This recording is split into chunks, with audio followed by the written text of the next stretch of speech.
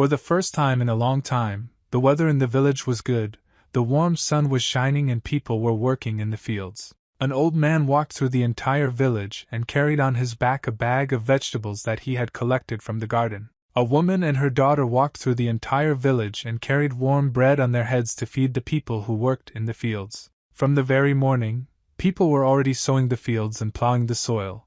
They were trying to have time to prepare the field for the new season. But from that time on, one man sat on the sidelines near the house and watched other people work. He realized that this profession was not for him. He was very thoughtful and recalled the mistakes of his youth, because of which he now had a lot of regrets. He blamed himself for the fact that when he was young he had to lie about having mastered the martial arts of Mirim. Once upon a time, he came to the village of Wachon and told people that he was a 17-year-old student of Myeon Moon, and people believed his lies and realized that this man could stop the robberies and protect them. He only strongly believed in his lies that he was playing too hard and in fact began to consider himself a martial arts master. But his lies were not as dangerous as people might think because he actually devoted 40 years of his life to studying martial arts. Every day he tried new techniques and honed the martial arts techniques he already knew. He ideally had several combinations that allowed him to fight against strong opponents.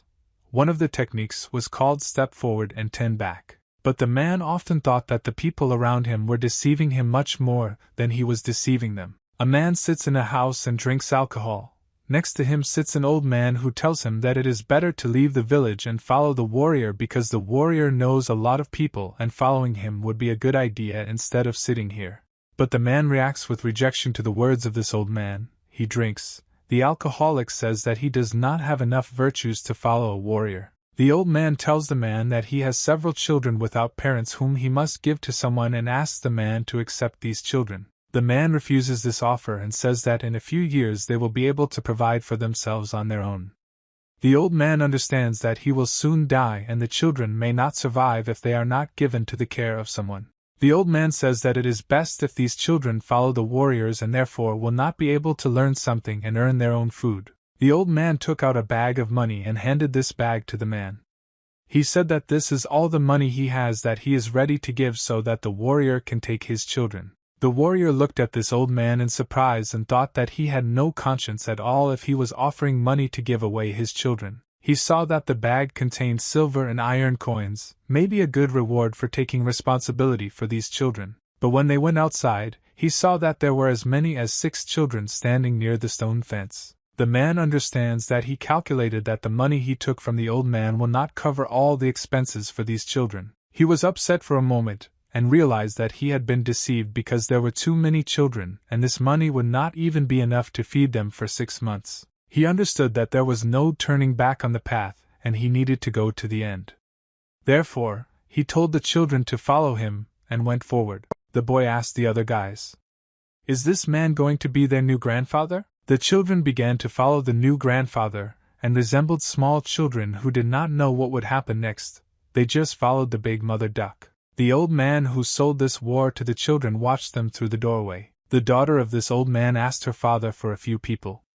He gave them to this hermit for the fact that he would simply take care of them on this day. The old man replied that in such situations you need to act according to the call of your heart and morals, therefore you cannot save on hermits, and he gave him as much money as he considered necessary. The woman said that this money was very important for their family, but the old man interrupted her and replied that there were a lot of these children, and they would need money so that they could eat. He no longer wanted to argue with his daughter and simply turned around and left, saying that this was all empty talk. But all that worried her at that time was that they would have to eat only one risk for a very long time. The hermit walked through the forest with his new children in the direction of their new home. They had been walking through the forest for several hours and I didn't understand where this hermit was leading them. They just blindly followed him in the hope that he would lead them to a new home. The man walked silently all the way and thought that a very big responsibility for these children now lies on his shoulders, and he must make the right decisions so that everything is okay with them. The children followed the old man. The oldest ones went first, the rest caught up with them. The younger children constantly communicated with each other and discussed everything they saw around them. He turned his head and looked at them to make sure whether they had time to follow him or were lagging behind. When he turned his head back forward, he saw a small obstacle ahead that could interfere with them. Ahead of them the road ended, and they had to jump down from the cliff in order to go further. He approached the cliff and looked down in order to understand how much distance they needed to overcome to get out of here. But the cliff was small, so it was possible to cross. The man was the first to go down, and then began to help the other children go down. He took them in his arms and lowered them down. The older children helped the younger ones climb down the cliff. They stopped near the river so that the children could play a little in the river and have fun. The old man at that moment just wanted to sit and relax. They washed themselves in the river and played with the water. They really liked this place. The eldest child helped the steel children wash themselves and get themselves in order so that they were clean. The man looked at this guy and realized that he was the oldest of them, so you can rely on him and expect support from him. They reached a small polar forest in the center of which they lit a fire in order to spend the night here and wait for the morning. A little girl approached her grandfather and asked how long they still needed to go to their new home, and then yawned. He also yawned when he saw her and said that in one night they would arrive at the place and could rest. The children were very tired after this hike, and immediately they all fell asleep next to their grandfather. The old man also closed his eyes and fell asleep. Another day and one night passed, and they finally reached a new house, which was located deep in the forest near large mountains. Only one old man lived in this house, and there were no beds, so the children had to sleep on the floor. He looked at how these children slept and thought that he brought them here with him in order to save them. But their food supplies are very small, and therefore they will have to eat only bread for some time. When he took this money, he thought that he could buy himself good tasty wine. But now he understands that this money will be spent on food for the children. The man decided to pamper these children a little and bought several chickens which he cooked in sauce and served to them. The children were surprised when they saw 3 chickens on their table. They could not believe that they would eat such delicious food. They looked at their grandfather with a surprised look and realized that this grandfather loves them very much since he brought them so much delicious food. He smiled and said in a loud voice that they should eat this chicken instead of looking at Grandpa. These children had never seen so much meat in their lives, and all they had to eat in their short lives were just small pieces of meat that were given to them. The old man told them not to waste their time and eat the chicken while it was still hot. He was glad that these children liked the food he prepared. The children greedily ate the chicken that their grandfather gave them. Each ate it in their own style and rejoiced at this food. The old man watched these children from the side and was glad that at least today they could be happy because soon they would not have so much food. After a couple of weeks, their food became much less, so the old man had to eyeball how much rice they would eat today. First of all, I used rice, which was going to spoil soon, and therefore I decided that I needed to cook it. But this rice was only enough for a few days, and because of this the old man was upset because these were his main food supplies. He took out another bag of rice, which he considered a reserve, and poured it into the cauldron in which he was going to cook this rice. He thought that in this way he would clear his karma, and in his next life it would be counted as a good deed. This time he prepared eggs for the children, which he managed to buy at a cheap price at the market. The children barely ate these eggs and they thought it was very tasty. Each of them handled the food in their own style. Some tried very carefully to open and clean the egg, and some played around and fought with the food. They constantly communicated with each other during dinner and played while eating. The old man watched these children and noticed that their weight began to increase. Despite the fact that their food supplies were running out, these children still gained weight and became healthy. He took them to the river so that they could play among themselves and feel happy. While the children were playing in the river, Asterix could go to the market and buy fresh corn there. He brought it to the children and told them to stop playing in the water if there was corn. They ate this corn and it turned out to be very tasty. Some children fought with heads of corn. He watched them and realized that every day he spends next to these children brings them closer, and he begins to love them. Night fell, the moon illuminated the earth like a big lantern. Grandfather gathered all the children in the room and decided to tell them a bedtime story. The story was about a tiger who saw his prey and ran to hunt it. He parroted this tiger very well and said that if the children do not go to bed then this tiger will eat them. The children were very frightened by such a fairy tale, and immediately hid under the blankets so that the evil tiger would not find them. Grandfather started laughing when he saw that the children were so scared. He said that they need to go to bed otherwise this tiger will come and eat them all. They were very scared by this story and immediately hid under the blanket, and said that they would immediately go to bed. He lowered his head down and thought about the fact that their food supplies were running out very quickly, and he planned to stretch out the food for a few more days. But everything turned out to be much worse than he had planned. The children immediately fell asleep after Grandpa finished telling his story. They were very scared and tired, so they easily managed to fall asleep. He went up to each child and covered him with a blanket. At that moment, he thought that he would do everything possible to ensure that these children never go hungry and feel good. A new day has begun. Clouds floated across the sky like ships. The old man gathered all the children near the house and said that today they will have to find a new home for each child. He asked them not to worry, because the people with whom they will live may seem evil to them. But this is only at the beginning, and then they will become a family for them. He looked at the eldest child, whose name was Song Yu, and thought that there was a blacksmith in the city who could take him as his apprentice. This guy was still a child, but nevertheless, he has a very strong physique and tenacity. These qualities could be useful for a blacksmith. He could be taught everything. He looked at the girl whose name was Yunchin and thought that this girl could be sent to a woman named San Hyaru. He understood that meeting this woman could be very dangerous because he had to give her the money, but he had no other choice. He looked at the third child, who was the smartest of all the children, and thought that he could be sent to a tavern to help there, and then the child would never go hungry. He understood that he was giving them only because in this case a better life would await them and people who could provide for them could look after them. He said that he no longer has time to be here and needs to go to the city to find new families for the children. He arrived at the place and looked from the top of the mountain at the city that was in front of him. He stood on the edge of the cliff and saw in front of him many buildings in this city. It was his favorite place because from here he could see all the houses. When they approached the city, they heard very loud blows of a hammer on an anvil. The blacksmith worked with his hammer and various tools and created new tools for working in the field. At that moment he was making a new sickle for a man who was working in the field. An old man and his children approached the forge and wanted to talk to the blacksmith. He hit the iron sickle with his hammer and tried to achieve the best possible shape for this tool. The old man approached the blacksmith and greeted him. He said that they had not seen each other for a very long time, and he was incredibly glad to meet his old friend. This blacksmith's name was Chan, and he looked incredulously at the old man who came to visit him. He was not happy to see him, but the old man still tried to be friendly and asked how he was doing. Chan didn't immediately understand that this man was here for a reason and answered him that he didn't need a worker because he was doing a good job. But the old man understood that he needed to persuade the blacksmith to take on a new apprentice, and said that he had a very smart guy who could learn everything very quickly. Chan replied that he didn't need a new worker, and there was no work for a blacksmith in the city anyway, much less for an apprentice. There was definitely no work to be found. The old man continued to persuade the blacksmith to hire the boy.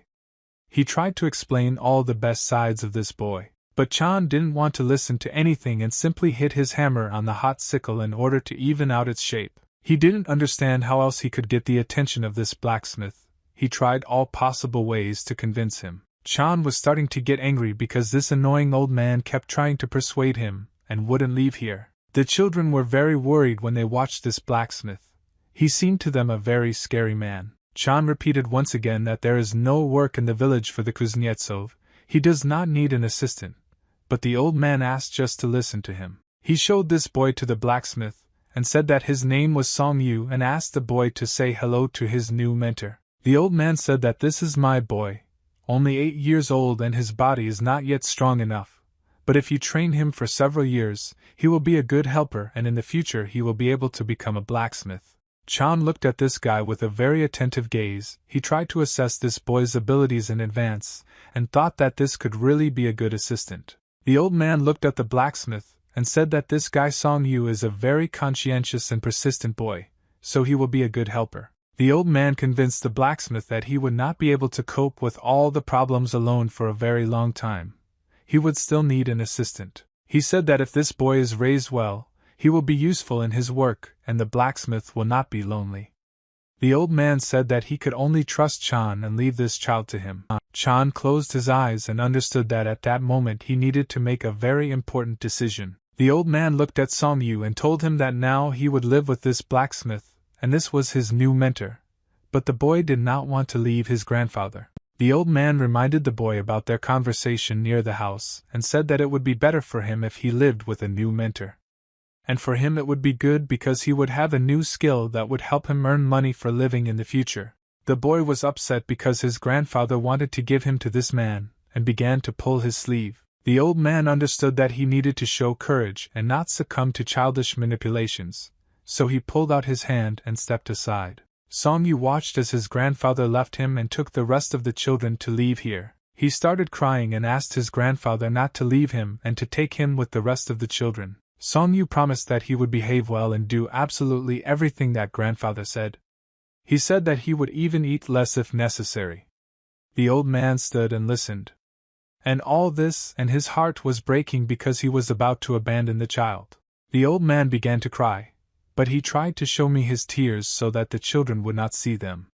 He said that he was not abandoning the boy, but was trying to show him a new way to survive for a better life. He started urging the children forward and saying that it was time for them to leave here. Song-yu began to cry and could not stop his tears. He begged his grandfather not to abandon him, and not leave him alone here because he was very scared. The boy said that he will eat very little and will help his grandfather with all the housework and may not play at all, but he does not want to stay here. The old man turned his head towards the boy and said that no one was abandoning him, but that they were only trying to help him. He said that it would be better for him. The grandfather tried to explain to the boy that this man is the best blacksmith in the area, and if Song-yu is his assistant, then in the future he will be able to earn his living from this craft.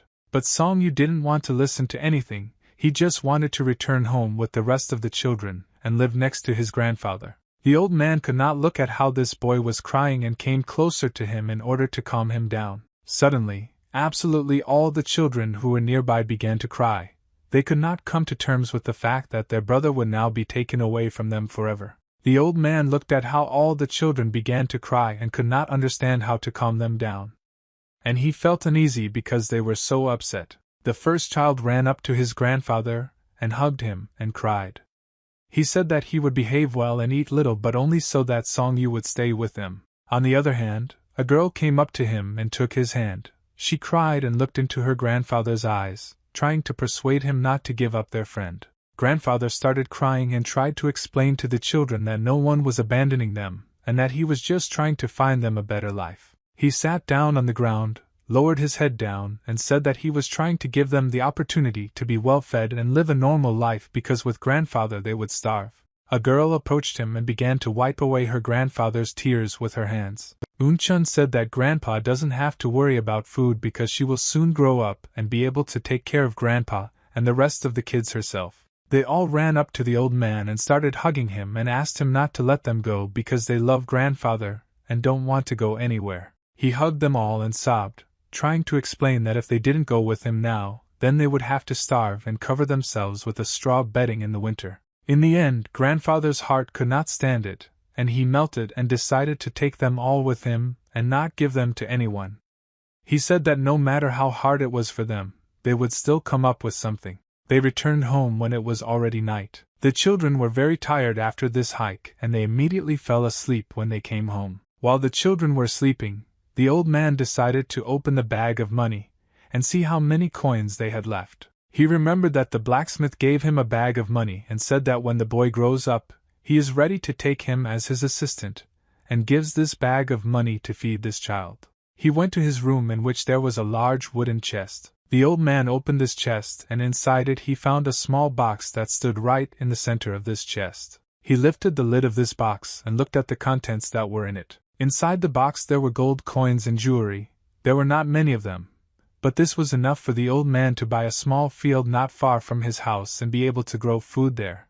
This would be enough for them to live. He sat down on the floor next to him. A candle was burning and the old man understood that now the whole meaning of his life lay in these children. He wanted to do everything possible so that they grew up as happy people. His only regret was that he had not been able to prepare properly before taking on such a large number of these children, and now he would have to come up with a plan to fix everything. He complicated his task by taking 2 more new children when he was in the city, and now he understands that it was a big mistake. But if he had not taken them, they would have simply died. He stopped being upset and remembered that no one but him was ready to take these children, and realized that he needed to save so that they could not survive and live normally in the future. Morning came and the sun was just beginning to appear. It was still very early on the horizon, and there was a slight fog near the house. The old man came into the children's room at dawn, and said that morning had already come for them to wake up. They were surprised that grandfather woke them up so early. After all, they were not used to getting up at such a time and wanted to get some more sleep. The smallest girl, who was recently taken into their group, could not wake up, and all the children tried to wake her up. But it was pointless. Song-yu asked the other children not to wake up this little girl because she is still very little. The teacher said that she needs to sleep well. While she was sleeping and the other children were clearing out their sleeping places and tidying up the room, the teacher gathered all the children on the street and lined them up in one line. They were still very sleepy and did not understand what was happening. When they saw the teacher in front of them, they did not bow to him and greeted him. But the smallest child did not know the rules and greeted his grandfather differently than everyone else. Bak-gu explained to this child that now he can't call the old man grandfather and all children should call him teacher. He immediately corrected himself, and bowed and greeted his teacher once again. The teacher praised the new student and asked him if he slept well today. Chan replied to the teacher that he slept well and felt great. The teacher looked at all the children and said that now they can start training because he saw that they were already ready. Today the teacher gave them a task to practice even with a fist. He taught basic martial arts techniques and wanted them to learn how to defend themselves. Martial art, this is all that the master could do, and that's why he decided to teach his craft to children. He showed them every movement, and the children repeated after him. When he finished the combination, he immediately started it again, and the children had to repeat this until they started to succeed. At some point, after several hours of training, they still began to get punches and were able to remember the combination. At some point, children who were older began to learn military techniques faster, but those who were younger began to forget what they needed to do. He thought that these children would need to be counted according to seniority. After all, it would be more convenient to watch them and teach them. He faced a problem because Wu Ram was the eldest child, but Song-yu is better able to cope with these tasks, and Song-yu has leadership qualities. They trained almost all day, and teacher said that now the time has come when I can't rest. He taught them a breathing technique that would help their body restore strength, and the children tried to master this technique. He asked them to take a short breath and exhale long. And even if it was hard for them, they still needed to calm down and try to do exactly as he said because this could help them in the future. Each of them understood the task that grandfather gave them in their own way, but nevertheless, everyone tried hard to complete these tasks and learn everything that grandfather said. The teacher taught this breathing practice to children so that they could not get rid of illness. It was the safest breathing practice. Xiao-yo was the youngest student, and she slept through the entire training session because she was very tired lately. Grandfather prepared a bowl of rice for the children. It was the only food they could afford, but nevertheless he tried to make it tasty. He took the spoon in his hand and told the children that they could start eating and wished everyone a bon appetit. One guy was very hungry and he ate a bowl of rice so quickly that the rest of the children hadn't even started eating yet. The teacher was very surprised when he saw that this boy ate his food so quickly. He realized that this child was very hungry. He decided that he would give him half of his food so that the boy would have a normal dinner. He understood that if he skimped on food and fed them only rice, then their muscles and bones would not grow. So he had to find a job for himself and decided to soon go to the city to look for this job. Song-yu saw the teacher leaving the room and asked him to stay because he wanted to talk about important things that worried him. The boy was embarrassed to talk about it, but he still asked his grandfather not to make him a senior student. The teacher was surprised by this decision and wanted to know why the boy was asking him about this, and Song-yu said that Ram is older than him and he deserves to be the eldest student. The teacher replied that he determined the rating not by age based on leadership qualities, and Song-yu is the eldest student because he is the best suited for this position, and the rest of the students are distributed by age. The boy did not understand why his grandfather decided to give him such a position, and how he was different from other children. The teacher said that he distributed the children according to positions as he sees fit in accordance with Mi and Moon, and all children must treat the older student with respect. They all listened to their teacher and nodded their heads in agreement. They said that they would respect and treat Song-yu. Everything the old man did was just to make them feel good. He understood that all these children are from different families, so they can go astray, But when there's a connection between the students, everything will be different. He remembered that once he was also the elder head of the clan, but he decided not to tell this to the children because they would start laughing at it. They collected water from the big iron casinos in buckets so that they could have drinking water. Song Yu was the first to fill the bucket with water and made sure that all the other children did not have problems with it. But one boy had trouble getting water into a bucket. His hands were very weak and he didn't have enough strength to hold the bucket. The fifth student began to call the second student names because he was unable to fill the bucket with water. Song Yu scolded the fifth student and said that this is no way to communicate with younger brothers, and if something doesn't work out for them, you need to help them. The fifth student was dissatisfied with the fact that this guy always carries very little water, unlike the others, and because of him the others have to work twice as hard. Song Yu said that one should not scold the second student for the fact that something does not work out for him, because he is more important in terms of seniority, and one should not underestimate his importance. Song Yu walked with the second student and carried water in buckets home. Song Yu told the second student that he had good talent in writing and decided to offer him a new lesson. He said that the rest of the students did not know how to write and read, and therefore it would be easier for them to help the second student learn to read and write, and then he could teach everyone else. The second student said that he could carry water and learn writing, but Song Yu stopped him and said that everyone is good at one thing. Song Yu said that today the teacher will buy a book in the city and bring it home, and the second student will be able to learn writing instead of carrying water with the rest of the students. He tried to explain to the boy that if he studied grammar and learned to write then he would become a great man, but the boy did not understand how he would study it. Song Yu calmed the second student and said that everything would be fine, and the rest of the students believed in him. The teacher went to the big city to find at least some work here and earn money. In the city he found a building familiar to him called the tea house. He immediately decided to go there. A woman in a purple kimono was sitting in a tea house and trying to cool herself by waving her fan. It was very hot today. There was no one in the establishment except her, and she spent the whole day trying to fight with her wife who was on the street. She heard that someone came into the room and thought that it was a new client, so she immediately greeted him. But when she raised her head and saw that it was an unusual client, she saw a man who came to her in the establishment, and immediately recognized him. It was her old friend Boyaka. He smiled when he saw his friend and said that he was glad to meet her again. She said that she had not seen him for a long time, although many people in this area knew about him, and asked why he was here now because people said that he quit his job. Boyaka said that he actually finished his work a long time ago. He completed his last order and retired. She smiled and said that not all people are able to retire from such a serious job, but she was glad that her brother was able to do it. He asked his sister how is her trade going, and she said that before it was better here because there were constant battles and wars. People came to her for tea, but now it's peaceful and calm here and there are no visitors. She replied that all the traders who were in this city for a very long time had to work for Murim. She said that crime in this city has been stopped since the new ruler came here. Because of this, new warriors do not come to her, and she has practically no profit. She looked at the man and said that he most likely came here to find a job, and Boyaka asked the girl if she had any part-time work for him. She said that he doesn't work very much now in these parts, but she can find some kind of work for him, but she needed to know what difficulty of work he chooses. He said that he was ready to take on work of the highest complexity because he needed money, and the woman was very surprised by this answer. She didn't understand what was happening.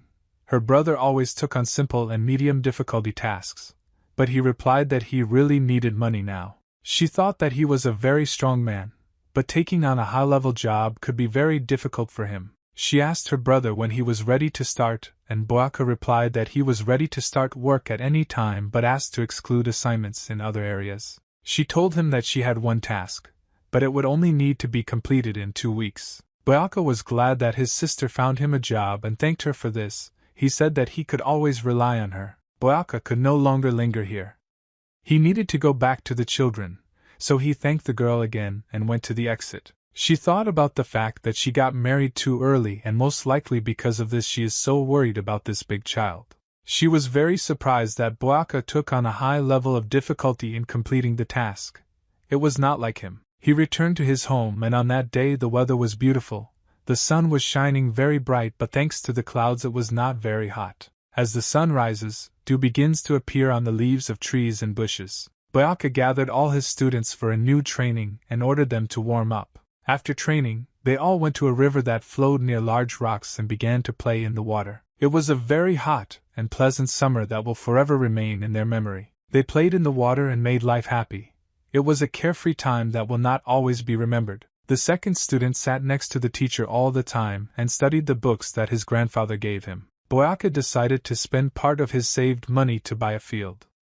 Now that autumn was coming, the children could harvest and sow this field. They grew little by little when autumn came and did not feel that the next year had already begun. In winter, children tried to stay indoors more and in order not to get sick and tried to warm each other. Boyaka spent all his free time with the children. He played with them, taught them something new and watched them grow. He was very happy that these children felt happy and was glad that their lives were getting better. Then night came, snow continued to fall from the sky and all the children were already asleep at that moment. The moon shone very brightly that night and illuminated the room of the second student. While the rest of the students were sleeping in their beds, the second student was studying books using natural light from the moon so that he could read. It came again, or did it mean that now is the best time to start working in the field? It was necessary to prepare the field in order to sow it, and for this I had to work all day long. Song-yu worked alone because he felt that he had a lot of strength and energy.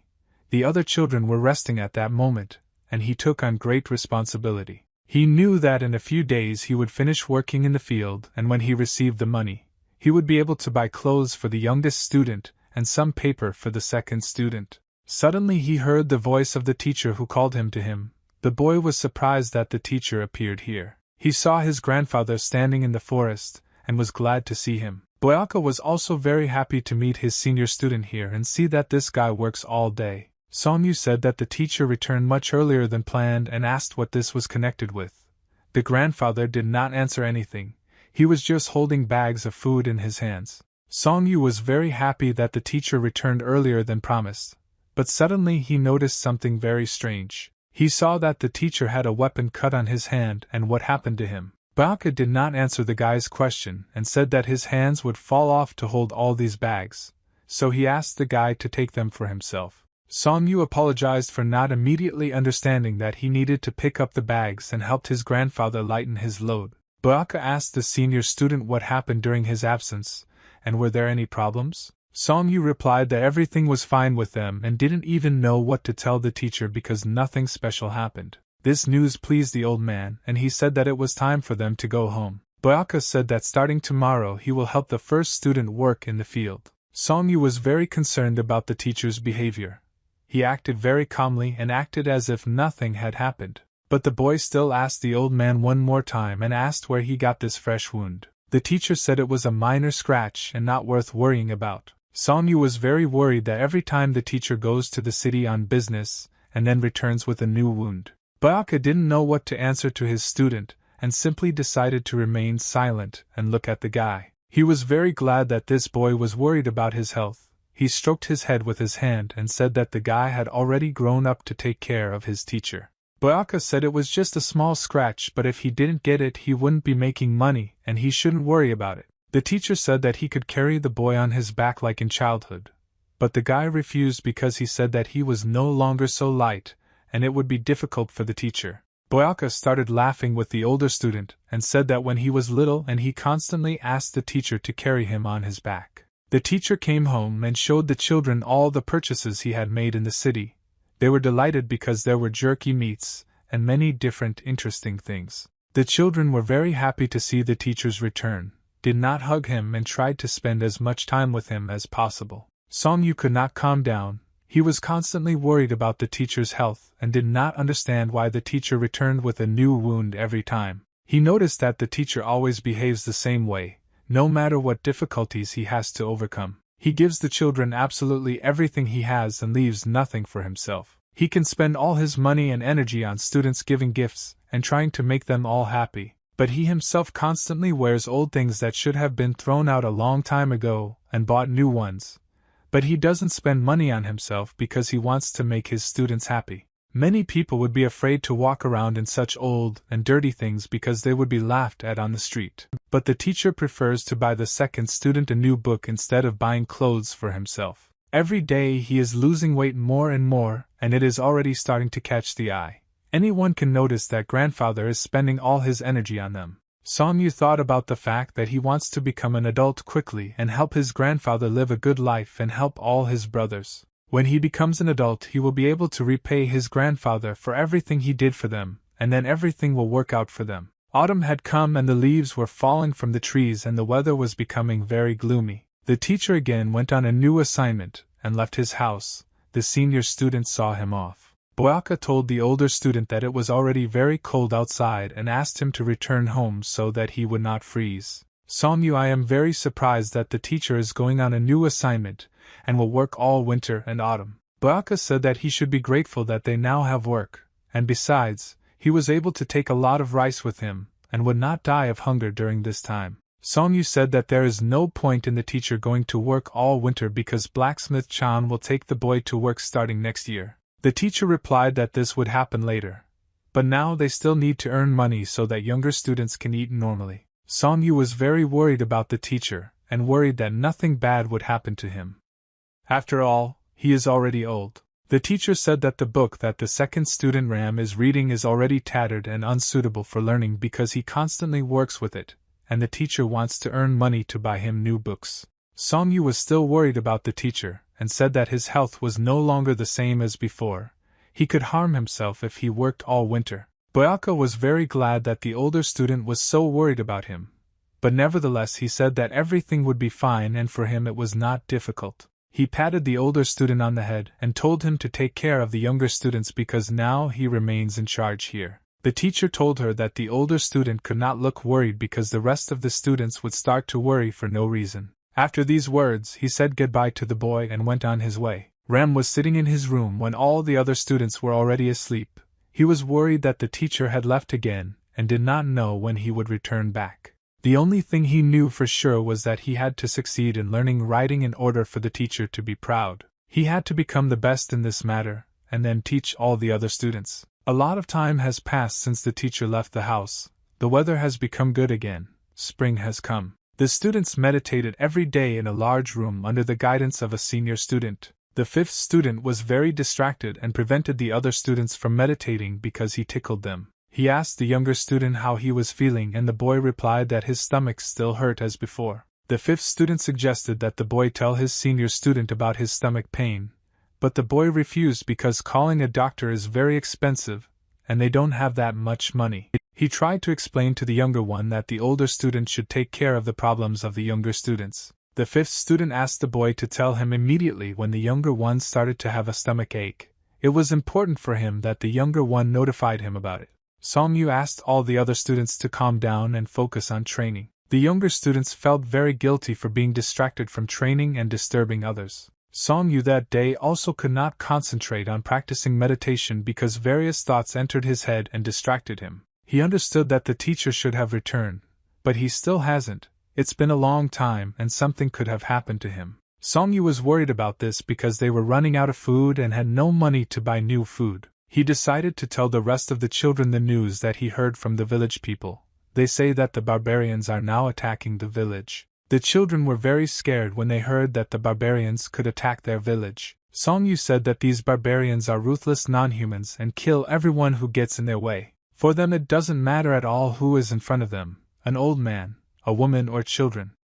They treat everyone the same and kill and rob. He told me the younger students that there was no teacher next to them now, and therefore they needed to be especially careful, and he understood that the protection of the rest of the students rested on his shoulders. He said that Yun-chan, Yul and Young should stay at home all the time and take care of the order in the house. After that, he looked at the fifth student, and said that he and Bak-gu would work together to get water and firewood, even though it would be very difficult. Bak-gu didn't like this idea because it would be very difficult for two to carry water and handle firewood, and he asked what the second student would do during this time. Ram felt very awkward sitting at the table. Everyone paid attention to him, and he realized that he was doing the least amount of housework. Song-yu said that the second student should study writing and go to Soten.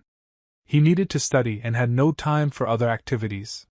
Gu was very unhappy with this decision because he would now have to work twice as hard as before. Ram felt like the most useless student and invited the eldest student to help them. But Song-yu said that the second student should teach the others how to write. Song-yu missing even one day of school will slow down his learning for a whole year, and therefore he should not miss classes. He understood that if the second student did household chores, then he would have no time to study at all. Song-yu forbade the girls to go outside. This was a new rule in this house. He was worried that something might happen to them, and could not put them in danger. After that, he expressed everything he needed and said that they could start eating. The children were very hungry after a hard day at work and very quickly barely ate the food that the senior student gave them. Night fell and the moon again began to illuminate the earth like a large lantern. Song-yu decided to visit the second student at night. At that moment Ram was studying a book. Ram asked his older brother why he came so late because it was almost morning, and Sun-yu replied that he had a lot to do if he didn't level the ground in the fields now, and then it would be too late. Ram said, "I can also help the older student, and do everything you can." Song-yu said that they had already discussed this topic and the second student should study books because this is much more important. Song-yu asked the second student why he still did not go to bed, and Ram answered him that he hardly moved today so he was not tired. Song-yu asked the second student to go to bed and rest because he needed to gain strength to study books and sleep at least 4 hours. Ram said that he was very worried about the older student because he sleeps very little. But the guy told him that a strong body is all he has and he must have time to work in the fields so that they have food. Song-yu said that he is very concerned about the health of the younger student because he now has a fever and needs to show him to the doctor. Song-yu began to change clothes and said that the younger student gets a fever every time after training and he knows that no one wants to tell him about this so as not to bother him. He will still need to be taken to the doctor. Ram was very surprised when he saw the muscles of the senior student. He could not believe that this guy had pumped up so much during this time. Song-yu worked alone in the field from the very morning to prepare the land for new sowing. He worked almost without rest in order to get everything done. His body was very strong and he was able to work for a long time. He perceived work on the field as a separate type of training in which he strengthens his body. He said that it was much more effective than just standing in the equestrian position all day. He thought about the fact that younger brothers are constantly learning something new and becoming better. But for now he is still the strongest student because he is older than them. Suddenly the guy heard strange sounds coming from the forest. He immediately paid attention to them and decided to see what was happening there. Song-yu hid on the ground so that he could not be noticed. Thus, he tried to follow the people who were approaching him. He saw that masked warriors began to approach their village. They were armed with spears and rode on horses. The horses galloped very fast, and there were many of them. The leader of the barbarians informed the rest of his warriors that they must find the girl today. Song-yu looked at these people in fear and realized that these were the same barbarians that the people in the settlement were talking about. He understood that this was very bad news because the barbarians were already very close to their home. He became very interested in what girl they were talking about, who they wanted to find. Song-yu realized that they had already run far enough and could continue working on the field because he had no time to waste. The sun was directly in the center of the sky, and it was the hottest part of the day. Song-yu heard strange sounds again. He realized that some person was approaching him. And he decided to look at this person. It was a tall, beautiful girl with long white hair wearing red-black clothes. She was very upset and worried about something. Her red eyes were cast down. Song-yu was very scared when he saw this girl here. He understood that it was dangerous to be here. He tried to stop her, and said that she couldn't be here and it was better for her to leave here as soon as possible. She didn't understand why this boy was so worried about her being here. But the guy didn't have time to explain it to her. He took her hand and began to drag her along and said that this was a very dangerous place for her, and he would try to explain everything later. He took the girl to a barn that was located not far from the field, and said that it was better for her to sit here and not make a sound. Song-yu asked this stranger to stay here and not come out, because it would be better for her. She listened to the boy's words and did not sit in this barn.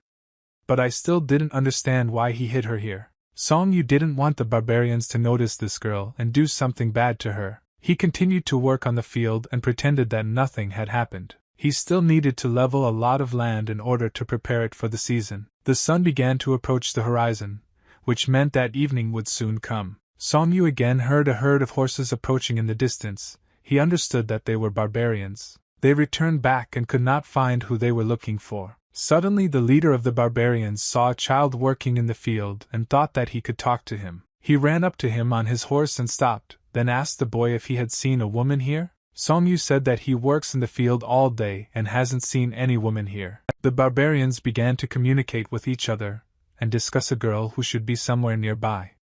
They said that they had never seen such a beautiful girl before, so they wanted to get her. The leader of the barbarians did not personally see this girl and heard about her only from stories from his soldiers and asked one of the barbarians how beautiful she was. The warrior who saw her said that this is the best girl he has ever seen. One of the barbarians got down from his horse and approached the boy. He told him that if the boy was lying to them about the fact that he had not seen the girl, then they would kill him. Song Yu was very scared when he heard this barbarian shouting at him, but still said that he didn't see anyone here. This answer made Varvara very angry, and he raised his hand to the boy. He hit the guy in the face with his palm as hard as he could. Song Yu felt very strong pain from this blow, and flew to the side. He fell to the ground, and the barbarian at that moment said that this boy was lying to them because there was no other road here and it definitely had to pass here. The barbarian was sure that this boy was not telling the truth. Because of this he wanted to kill him right here and now. Song Yu continued to hide the truth and answered the barbarians that he actually did not see anyone here and tried to prove to them that he was not lying. But the evil barbarian did not like this boy's answer, and he began to kick him. While this scumbag was beating a weak boy, the rest of the barbarians watched this and laughed. The leader of the barbarians said that this guy is the biggest scumbag from their gang because he beats women and children. Song Yu continued to receive blows from this barbarian, but still did not tell the truth because he was worried about what they could do to this woman. At that moment the girl was in the barn, and through the doorway she saw everything that was happening on the street. She watched how these barbarians beat the boy, but he still continues to be a doctor, and does not talk about where she is. Song Yu tried to cover his head with his hands so that it would not hurt him so much, but they still continued to beat him. The barbarian said that this boy, apparently, really didn't see this girl. Maybe he was so stupid that he just didn't notice her. The leader of the barbarians said that they cannot waste any more time on this stupid boy and need to find this girl as quickly as possible. They went further in search of this girl. The boy at that moment was lying on the ground and was in very severe pain. He lay on the ground and trembled because his body hurt very much after Varvara knocked him down. The girl who was hiding in the barn finally realized that she could come out and decided to approach the boy. She sat down next to him and began stroking his shoulders with her hand to make him feel at least a little better. She said that this boy is already the second person who tried to protect her and suffered for it. She turned her head back and saw that the barbarians had already run away very far and were not even visible on the horizon. Night came that night. There was a month in the sky, and there were hundreds of stars around it. In the barbarian camp that night there was a meeting.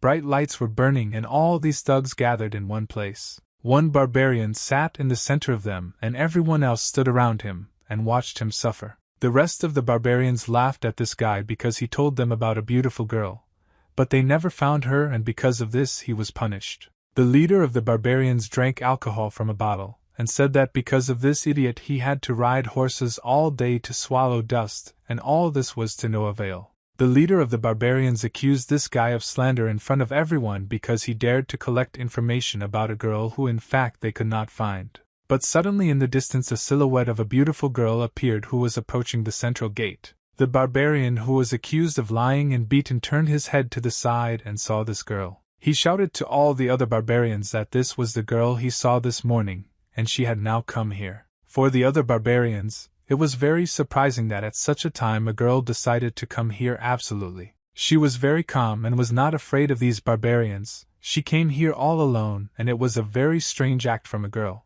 The barbarians began to behave like natives when they saw such a beautiful girl in their camp. She came out to the center and the camp and stopped. The girl turned her head to the side and looked at the barbarian with a beaten face who was sitting on the ground. She immediately understood what was happening here but still behaved very calmly, despite the fact that these barbarians looked like wild monkeys. The leader of the barbarians looked at this girl and could not take his eyes off her. Drool was flowing from his mouth, and he asked where such a beautiful woman appeared in their camp.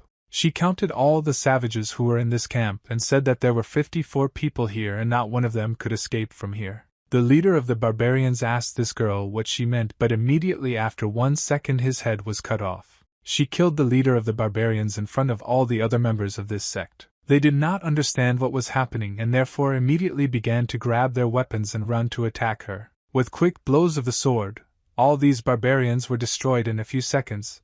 They didn't even have time to understand anything. In fact, the girl did not come here on her own, and she was in the company of experienced warriors who were masters of the sword and killed all these barbarians like real professionals. One barbarian whom the rest of the barbarians just wanted to execute remained alive and watched as all the members of his gang were killed in an instant. She came closer to this barbarian, and he began to shake with fear. He understood that something very terrible was about to happen. She leaned closer to him and said that she would have a completely different conversation with this scumbag, and she wanted to talk to him separately. And when he heard this, he became so scared that he turned pale and realized that a very terrible torture awaited him. The sun came out from behind the horizon and began, and she was already in sight behind the rocks. Song-yu woke up first. At that time the rest of the children were still sleeping. He felt that his body was in great pain after being beaten by this barbarian. It had already been several days since this event happened, but his body still hurt. Oh looked at the rest of the students. He was very glad that they were sleeping so well and soundly. He was glad that these guys were resting well. But when he began to count all the students, he saw that one student was missing and was afraid because something could happen to him. But then he realized that the second student most likely woke up earlier than everyone else in order to go study new books, and the guy realized that he also needed to go to work. He took his tools and clothes to go to work in the field. He is already accustomed to the fact that he goes out to work on the field before everyone else, when the steel students are still sleeping, and returns when they are already asleep. Before leaving, he looked at the guys who were resting sweetly in bed and said that they, too, should work well today. The sun was already in the center of the sky, and it was the hottest part of the day. Song-yu continued, as always, to work alone in the field and prepare the land for the new season in order to plant vegetables here. When he was working, he didn't notice that there was anyone else on the field besides him, but suddenly a girl appeared. She approached the guy and called him. The boy heard a woman's voice and turned his head towards her. He saw this girl and realized that this was the same girl that he had hidden from the barbarians. Because of her he had big problems. He didn't understand why she came here again. Because it's very dangerous to be here. If the barbarians return, they'll have big problems again. She looked carefully at this boy and realized that this was the same hero who saved her, and he also very much reminded her of one person. This boy was very similar to her older brother whom she loved very much, and he remained in her memory. She asked the boy how he was feeling and if everything was okay with him, because he had committed a great stupidity when he protected her. She took his face with her hands and began to examine the monitor lizards. She said that because of his stupidity he could have died. Song-yu didn't understand why this girl said that because he saved her, and thought that she would behave differently. She told him that it is not worth fighting with an opponent who is several times stronger than him, and that it is better to fall to the ground and just hide until he becomes stronger than the enemy. Song-yu didn't understand why this girl was talking like that. Everything he was thinking about then, this or that to save their lives. She said that this boy has people he must protect, and such a brave act could harm the people who depend on him. Song-yu thanked her for the advice and bowed to her. The girl said that she had been watching him and knew that he was engaged in martial arts. He told this girl that he had a teacher who told him that he should not miss a single day of training. And the girl was very surprised that this boy had a teacher, and she asked what school he belongs to. He said that he studies the Million Moon School of Martial Arts, and his name is Song-yu, and he is the 18th student of this school. She was very surprised when she heard the light of this boy's information. She immediately realized that their purr was a charlatan, or a fake. Song-yu called this girl sister, and asked her if she practices martial arts. She was very surprised that he called her sister, and asked why he said that. He laughed, and started scratching his head. He told her that he couldn't call her grandma, and miss also sounded very strange. She started laughing, and I thought this boy was very cute and good, but I thought that he was a golden child. She was touched by the fact that this cute boy was talking to her so funny. She asked this boy to call her aunt, and this was very unexpected for Song-yu because he saw her for the second time in his life. She looked at him and thought that she definitely wouldn't be a grandmother for him because she was still too young, but her aunt was best suited in this situation. She smiled and said that since she is already an aunt to him, then she will have to take care of her nephew, and Song Yu at that moment felt very awkward. She asked the guy to show his skills in martial arts because he so confidently stated that he was a student of the Million Moon School, and she was interested to see what he was capable of. She asked him if he was ready to show his skills in martial arts. Song Yu was delighted and said that he would be happy to show her everything he knew. He was very glad that someone was interested in seeing his abilities. The boy began to accumulate chi energy in himself in order to fill his body with the right energy. He began to move his right hand and prepare it for an attack. He clenched his hand into a fist and began to feel the strength in his hand. Song Yu showed the combination of blows that the teacher showed them. He knew this combination better than others, and carefully watched the boy's movements and analyzed his technique in martial arts. She found this boy very interesting. Song Yu began to make movements with his legs and showed the blows that he had learned. He concentrated all his attention on these blows and did not worry about the fact that someone was watching him. His movements were very clear and fast. After he finished his combination, he got into a fighting position and began to accumulate energy. The aunt saw how the boy tried to show her the blows that he learned from his teacher, but she understood that this was absolutely not a martial art, but just strange movements. She was very impressed that this boy spends a lot of time training every day and puts his soul into this activity, but he only managed to learn the basics of martial arts. He said that he can't fight very well with his bare hands, but with the help of a stick he fights better, and the girl said that this is very good and praised him. Song Yu was very surprised when this girl praised him, and he asked, "Is he really worthy of praise?" She answered him that her aunt had never lied to anyone in her life and said that the boy's breathing technique was similar to the Taoist technique. She saw that his martial art is nothing special, but he is very proud of it. If she tells him the truth, she will obviously be upset. She understood that his teacher did not understand anything about martial arts, but he worked correctly with the spirit of this boy. She asked him if he wanted to know something very interesting. Song Yu was very interested in this proposal and replied that he was looking forward to his aunt telling him this. She said that if the boy slightly changed the breathing technique that he had learned, he would fight much better. His movements would become clearer. She put her hand on his stomach and asked him not to worry and just trust her. Auntie told him to inhale air when she presses her hand on his stomach and exhale air when she removes her hand. He felt very strange because he had known this girl only recently, and she was already helping him master his breathing. She pressed her hand on his stomach, and he took a breath. Then Nu pressed his stomach again, and he took another breath. Her hand began to glow with a bright light, and she once again pressed his stomach and asked him to take another deep breath. After that, she removed her hand and said that now he could finally exhale, and the boy exhaled. She said that if he remembered the breathing pattern and trained it, he would be able to feel something rising through his body. The aunt said that the boy should feel this something inside himself and work until this something rises to his head. All this time he must continue to breathe and not worry about the fact that something might go wrong. He just must train and work. She said that the most difficult thing is patience, but if he can constantly train it, then he will have good results. She raised her hand up and said that he would succeed, and when he was able to free himself, he would feel completely different. Song Yu didn't understand what was happening now. It all looked very strange, and for some reason this girl was helping him. He was watching how she was moving now. It looked very interesting. He watched the movement of her hands, and it seemed to him that she was moving very quickly. She hit her palms on the ground and a dent appeared in the ground.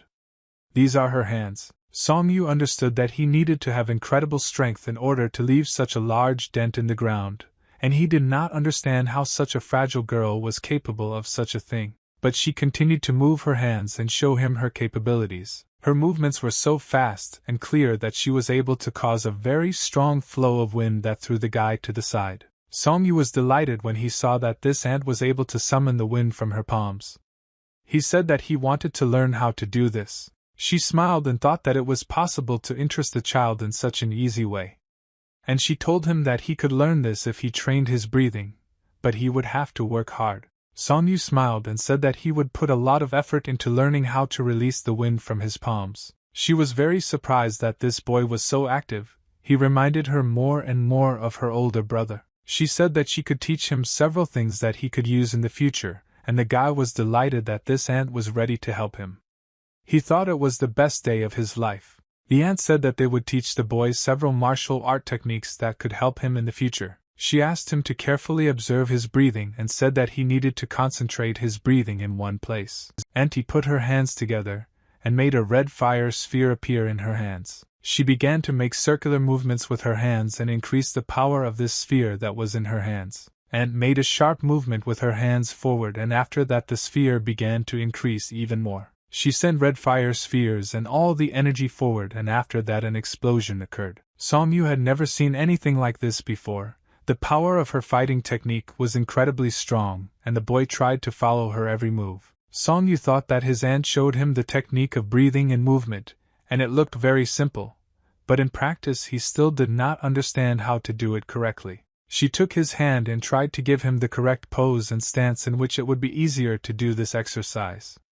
She said that great power is not as simple as it might seem. She asked the boy not to show this technique to anyone until he himself learned to use it easily. Song Yu repeated every movement that this girl showed him, and he tried to give his best so as not to miss anything and do everything right. The aunt asked the boy to remember a very important phrase, that mismanagement of talent can cause anger. He promised her that he would train until it became natural for him, and until he completely mastered this technique. Song Yu said that he forgot to ask her something very important.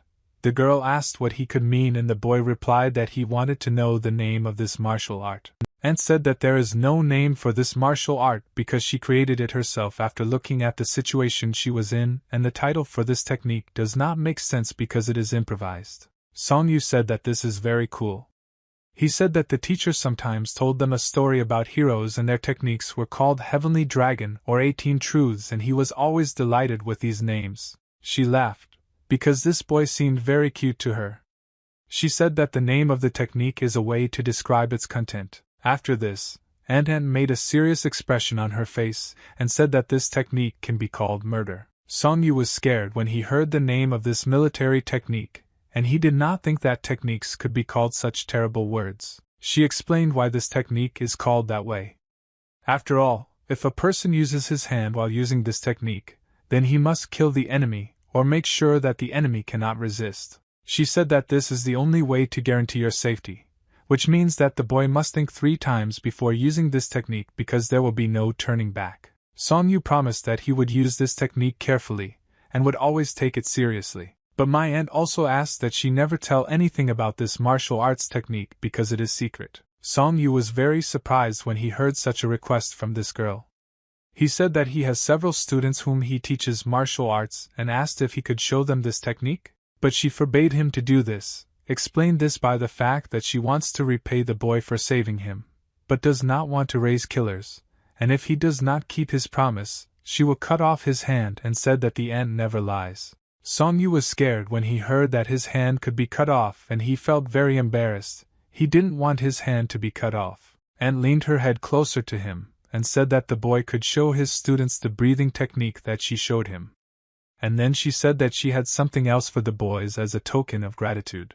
She put her hand in the inside pocket of her jacket, and tried to reach something. She pulled out a beautiful expensive ring from her pocket, and said that she would give it to the boy as a gift if he had big problems with money and poverty began. Then he could go to the largest store in the village to sell this ring. Song Yu was scared when he saw such an expensive gift. He said that he didn't need this decoration, it would be superfluous because his aunt taught him so much. She was very persistent, and put the ring in his hand. Aunt said that when adults give something, you just need to accept it. She asked him to put in more effort so that he would learn all the combat techniques that she taught him as best as possible, and he said that he would definitely do it. She looked at this guy for the last time before leaving. She thought that she did everything possible to help this boy. After all, he has a very kind heart, and said that she would like to see him again someday. Song Yu all this time looked at the expensive ring that his aunt gave him, and could not believe that she was so kind and ready to give him such an expensive thing. He was so carried away by this ring that he forgot that the girl was somewhere nearby all this time when he raised his head and was no longer there, and he began to scream and call her. She disappeared so quickly as if she had never been here.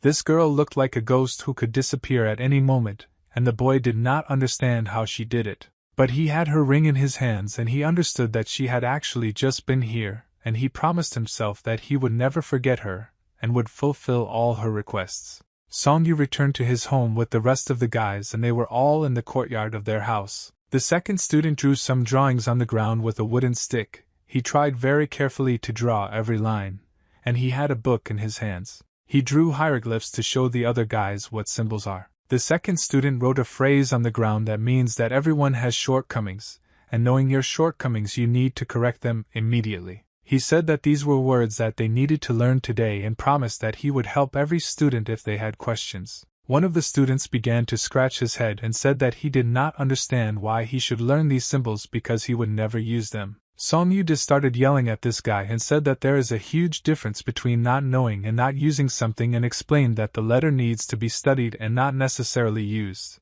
So he asked him to stop being capricious. The boy was upset because an older student had just yelled at him and said that he would learn all these hieroglyphs. The second student saw that Bakgu was now very upset and realized that he needed a little support so that he would not be disappointed in the letter and, on the contrary, would get excited about studying the letter. He approached the boy and began to help him write these hieroglyphs correctly, but the boy did not quite understand why the second student was doing this. He asked the fifth student to carefully monitor his movements and try to draw a hieroglyph with him. The second student drew his name with him, which sounds like Bakgu. He asked the boy if he knew what his name meant. Bakgu replied that he does not know the meaning of his name, and does not know what these characters mean. At this moment, the second student explained that his name means strength, and the letter is just a way to express it. He explained that his parents knew about the meaning of this name, and that's why they named the boy because his name meant blessing and his parents thought that he could receive 9 blessings in his life. The students listened carefully to what the second student was saying and he explained to them that learning hieroglyphs is difficult. So many do not know them, but if they learn to have knowledge that others do not have, then they will have more opportunities. The girls also listened to him carefully and the second student explained that they can eat more delicious food and have the opportunity to sleep in a more comfortable place if they know something that others don't know. Bakgu finally understood what the second student was talking about and stopped being capricious. He said that they should study because it will lead them to a good life. One of the students was very happy about your idea and he started smiling. He saw the fourth student smiling and asked him if he had already learned everything and that's why he was laughing at Bakgu. The second student explained that this boy's name Chisim means sincere knowledge. Therefore, he needs to learn more than anyone else because his name already speaks about it.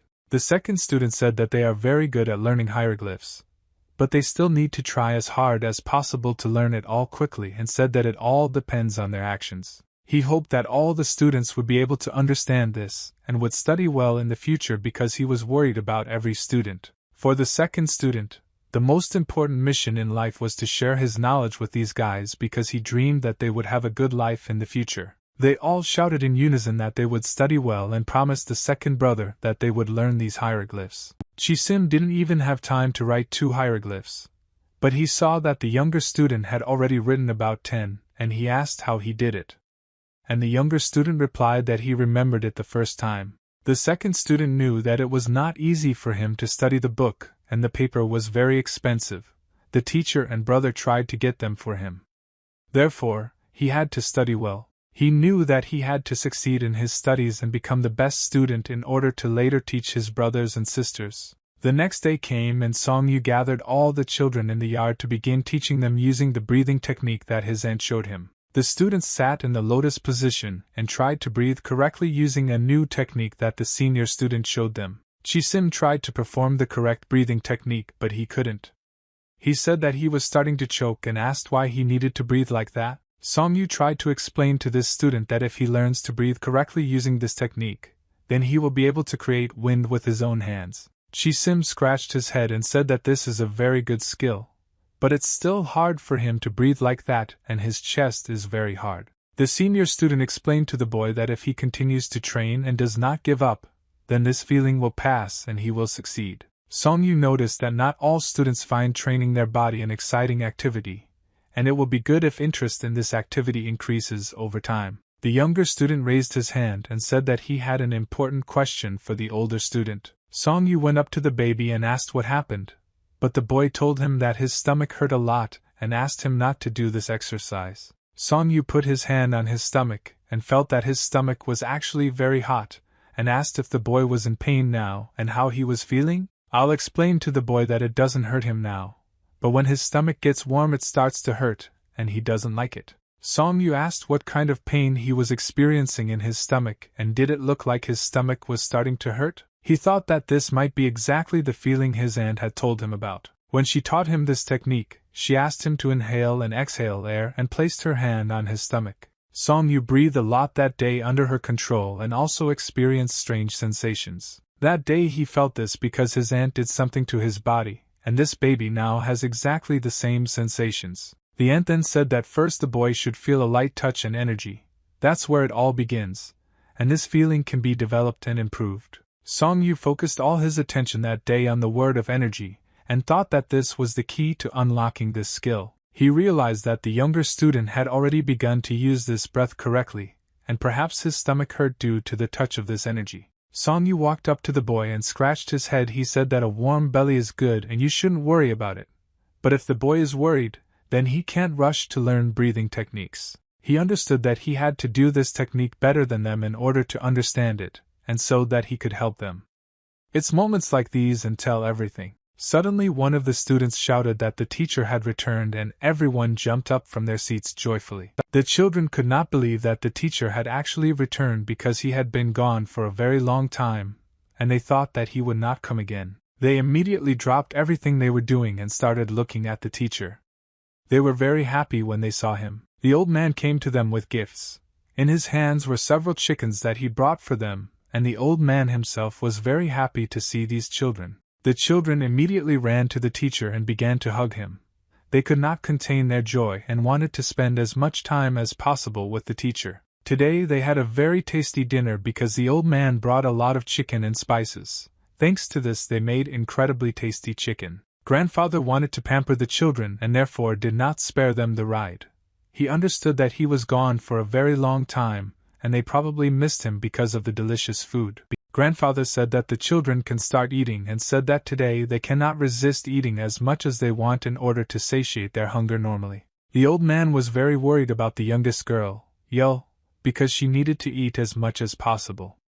After all, her body was just beginning to grow. The fifth student asked why they only had 2 chickens on the table because the teacher brought 3 of them, but they explained to him that the second brother would eat 1 chicken. He was upset about this and said that it was unfair because for 8 people there were only 2 chickens, and for one guy the grandfather donated a whole chicken. Shishim explained to Bak Gu that second brother is not feeling well and besides he shares food with the rest of the students every time. Bak Gu was unhappy with this and said that second brother does not work in the fields and does not help with housework, and he does nothing at all except read books. Chisim said that this is why he should eat more. After all, the second brother, although older than the elder brother, is inferior in physique. The girl heard the dialogue between her younger brothers and said that these chickens are very large and they got more food than usual, so she asked them to stop mischievousness. Song Yu took a chicken leg from his plate and passed it to his younger brother Bak Gu. Bak Gu at this moment I started to feel awkward. He said that he didn't want to eat part of his elder brother's food and he just wanted to say that it's not fair to give the second brother a whole chicken. Chi Sim didn't understand what the problem was and why the fifth student was so concerned about this issue. Bak Gu said that he couldn't eat the chicken leg that was originally on his older brother's plate, and wanted to give it away. Song Yu said that there is nothing wrong with it, and he doesn't want to eat chicken leg, and he just needs to eat porridge. Bak Gu understood that his older brother was lying to him, and now he felt very uncomfortable in front of the other students. Song Yu could not eat calmly because he was constantly watching the teacher and trying to understand what was happening to him. The teacher behaved strangely all the time. His body was trembling, and it was clear from his face that he was in pain. Song Yu noticed that the teacher was not behaving as usual. This meant that most likely he was injured again when he left for a mission. He returns every time with new wounds. This frightened the boy. The night came, the moon illuminated the earth, but today it was incomplete. It was only a month.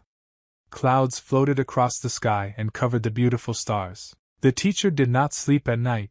He was in his room near the fireplace and bandaged his wounds so that his students would not see him. He understood that he was already too old, and he was starting to feel this way.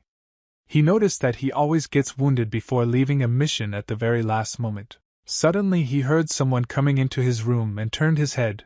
He realized that it was one of the students who was not sleeping now, and decided to come to his room. Song-yu went up to the teacher and said that the old man was hurt again, but the grandfather reassured the boy and said that there was nothing serious here. The boy explained that he was very worried about his grandfather. He started touching his grandfather's wounds and realized that he was starting to have serious problems and needed help somehow. Song-yu said that the old man should be healthy, so he asked him to be careful and accept the respect and care that Song-yu has. But the old man said that he will live to be 100 years old, and we'll see how these guys grow old. Song-yu said that he will grow up very soon and will be able to earn money for their family. His grandfather will no longer need to leave for a long time. He asked his grandfather to wait for this moment. Baka smiled and hugged the boy. He said that everything would be fine and he would definitely see how these children grew up. Baka said that everything would be fine with him and there was no need to worry about him. But he himself understood that his body had to endure and be patient a little longer, and he could not think about the fact that he was weak and old. The grandfather asked the boy what happened during his absence, and how they were doing. Song-yu began to tell his grandfather the whole story of the events that happened to him. He told him about the barbarians and about the girl he saved. And after that she taught him martial arts. Baka was shocked by the story that the boy told him.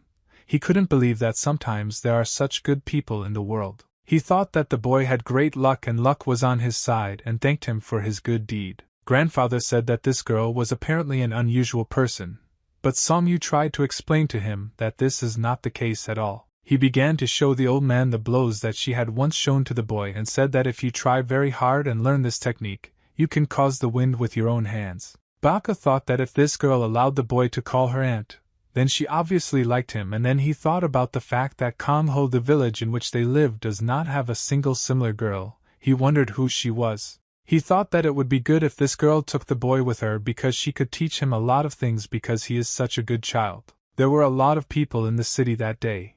Winter came and the whole city was covered with snow. From the tea shop, which was located in the very center of the city, the screams of a woman and a man were heard about something. A very loud discussion. People passed by and did not pay attention. Baka came to his sister and asked for 50 coins for the next task, but she told him that she did not have that much money. The old man tried to convince her. She replied that she simply does not have that kind of money, and she does not want to continue this dialogue. He said that he really needs this money and as soon as he gets a job he will immediately take it up, but for now he doesn't have a job. She asked him what he was going to spend such a large amount of money on, and the old man explained to her that his children were growing up and they needed to buy a lot of things. Boyaka said that winter has already come, and he needs at least one set of warm clothes for everyone, and he has one very smart guy who needs to buy new books. She asked why he did this and why was he so worried about these children. The old man said that these are very good children, and when he looks at them his heart feels caring, he becomes warmer, and for the first time in 50 years he feels something like that. She said that he was too old, and he needed to quit this job and take care of himself. Boyaka persuaded Yume to give him a new job for a good reward. He said that he really needed it. He said that all his life he has been wandering around the whole area and knows a lot of different gossip, and therefore the girl must keep her word. Yume understood that this old man was pushing her, and said that she still has no money and her business with the tea shop is not going well. But when he looked at her with such loving and pitiful eyes, she could not help herself because this look had lured her since her youth. She could not stand it, and agreed with his proposal. She said that she would give him money next time. The matter might be more complicated, and perhaps it would drag on for several years. The old man replied that he would be happy to agree to this task. He took the girl by the hand and thanked her. She thought that she could send him to where he would be a target, but she didn't understand why he was still grateful to her. Baka said that he was grateful to her for knowing about his problems, and still continuing to take care of him, and said that he was ready to work. He turned his head to the side so as not to look at his beautiful eyes anymore, and thought that Baka was a very frivolous person, but still she could not restrain herself in front of his gaze. She no longer wanted to look at him, and got out of the chair after that. She asked him to sit still and wait. He looked, But only the girl came into the room and thought that he had one less problem and 50 coins. And the children will be able to live without starving for 3 years, and he will still be able to buy a lot of books and notebooks for Ram. He waited for the girl to return with the coins and thought about how best to spend this money. Yu Mei left the room with a red package containing a box. She said that she put silver and iron coins to make it easier to use. Yu Mei asked the old man to check the contents of this box so that he could personally verify that it contained the correct amount of money. Bianca said that there is no point in checking the contents of the box for him because he trusts it. The old man returned home with gifts for the children that he bought in the city. Enthusiastic cries of children could be heard from the house. They were glad that the teacher was so kind today. The students looked at new clothes and chose costumes for themselves depending on which one they liked best. Along with these clothes, the teacher brought a lot of delicious meat jerky to pamper the children, but they began to play and quarrel with them. The teacher took out a large orange package and said that this was a gift for Ram, and the boy at that moment was shocked because he did not expect such a gift from the teacher. Baka said that the boy goes to school and studies with books there, and it is inconvenient, and therefore he can now study at home thanks to these books. Ram said that this is all very expensive, and where does grandfather get so much money to give him such expensive gifts? He said that the school teacher said that such smart children are rare, and this is the first time he has seen such concentration in a child of his age. Ram didn't know how to react to these words from his grandfather. He just continued to look at the gift. The grandfather took the boy by the shoulders and said that the teacher even noted that he would not have difficulty with the exam, and the grandfather hoped that the boy would become the youngest student in the school. The old man said that he has very high hopes for him, and if the boy grows up to be a big man, it will be a good example for the rest of the students. Ram promised his grandfather that he would live up to his expectations and become the best student because his grandfather invests a lot of money and effort in his education. The old man hugged the boy and said that his teacher would barely be able to write his name, but in his old age he would have such a wonderful student. Ram still felt guilty that his grandfather gave him such expensive gifts. He understood that his grandfather would have to work very hard because of this. Song Yu knew that if grandpa gives them such expensive gifts, it means that he will leave soon, and apparently he will be going for a long time. Winter was already coming to an end. The snow on the trees began to melt, and much less snow fell from the sky than before. Spring came and the flowers began to open in their buds, and the air became completely different now. It was warm and pleasant. Grandfather had not yet gone on a new mission, and therefore he was able to teach his students martial arts. But he understood that the time would soon come, and we would hit the road again, and his happiness did not last long. Yu Mei then told him that she had a job, but she didn't know how long this work would take. She said that the amount for this work was very large, so she agreed. But nothing is known exactly about this work, and the old man asked how much they pay for this work. She said that for this work they pay 100 coin if he can finish this work and return alive, and everything will be successful. You will pay him another 300 to me. Bayaka understood that for all his work he was paid as much as 400 coins, and this gave him the understanding that this work could be his last. Then he could calmly continue to live with his children and not work. He said that it's worth risking your life for this, and trying, because such a chance rarely comes. Song Yu worked in the field with his brothers. The old man looked at him and thought that in 3 years this boy would have nothing to worry about because everything would be fine. He saw that the older student paid attention to him, and seemed to understand what this old man was thinking about. Song Yu looked at his grandfather, and the video showed that he had a very strange behavior. He did not understand why, but he was glad that his grandfather was happy. Baaka showed the boy a thumbs up and said that he was very glad that he had such a wonderful senior student. At that moment the boy felt awkward because it was very unexpected. Night fell on this day. There was a full moon and there were few clouds in the sky, but the stars were shining very brightly. The eldest student, as always, accompanied his grandfather on his way, and the grandfather gave the boy a red package and told him to take it. Song Yu took the package and asked what was there. Boyaka explained that this time he will have to leave for a very long time, and he does not know exactly when he will return. For this reason, he decided to give some money to the doctor so that the children will always have medicine for Xiao, and he leaves you some money for them so that they can buy food. Song Yu asked his grandfather how far will he go, and where is he going. The old man explained that he still doesn't know, but he asked the boy not to worry about anything, and even if there is nothing outstanding about him, his body is well preserved. He leaned over to the boy and asked him what he should do during his absence. Song-yu replied that he should be a support for all younger brothers and sisters because he is an older brother. The old man said that this is exactly how the boy is an older brother, but the rest of the students should take care of him. At that moment a comet flew across the sky. It was the perfect moment to make a wish. The comet flew by very quickly and disappeared into the cosmic sky. The old man said goodbye to the boy and said that he had to leave and promised him that he would definitely return. Song-yu carefully watched his grandfather disappear over the horizon, and all this time he stood and watched him. He made only one wish when he saw the comet, so that grandfather would return safe and sound this time. Morning came and the sun began to emerge from the horizon. It appeared between two high rocks. The children, as always, slept together on a large mattress that lay on the wooden floor. Suddenly, the older brother came into the room and woke them up. After that, they all slowly began to wake up. Yo, the youngest student of all, saw that her grandfather was not there and asked her older brother where he was. She was still completely asleep. Probably, nevertheless, she wanted to find out where her grandfather had disappeared. Song-yu hugged his little sister and said that Grandpa had already left for work and he left at night because he urgently needed to go to work. The children began to talk about the fact that Grandfather had left. They were wondering when he would return and what gift he would bring him next time. One of the brothers scolded the fifth student for thinking only about gifts and said that the teacher is already old and gifts are the last thing you need to think about at their age. Song-yu said that Grandpa will return as usual this time. When they grow up they will be able to take care of Grandpa themselves and then the teacher will no longer need to work. Song-yu ordered the children to quickly wake up and clean the room. After that, they should go outside and start their activities. Ram called the senior student to him and said that he needed to talk to him. Ram asked the older student why his grandfather left. He suggested that the situation in their family was very bad, and so the grandfather was forced to leave, but the older student replied that there was no reason to worry, and the teacher just wanted to work a little before getting too old.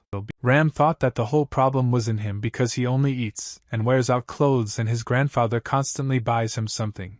But the senior student explained to him that if the second student succeeds, the rest can too. As Moon Moon says, they are all one whole. Song-yu explained to this guy that his grandfather did not go to work because of him, but for his sake, and he went there for the sake of all of them and a little later they will not take care of the teacher. Ram replied that he knows all this, but grandfather still returns every time with new wounds on his body and it scares him. Song-yu asked the second student to speak more quietly so that the other children would not know about it because it would be bad if they knew about it. Ram said that this is all true, and there is nothing to hide from others. Song-yu once again repeated to him that this is all being done for the sake of all of them and the teacher was very worried that everything would work out for them if he suddenly gets sick, then they will all starve.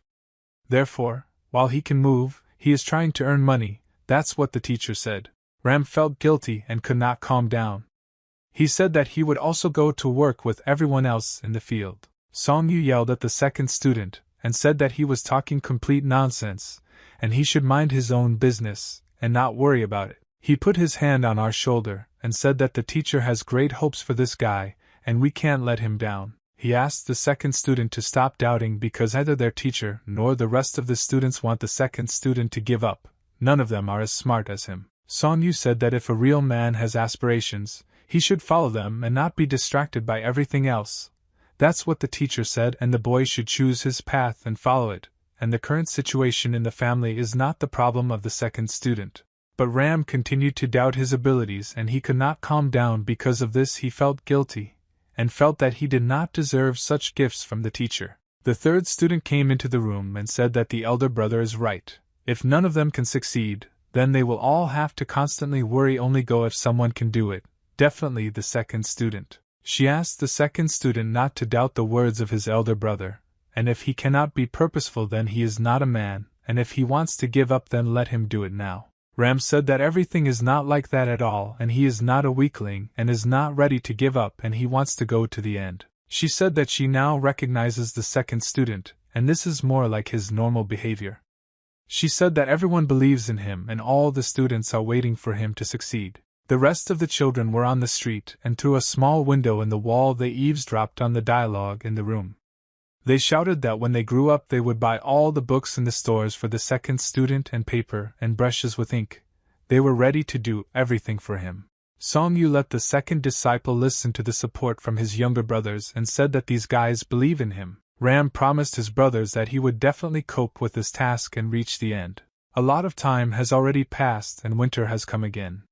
Snow was falling from the sky in large flakes. Moonlight rays of light fell through a large window in the wall. Ram loved the full moon because on these days there was a lot of light from the moon, and he could study at night. He felt happy every time he was left alone with books, and this was the moment he loved most about learning because no one rushed him or forced him to do it. He turned over sheets of paper to read new symbols. He wanted to go to a new page, but suddenly he heard a noise in the room and saw a light. Ram saw a hand that put a small candle for him at 100 so that he could have lighting in his room. The senior student put this candle so that the second student would not spoil his eyesight when he studied at night. Ram said that it was not worth doing this because the oil is very expensive and the family already spends a lot of money on it. Song-yu said that he could not buy the second disciple a new book, but he could afford to buy oil, so he asked the second disciple not to suffer about this. Ram looked at the older student in surprise and then said that he was not suffering and this was not at all like him. Suddenly Ram told a story that in ancient times there lived a man named Song Kang and people say that he counted books in the moonlight. Song-yu continued this story and said that in the summer this man read books and used the glow of fireflies in the night for this. Ram was very happy that her older brother also knew this story. Song-yu said that she heard this story from one of the narrator's uncles, who came to work at the tea house. Ram asked his elder brother if there were such people there. Song-yu said that he sat for a long time and listened to his stories. It was very interesting. That's why many people come there every day despite the expensive tea. Ram began to smile and laugh. He said that he would really like to visit there because it is very interesting. Song-yu said that he remembered this only when the second student began to tell this story. But now it's too late. Therefore, he asked the boy not to sit at books for so long. Song-yu said that he still needs to go to school tomorrow. The senior student got up early and noticed that his temperature was rising and his body had been working since the morning. He took a wooden stick that was near the front door. He went outside despite the fact that it was still very early and cold. The guy still decided that this was the best time to train. With a sharp movement he stood in a fighting stance and raised the stick up. Song-yu noticed that lately he has become too hot. It doesn't look like he is sick. His body is overflowing with vital energy. He was practicing martial arts techniques early in the morning and trying to learn a new technique. He said that he would never give up and would practice until you get the best result. Every morning he practiced with his stick. His movements became clear and precise. His body became stronger every day and his muscles improved. Song-yu felt that his body was becoming stronger and his internal energy was improving every day. His movements were becoming strong and clear. Summer has come. He was training as always in the morning and suddenly heard one of the students calling him. He turned his head towards the student who was approaching him and decided to find out what was happening. The younger student ran to the older student and asked him to teach him these martial techniques.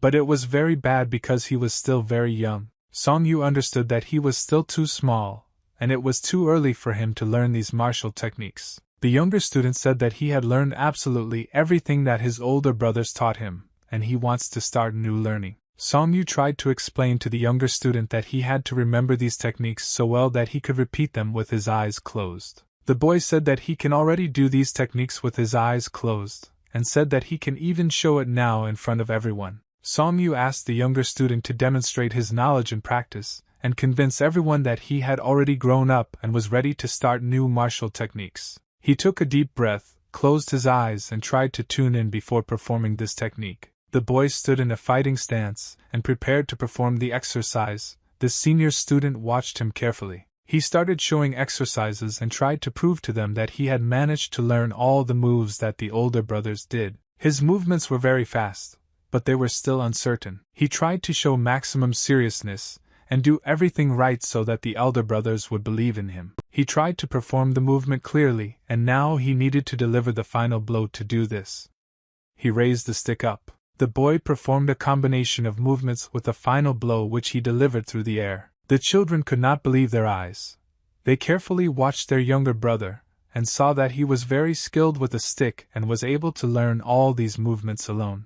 Song Yu was delighted that the junior disciple was able to learn this martial combination of movements on his own and said that the junior disciple was a genius. The older student laughed and said that after what they had just seen, the older students need to try twice as hard, otherwise the younger student will catch up with them. Chi Sim scratched his face with his hand and said that he is trying very hard, but if he lifts his feet off the ground, he loses his balance. The younger student was very happy that the older brothers praised him and asked the older student how well did he do. Song Yu approached the boy and said that he was doing very well and that he was moving better than the rest of the students now. He was very glad that he did so well, and the boy was able to prove to the rest of the senior students that he was worthy of learning new martial art techniques. The fifth student Bok Gu invited the younger student to fight him and measure his strength, and we thought it would be good practice. Chi Sim asked the senior student his thoughts on who would win this fight, and the senior student replied that Bok Gu would win.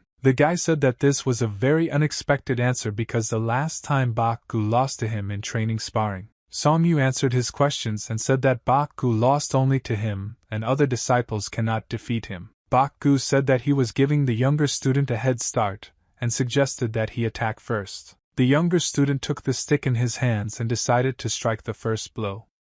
He thought that he should take advantage of this opportunity. He threw his first blow from above, but his opponent was able to parry this blow. Bok Gu immediately jumped to the side and changed his trajectory. He decided to strike the younger student from below.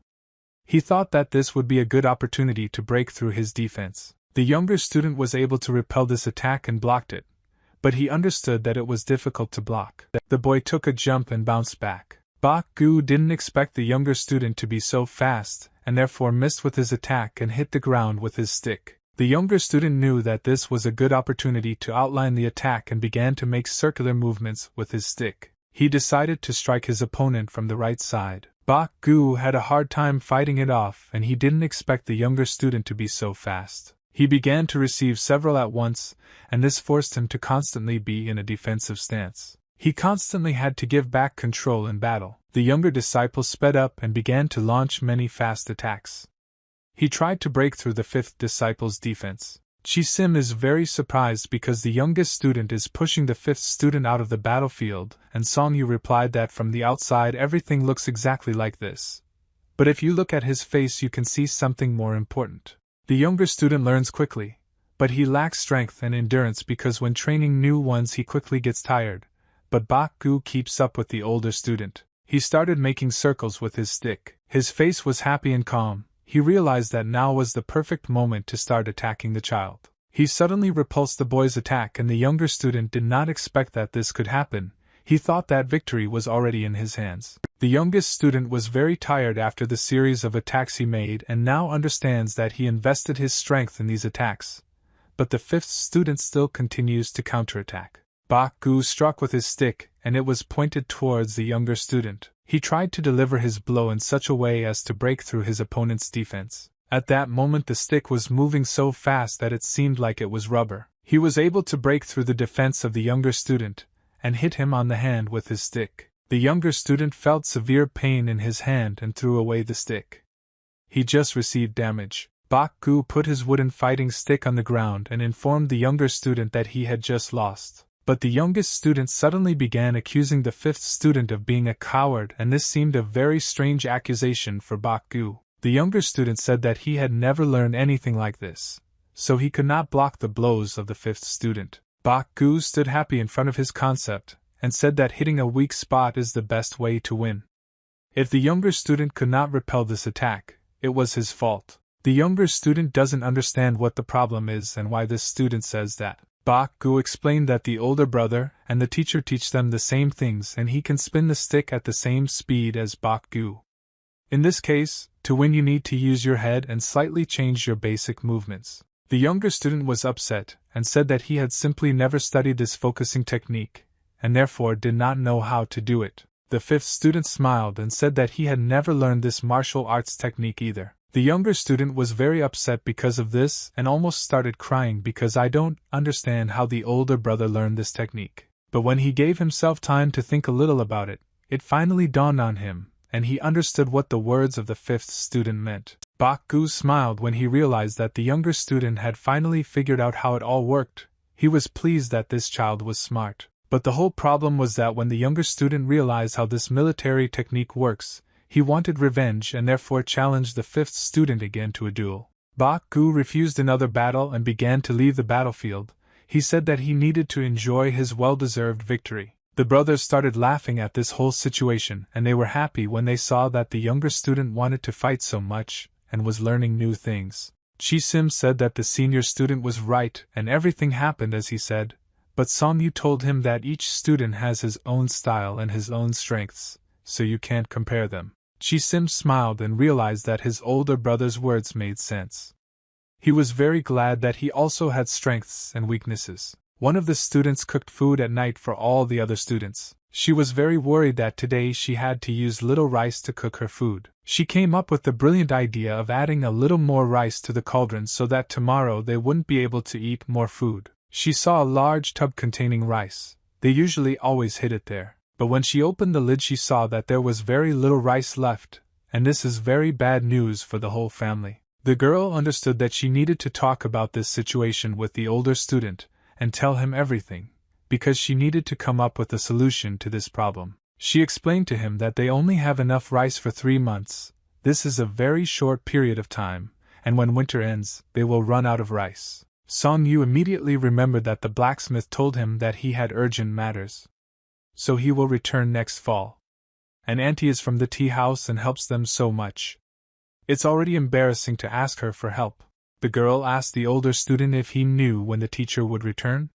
She said that the year before last he conveyed the news through one of the caravan guards that he would arrive in a year. Song Yu asked her not to worry about it, but she still wanted to know what he was going to do and how he was going to solve this problem. Song Yu said that there are not many options for solving the problem, and you just need to find a way to make money. She wanted to know how he was going to do it. The guy asked her not to worry and trust him and told her to come home because it was cold outside. Song Yu looked at her leaving and thought that he didn't understand at all how he could earn money. He hoped that they would have enough money to live this year and remembered that medicine for So-yeol is very expensive. He hung his head down and said that he needed to think about it. If they didn't eat well he would feel guilty about it. All that worried this boy that day was just where he could find a job and how to earn money for his family. He looked at the nerves and understood that even adults are very difficult to do this now, and it's enough just to look at the guests of the tea house and understand that people have very little money. He was angry with himself for not being able to figure out where to make money and tried to direct all his thoughts to finding a job. The morning came and the sun was shining very brightly. The city was very quiet and calm. It was a normal weekday day and there were few people at the market. Song Yu decided to go to the city and approach all the people in order to go to their work. But he was denied this desire to earn money. He went to different establishments and talked to people in order to get hired, but every time he heard the same answer that they didn't need workers now, so they asked the boy to leave. There was no work for him here. Night fell and the boy spent the whole day looking for work, but everything was unsuccessful. He was walking along a forest path on his way back home and thought that life was very unfair and suggested that he needed to go to a larger village in order to find a job. But he could not go there all the time. His sister was waiting for him near the entrance to the house. She was very glad that the senior student had returned. Song Yu asked his sister why she was still not in bed, and why was she standing here on the street. She answered him that she would soon go to the house. She asked him if he managed to find her any job. He replied that today all his attempts to find a job were unsuccessful and tomorrow he will go again. The sister suggested that the older brother talk to the rest of the students instead of training. They could catch a rabbit or a bird or collect medicinal herbs to sell. Song Yu said that this was a bad idea because then all the discipline they had been building for years would be destroyed. He asked his sister not to worry about work and promised that tomorrow he would be able to find this job and would not have to worry about it. He said that he would go to a larger village and there would definitely be some vacancy for him there. The sister was very worried about the older student. She asked him if he had eaten anything today. Song Yu replied that he was not hungry, but nevertheless, at that moment his stomach began to grumble very loudly and made it clear that he really wanted to eat. She said that she would immediately go to the house and put a few potatoes for the senior student and asked him to eat and then go to bed. Song Yu was sitting in a large room and I was eating food that my sister put for him near the window. Ram heard that someone was very loud and slurping in the next room and decided to see who it was. When he entered, he saw an older student there. Song-yu was frightened by the unexpected appearance of the second student, and almost dropped the potato out of fear. Ram decided to share the news with the senior student, and said that there would soon be a drought in the southern regions and therefore everyone was very worried. He said that he heard this from his Nikki. Some of them have relatives who trade there. And after that he said that he still wants to share something with his older brother. Ram said that in 2 years he will finally be able to show his abilities. The second student informed the older student that from now on he wants to focus only on this exam to show what he is capable of. Song-yu was very glad that the second student made such a serious decision. He was ready to take the exam. Ram said that they are worried about this and don't know how to behave correctly because he is very afraid that he will not succeed. But he remembered that when you made a promise to all the brothers and said that he would only think about exams and pass them in 2 years. Song-yu replied that he will succeed and will definitely cope with these exams. Ram became a warbler and bowed to the senior student. It was very important for him that the senior student always believed in him. Song-yu understood that if the second student was going to prepare for this exam, then he would need a lot of money to buy him books and at least to go to this exam hall. He looked at the bitten potato and thought that there must be some way to earn money and help out all the members of his family. Suddenly he remembered one very important moment from his life, and thought that this was exactly what could help him. He remembered that the aunt who he once saved showed her kindness and generosity.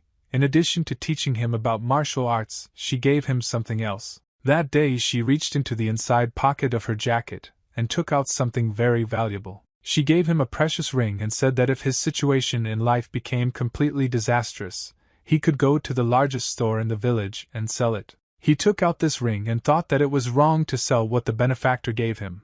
But this aunt then told him to do so in case of urgent need, and he began to think where is the largest store nearby to sell this ring. The next day came and the boy immediately went to the nearest village to sell this ring. In the pawn shop that day it was very quiet and calm. There were no people and no visitors. Only one salesman who was sitting at a large table and wiping a vase in the dust. This seller sat and thought why he didn't have any visitors for several months. No simpletons came here and it began to confuse him. Suddenly the doors to the store opened and a new visitor came in. The salesman immediately jumped up from his seat and joyfully greeted the new visitor. He looked closely at this visitor and thought that something strange was happening here. Song-yu said that he needed to sell something at this pawn shop and the seller said that this is not a place for children. The boy asked the seller to carefully look at the ring he had brought to sell and his eyes lit up. But then he started coughing and said that this ring doesn't look special and looks like an ordinary trinket. But the seller was deceiving the boy, and when he took this ring into his hands, he realized that this was an unusual ring and that he was doing it by a real master using a special technique when creating. Song-yu asked the seller how much he was willing to give for this jewelry. The seller said that this ring looked like a rare thing and a real master worked on it, and said that he could give only 1 gold coin. The boy did not agree because it was very little. And he said that he knew that this stone was quite expensive. The merchant began to explain to the boy that now there are big problems with money, and he cannot give him more for this ring and the stone inside this ring is not real, so the boy agreed with this proposal. The merchant was very glad that he managed to fool the boy and immediately began to rummage around in his desk. He put the documents on the table in front of the boy and said that he could familiarize himself with the terms of the purchase and sale agreement.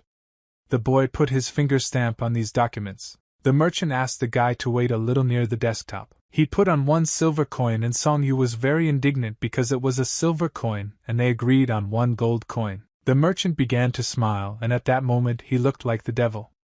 He said that he would never in his life give this child a gold coin. Song-yu said that even though he lives in a village it does not mean that he is stupid and explained to the merchant that he should give him a gold coin. The merchant said that this boy is crazy and he is talking some kind of nonsense. Song-yu asked to return the ring to him.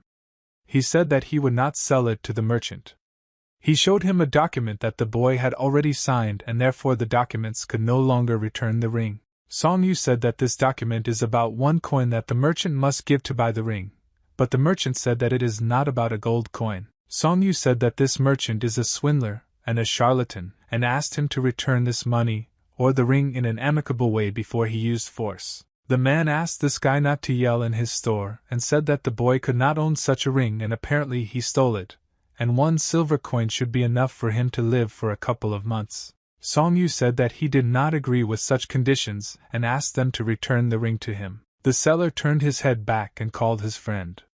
He said that a visitor had appeared in the store and was rowdy. 2 tall and strong men came out of the mystery of the room that was behind the red cloth. Song Yu was very angry when he saw these men. He was ready to destroy everything they saw because he had just been deceived so much and decided to make his last hopes of making money. The men who came out of the room were very dangerous, and they worked here as bouncers. The merchant ordered his bouncers to throw this puppy out of his store and asked them not to forget and beat him to a pulp. They smiled and started laughing because they understood that this was a very weak opponent and they could quickly deal with him. One of the bouncers walked up to the boy and grabbed him by the face and asked where this brat got so much courage to be rude to the merchant. Song Yu removed the thug's hand from his shoulder and asked not to be touched again. The bully said that it is worth beating this puppy several times so that he begins to be afraid of his elders. He swung his fist and wanted to hit him. His big and strong fist was already flying towards where Song Yu stood. The boy realized that the situation was getting out of control and now he urgently needed to take some action to stay alive. Song Yu realized that this was the perfect moment to try his fighting techniques in action and dodge the blow and trip this thug.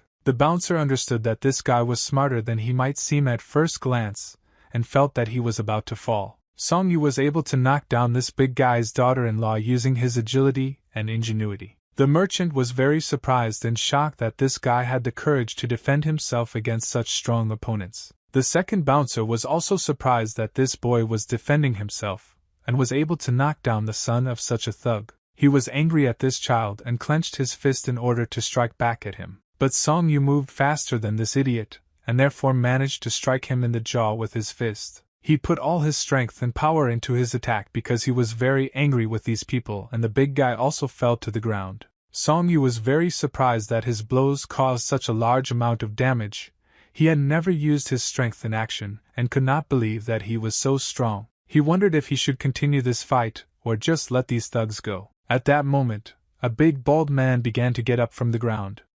He was very angry that he had just been dropped to the ground. He wanted to take revenge on this child and tried to hit him again in order to break something for him. The bouncer took advantage of the fact that the boy now did not understand what to do and decided to immediately strike him. Song Yu felt very strong pain when he was hit, and blood began to splash out of his mouth. Song Yu got angry at this big man and lost control of himself and started beating this big guy. He grabbed him by the shoulders and tried to throw another blow. He kneed him in the stomach and the big man started screaming in pain. After the bouncer took a knee to the stomach, he also started coughing up blood. Song Yu was scared when he saw that this was a big strong man on the blood chelkashlet.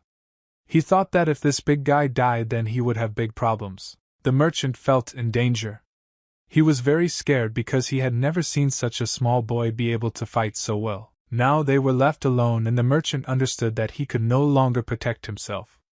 After all, this guy knocked out 2 of his guards. Song Yu understood that if he couldn't get money now, then the day after tomorrow his students would starve, and that didn't suit him. The merchant knelt down and began to ask for forgiveness from the boy. He asked him for mercy and did not want to be killed. Song Yu extended his hand to him and asked him to return here what was rightfully his. The merchant said that he would give everything he had if only this guy would save his life and not kill him. Song Yu said that he was attacking them with his fists, and that the merchant had set the guards on the boy, so he would take his item and 1 silver coin and leave from here. The merchant said that he would do everything as the boy asked. I gave him the ring along with the silver coin. Evening had already come and the boy was returning back to his home. He ran as quickly as possible in order to return as quickly as possible. When he ran, he only thought about the situation that happened to him today in the trading store. He understood that these people whom he beat did not die and therefore he did nothing wrong. And in addition, they themselves attacked him. Suddenly he heard something very strange and decided to turn his head back. Song Yu noticed that in this forest now, besides me, there are other people who also move quickly in space. These were unusual people. They were ninjas with white masks on their heads and they were chasing a boy. Suddenly these ninjas stopped in front of him and blocked his way. The ninjas looked at this boy and said that his body is an adult, but he is still a child, so they must deal with him as quickly as possible. The main ninja approached the boy and asked how he could already be a thief at such a young age. Song Yu at that moment lowered his head down and realized that problems today would accompany him all day. He began to scream very loudly. Red energy began to be released from his body, which meant that he was now in a state of rage. He began to collect the fire sphere in his hands and said that he was not a thief and had not done anything wrong. After that, he calmed down and said that he was not a thief, these things were originally his. But Ninja said that the boy himself was to blame for selling it and not finding out the true value. Song Yu said that it was the seller who wanted to buy the ring for 1 gold coin but gave him a silver one, so he did it, and it will be invalid. The ninja asked this guy again. Did the owner actually originally say that he would give 1 gold coin? Song Yu said that everything was exactly like that and the merchant promised 1 coin and it was about a gold coin. The rest of the ninjas said that there was no time to communicate with this boy and they needed to solve this matter as quickly as possible. The ninja put his hand on his shoulder and told the boy to quickly give him the money or they would cut off his arm or legs. But he didn't want to do that. Song Yu refused to give this money and the ninja ring, and therefore they were very angry with him. He threw this ninja's hand off his shoulder and realized that he needed to start a battle because they just wouldn't get away from him. After that, he threw this ninja's hand off his shoulder. He immediately received a blow to the liver. Song Yu understood that he had to attack even if he didn't want to do it, but there was simply no other choice. He began to strike this ninja and tried to break through his defense. The ninja was surprised that this boy was moving so fast. Song Yu tried to strike directly, but suddenly yellow energy began to wrap around his arm. The ninja blocked the boy's hand and did not allow him to move. Song Yu felt very strong pain because this ninja tried to break his arm. He used the fighting technique that his aunt taught him, and thought that this was the time when he should use it for the first time. The boy struck the ninja in the face with his palm. Song Yu tried to perform the technique according to all the rules and laws so that it would be as effective as possible. At that moment, he remembered what his aunt told him. If he uses his hand, then he needs to understand that he must kill his opponent, or make sure that the opponent cannot resist. Song Yu then thought that he would not use this technique because he would have to kill his opponent. The ninja was shocked that this guy could use such strong fighting techniques. In addition, he knew nothing about this martial art. He struck him in the face with his fist and took revenge on the boy. He kicked him and knocked him down until the guy lost consciousness. Song Yu started coughing up blood and couldn't resist anymore. He could no longer fight and fell to the ground.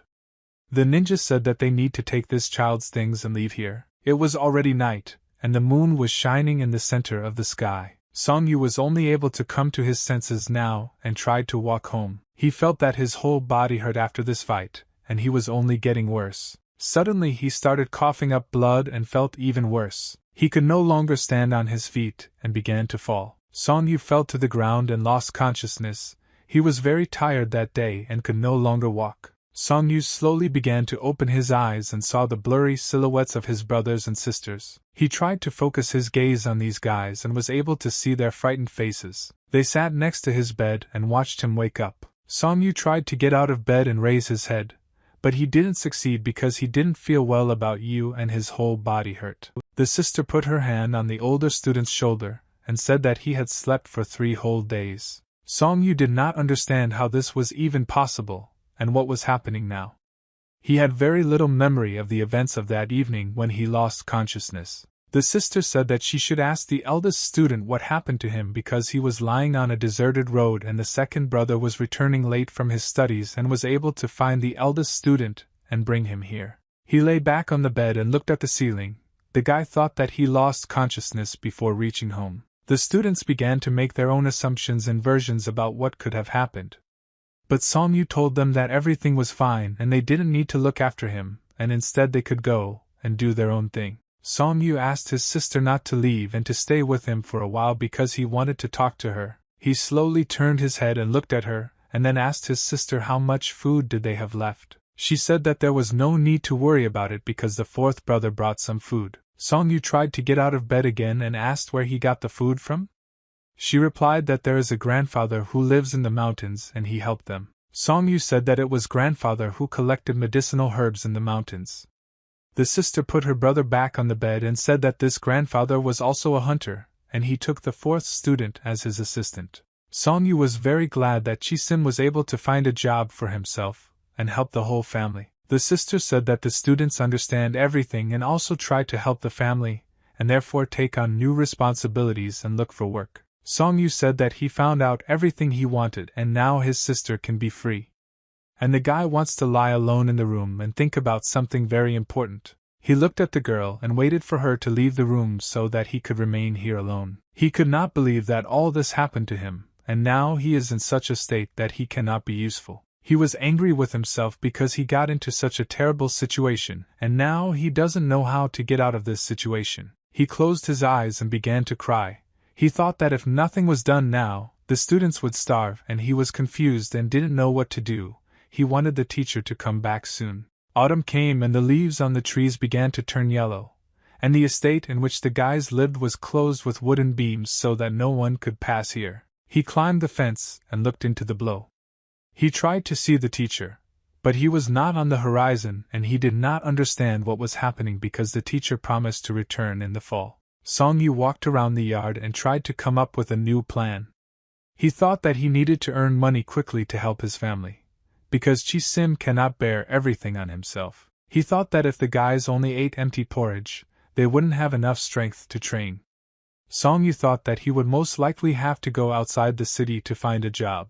Evening came and the sun was hiding behind the rocks. He was returning home and saw that there was smoke from a fire near the house, and this meant that delicious food was being prepared at home. He smelled a very tasty chicken smell and wondered what was happening at home now, and where did the chicken come from. Song-yu assumed that the teacher returned home and brought chicken, so they are now cooking it over the fire. Near the fire there were students watching chicken meat being prepared on the fire. Suddenly they saw an older disciple who had just returned home. They were very happy that the older brother would now join them. The younger students asked the older student Song-yu why he just shouted so loudly that the teacher was back because he was not here now. The guy started laughing and said that his older brother got it all wrong because of the smell of chicken. In a large black frying pan there were 3 chicken carcasses that were being cooked on a street fire. Song-yu patted the younger student on the head and asked the rest of the guys where did they get this chicken from. The guys could no longer contain their appetite, and they were very glad that the senior student returned because they could immediately pounce on the chicken and start eating dinner. The sister explained that the 5th brother had worked well today, and so he was able to bring chicken and rice for the whole family. The 5th student smiled and said that today was just a lucky day, and the merchant paid him generously for his work so he was able to buy a chicken. Song-yu at this moment began to feel useless because he spent the whole day looking for money, but his uncle scolded him and said that he had nothing. Song-yu began to worry that he did not know this person who paid the 5th disciple. The 5th replied that this uncle was heading to Hunan, and the boy helped this traveler all day. Song-yu started yelling at the 5th student and asking what exactly the boy had to do to earn this money. He replied that he had been loading luggage on a cart all day and did not understand why the older student was shouting at him and asking so many questions. Song-yu started yelling at the 5th student and trying to find out where he actually got this money from. The 5th student replied that he told the whole truth and does not understand why the elder is shouting at him. Song-yu said that he has been trying to find a job in the village for a month and knows about all the vacancies. And when a stranger comes to the village, Song-yu is the first to help him. But today he has not heard of any stranger.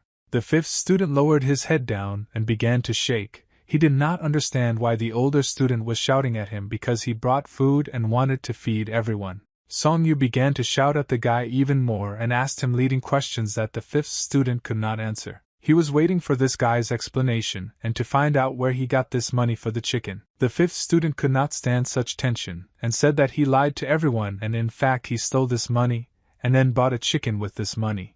The rest of the students were very upset and scared when they heard that the 5th student had stolen the money. He felt very ashamed and said that they had not had normal food for a month, and he had almost no strength, so he began to train less hard and skipped training. Song-yu said that this is not a reason to become a thief.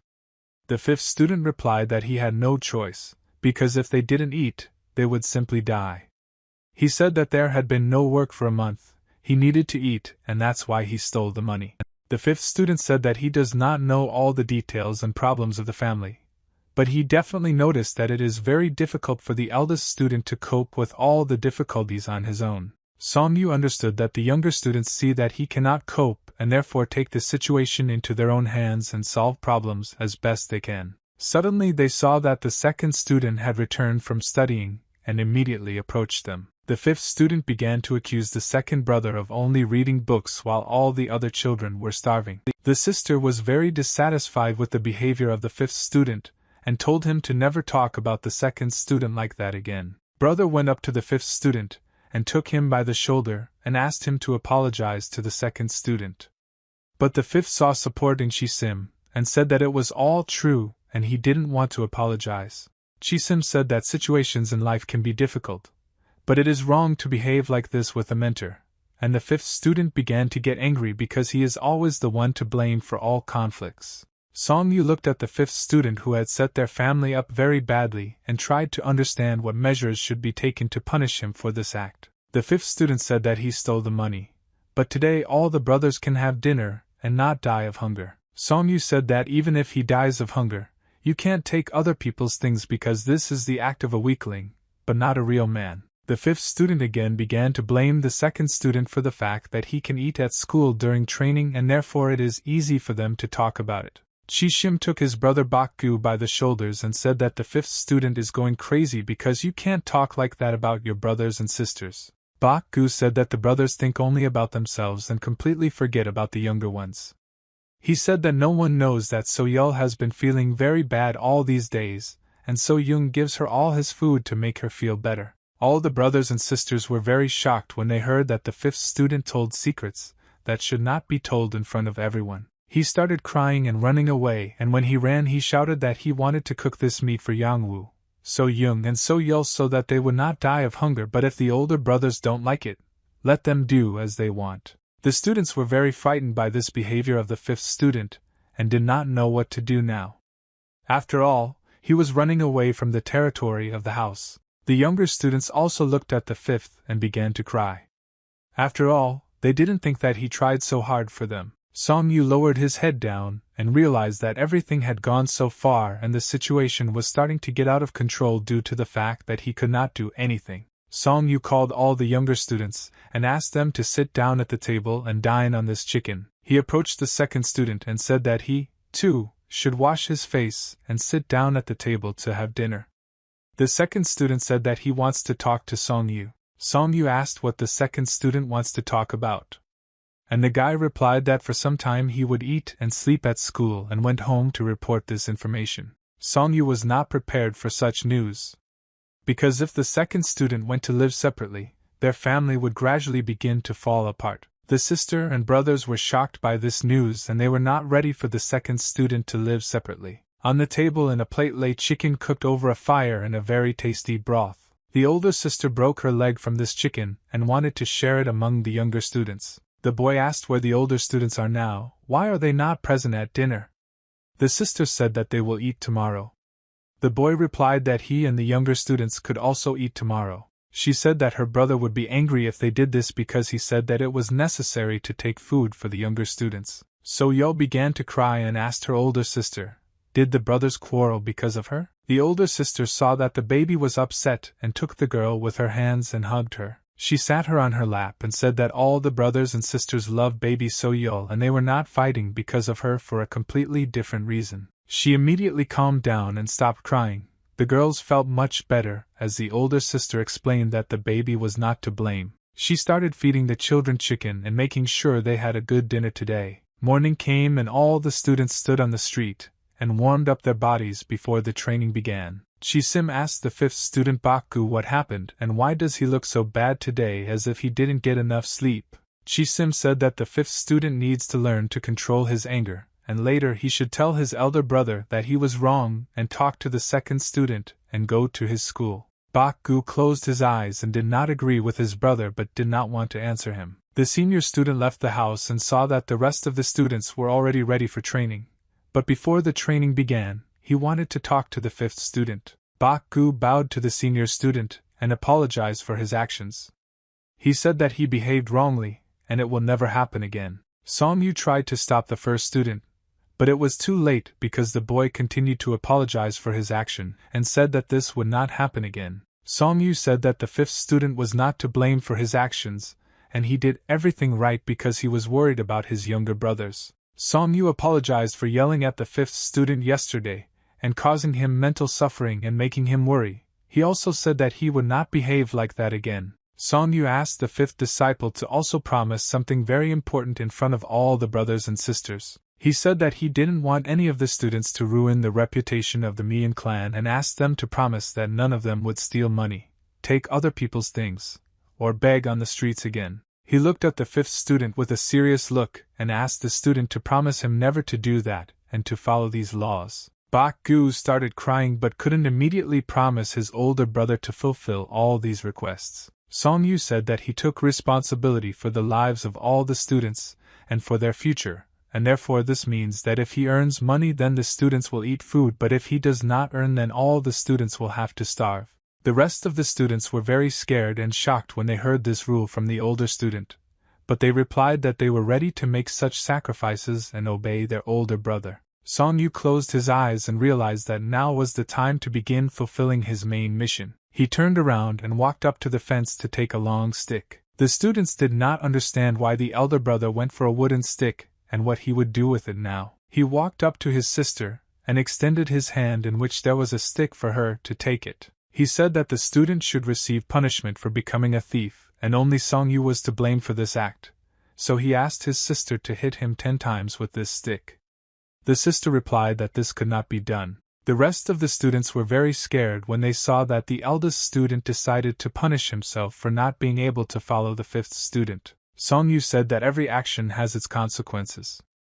There are matters that cannot be resolved with words alone. Song Yu told his sister to take the stick because he should receive punishment, and Yu's sister is the eldest after Song Yu, so she should do it. He came as close to her as possible and said in a quiet voice in her ear that this was a necessary measure so that the younger students could think about their actions, and this was necessary so that Bak Gu would not make such mistakes again. She understood why her older brother was doing this, but she was still not ready to hit him with a stick. The girl took this stick in her hands and stood with it for several seconds. She nevertheless listened to her older brother's request and gave him several blows on the back with his stick, and he was left with bruises all over his back after the blows. He closed his eyes and felt very strong pain.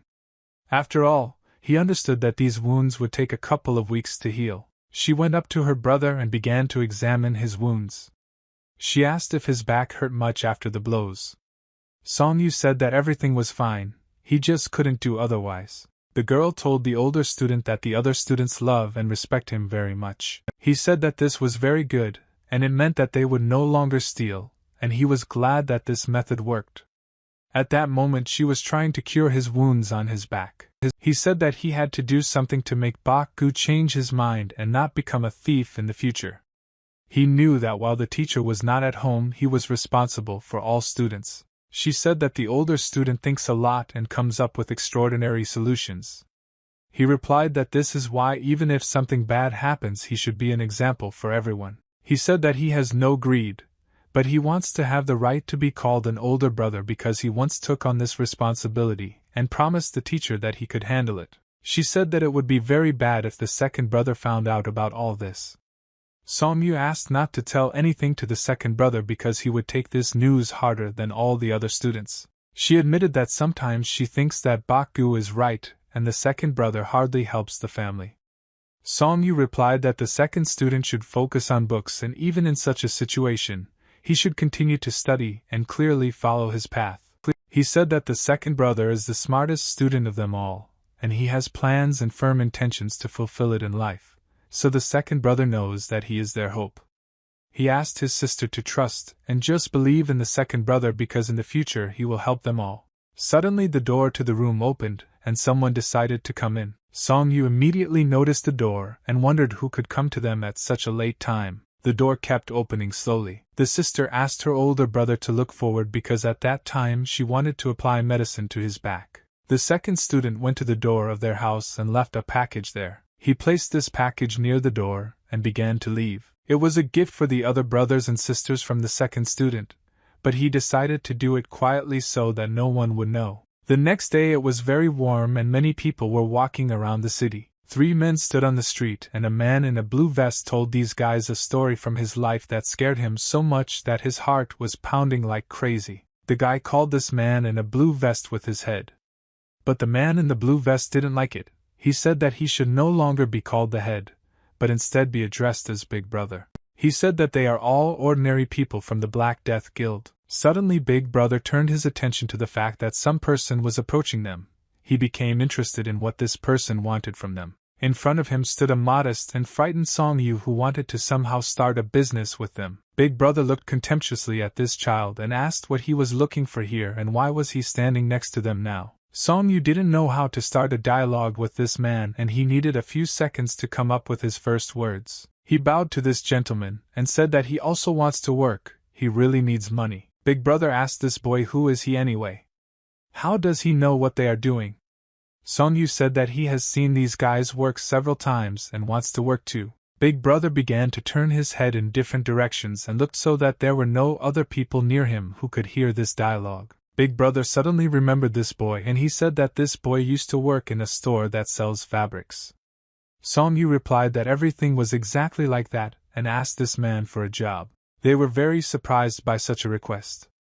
After all, this boy was still very young and they did not know whether they could count on him. He took a heavy breath and then exhaled the air from his lungs and thought that he could figure something out with this boy. He reached into the inner pocket of his vest with his hand and said that recently they said that the next street was completely deserted, so there was no work there. He gave the boy 1 silver coin and said that if this guy is really hungry, he can go and buy himself some rice. Song Yu said that he is not a beggar and came to this gentleman because he really needs a permanent job. Big Brother said that he can't just trust some kid and he doesn't even know what this boy is doing. Song Yu said that he may still be very young, but nevertheless he can do a lot of things and cope with any task. The gentleman looked at this guy carefully and said that in his youth he was exactly the same, so he even gave him money for food. The gentleman was tired of looking at these pathetic eyes of the boy and said that if this guy had been watching them for a long time, then he should know about Kolda. He looked at this gentleman in surprise and did not answer because he was trying to remember who Kolda was. Suddenly he remembered how on the street he saw a very strong man who could bend an iron pond with both hands and people called this guy the strong Kolda. So Song Yu saw the gentleman that he knew this guy and asked what he would need to do. The gentleman said that he has a job for the boy. This job is to catch a guy named Kolda. Song Yu asked if it would be enough to just catch this guy or is there anything else that needs to be done? The gentleman said that it would be enough to just catch this strong man, and then he would come to the inspection and be hired.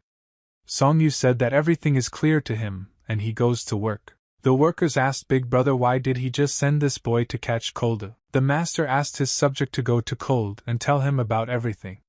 What happened, and when the boy gets there, you just need to beat him a little but not break his bones, then return him back. This gentleman is called Li Ji-sun, and he is the head of the Black Guild. He stood and thought that in modern times it is very difficult to earn money for a living. It rained very heavily at night. Flashes of lightning periodically appeared in the sky and thunder could be heard in the distance. The windows into the building were not lit, and it seemed as if there was no one at all inside the building. On the ground floor of the building, lanterns were burning and illuminated the street, but there were absolutely no people on the streets because of this heavy rain. Near the red statue there was a jug in which there were 3 scented candles. There was the inscription Great Kong-gu. The girl approached the red statue and looked at it carefully. She was very worried because she had not seen Myung for a long time and did not know if everything was fine with him and what was happening to him now. She looked at his photo and asked the guy not to smile like that when he looked at her. She hoped that everything was fine with him, and that he was happy with that woman who did not live long after the death of her brother. Suddenly she remembered that kind boy who tried to save her life and hide her from the barbarians. She closed her eyes and lowered her head down, and said that if he had married her then he would have looked completely different. He looked away and thought that now it was time to take care of it. Suddenly she noticed that there were a large number of people sitting on their knees on the street, and she didn't understand what they were doing here because it was raining now. She ordered those people who want to talk to her to stay here. Everyone else should go inside so as not to get wet. The lady asked her chief assistant Byung-won, who was her right hand, what happened here. He answered her that there was a matter that required the intervention of the head of the clan. Byung-won began to tell the head of the clan about everything that happened and wanted her to listen carefully to this story. She started laughing when she finished listening to this guy's story and said that she was sure that he would fail the task, but in the end he did well, despite the fact that he lost the sacred scroll. He said that soon this sweater will be returned. She asked him if he wanted to go to the defense and get down to serious business. Byung-won replied that he should return the scroll back because this thing belonged to the previous chapter. She said that the scroll is now in the possession of a person who will not just give it up, and his powers are different from theirs. She said that the person whose revolution now wants to engage in the complete extermination of people. But suddenly this guy started shouting that he could find him first along with his squad and then this monster wouldn't get anything. She asked him to stop and said that if they fight with this man, they need to ensure safety and they cannot allow their followers to get hurt. She looked at her assistant and said that if he so wants to finish this matter, then in that case she herself will be able to figure it out. He didn't understand why the head of the clan wanted to go on this mission herself. She said that if I don't feel strong enough to complete this task myself, then let me prove it in practice. He looked at the lady in surprise and realized that she now wanted to check him, and immediately bowed to the head of the clan. He said that there is no doubt in him and all his people are ready to prove their loyalty to the head of the clan. She put her hand forward and tried to stop this guy, but he continued to bow to her. Black energy was released from his body. He thought that the mind suppression technique of the sky and the earth of his head is completely, and he can't even raise his head when she controls him with this technique. She said that she was taking her words back and changing her mind, and immediately all the people who were sitting on the ground thanked the head of the clan for such an act. She said that if they wanted her to stay here and not go anywhere, then they need to find one child. She said that she met him when she fought with the barbarians from the Bones clan and gave him her ring, but it seems he still hasn't sold this ring, so she wanted to go in search of this boy herself. He was very surprised when the head of the clan started talking about the ring, and wanted to know what kind of ring she gave to this boy. She said she gave him a ring of demons and gods. They were shocked when they found out that the lady did such a rash thing and gave such an important relic to this boy. The lady smiled and said that it would be nice for them to hurry up to find this boy because he tried so hard to help her. They didn't understand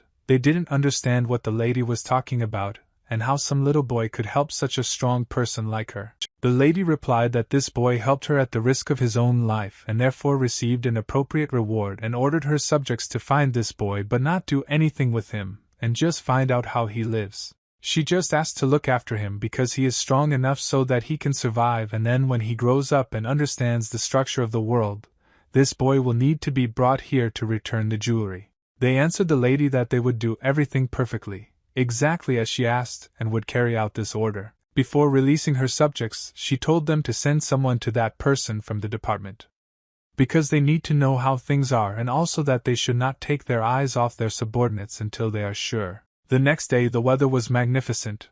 There were white clouds in the sky and there was no sign of new rain. Li Jiai's son was very surprised when he saw that this little boy completed his task and came back. Song Yu said that he carried out his order and was able to catch this guy and bring him here. Li Jiai was very surprised when he saw that this boy actually completed the task. You actually shouldn't have completed it. Near the butcher shop there was a man standing at a table cutting fresh lard. Li Jiai asked the boy, "Does he see the old man who is now standing behind the counters?" And the guy replied that he sees him perfectly. Li Jiai ordered the boy to beat up this old man and inflict a large amount of damage on him. Song Yu didn't understand why this man was giving him such a terrible order. Li Jiai explained that this old man borrowed money from them and does not want to give it back, and therefore he needs to be crippled so that he does not do this again. Song Yu was not prepared for the fact that he would now have to beat the weak old man. But Li Jiai said that the boy must immediately carry out his order. Song Yu said that elderly people should not be killed because they are already old and cannot fight back. Li Jiai said that this old man just needs to be crippled and nothing more is required from the boy. Big Brother said that he heard that his granddaughter needed medicine, so he borrowed money, but he shouldn't have done it if he couldn't pay the money back later. Li Jiai said that a guy can beat either an old man or his granddaughter. Song Yu said that he wants to take on some other task. Li Jiai said that there is another task, but the work there will be about the same. Song Yu asked his boss to give him another task because he couldn't beat this old man. Li Jiai said that this task must be completed if he wants to get to work with them. He said that the work of their clan is that they beat people who do not give them money. If the guy cannot cope with this task, then no one will give him a job in this clan. Song-yu said that he doesn't want to do this dirty work, and it would be better if he robbed people like Li Ji instead of beating his grandfather. He closed his eyes and stood silently for several seconds. Suddenly the boss started laughing and took this boy's words as a joke. He took this guy by the shoulder and said that they had better go and eat something now. He looked at the merchants near this shop and addressed him as his father. Song-yu was very surprised when he realized that this seller was an unusual old man, and in fact it was his father. The old man began to scold his son and said that he had repeatedly asked him to buy groceries and help with the store. Li Ji turned his head towards the boy who was standing behind him and told this boy to come closer to them. The old man told the boy that it was better for him not to communicate with his son, because his son was still an idiot, and began to laugh. Song-yu bowed to this old man and said that he would listen to him. The old man immediately realized that this boy was very good and could be useful, so he invited him to sit down and eat food from his bench. The old man looked at his son with an incredulous look and said that if he is going to die, then let him die alone and not drag innocent people along with him like this boy. Li Ji at that moment decided to ask the boy how old he was, and the guy replied that he was already 18 years old. The boss said that he likes this guy, but their organization accepts people who are already 20 years old. Song-yu said that he didn't know about this rule and he doesn't even know his exact birthday. Li Ji said that he sees this boy's strong body and it is suitable to accept him into the organization, but this guy's childish face gives away his age. Song-yu said that it is just a face and he is not small. He even tried to deceive his boss and said that he was already 20 years old. Li Ji said that he was ready to take a risk and take this guy into his organization, but the boy must promise that he will not tell anyone that he is not yet 20 years old, and if he spills the beans, they will both suffer. The boss said that he thought that the boy did not stand out in any way, but this was not the case and he noticed him, so he was ready to accept the guy into the Black Tiger Squad One Nam. Song-yu smiled and thanked his new boss for finally deciding to hire him. They brought him a plate full of delicious food and told him to eat well. The old man told the boy not to mess with his son. Song-yu couldn't believe that I would feed him such delicious food today. Li Ji and Song-yu started eating these incredibly delicious noodles and they really liked this food. Li Ji decided to talk to the boy while eating and asked him if the boy had parents or was he an orphan. Song-yu was very surprised because he didn't expect such a sudden question and didn't even know what to answer to this guy. Song-yu said that he is not completely an orphan because he has a teacher and other students with whom he studies and survives. Song-yu is very hungry because he hasn't eaten such delicious food for a long time and therefore he emptied the entire plate. The boss finally decided to introduce himself to this boy and said that his name was Li Ji Sunday. He said that he lives by the rules, you always get as much as you give, and said that I'm filming everyone, it will be simple, then he will be able to survive here. Li Ji said that there is no need to be afraid of everything that happens here because ordinary people live here too. Song-yu said that he will listen to this guy as his brother. Li Ji smiled and thought about what kind of boy this could be very useful to them. When evening came they went into the forest, and the boss wanted to show the guy what they were doing and test him in practice. Song-yu had to fight in the forest against a strong opponent, and at that moment the other guys were watching their battle. His opponent was of a very strong build.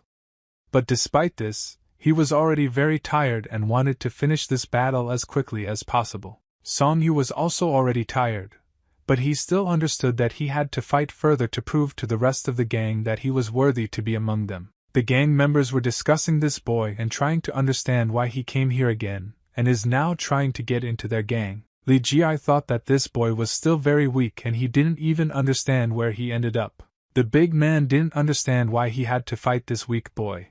It was very humiliating for him. He understood that if he now beats this little boy to death in front of everyone, then he will be laughed at for the rest of his life, and he will not be able to wash away his shame. The big guy said that he was already tired of waiting for this boy to attack him, and decided to attack him first. They started attacking each other, and it was clear that the boy was having a very hard time resisting this big guy. Li Ji didn't understand what was happening to this boy now, because he had just and still couldn't withstand the confrontation of this thug. The big man grabbed this boy by the shoulders to throw him, and then pulled him down. He threw through his hip and the boy began to fly towards the ground. Song-yu started screaming very loudly and didn't understand what was happening here now. The goon saw that the boy had fallen to the ground and was not moving, so he asked why this child was not defending himself. He ordered this guy to get up and continue the fight. Li Jie hit himself in the face with his palm and realized that this was a complete failure. If the boy doesn't, then there's no point in him. But Song-yu still decided to show his strength, and was able to get up from the ground.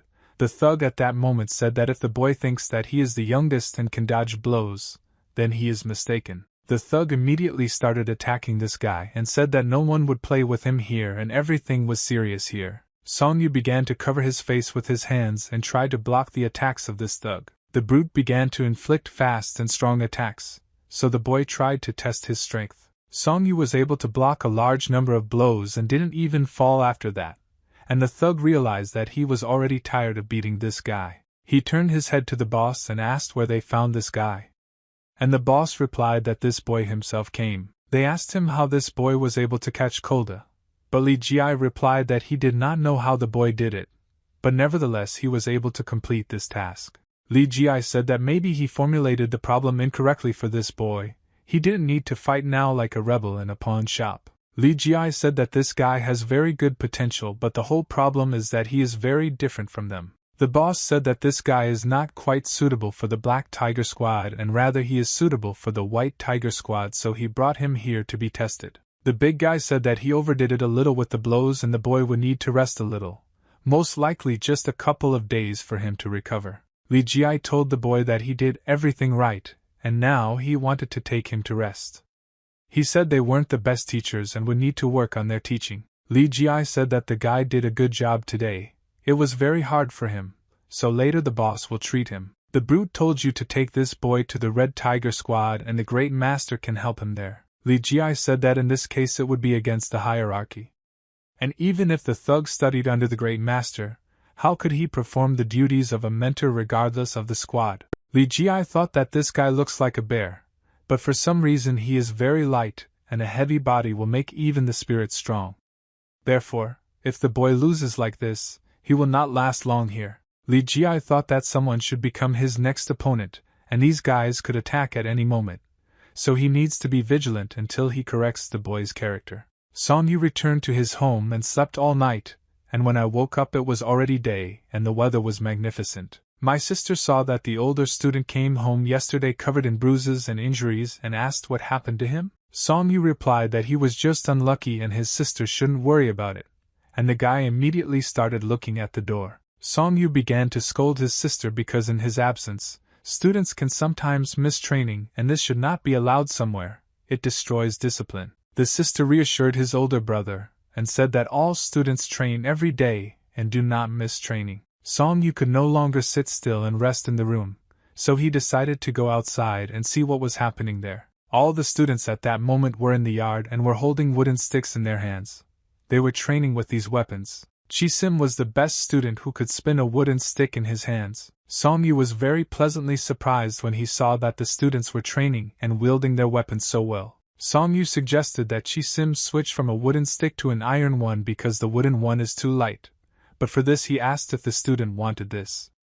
If so, then they would buy him an iron stick. Chi-sim said that the wooden stick is very light for him, and he doesn't even notice how he rotates it, and would like to exchange it for another. Song-yu looked at this guy's wooden stick and realized that it would actually be nice for him to replace it with an iron one, but the prices for these iron sticks are very high now. At that moment I didn't understand that he definitely needed to help his brother find a new weapon. Song-yu came up with a temporary solution to the problem and tied a heavy stone to a stick to increase the weight of the stick. He said that the training would prepare this guy for a real fight, and in a few days the senior student would try to get him an iron stick. Chi-sim smiled and said that he would be waiting for this gift from the senior student. Song-yu thought that this was his first vacation in a whole year, and thus he needed to do everything that he could not do before. He crossed his arms over his chest and said that he wanted to fight with some student in order to measure his strength. The students were very surprised when the elder brother invited them to fight and try their hand at combat because they knew that the elder brother was the strongest. Bakgu said that the elder brother works a lot because of this. He does not have time to train, and the students have become much stronger than the elder brother during this time. Songyu said that he actually doesn't have time to train, but that doesn't mean he's having fun at this time. He invited the 5th student to go out and fight in order to pass the exam. Bakgu said that he wants to fight against his older brother along with the 6th student because they learned one interesting combination. Songyu said that it would be even more interesting and allowed them to fight together. The guys were happy when the older students allowed him to fight together because they understood that they would be able to try their combination in practice. Songyu said that he will not spare these boys and will give his best during the battle, so they need to be on the alert all the time. The guys were not afraid of the older student, and knew that if they worked hard they could defeat him. Songyu looked at his opponents and began to prepare for battle. Suddenly Songyu made a quick dash forward or else run towards his opponents. The guys are damn not ready for their older brother to start running towards them so quickly, and they didn't understand what to do now. Songyu very quickly approached the guys and pushed them with his hands in different directions. The 6th student could not stand on his feet and immediately began to fall. He was not prepared for the fact that the elder brother would attack them so quickly. Bakgu also forgot that the senior student moved very quickly, and now he realized that the fight would be more difficult than he originally thought. Songyu understood that this was just the beginning, and he now wanted to continue the battle and inflict further attacks on these guys. He grabbed the 5th student by the shoulder with his hand and began to pull him towards him. Bakgu tried to stay on his feet and not fall. He wanted to block the elder student's attack. But suddenly he realized that his strength was not enough to confront the older student alone. Songyu made a sweep and began to push the 5th student down. Bakgu was unable to resist the damage and began to fall down. Bakgu said that the older student was going to hit him between the legs and the wind prevented the boy from concentrating. Songyu said that he only pretended to hit him between the legs, but in fact it was a deception in order to divert his attention. The 6th student stood up and said that the elder brother said everything correctly, but there are contradictions in his words. Songyu said that the other day he learned something. If you start a fight, you need to win it. And it's always better to end a fight. But if you've already started fighting, then you definitely need to win. He said that all battles consist of cheating. Songyu asked the guys if they know what it means to hit the weak points and vulnerable points of their opponent. He extended his hand to the 5th disciple lying on the ground and helped him to his feet. Songyu repeated again to everyone that the most important thing for him is to protect his body, and therefore the best option is to avoid a fight. But if you had to fight, you need to think only about victory. Bakgu said that next time they will be much better prepared than during this battle. After all, they will already know a lot more information about the battle. At a school that was located in the city, classes were now being held and many students were at school at that moment. There was always a sign above the school doors that said that this place was an educational institution. The 2nd student sat in the classroom at the table and studied everything that was written in the books. But suddenly he was interrupted and some guy started talking to him, and the 2nd student had to stop reading the book. He took his eyes off the book and decided to look at the partner who wanted to talk to him now. It was his classmate who approached the 2nd student to ask why he wasn't resting now like the other students. The 2nd student said that everything was fine with him, and there was no need to worry because he was studying now. A classmate got angry because this guy didn't pay attention to him at all and wanted to fight with this student, and rid him of this habit. But his father forbade him to fight. He wanted to start a fight, but instead he calmed down and ordered the 2nd student to look up from the book and talk to him. The 2nd asked his classmate why he pestered him and what he wanted to achieve. Classmate asked this guy if he knows anything about the group of rain and wind. The 2nd student replied that he did not have time to worry about such nonsense because he was busy studying. The 2nd disciple immediately understood that his classmate was referring to the Wind and Rain Union consisting of outstanding people among the senior fortresses of Changsha.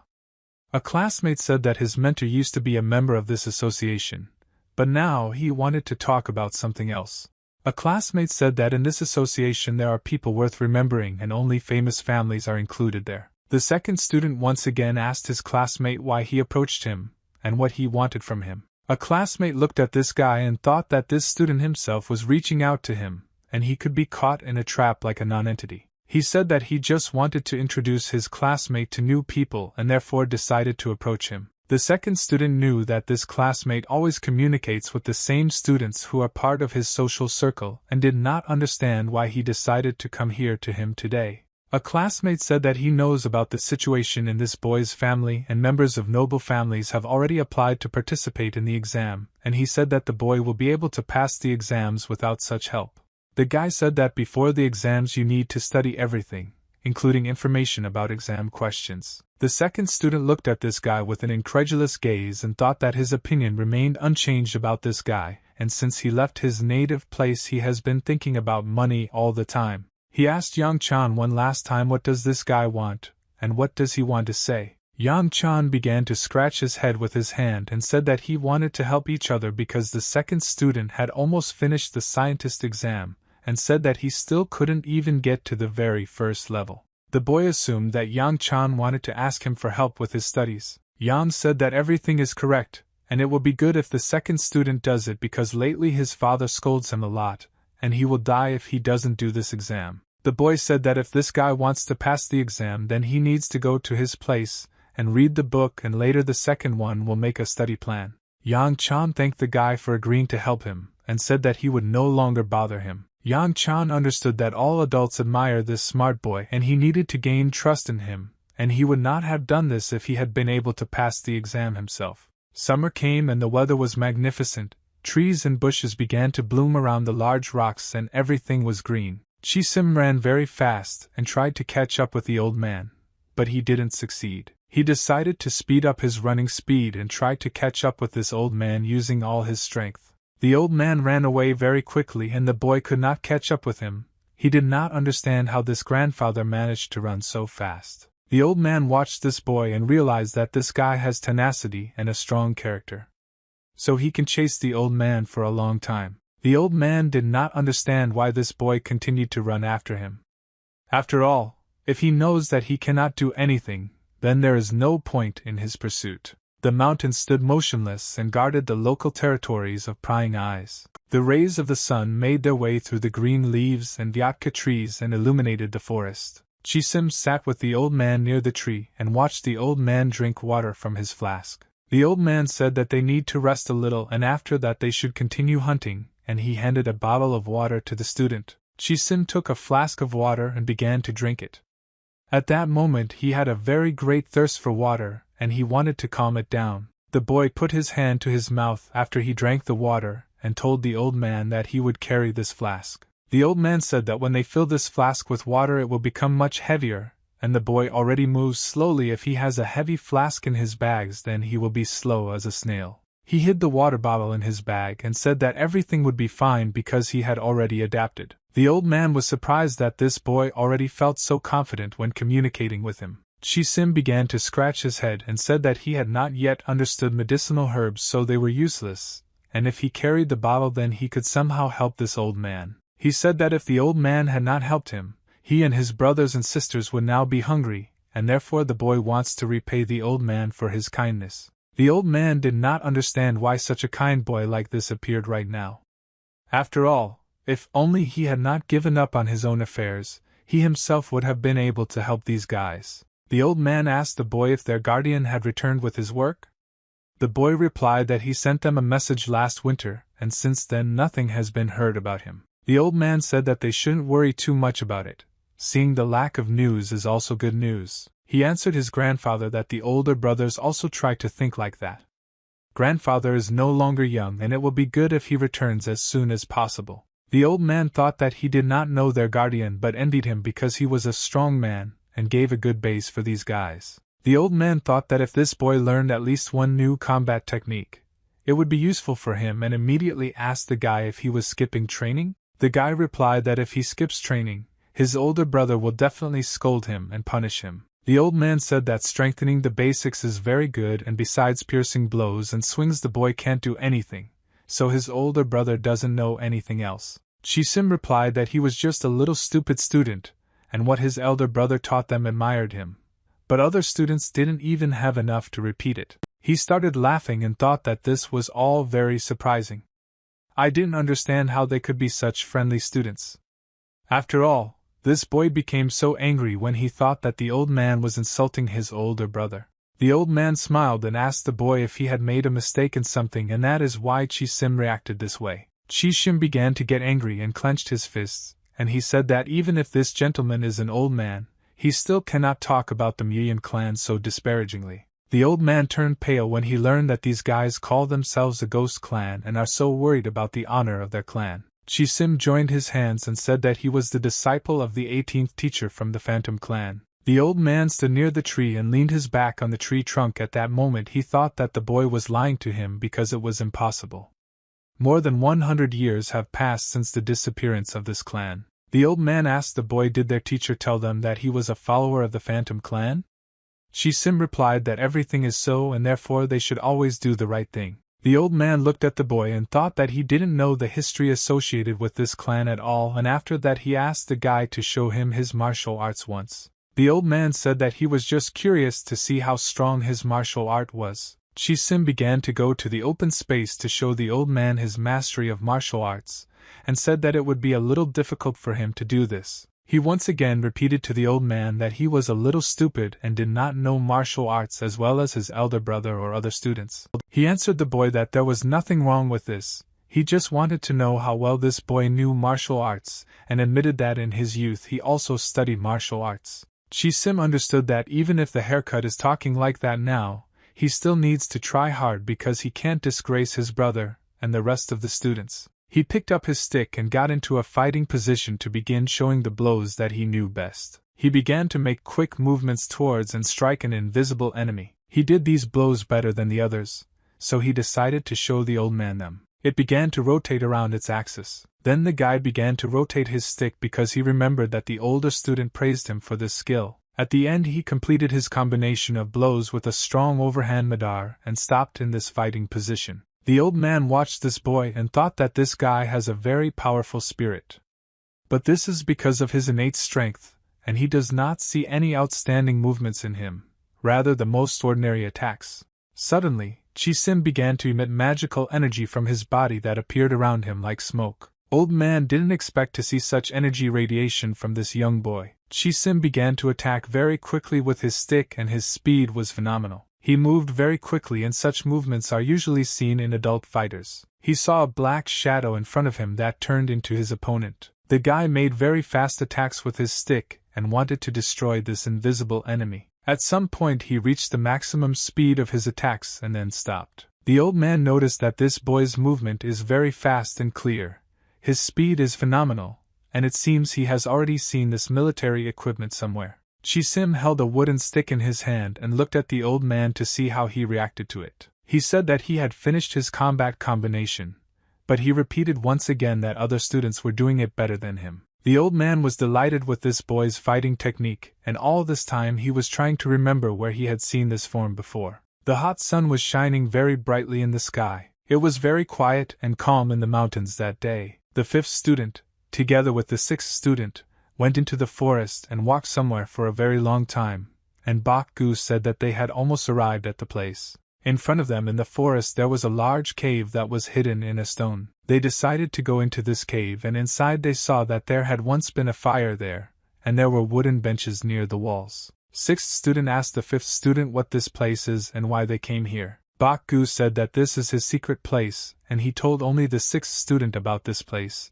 and asked him not to tell anyone else. Bak-gu explained that even rabbits have several burrows so that they can rest in different places, and he also has one secret place so he doesn't want others to know about this place. The sixth student began to laugh and said that the fifth brother was very strange, but he liked it. Bak-gu said that he was just enterprising. There used to be bad people in the area, but now they are not here. The sixth student said that the bad people called themselves the Bone Clan. Bak-gu replied that he found this place when the robbers left here and for now it's still dirty here. But later they will put everything in order here and they will have their own secret hideout. The sixth student smiled and said that this was a very good idea. Bak-gu said that someday this place will be useful to them, and then it will become a memory of this time, and he will allow others to use this place. But in secret he said that their house is much better than this cave, but the cave is also a good place. They decided to go outside and practice a little near the cave. They approached a wooden structure near which there were wooden sticks. The boys took turns each taking one wooden stick. They stood near the trees and the fifth student said that the elder brother has very good defense, but he only has 2 hands. The sixth student said that if they don't make a mistake in the next battle, they will immediately lose control of the battle. Bak-gu said that this is why they can't make mistakes, and if they only think about defense then it won't work. They both knew that the elder brother is very strong and they need to train well before the next battle against him. They raised their poles up and began their training. The guys practiced punch combinations and learned to move in sync. They tried to practice their best attack technique in order to demonstrate it in the future in a battle against their older brother. In front of them stood the phantom Song Yu whom they imagined in their heads so they knew how to fight him. The city had a combat training ground where warriors practiced their strikes and conducted training battles. Song Yu held a stick in his hands and prepared for the next battle. He took a deep breath and then exhaled the air and began to show his martial arts. He raised his stick up and did his fighting combination differently. Song Yu showed very fast and clear blows using a stick. He made a quick turn and struck with his stick. He moved incredibly quickly and clearly. People who watched his movements were shocked because they did not expect this guy to be so good. They talked to each other about how this guy was getting scarier every day, and they were scared to fight him, and they couldn't even move. The guy decided to ask Li Jie when a new batch of newcomers would arrive. Li Jie told this guy to watch his language. After all, when beginners train like that, the rest must work even harder. The guy with the white bandage on his head said that the boy who is now training is very good with weapons. They watched this boy move. Song Yu stopped and said that he wanted to try new strikes, but for this he needed an assistant, and asked the guys who could help him. Li Jie ordered one of the other students to help this guy. Li Jie said that he had urgent matters and he needed to leave now, and the rest of the students began to leave with him. Song Yu didn't understand why all these guys suddenly decided to leave because he just wanted to practice. He picked up his stick again and thought that if he tried to repeat this combination a few more times, he would definitely succeed. He said that theoretically he understands how to do this combination correctly, but he still doesn't have enough technique. He started his training and thought all the time that if he succeeds in something new, then he will definitely be able to improve his martial art. The sun at that moment was at its zenith, and shining very brightly. The blacksmith was at that moment working in his forge and trying to make new tools for the workers. He took the red-hot sickle in his hand and looked at its shape in order to understand how good it was. Suddenly the blacksmith heard someone's steps slowly approaching him. The blacksmith put his hot sickle into the cold water and saw a boy in front of him. He immediately said that this boy had changed a lot during the time since he had not seen him. The blacksmith said that he heard that the boy began to work in the city. Song Yu apologized because he had to work at the forge. But the blacksmith said that the boy did not need to apologize because he himself was late and the boy's choice was correct. The blacksmith put his hammer on the table and asked the boy if there was any new news about the teacher. Song Yu said that there is very little news, but everything seems to be fine for the teacher. Song Yu asked the blacksmith if he knew any news about the teacher.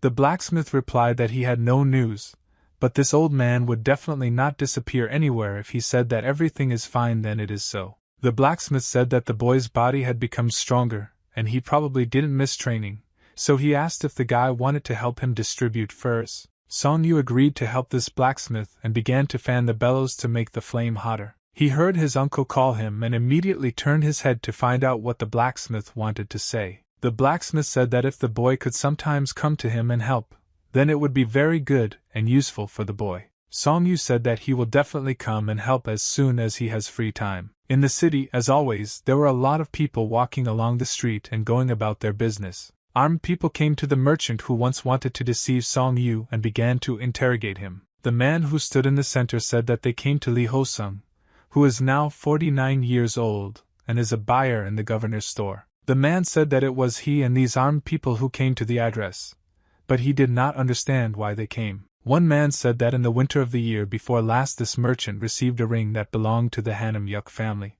Li Ho said that he hardly remembers who brought him what rings and asked these strangers who they were and why they came to him. The soldiers began to ask this seller how this ring came into his hands. He didn't understand why they demanded this ring from him, and what was his fault because the boy who brought it to him seems most likely to have stolen it, and this is clearly not the kind of item a child should have, so he sold it a year later.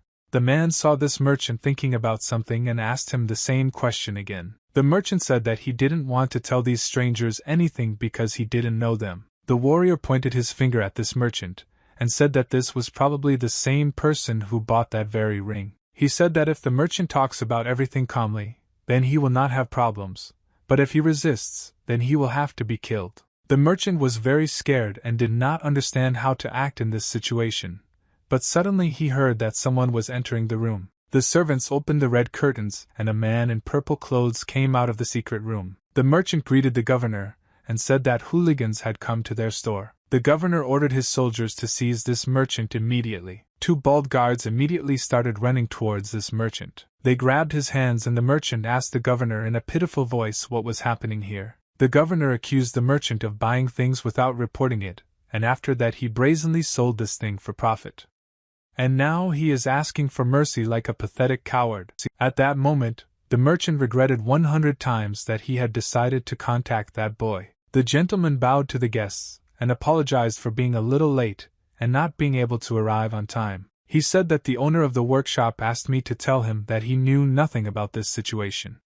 He said that they conducted their own investigation and found out that this man, blinded by greed, committed this crime himself. The merchant was very scared because he understood that he was now in a difficult situation and he thought that the people who came to their store were most likely high-ranking personalities. The warrior put his hand on his sword to hold it and told the gentleman who stood in front of him that if he saw or heard any news about this ring, then he must tell them about it. The gentleman bowed to his guests and said that he was preparing a report on this ring, and he once again repeated that except for this merchant, no one knew about this ring until recently. The warrior looked at this pathetic merchant and said that it was so strange that so many problems had arisen because of one person, but due to the fact that the lady's right hand was personally involved in this matter, then a thorough investigation should be carried out.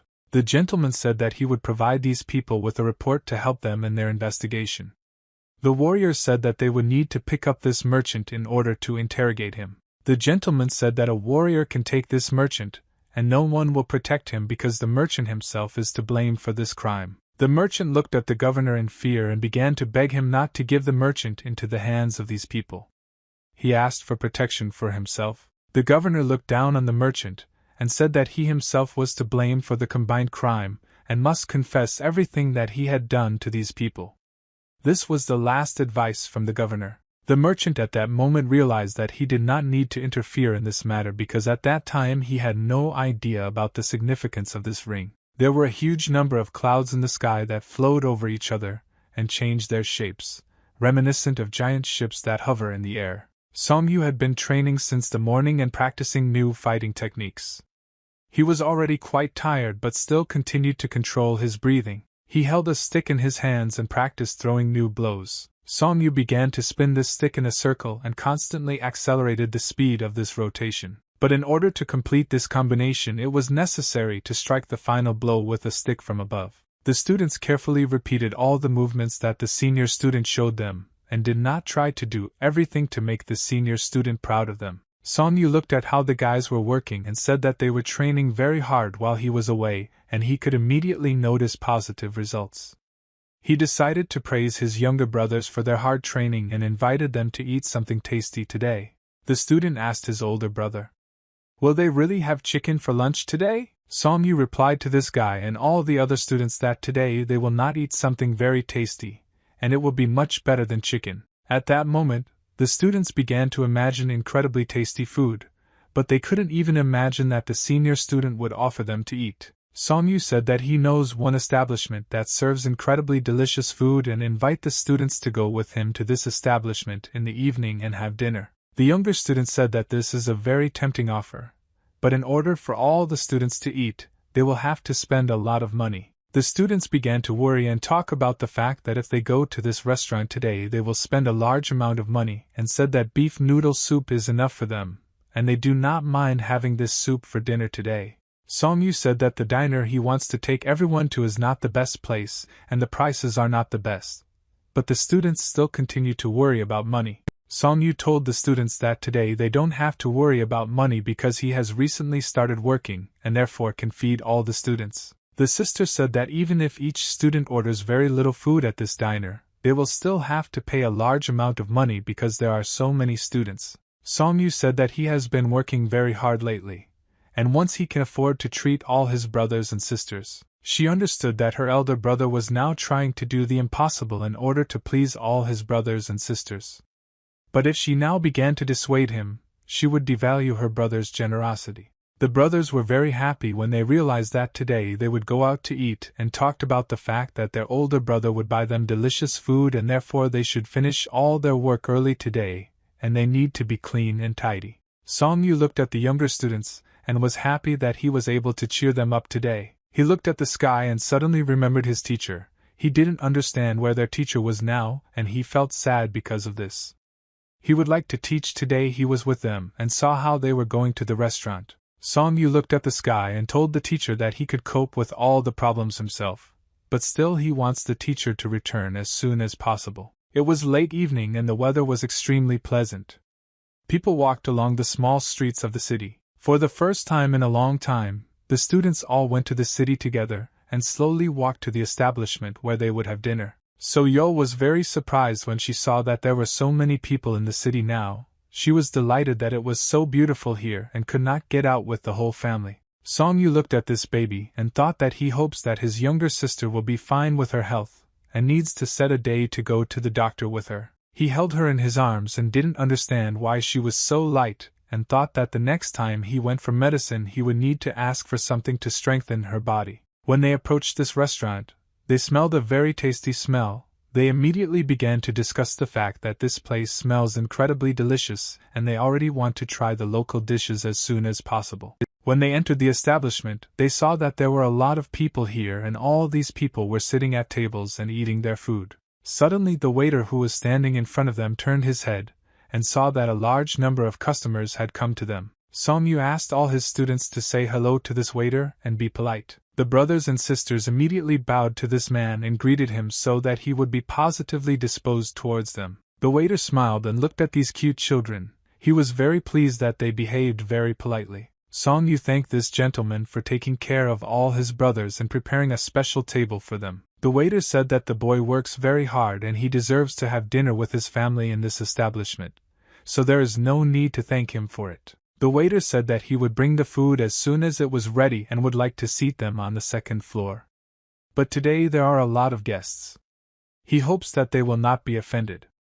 Song-yu said that any place suits them. They all followed their older brother, and he told them that he knew one good table, so he asked them to follow him. The sister carefully observed the people who were in this establishment. She was interested in looking at them. The men who were sitting at the next table saw that this girl was looking at them and asked her why she was staring at them and stopping them from eating. The man froze for a moment and began to carefully examine this girl.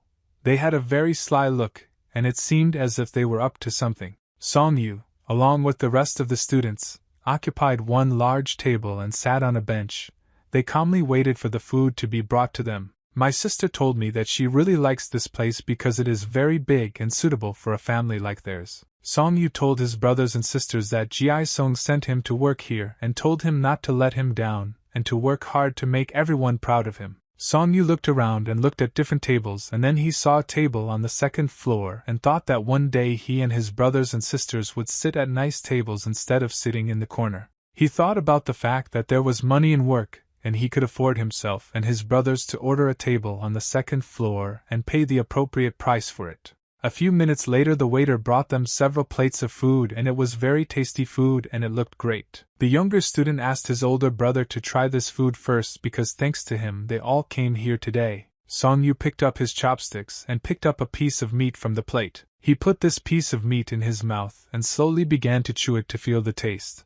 When he felt this taste his face looked incredibly happy. Brother's or older brother's reaction after he tried his food and immediately began to eat what they had on their plates because they also wanted to try this taste. Song-yu said that it would be very good if the second brother was with them now. The student said that this would actually be very good, but the second student is currently busy due to his studies and cannot join them. The sister said that they should leave some food for the second student so that he could also try this food. Song-yu answered his sister that she didn't have to worry about this because he asked the waiter to send the second student food separately, and therefore the students today can eat all the food that is on the table. He turned his head to the side and saw something very strange. He looked to the side and realized that the people who were at the next table were alarming him. From the moment they arrived at the establishment, These people were carefully watching them all the time and did not look away. The men noticed the sister, and she seemed very beautiful to them, and therefore they were eager to meet her. An employee of the establishment approached Song-yu and said that he wanted to talk to the boy. This guy explained to Song-yu that they and their brothers and sisters had better leave quickly because people from the Rain and Wind group are coming here, and these people are ordinary idiots who go to prostitutes in the evening. He said he was worried about Song-yu's younger sisters.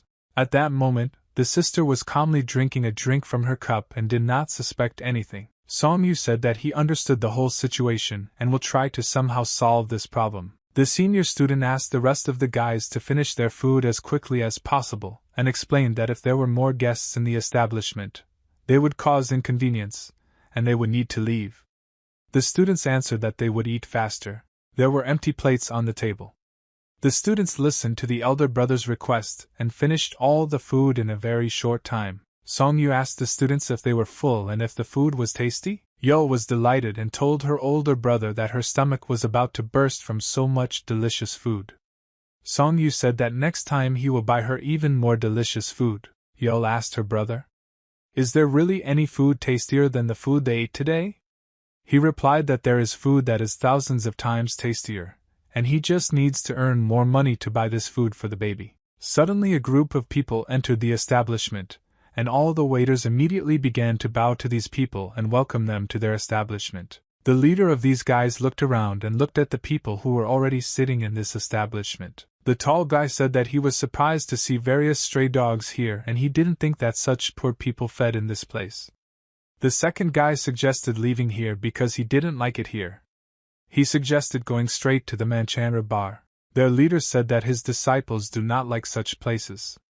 One of the guys said that he was annoyed by the idiot who was sitting at the far table, and he didn't understand why the older people were caring about him. The leader said that they have no other choice because they were given strict orders to add this guy to their group. He ordered his guys to be quiet and not say unnecessary words because there are people in this place who just came to eat. Song-yu and her sister immediately drew attention to these guys who had just entered the establishment. They were wary because they felt the danger of these guys. Song-yu ordered all his junior students to immediately get up from the table and leave here. The sister said that she absolutely supported the elder brother's decision and asked the younger students to speed up. The younger students at that moment did not even suspect that they might be in some kind of danger, and they were discussing the delicious food that they ate in this establishment today. But the fourth student said that this food was no tastier than the chicken that the third student was preparing. Song-yu said that it is unlikely that anyone can beat the food that the third student cooks because it is the most delicious. He replied that next time it would be better to buy several chicken carcasses and asked the third student to cook her signature dish. The sister listened attentively to the brothers' dialogue about how they praised her food and she immediately felt very pleased to realize that she was cooking deliciously. The guy saw this beautiful girl and froze in place, but he could not move. He thought that he had never seen this beautiful girl in this area before. She didn't pay any attention to them, but at that moment the guys looked at her carefully, and didn't know how to behave correctly because they really liked her. The sister walked past these guys and didn't even pay any attention to them. Her hair slowly fluttered in the wind and the guys couldn't take their eyes off her. The guy extended his hand to her and tried to stop her in order to start a dialogue with her. He wanted to take her hair with his fingers in order to feel it. But suddenly a man stopped his hand and pushed him back. The guy managed to touch her hair with the tip of his fingers, but his hand was immediately removed. Song-yu stood between his sister and this strange guy in order to protect her and not let this stranger touch his sister. He asked this young man what happened and why was he letting his hands go. The guy stood surrounded by his assistants and felt more confident, so when he saw Song-yu in front of him, he immediately asked why is he protecting this girl. Song-yu looked at this guy and understood that if he continued to behave like this, then conflicts would not be avoided, and at that moment, he had already begun to prepare for the upcoming problems. The guy didn't understand where this guy in black clothes came from. He started to make him angry, and he wanted to get rid of this guy as soon as possible. He covered his mouth with his hand and cleared his throat several times in order to start talking. He said that his name is Yang Chan and in this district almost everyone knows about him, or has at least heard something, and he asked if this guy in black clothes who is standing in front of him knows who he is. Song-yu answered that he didn't ask the name of this guy.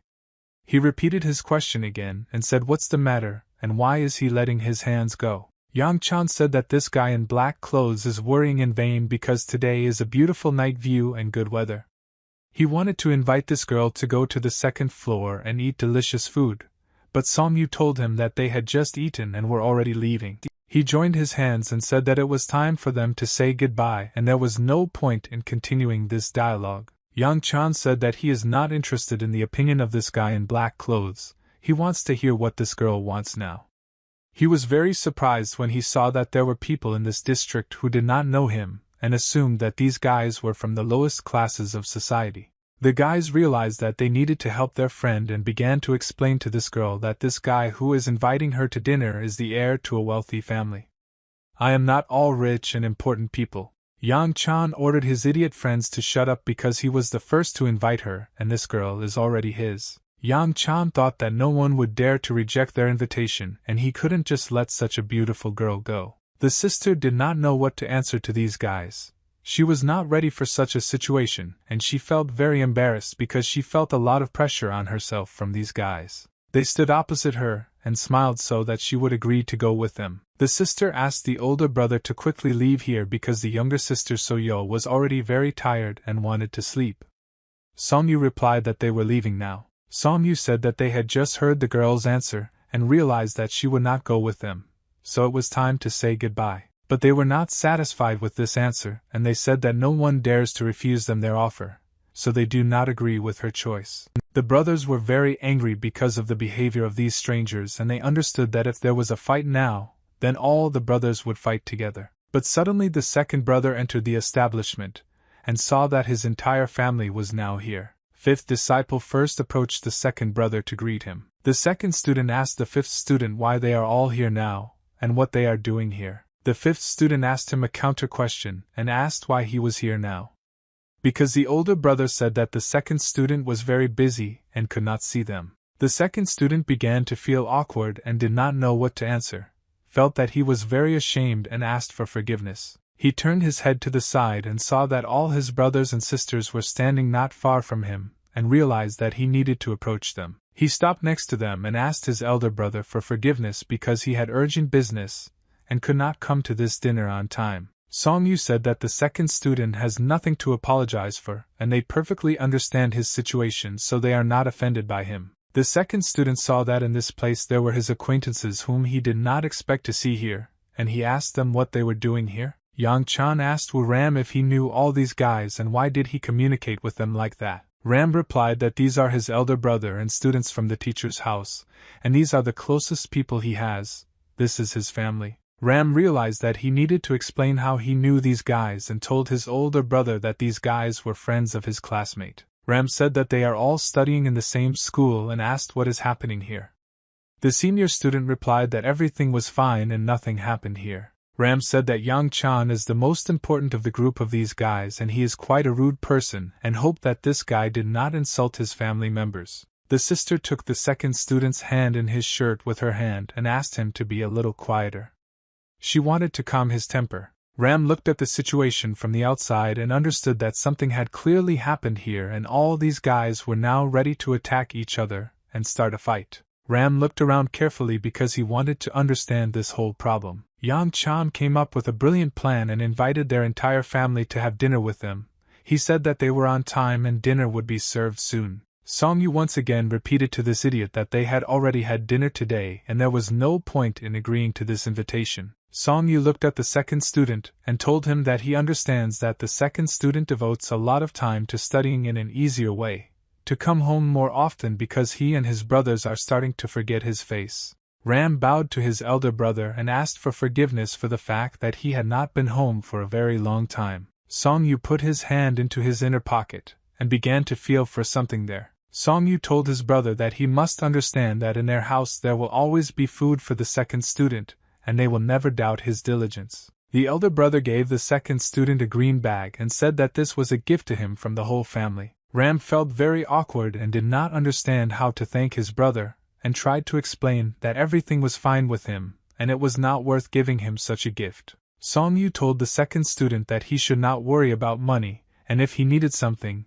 the eldest student could always buy it for him. Ram said that today he would definitely come to their house, but not for long because he also missed them very much. Song Yu patted his brother on the shoulder and said that it was time for them to leave. Ram watched as his elder brother and his entire family were now leaving this establishment, but he still remained standing in place. Yang Chan watched this guy and didn't understand why he was behaving so strangely. Ram slowly walked down the steps from the second floor and headed towards the exit of the establishment. The guys looked at this boy and laughed at him. They called him an impudent, an idiot. They discussed the fact that they wanted to impress Ram, but he was impossible to please, and Yang Chan said that now they were in the wrong position and were unlikely to be able to please him. They discussed this. What really infuriates them is that they can't recruit this guy in any way, and they just need to wait. After all, if he fails the exam, then everything will change, and the teacher told them that only one unknown is he an exam for the first level, or for the second. They were discussing that this guy is actually very smart, and he is the only one who can give this exam and help them, but Yang Chan said that he can't think about anything other than that girl and he will definitely do anything to get her. Yang Chan said that every person on the path of life encounters many obstacles, but he will not give up and overcome them with his head held high and achieve his goal. The guy said that Yang Chan just spoke so confidently about this girl as if he was going to marry her. Yang Chan said that this is a girl rather than his status. They will not be allowed to marry each other, but he also does not want to see her as his wife and would rather make her a concubine. The second guy said that he would do the same thing and make this girl a concubine because she is very beautiful. Yang Chan gave himself a word that this girl would definitely be his concubine, and he would do everything for her to be his. A plate of noodles and a delicious broth containing a large amount of meat was left on the table. Song Yu, I eat noodles with my new boss while sitting at his father's counter. The boss saw that the guy was looking at him very carefully lately and decided to ask what this boy wants. Song Yu put chopsticks on the table and said that he wanted to gain access to combat missions. He said that he knows how to deal well with bad guys, and you understand that if the boss gives him such a task, he will definitely cope with it if possible. He looked attentively. I looked at this boy and sucked the noodles that were in his mouth. He said that he remembers that the boy failed to complete the order for Yang Ming, and he remembers how big the mark from the fist was on his cheekbone. He said that that time the boy did not cope with the task. The boss's plate was already empty, and he finished the noodles that were on his plate. Song Yu said that he understands why the boss is worried about him, but nevertheless he wants to take on another task. He asked the boy what happened and wanted the boy to explain why he needed a new task. He asked the boy, does he really need money? Song Yu said that his older brother will have his final exams soon, and he will need a lot of money. The boss asked me to explain what the final exam is. Song Yu said that he had already talked about this before, about how he has many students, and one of the students in his family is doing very well in school. Song Yu explained that the second student needs to pay money for his studies, and the amount that needs to be paid for training is very large. The boss said that this was a very touching story and he had never seen someone worry so much about their brothers before. Song Yu said that this boy is the hope for their family, and in fact there are many people helping them. Song Yu said that despite all this, he is a senior student and does not want to burden the rest of the students with this problem. The boss watched his father slicing meat and said that a smart and educated person in the family is always good. But what if they have to sell the house so that he can study further? Because this could happen. He thought about this boy's proposal and thought that he actually had a very good goal and it would be nice to help him because the boy is very confident in himself. He asked Song Yu if he knew anything about the thug. Song Yu said that he had not heard anything to the programmer before and asked the base to tell him about this man. The boss said that the thug is the man who created their squad and every member of their gang should know about him. Night fell, it was very dark, and it was raining from the sky. The rain turned into downpour and fog hung over the city. Not a single lamp was on in the city and it was very dark. The thug stood in the center of an empty street.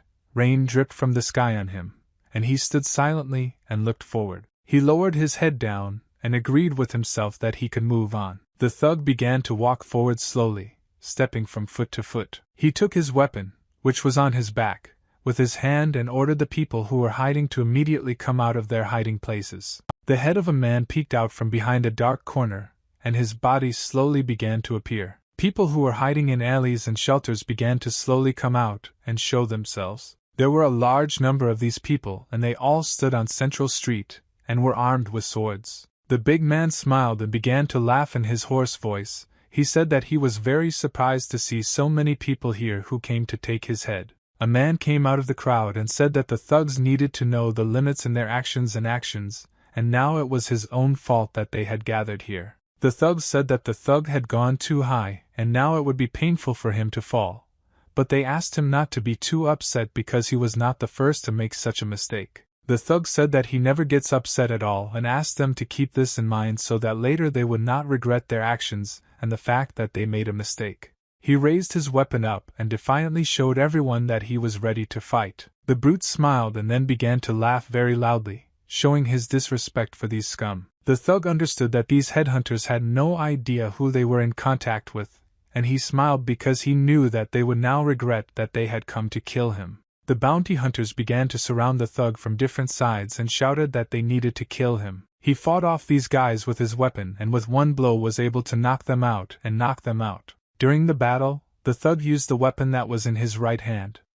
But besides this, he used his left hand to punch the enemy in the jaw. He dealt them very strong blows, after which the opponents were immediately knocked out or lost consciousness. After his blows, blood flew out of their mouths and their skulls were severely wounded and broken. The bounty hunters shouted that this guy is very strong and they underestimated his strength when they agreed to this task. Suddenly the thug felt very strong damage and realized that he was being attacked by several enemies at once, and it was difficult for him to defend himself from their attacks. But the damage they would cause to the weak, so he did not worry about it and began to smile. The brute raised his iron stick and made a strong swing to fight off several opponents at once. He accelerated his attacks and began to beat his opponents very quickly. They did not even have time to approach him. He was tired due to the fact that he constantly had to fight back and took a short break for himself in order to restore his breathing. The brute began to look around and realized that most of the opponents were already lying on the ground and most likely he was able to knock out all the headhunters who came here. He looked at their wounded bodies and said that they should not blame themselves for being too weak and unable to cope with him. The next morning he came to the palace and sat down on the steps that were near the main entrance. His gaze was lowered and he was thinking about something very carefully. All this time he was waiting for someone and therefore behaved very calmly. Suddenly he looked up and saw a man approaching him. His reaction was amazing when he saw this man. The gentleman stood opposite him dressed in black and red clothes. He had very long black hair, and he looked down on the thug. The big man immediately fell to his knees and began to bow to this gentleman. He asked what brought this highly respected man to their outback. The gentleman said that rarely does anyone succeed in making him laugh. Well, the thug did it better than anyone and he hasn't laughed like that for a long time. The thug said that if such an insignificant person like him managed to make a noble gentleman laugh, then he is ready to do this all his life and is ready to give his life for this cause. The gentleman asked this big man to stop humiliating himself so much and get on his feet.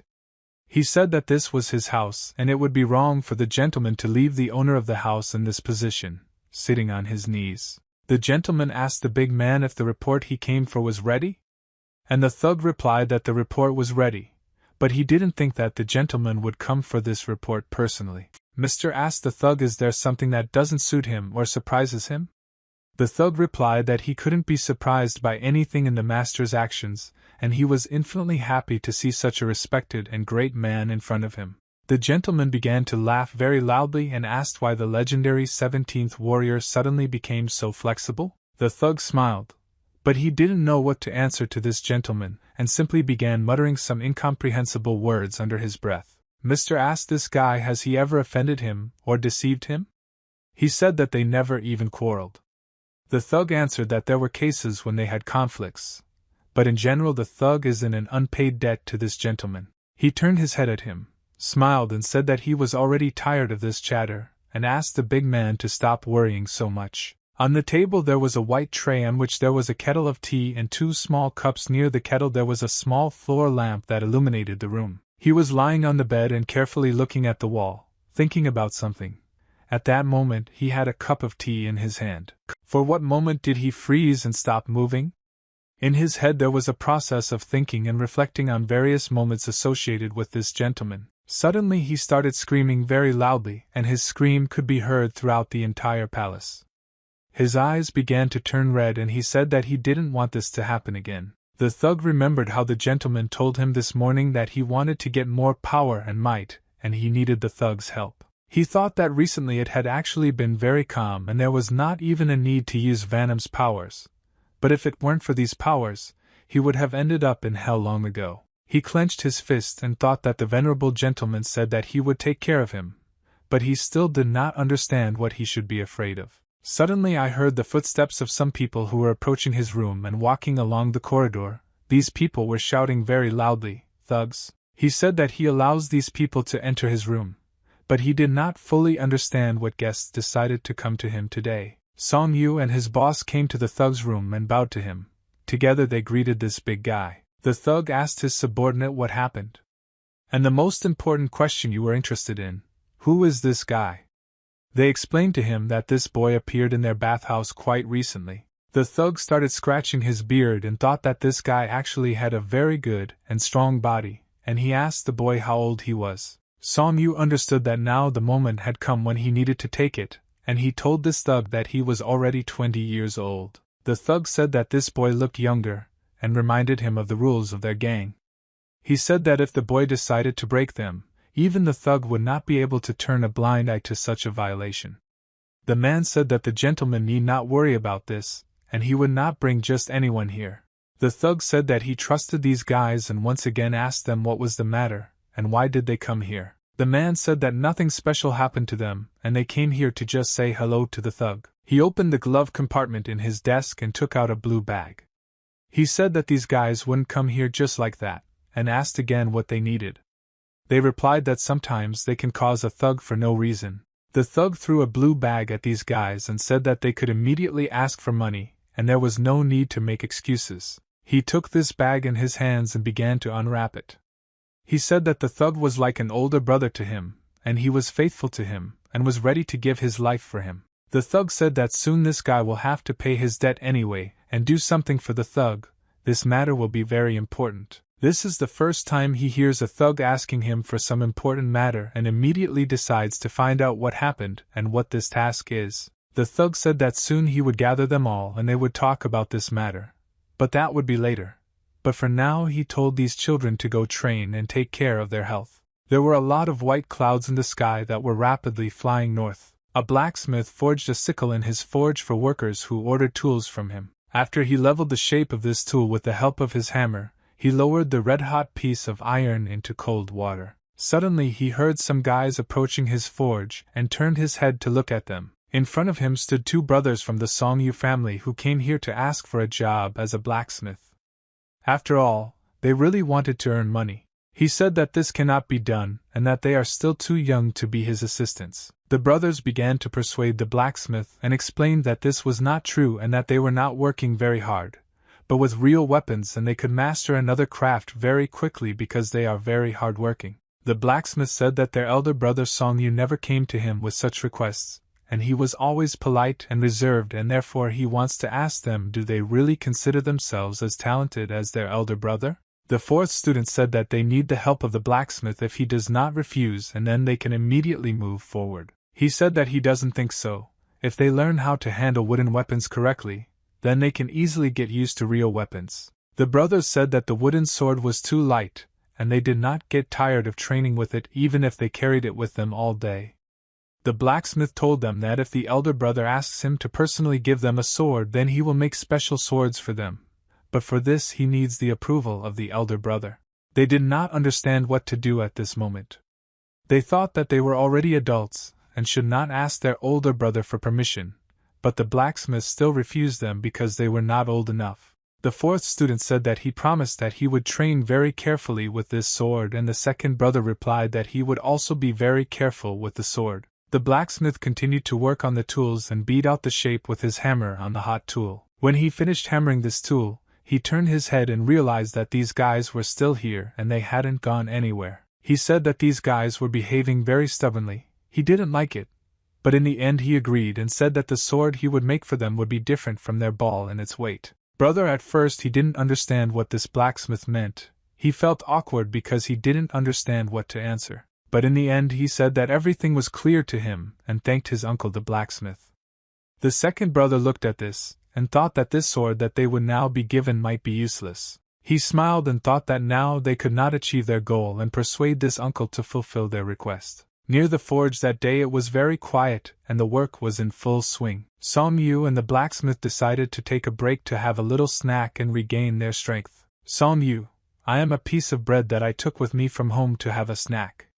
He chewed it slowly. But suddenly he realized something and immediately froze. He stopped eating and thought that it was best to ask the blacksmith this question right now. Song Yu said that he did not expect that his younger brothers would still come as an uncle to the blacksmith and ask him for such a favor. He said that he was very sorry that they caused inconvenience to the blacksmith. The blacksmith said that it would be no big deal if you traveled far and asked not to apologize. For this he said that in the end they just wanted to be useful and nothing more. Song Yu said that next time it will be better to keep an eye on them. The blacksmith said that he had already promised his younger brothers to do this, and therefore asked the older student not to worry because it is not difficult for a blacksmith to do this. He said that smoke for them the new weapon is identical to their old weapon, but it will be a little heavier so that they can train better. Song Yu said that he was very grateful to the blacksmith for agreeing to help them, but nevertheless he understood that the iron was not free and he could not pay for it now. The blacksmith asked the boy not to worry about it because he used the leftovers that he had left, and he never takes money for these leftovers. But he still appreciates the fact that the boy has already begun to think about where he can make money. Song Yu lowered his head down, and thought that he was still very embarrassed to sit next to the blacksmith now because the service his uncle did was very expensive. Blacksmith of the boy's strength, did he manage to improve his skills and upgrade his body? Song Yu said that nothing worked out for him, and he could not improve his skills. But he is pleased that at least he did not become worse than he was before. He said that he could find another job, but it would hardly be something good, and he is glad that the Van clan accepted him, and he chose this path so he must follow it, but his excitement only becomes greater if the second student wants to join the government service, he may become a hindrance to him. Song Yu said that he needed a minute to think about everything and be alone with his thoughts. The blacksmith stood up and began to walk towards the workplace. He told the boy that everything would be fine and said that they needed to start work because they didn't have much time left. He lowered his head and thought about the fact that Bok Gu and Enwu did something without thinking about the consequences at all, and he didn't understand why they did it. When they returned to the blacksmith again to pick up their weapons, they were shocked. They saw the spear and sword that the blacksmith provided them with, and it didn't look at all like what they imagined. Bok Gu said that it looked very little like a sword.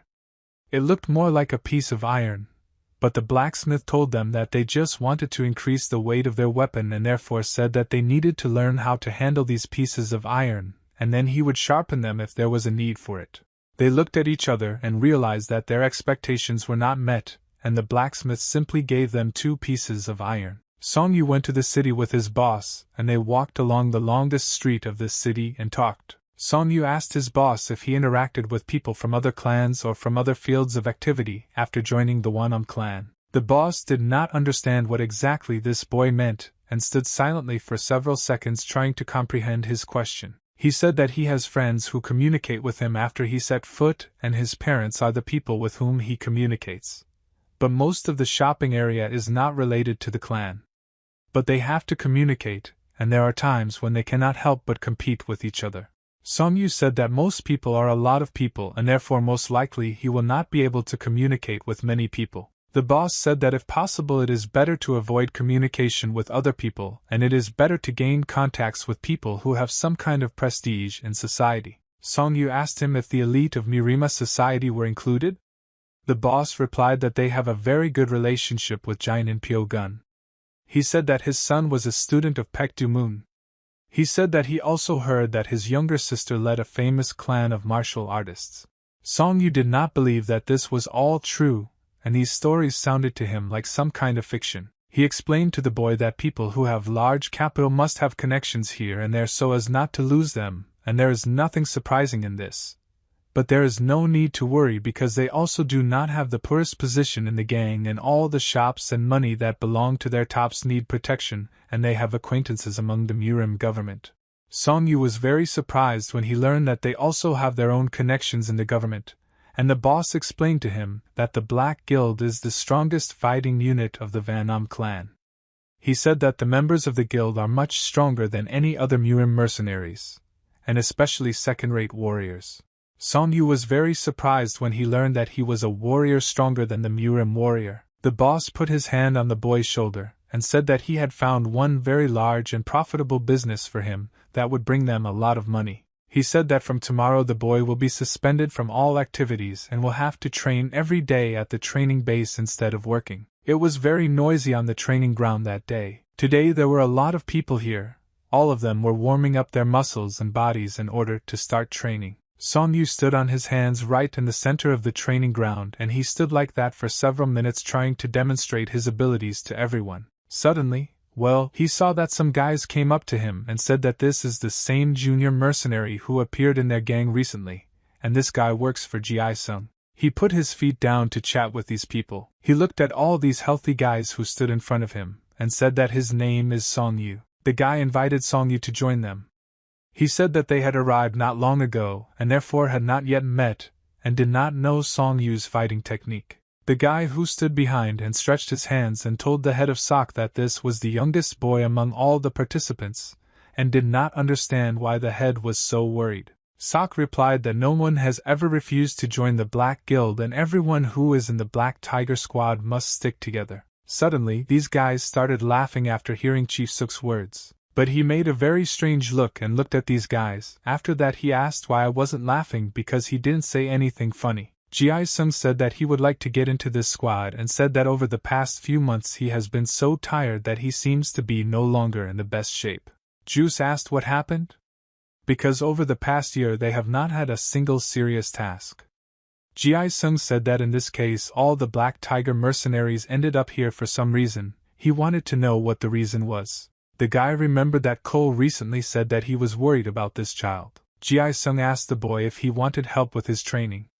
He said that his older brother has a nickname, Legs of Steel, so if the boy can't handle it, we won't be able to train for a long time. Now it was the hottest part of the day, but due to the fact that there were clouds in the sky, the sun was not shining so brightly. Song Yu stood on the training ground to fight against Suk. The enemy understood that he wanted to test this boy's strength and do everything possible to win this fight. He made his first kick, his leg moved very quickly and his movement looked crisp and powerful. He hit the boy very hard on the leg and put a large amount of his energy and strength into this blow. Song Yu felt very severe pain in his leg and was barely able to withstand such damage. He feels that the enemy is delivering very strong blows to him and is having a hard time holding back such an amount of damage. Juice didn't understand why this guy had such an expression on his face as if he was in a lot of pain. He thought that this boy was absolutely not ready for such serious battles. Song Yu tried to protect his body using his hands and not allowing this opponent to deliver very strong blows to critical points. Song Yu understood that this guy would break all his bones if their battle continued at the same pace. He took a fighting stance and thought that he urgently needed to take some action in order to change the course of the battle. Sok realized that now this boy would want to attack him and try to knock him down. Song Yu made a swift dash forward and very quickly began to run towards his opponent in order to execute his combat combination. Sok raised his leg up and bent it at the knee in order to strike. The boy realized that now he would be interrupted like this, and he needed to have time to block the enemy's blow. Sok kicked the guy in the head very hard, but Song Yu managed to block this attack and did not allow himself to be hit very hard. He knew that if the enemy took another step towards him, he would be in very big trouble. But if everything was the other way around and he could break through his defenses, then this would change the course of the battle. Juice thought that among all those with whom he had the opportunity to fight, they tried to surpass his skill. He made a very quick turn and swung his leg to deliver the next blow. He thought that no one had ever been able to surpass his skill, and his opponents always fell. He kicked the boy in the head and thought that this guy had been training very hard the last few days. Song Yu flew back after receiving this damage, and for what moment did he even stop understanding what was happening now? Juice thought that he had already managed to cope with this guy, but suddenly he saw how the boy woke up very quickly. Song Yu was prepared for the fact that he would have to receive this blow, but thanks to the fact that he had prepared for this, he very quickly returned to his place and continued to attack. Juice lost a lot of strength from this blow, and he did not expect that this boy would return to his feet so quickly. Song Yu used a technique called ramming and grabbed this guy's body with his hands in order to throw him to the ground. He grabbed the enemy's body and closed his fingers in a lock from which it was no longer possible to get out. Sok punched this boy on the back and on the head so that he would let him go, but it was useless because the boy took his body in a death grip. The guys who had been watching the fight all this time began to discuss the fact that they were confident that Song Yu would be able to defeat this opponent because he uses new skills every time. Song Yu did a hip throw and started throwing this guy to the ground. The juice flew down very quickly and rapidly, and I didn't understand how this boy managed to take it in such a grip. He fell to the ground and hit his head and back very hard on the asphalt. When he opened his eyes, he saw Song Yu in front of him, who extended his hand to him and asked if he was okay. He extended his hand in response, and slowly began to rise from the earth. He smiled and said that he had not seen opponents for a long time who were so cunning and accurate in the execution of their blows. The younger student, together with his sister, was training on the street at that moment and practicing his blows. He learned new combinations and tried to make every blow as clear as possible. He spread his hands in different directions and began to raise them.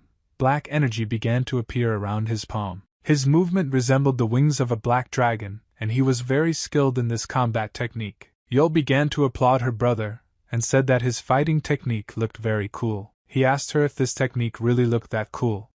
She replied that he controlled his hands so masterfully, and thanks to this the wind was created. He once again quickly slashed forward and created a stream of wind that was shot from his hand. He said that so far he is still very bad at creating wind and all he can do is knock the air out of his mouth. But she told him that this is nothing and the way he does it looks very cool. He smiled and said that he wants to be younger than the second brother, but he will 100% achieve success before the second brother. Yul asked him how he felt because he said that when he creates the wind, his stomach hurts. But he answered her that it was like that before, but now it's gone. He smiled and said that there was no pain at all and therefore he could devote more time to training. Evening came and slowly turned into night. There were a lot of stars in the sky and small pieces of clouds continued to hang in the air. Someone threw a bag of coins on the table and it started to ring very loudly. Ji-sung told the boy to stop just looking at this bag of coins and take it for himself as soon as possible. Song Yu began to thank his boss for giving him such a large amount of money, but the boss said that there was no point in thanking him because Song Yu's life was at stake. Ji-sung asked the boy to warn his students that he would be gone for at least 3 months, but in extreme cases he could be gone for 6 months. Song Yu said that this is the first time he is going on such a difficult mission that will take a lot of time. Ji-sung said that despite the complexity of this task, the reward will be appropriate, and after completing this task he will receive another heavy bag of coins. Before leaving to carry out the tasks, they did not go to the Chamber of Commerce to see their father, and take more food in order to eat properly. The school was very quiet and calm. It was already evening and in this place it was very dark. No students were visible. When the last lessons ended, all the students slowly began to leave the school and go to their homes. Ram was leaving school and suddenly heard the voice of his older brother calling him. Ram was very happy when he saw his elder brother here and did not know how to express his joy, but the elder student said that it was already very late, and the second student still had not eaten anything. Song Yu said that they will go now, and he will buy the second disciple some delicious food for him to have dinner.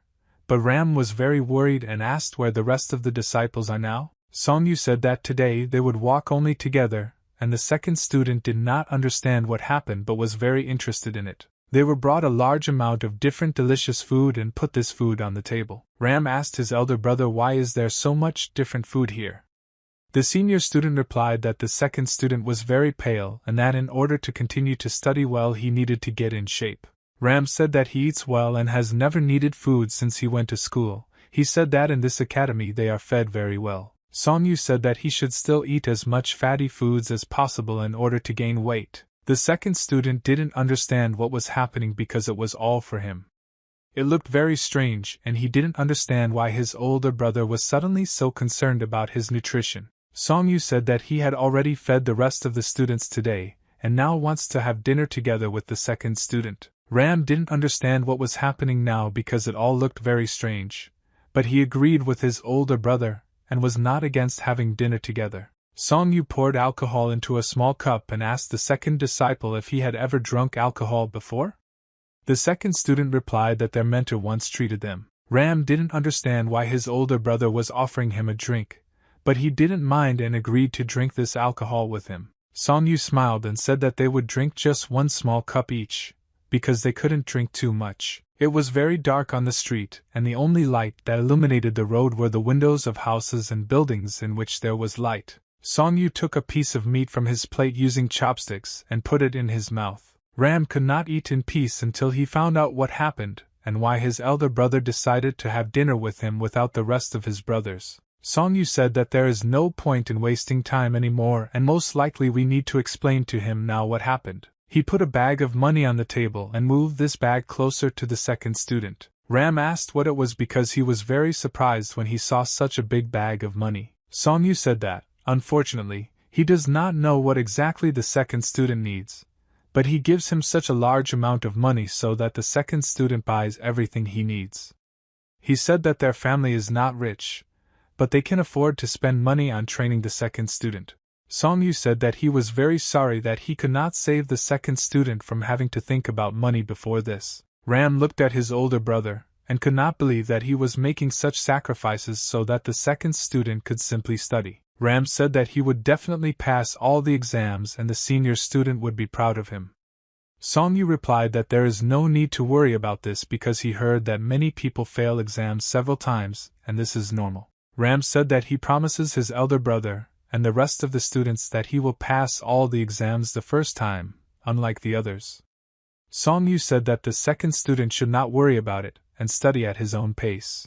They sat down at the table again and calmly began to continue their dinner. He was sitting at a table surrounded by two girls who were drinking alcohol with him. He drank alcohol from a cup and saw that two guys approached him and wanted to tell him something. These guys smiled and looked at the girls who were sitting with the gentleman. Yang Chan said that he did not have time to introduce them to these girls and asked them to tell them the information they know as quickly as possible. Then he said that he wanted these two to bring him a girl whom he recently saw in a restaurant. The man asked the gentleman why does he need this girl. He wanted to know why the gentleman chose this girl because he always has many different ladies around him. Yang Chan said that he is not going to answer his questions because this does not concern this man, and he should just follow the order. The man said that if the master wants to make her his concubine, then why doesn't he just offer it to her? He said that she is unlikely to be the same. This is the gentleman he has an offer. Yang Chan said that if everything was so simple, he would have done this a long time ago, and would not have asked these two guys to carry out this order. He remembered how Ram said succinctly, "Don't pay attention to it." He thought that this guy was infuriating him, and he was behaving like an impudent idiot. But the main problem was that Ram could not just be besieged or mocked because he plays an important role. The man told the young master that they had one problem that the young master should definitely know about. He said that this girl's older brother works part-time in the restaurant where they are already burbot, and the owners of this restaurant are warriors from the Vanam detachment. He said that they were chasing Song Yu and he also belongs to this group. Yang Chan started to get angry and said that if these guys want to go against his word then they will be punished for it. The man said that the warriors from the Vanam clan are very serious units that it is better not to mess with because of some girl, because then serious problems may arise. Yang Chan said that he is not asking you to kill this guy. The main task is to decorate this girl. The servant replied that if they kidnapped the girl, very serious problems could arise with this clan. Yang Chan said that this is already starting to make him angry because one girl who should be a concubine is creating a lot of problems for him. He put his hand on his head and said that it really infuriates him that he is so concerned about you and the girl and doesn't understand why he can't just forget about her. After all, her family has problems with money and maybe if he buys them a house he'll give them money, then she herself agrees to be with him. Yang Chan looked at the two idiots standing in front of him and asked what they would do now. He told them that if I liked his idea, then let them come up with a plan to get this girl. They looked at each other with a frightened look and did not understand what to do now because of this girl they would now have big problems. The hunter's small house was located on the top of the mountain. It was hidden between the mountains and few people knew about the existence of this house in this area. The old man had been working in his garden since the morning, drying leaves and medicinal herbs in the sun. While he was hanging these herbs on wooden sticks, He said that he was wondering whether this boy would come to him today, or take a day off for himself. Suddenly he heard the boy's voice, and turned his head towards him. The old man said that he didn't expect to see him today. He looked at the old man and stopped to catch his breath because the path to this mountain is always very energy-consuming. He apologized for being a little late. The old man said that the boy was great for coming to help his grandfather today, but he asked the boy to be careful and not forget to rest. The boy replied that his grandfather taught him so much during this time and therefore it is not difficult for him to come and help the old man. He scratched his head with his hand and after that said that no matter how much he ran and waved his stick, he still didn't get tired. The old man patted his shoulder with his palm and said that he was very happy for this guy. He placed his hand on his back and used his internal energy to feel this guy's internal energy. His hand began to glow even brighter, and he began to emit a large amount of energy. The old man thought that he doesn't know where this boy got such a good knowledge of the basics of martial arts, but nevertheless his strength and internal energy are simply beyond the old man's understanding. The old man said that he was very glad that the boy came today, but he had nothing special to do here, and after that he asked the boy if he and his brothers knew when their mentor would return. He replied that they were all very worried about their teacher. The older brother was especially worried and he worked very hard every day to help all the other students. Grandfather said that elder brothers always behave like this, and you feel that the main burden of responsibility has passed to them. The boy said that he is afraid that his brother will start doing something bad just to get more money, and lately his older brother is almost never at home.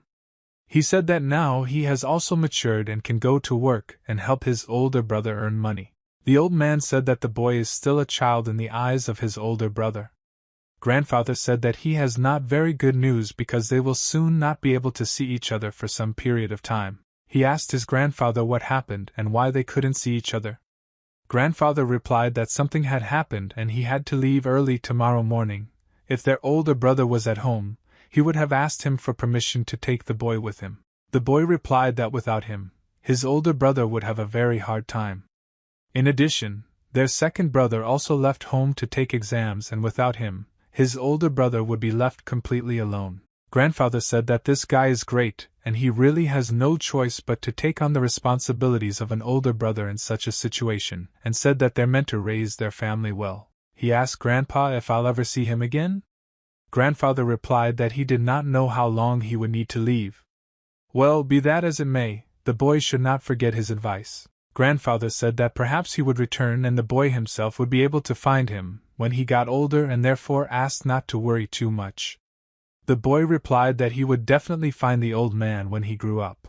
He fell to his knees and began to bow to the old man.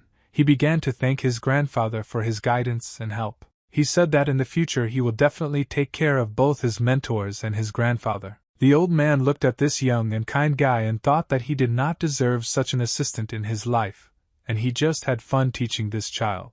He put his hand on that guy's shoulders and thought that it was impossible to stay longer, because he had been postponing his departure for so long and Mr. Moonju would be very dissatisfied. He said that he would try to finish his business and return back as quickly as possible. The old man stroked the boy's head and told him not to forget to take care of himself and his brothers while the old man was not around. He was returning to his home after helping his grandfather all day, and it was already dark, and he walked alone through the forest. He raised his head up and thought that today there were again a lot of stars in the sky, and no matter how much he wanted to go with his grandfather, he couldn't leave his family, and besides so ill. It would be very difficult to accept the fact that he would have to leave. He turned his head to the side and heard some strange sound not far from him. He saw his older brother coming out from behind the bushes and holding some kind of bag on his shoulder. Song-yu asked the fourth student what is he doing here? And the fourth student answered that the elder brother returns home every day later and later, and is very rarely at home. Song-yu said that he would gladly return home faster and earlier, but there is a lot of work and the most important thing is that he just returns home. They went home and saw that all their younger brothers were standing in front of them, and were happy that the fourth student had come along with his older brother. Song-yu smiled and said that he was finally home and was very happy to see all his beloved brothers and sisters. When night fell, Song-yu went outside with his sister and the fourth student to tell them something very important. He gave his sister a bag of coins and said that this money should be enough for them. My sister asked where this money came from. He replied that this was a deposit that he was given before the next task that he would need to complete. The fourth student and his sister were shocked when they heard this from their older brother. They didn't understand what he had gotten himself into, and where he got that kind of money from. The sister asked her older brother if he had to go on this task and said that if he returned the money, then he wouldn't have to leave. Song-yu replied that it was not as dangerous as it seemed and asked them not to worry about him. He said that everything would be fine. He said that after he returned home they could build a new house because the old one was too small for his older brothers and sisters. They still couldn't calm down and weren't very worried that the senior student was leaving.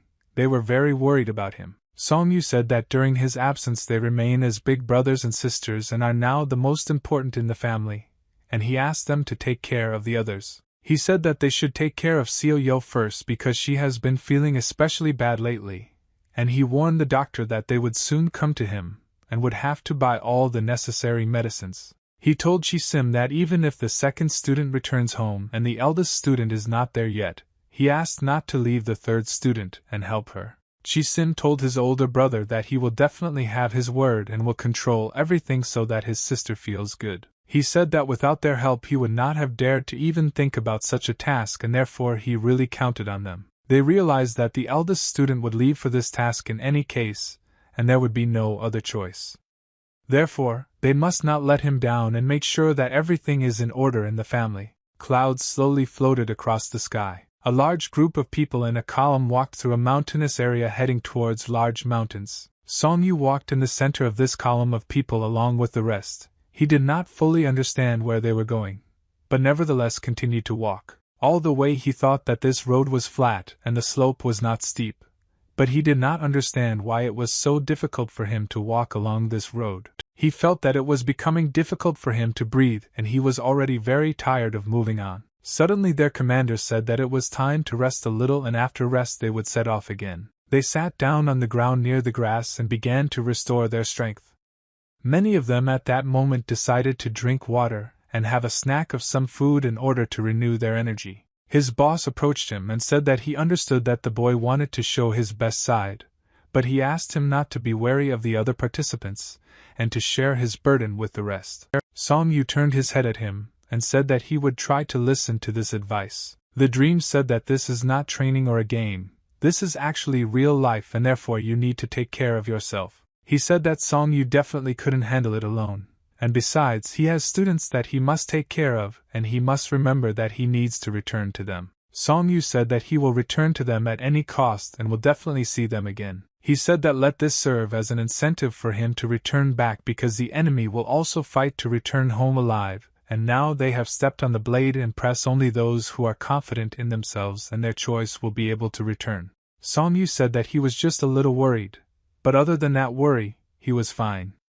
The boss said that's exactly what he wanted to hear from the boy. The commander shouted very loudly that the break was over and they had to move further in order to get there on time. The guys came up to him and said that they were glad to see a new addition to their ranks, seeing such a young guy. The man who walked to his right said that they would all be like big brothers to him, so he could be calm, because they wouldn't let him die. When they arrived at the battlefield, a very serious battle began, and one of their warriors stood on his feet with the last of his strength. They stood shoulder to shoulder in order to defend themselves.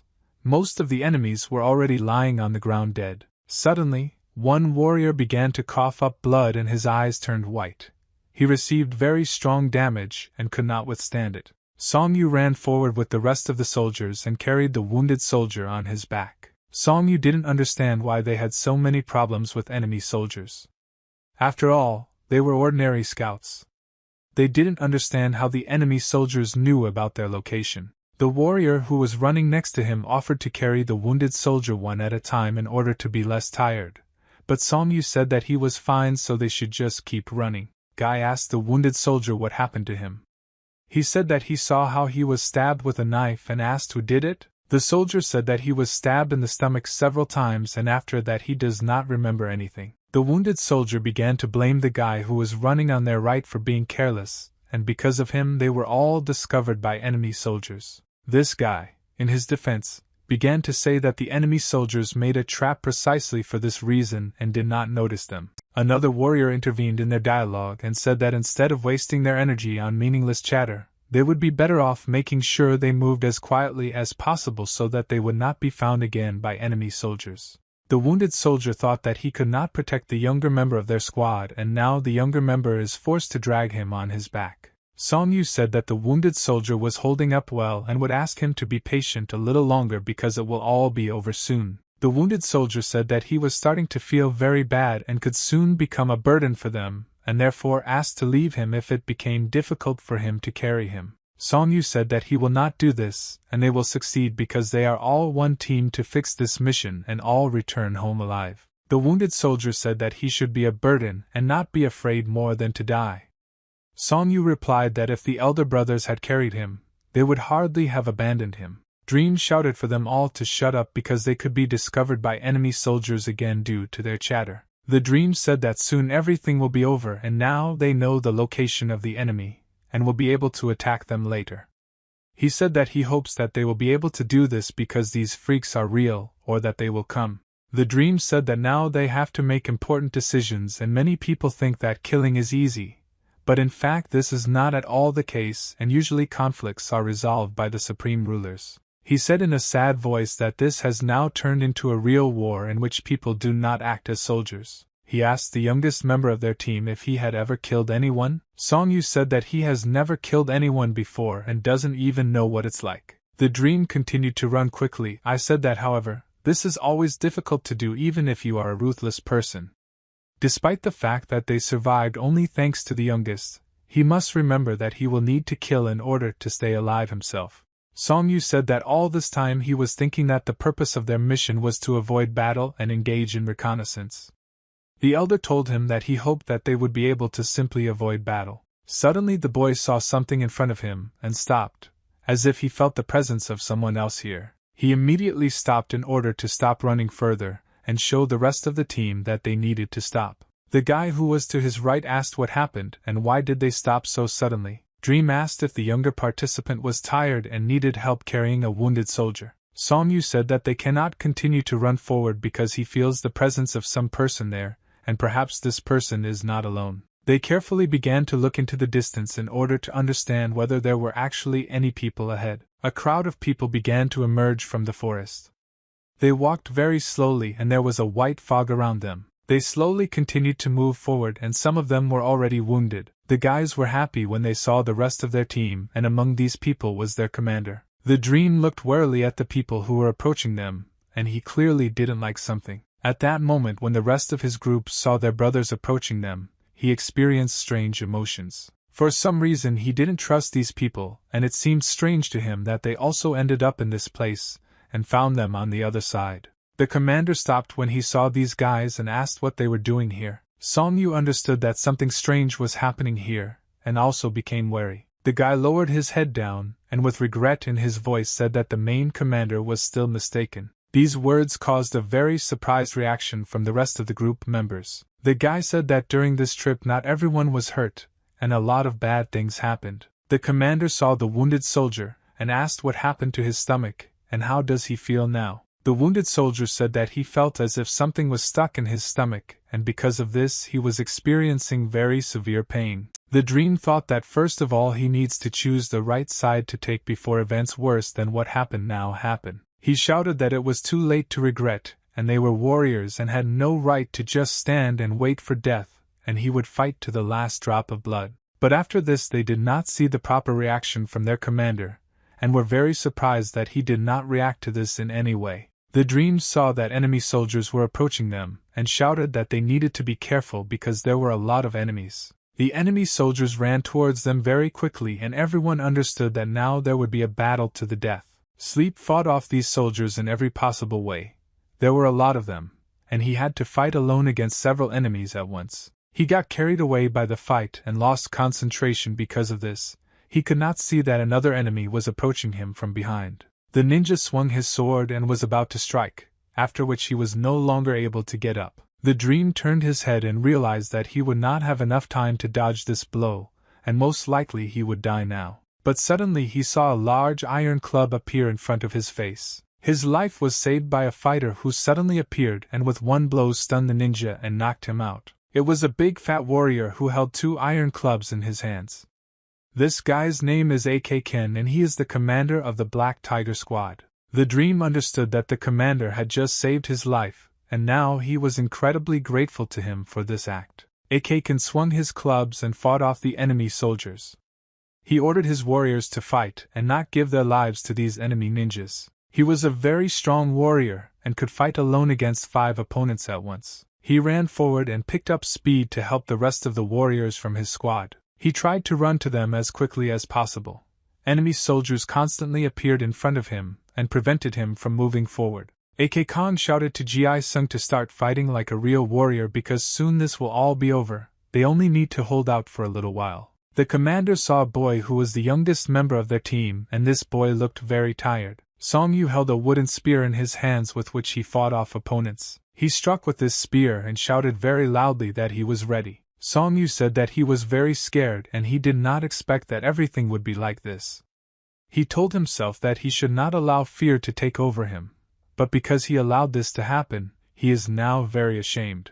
He said that teamwork requires constant caution and everyone understands this rule, but he made a mistake. The enemy ninja was approaching him holding a wooden stick with which he fought. Song Yu saw how his enemy swung his stick and was about to strike from above.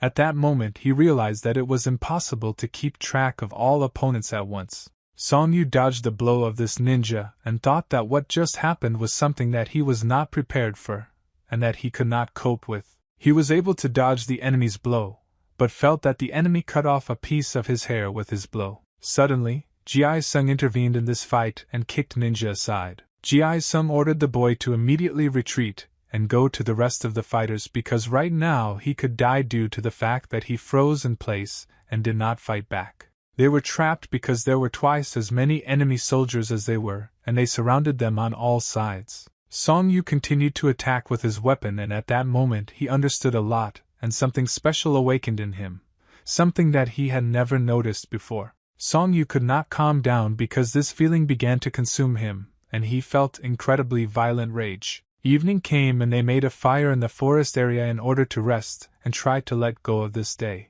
Akaken sat silently and watched the fire. He tried to calm down after today's battle. Ji Sung put his knife to the fire and waited for the moment when the knife blade was as hot as possible. Ji Sung said that the knife is already hot and can be used to heal wounds. He put the knife to the one that had been opened earlier, which was on the commander's body. He clenched his teeth tightly and his father began to tear up his cheek.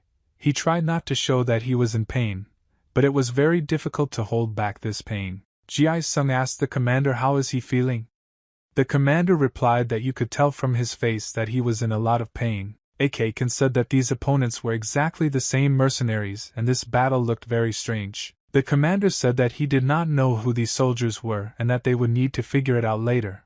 But first they needed to return home, and then investigate this matter. The warriors began to discuss Song Yu. They said that this boy fought very well in his first battle and many experienced warriors were scared this time and began to panic. But the boy, despite his panic, continued to fight like a brave warrior. The commander said that this boy saved a lot of people today with his brave act. Ji Sung said that he made several mistakes because of his recklessness. He almost died, and it was very stupid. Ji Sung shouted very loudly and called Song Yu to him. He asked the boy to come over because they needed to talk to him. Song Yu walked up to the older brothers and asked what exactly they wanted to talk about. They asked the boy how he was feeling with a question mark and he told them that physically he was fine. But mentally he was feeling very bad now because his older brother Huang had died. Ji Sung said that this happens often and you shouldn't get upset because of it, and you just need to accept it as a fact. Akaken said that everything is already over and the boy can continue to think about empathy. But in such battles it is precisely such thoughts that hurt more than any blade and it is because of them that comrades can die. Song Yu said that he was worried that he could have saved this guy. But he failed and promised that this would not happen again. The commander praised the boy for the fact that he fought with dignity today, like real wars. In the future, many more challenges await him and therefore he needs to train hard and prepare for the next tasks. Song Yu said that next time he will not repeat his mistake and will act exclusively according to plan. There was a very bright moon in the sky that illuminated their way. They set out under the cover of darkness in order to get home as quickly as possible and not meet enemy soldiers again. Song Yu walked the whole way and thought that something had definitely changed in him. But he didn't quite understand what exactly. The only thing he knew was that from now on he would no longer be the same. Song Yu said that his aunt was right, and at that moment he began to remember all her instructions. She patted him on the head and told him that he shouldn't rush and want to get something right away because everything has its time. She smiled and said that he shouldn't worry and something will definitely happen to him when this moment happens, but for now he should continue to train hard and not doubt himself. Song Yu thought that this moment happened today, and most likely this is the very moment that the aunt was talking about. They continued to walk slowly in the dark and move very quietly so that they would not be found by enemies. But suddenly they stopped and saw that a large number of armed people were standing in front of them, and it seemed as if these people had set up an ambush and were waiting for them. The commander gave the order to his soldiers to go ahead and fight like it was the last time because they have no other choice. The soldiers immediately took out their weapons and began to prepare for battle. They did not understand that they would not be able to return home without a fight. Song Yu held a wooden spear in his hands and defended himself with it. He understood that it wouldn't end just like that, and he was forced to fight again. The night sky was practically cloudless, and thanks to this there was a good view into the forest due to the fact that the moon illuminated it. The commander struck very quickly with his batons and killed his opponents. It was a very brutal battle in which a large number of warriors participated. Song Yu was very tired due to the fact that he had to fight off enemies. But there were a lot of enemies, and it seemed that they would never end. He pushed the enemy who was trying to attack him, and then punched him in the jaw, and the ninja began coughing up blood. The ninja fell to the ground and hit his head very hard, after which he lost consciousness because he had just received very heavy damage. Song Yu felt that he was running out of strength due to constant battles and he needed rest, but now there was no time to rest. Suddenly another ninja made a high jump and wanted to strike with his sword from above. His sword flew very quickly towards Song Yu. The boy managed to notice this ninja and therefore fought off him using his stick. He dealt a very strong blow to the enemy. But as soon as he was able to deal with this ninja, another enemy appeared from behind and wanted to strike from above. Song Yu turned his head back and noticed the enemy who wanted to attack him. He was able to quickly react to this enemy, and hit him in the stomach with a stick, after which the ninja also began to cough up blood. Song Yu kicked this ninja in the head and knocked him out because it was the only way to defend himself. His face was stained with blood, he looked very tired, but he understood that he was still forced to continue the battle in order to stay alive. He fought like a real warrior because his only goal was to return home, but at the moment of battle he began to suspect something. He noticed that Kong Ho's enemy soldiers' technique looked very sharp and rough, but he was still able to defeat them. His blows caused very strong damage to his opponents, and he saw blood splashing out of their bodies. He noticed that another enemy was approaching him, whom he did not have time to see in time. The ninja hit the boy on the head with the hilt of his sword and caused him stunning damage. Song Yu understood that the technique of these opponents should not be underestimated because it is often unpredictable, and you always need to keep an eye on them. He was able to immediately come to his senses and strike back at this enemy.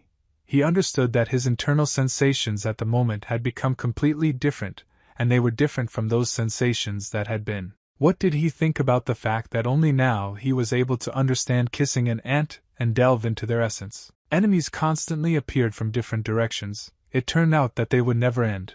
There were a large number of them, and it was very difficult to fight them all. And he told him what he would feel when the time came, and at that moment he realized that the time had come, and that he had just become better. He hit his opponent again, and realized that it was only an illusion, and in fact he remained the same as he was. The ninja swung his sword again, and wanted to hit the boy and cut his body. He looked at the sword that was approaching him very quickly and cutting the air and thought that true masters never talk about how they have become better. He blocked the enemy's sword and did not allow himself to be damaged.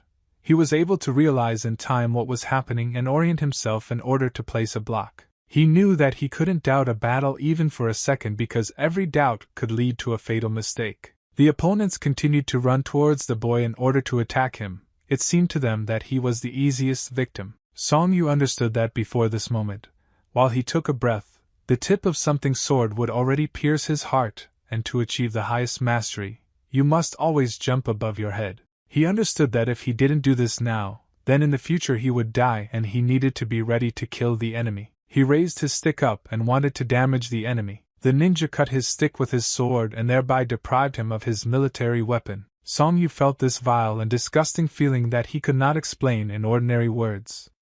At that moment, the blade of the sword touched his stomach. Ninja, that this is the perfect moment to kill this child and end him once and for all. Song Yu felt his stomach being pierced by this blade of the sword and realized that he must fight, because if he does not do this, he will die right now. The enemy continued to attack him, and tried to inflict as much damage as possible. At the moment when the boy stopped resisting, Song Yu clenched his teeth in order not to make unnecessary sounds, but he felt very strong pain because he had just been wounded in the stomach. Song Yu hit this ninja with his head and tried to fight him off and save his life. He kicked this ninja in the stomach and threw him back. He continued to fight through the pain.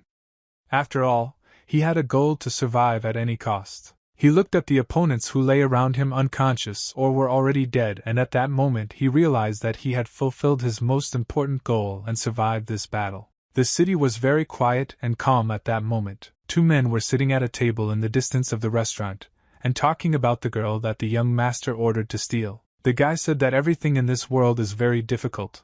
I didn't pay this man money to complete the young master's task. The man said that initially they agreed that he would just need to follow these children and tell the young master about everything. Now their plans have changed. The guy in white on his head told his interlocutor to close his mouth and calm his emotions because the head of their family has ears. If he finds out about his son's affairs, they will definitely be left without money and they will have big problems. And this guy asked why he should speak quietly because he doesn't see anyone around here and hardly anyone can hear their dialogue. He drank alcohol from his cup and said that it was the girl who did something strange to the gentleman because he had never seen a young gentleman want some girl so much before. The second guy said that one of the brothers of this girl is a member of the Van Om clan and this is the main problem that prevents them from calmly completing this task. He also drank his cups of alcohol and said that this clan protects their family. If you don't do something wrong then they will have problems with the clan. He poured more alcohol into his cup and said that in any case, they are just a bunch of idiots who think that having learned a couple of fighting techniques they have become the most powerful warriors in the city. But this is not at all true. The guy in the white bandana said that he doesn't know much about this clan. But people say that this is a very dangerous gang, and it would be better for them not to get involved in this mission. Suddenly they heard the voice of a young gentleman who heard their dialogue and immediately stood up from their seats to look at him. Yang Chan said that he heard their dialogue and he didn't like what they were talking about just now. The man, in his defense, began to say that the young gentleman misunderstood everything and he simply did not hear the entire dialogue. Yang Chang said that he hopes that the words about him are true. He asked them how long he would have to wait for the moment when he did not complete this task. The servant tried to calm the young master down and said that they had almost completed this task and that everything would be ready soon. Yang Chan smiled and said that soon this girl will be in his hands and she will no longer be able to run away from him because she will only be his property. Song Yu and his team continued to run forward and escape from the enemy soldiers. The commander that the enemy has rebelled from quite a bit, and he thinks that their main commander already knows about it, and if he has brains he will not continue the battle. He suddenly saw in front of him the silhouette of an enemy standing and waiting for them. He was shocked because he thought that there would be no more enemies ahead, much less ambushes. This man smiled and looked at them. He said that if they decided that they could escape so easily, then I'm not mistaken, no one would allow them to do this. The soldiers again took up fighting positions and prepared for infection. They understood that they would not be allowed to go further just like that. The enemy said that he was very surprised because they had to spend a large number of people in order to catch a bunch of ordinary mercenaries, and he did not expect that they could not go so far. He took out his sword and said that now he can deal with all these mercenaries personally, and their skill and fighting spirit surprised him. Akakin understood that this was an unusual person. In front of them was one of the strongest warriors whose name was Mirim. The commander said that those who had strength left could run further and never look back, because this was the only way they could not save their lives. He said that he would delay this enemy and allow the others to escape. Morning came in the city and it was very warm and sunny. People walked along the streets of the city. There were a large number of students in the palace who came here to take the exam. The second student sat near a piece of paper and wrote answers to questions. He noticed that the people around him were very nervous and forgot the answers to many questions. Ram studied very well in recent years and wanted to pass this exam so that his older brother would be proud of him and understand that he did not waste all this effort. Evening came in the city and the sun began to hide behind the horizon. There was an orange sunset in the sky. The guy drinks a bottle of alcohol and pours himself a full glass of rice wine. His friend came up to him and said that he couldn't drink today because they had the most important exams tomorrow and they needed to prepare. But the guy was holding a cup of alcohol in his hand and said that he wanted to be left alone. Suddenly he said that today was only the first exam and it was too early to give up. After all, this exam is not an indicator. But the guy with red hair said that he did not expect a perfect result, but all his answers were wrong. He took a cup of alcohol and drank all the alcohol that was in it to the bottom. He looked to the side and thought that he was now coming up with a very good plan, and because the alcohol had gone to his head he felt braver. He saw that Ram was sitting next to him at the next table and reading books, and this guy began to infuriate him by constantly studying something. Ram did not pay attention to this guy because he was busy with his own business, and understood that these idiots were of little interest to him. The guy started shouting at the second student, and told the second student to pay attention to him. But Ram continued to ignore this guy. He called him over again and said that he hates it when people don't pay attention to him. He went up to this guy and closed his book with his hand. Because he was annoyed that Ram was constantly reading something and not paying attention to him. Ram said that you can't just come up and close someone else's book without permission, and he really doesn't like this guy's behavior. But he was already very angry, and because he drank alcohol he stopped thinking. So he shouted at the second student, and said that no one has the right to ignore him. Ram explained to this guy that he failed his exam today because he spent all his time talking and drinking. Ram advised this guy to reread the treatise on political doctrines again, and perhaps this treatise will help him prepare for the next exams. This guy smiled and said in a calm voice that Ram speaks as if he also couldn't pass the exam today. Ram replied that today he wrote everything he knew and all the topics were discussed in class.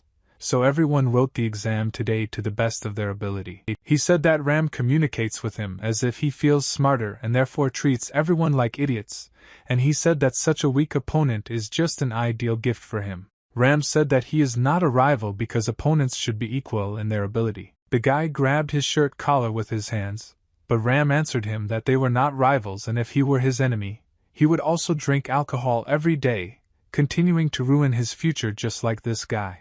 Ram said that if this guy is not going to change his life and his behavior, then he better not interfere with Ram. He took his hand with his palm and pushed this guy to the side. He said that he still needed to finish reading the book, and there was no time for these stupid showdowns. The guy didn't expect that Botanica would push him and behave so impudently. He thought that this was the weakest student in school. All the students who were in this room immediately drew attention to the conflict that had just occurred between the two guys. Ram extended his hand to him and invited him to get up. He wanted to help this guy get to his feet. The guy put his hand to the side and said that he didn't need help from such an idiot as Ram. He took his hand and began to rub it so that it would stop hurting. He said that he was very sorry that his interlocutor did not understand anything and that there was no difference between bad and good people. They immediately asked him, "Between which people is there a difference?" Everyone immediately started laughing at him because he had been preparing for this exam for several years and still couldn't pass it. But the second guy had beer all this time and was having fun and also couldn't pass the exam. Ram understood that the whole difference is in responsibility, and none of them takes their studies seriously. These are their main problems. He looked at his book and realized that studying is the most ordinary competition in which the most diligent student should win. At that moment, the guys returned to their secret shelter, which was located in a cave in the thick of the forest. The fifth student smiled every time he came to this place because no one could find him here. The sixth student also felt safe every time I came to this place. They held in their hands their new weapons that the blacksmith gave them and talked about how these weapons looked like real ones. The fifth student that this sword is as heavy as a real one, and even though it is not sharpened, such a weapon will suit them. The sixth student answered him that they need to train hard and they mastered wooden swords very well. Now it's time to switch to a new weapon. The sixth student said that he wanted to get his new sword as soon as possible. The fifth student told him that he needed to wait just a little bit, If they were lucky again, they wouldn't be able to buy another sword for a small price. The sixth student: if the elder brother finds out that they asked the blacksmith for an iron weapon, he will be very angry.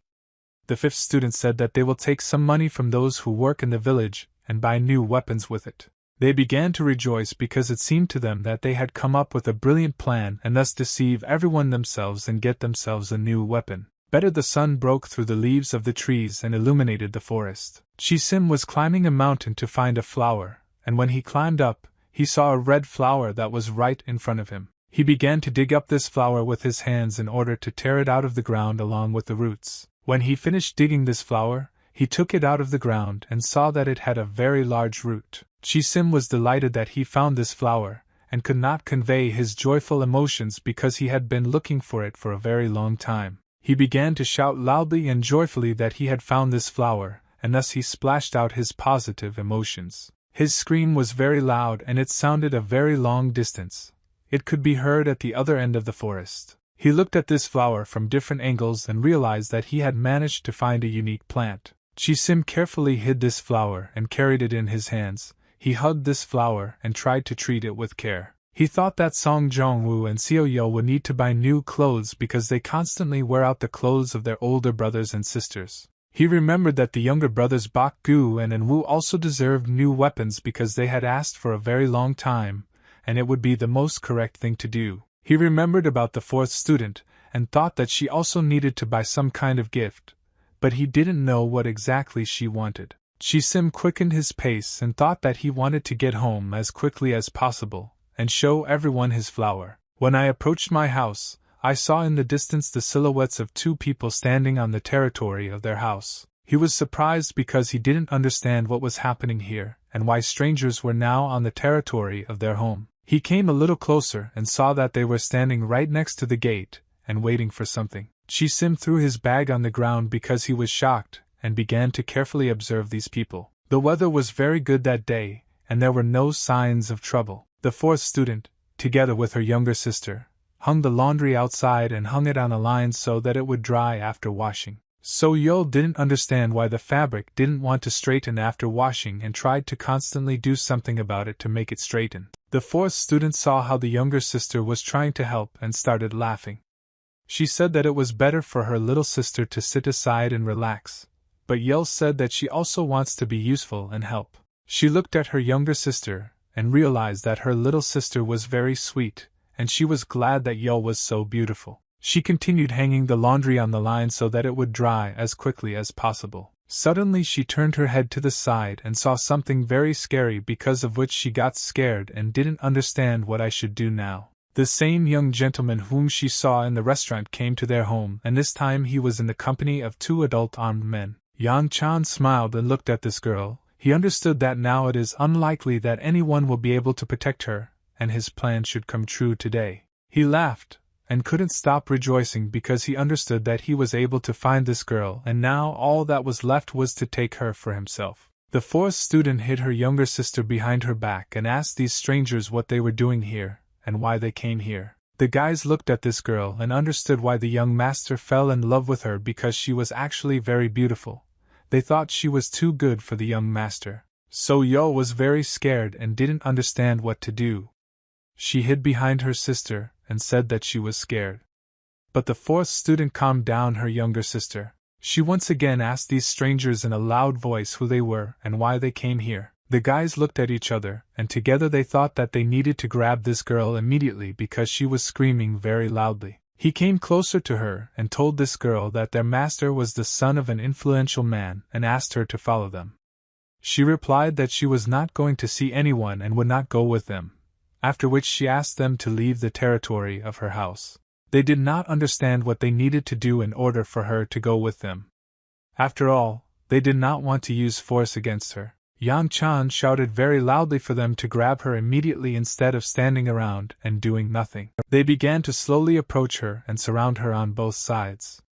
They said that I would only get better this way and that these were her chances for a good life. She understood that these people would not leave here just like that, and most likely now she would have to fight with them, and she would have big problems for them. The clouds covered the moon, which was located in the very center of the sky, and because of this lighting it became a little worse. Murim said that he would not allow these soldiers to just run away from here, and they would all die today here in this place. Akakin got angry and began to run towards the enemy in order to be the first to attack. The rest of the soldiers understood that they needed to help their commander cope with this enemy, and also began to run to the attack. Murim laughed when he saw their attempts to attack, and he was absolutely not worried about the fact that such a large number of opponents were running towards him. He immediately made his first blow to attack the enemy. At this moment, the commander also struck with his baton from above in order to attack the enemy. Murim hit the club with his sword, and at that moment a very loud sound was heard. Murim moved very quickly and was able to change his position in 1 second and go behind their commander. Akakin turned his head to the side and realized that his opponent was moving very quickly, and he did not have time to follow his movement. Murim cut the enemy commander's body with his sword and released the blood from his body. He watched as his enemy began to cough up blood and smiled.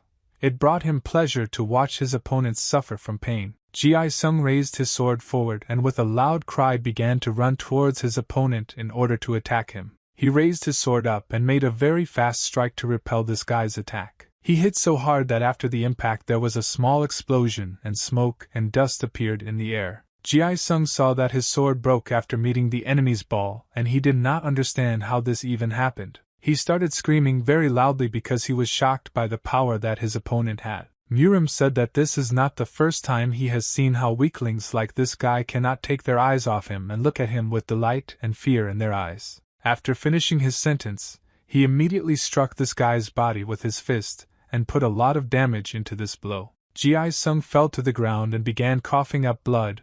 He threw his sword out of his hands and held his stomach in order to somehow reduce the pain. Murim wanted to finish off this enemy, but he saw that 2 more opponents were running towards him and needed to be fought. He made several quick strikes with his sword and dodged their attacks very easily without taking any damage. His sword hit his opponent in the stomach. He hit the enemy in the leg with his sword. The last blow that he made was able to the hand of one of his enemies. Murim said that he did not expect much from such weaklings as these mercenaries, so he will have fun with them like toys. The 3 of them hit him with their swords until as soon as the swords approached his body, he disappeared somewhere, as if he had evaporated. They raised their heads up and saw that he was in the air at that moment, but they didn't even see how he was able to jump so quickly. Murim slashed downwards with his sword and began to laugh because he knew that they would not be able to repel his attack. He cut the body of one of the guys into 2 halves and cut his hands and broke the second guy's sword. After that, he landed on the ground and saw that the last enemy remained in front of him. Murim presented his sword to his face and said that he had never seen such bad fighters before, even though he did not expect them to have outstanding knowledge in martial arts. He waved his sword and said that he was already tired of them, and he needed to end it all quickly. But suddenly he felt danger approaching and realized that something very strange was happening. He turned his head back. The stick was flying not very fast. It was an enemy weapon that was ready to attack him. He managed to notice this attack in time and reacted to it. He made 2 somersault jumps back in order to dodge. Song Yu immediately launched another attack with his stick in order to catch up with the enemy and inflict damage on him. Murim hit this guy with a sword from above in order to knock the weapon out of his hands. His sword hit right in the center of the enemy's stick, and he thought that this blow could cut the stick and deprive the boy of his weapon. But he was very surprised when his sword could not destroy the stick, and instead he just felt a strong trembling throughout his whole body. Merim didn't understand why he couldn't break this stick. He got the impression that this stick was made not of wood but of iron. Song Yu stood in front of him and held a weapon in his hand, preparing to fight with this man because he had no other choice to survive. He thought that he had already been able to get used to the constant tension, but still could not get used to this enemy. Song Yu made a swift dash forward and began to run towards his enemy in order to attack him. Murim understood that this guy was much stronger than all the other opponents, and he would have to be fought seriously. Murim put his sword forward to block the attack. He thought that this would help him cope with the blow. Song Yu moved his sword to the side using his stick and thus opened up weak points in the opponent's body. Murim began to get angry because he was not used to the fact that he had to fight strong enemies. He began to attack the boy very quickly so that he could not fight them off. Song Yu tried to follow each of his blows and block them so as not to receive damage and die. Song Yu understood that this was an unusual mercenary fighter, Most likely this was some experienced martial artist. Due to the fact that he was distracted, he was unable to control the enemy's attack and weakened his defense, and the sword pierced his body. He felt very strong pain, and could not do anything with this feeling. He missed one of the most important attacks, and the sword pierced his shoulder. Murim said that he was interested in fighting this guy, but now he is finished. But suddenly he saw something very strange and could not believe his eyes. After all, this boy continued to resist. Song Yu took the blades of this sword with his bare hands and slowly began to pull it out of his chest. He extended his hand forward and tried to grab the opponent's shoulder in order to attack him. Song Yu hit his opponent with his head with all his strength and put all his power into this blow in order to defeat him. Murim did not expect that he could be attacked so easily, and therefore he was not prepared to receive such great damage. Song Yu began to accumulate energy inside his body in order to finish this battle. He created a fireball in his palms and accumulated powerful power in this ball. He remembered how his aunt taught him this technique and told him to use it in the most extreme cases.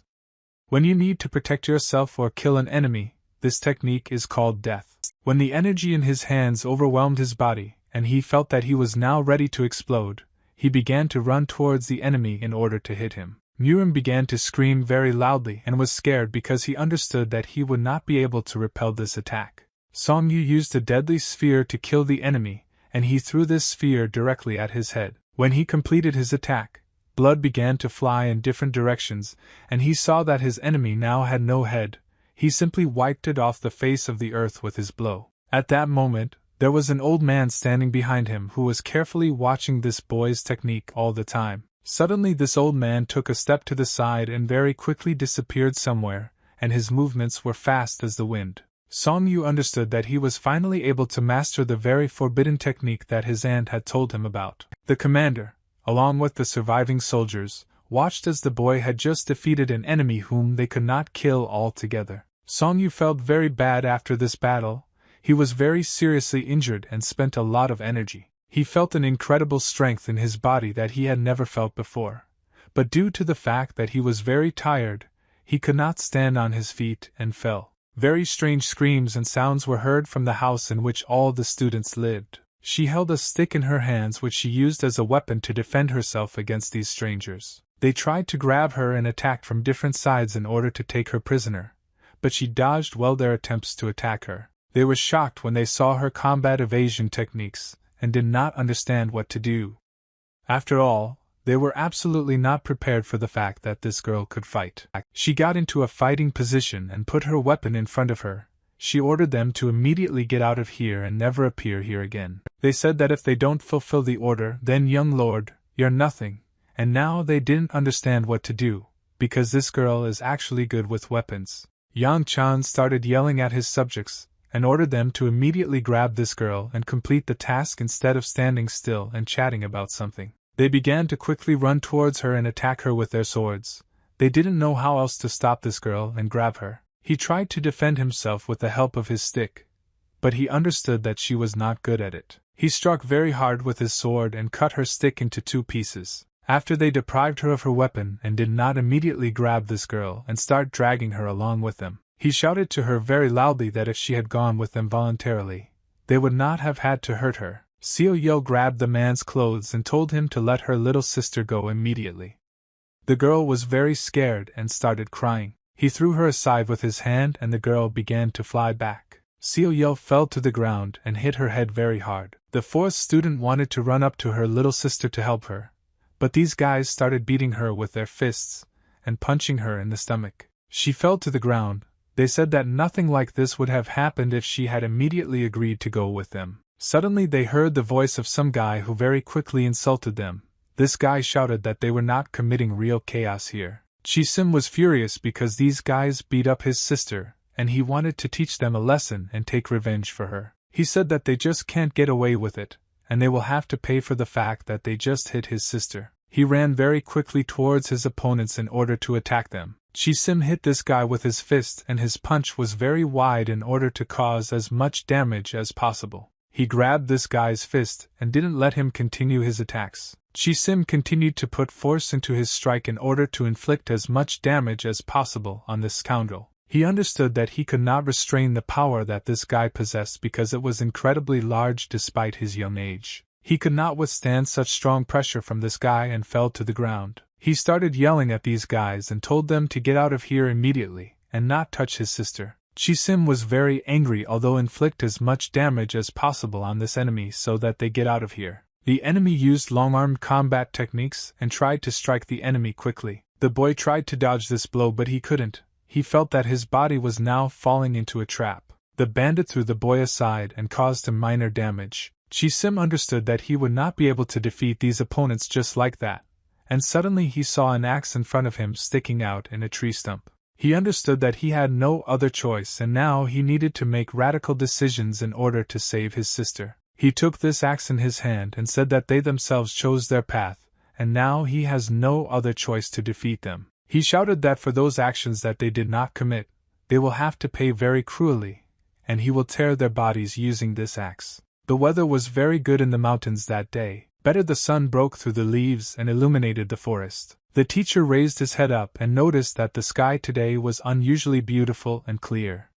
He thought that this was a good sign. He lowered his head down and saw something very strange, after which he thought that everything here was not as good as he thought. There were a large number of wounded and killed soldiers lying on the earth, and he realized that there had recently been a battle here. He said that this earth is filled with dead people and they should have thought about their strategy better instead of mindlessly entering into battle. He walked past wounded and dead people and at some point raised his head and saw a very familiar place. He saw a mountain that led to his house and felt a familiar energy here that he had not felt for many years. Song-yu slowly began to open his eyes after passing out. When he opened his eyes a little wider, he saw the blurry silhouette of his friend Ji-sung. The boy tried to focus his vision, and at some point he saw that Ji-sung was actually sitting in front of him, asking him if he was okay. Song-yu opened his eyes wide and suddenly felt incredibly intense pain. He started coughing up blood.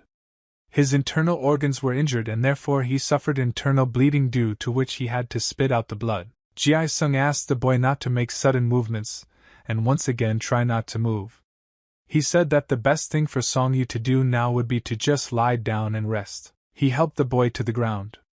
Song-yu asked what happened and why he was feeling so bad now, and Ji-sung told him that it was very strange that Song-yu didn't remember anything. He said that thanks to Song-yu, they are all alive now because he saved them very much. You are a warrior, and Ji-sung asked the boy what kind of strong technique was it thanks to which he killed the enemy? Song-yu looked at the sky and tried to remember the last battle. He remembered how he made a strong red sphere in his hands, and thanks to this sphere he was able to defeat the enemy. Song-yu understood that he was able to master the technique that his aunt had shown him a long time ago, and he was not particularly eager to tell others about this technique. Ji-sung said that the rest of the group would be back soon, and their commander told everyone to go back. He said that they can't go right now because Song-yu needs to rest. Song-yu said that because he lost consciousness, most likely they failed the task. But Ji-sung explained to him that thanks to the boy, they were able to break through the enemy's siege, and the commander and the rest of the soldiers entered the main camp. Ji-sung stayed here to be close to Song-yu. He said that they survived, and that's why everything is fine now. Even though there were very few of them left, they were still able to survive thanks to Song-yu. Song-yu smiled. I said that he was very glad that Mac could save his team, and said that he could not die because he needed to return to his family because he was the eldest brother there. Ji-sung smiled and said that when they return, the thug will pay Song-yu very well for completing this task and his family will never have to go hungry again. He said that the money he received initially would be enough for him and his family, and, most importantly, there would be enough medicine for his younger sister. Ji-sung asked the boy not to worry about it because he will enter the elite of their organization, and this will give him many opportunities. Song-yu said that he risked his life to earn money, and for him it all looks very strange. Suddenly he felt some very strange pain in his body, but it was an unusual pain. He felt a blue sphere of energy appear in his stomach, and despite the fact that his body was in a lot of pain, thanks to this blue energy in his body he felt better. He didn't understand what exactly was happening to him, and why he was releasing such strong energy. This energy is currently regenerating his body on its own and numbing the pain he is experiencing. Ji-sung patted the guy on the head and said that he needed a good sleep to gain strength, and soon he would be lying in his warm bed. Ji-sung looked at the boy slowly closing his eyes and thought that thanks to this guy they were able to survive.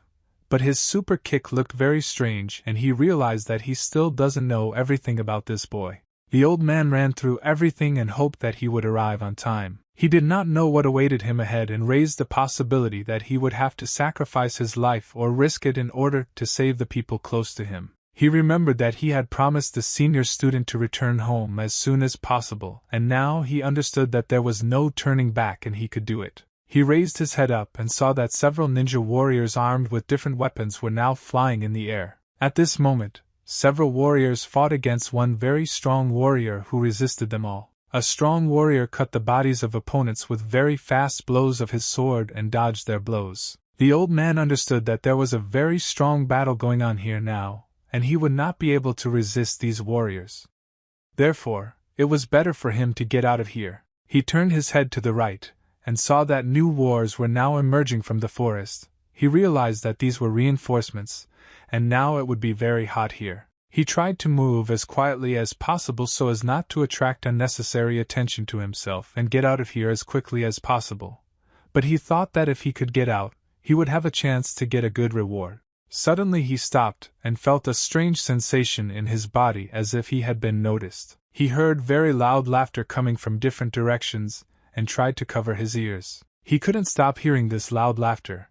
His ears began to hurt, and it seemed to him that it would never end. He turned his head to the side and decided to look at what was happening on the battlefield in order to understand the problematic nature of this situation. He saw that there were already a large number of people in this clearing. The warrior and his thugs stood opposite the old man who was holding his head and was afraid to move. He looked at this whole situation and realized that it was you. The poor old man was about to be killed. The warrior looked in surprise at this old man standing in front of him and realized that this was not the man he was looking for. Easy will shout that he cannot see his enemy here, Song Chun-won, who is called striking, and ordered to immediately go out and ambush and show his face if he is not a coward. Suddenly a man jumped out of the forest.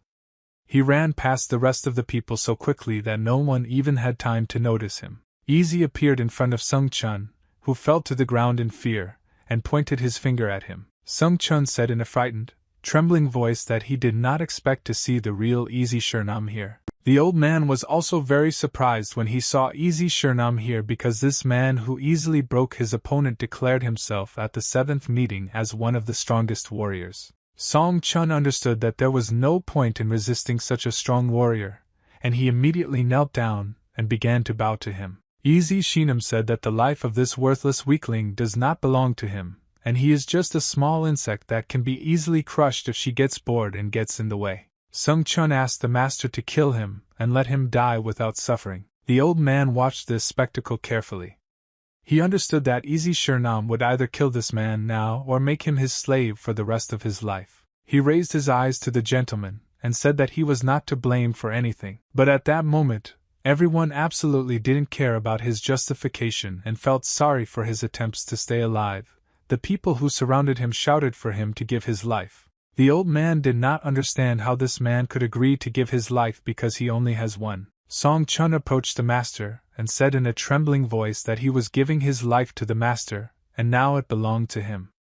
Easy Shernam said that he is always amused by idiots like this. He asked his new fish how he could prove his loyalty to his master. Sung Chun said that, unlike the others, he can sacrifice his life for the sake of the master, but he needs an order. Easy Shernam said that he was satisfied with the answer of the new slave, and the slave himself knows what he must do, so he must demonstrate his loyalty to the master. The old man continued to observe this whole situation from the side and thought that this was all too strange, and he did not expect that this slave would do everything to make the master convinced of his fidelity. Sung Chun really wanted all the heroes who are here to stay alive because of this. He is ready to give his destroyed life as payment for this request. He asked the master if he would spare all his warriors because he was now sacrificing his life for the sake of the master. The old man understood that this guy now wants to deceive his master, and used the Ichi technique to create a real hell here. The soldiers were surprised that their master was ready to give his life for them to stay alive, and his feat delighted them. The soldiers from the enemy camp did not understand how this man decided on such a feat,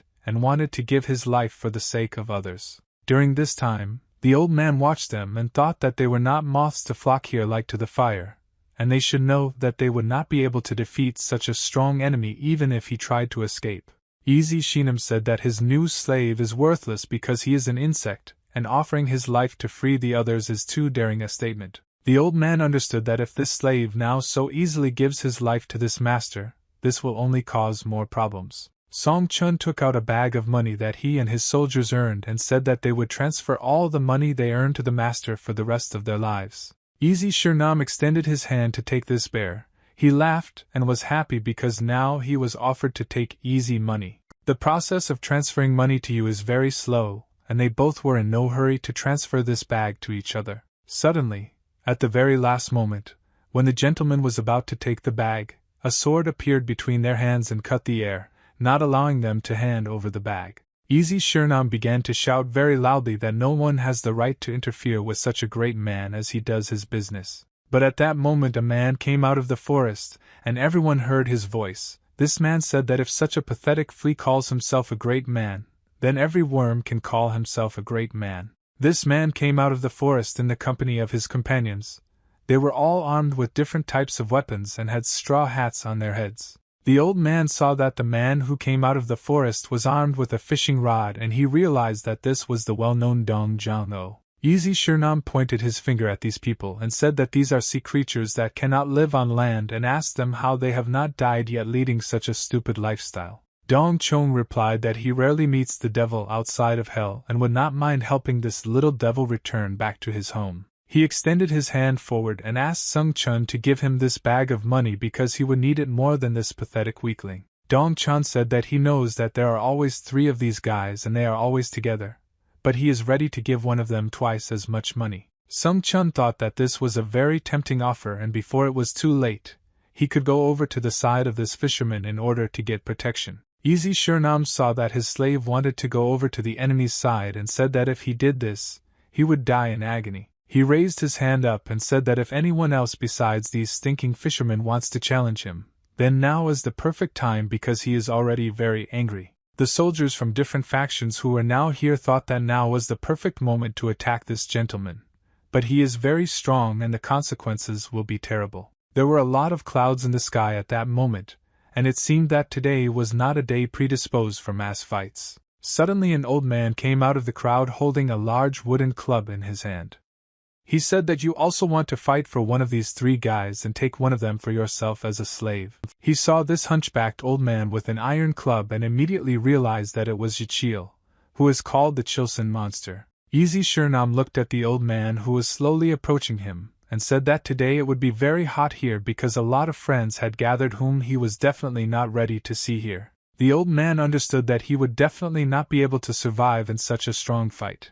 It would be better for him to get out of here as quickly as possible, or find a moment to sneak in unnoticed. Song Chun was experiencing very strong pressure on himself. He understood that at the moment he was a victim, and there were a lot of hunters around him who could kill him at any moment. He raised the bag of money up and said that a lot of strong warriors had gathered here, and he thought that he now had no right to be greedy. But he said that he didn't know who would get this bag of money. He said that he didn't want to decide who to give this money to, and therefore he would simply put this bag on the ground and the honorable gentlemen themselves would figure out who would take this bag. They saw that now this treasure did not belong to anyone and everyone was eager to take it for themselves. Don Chan swung his fishing rod and, although, take this bag to himself as quickly as possible before the rest of the opponents understand what is happening. The hook of the fishing rod flew very quickly towards the bag in order to catch on to it. The fisherman was the fastest and most agile. Therefore, he was the first to hook this bag with his hook and pull it towards him. Jichil hit the ground with his iron club and did not allow this fisherman to take the bag of money.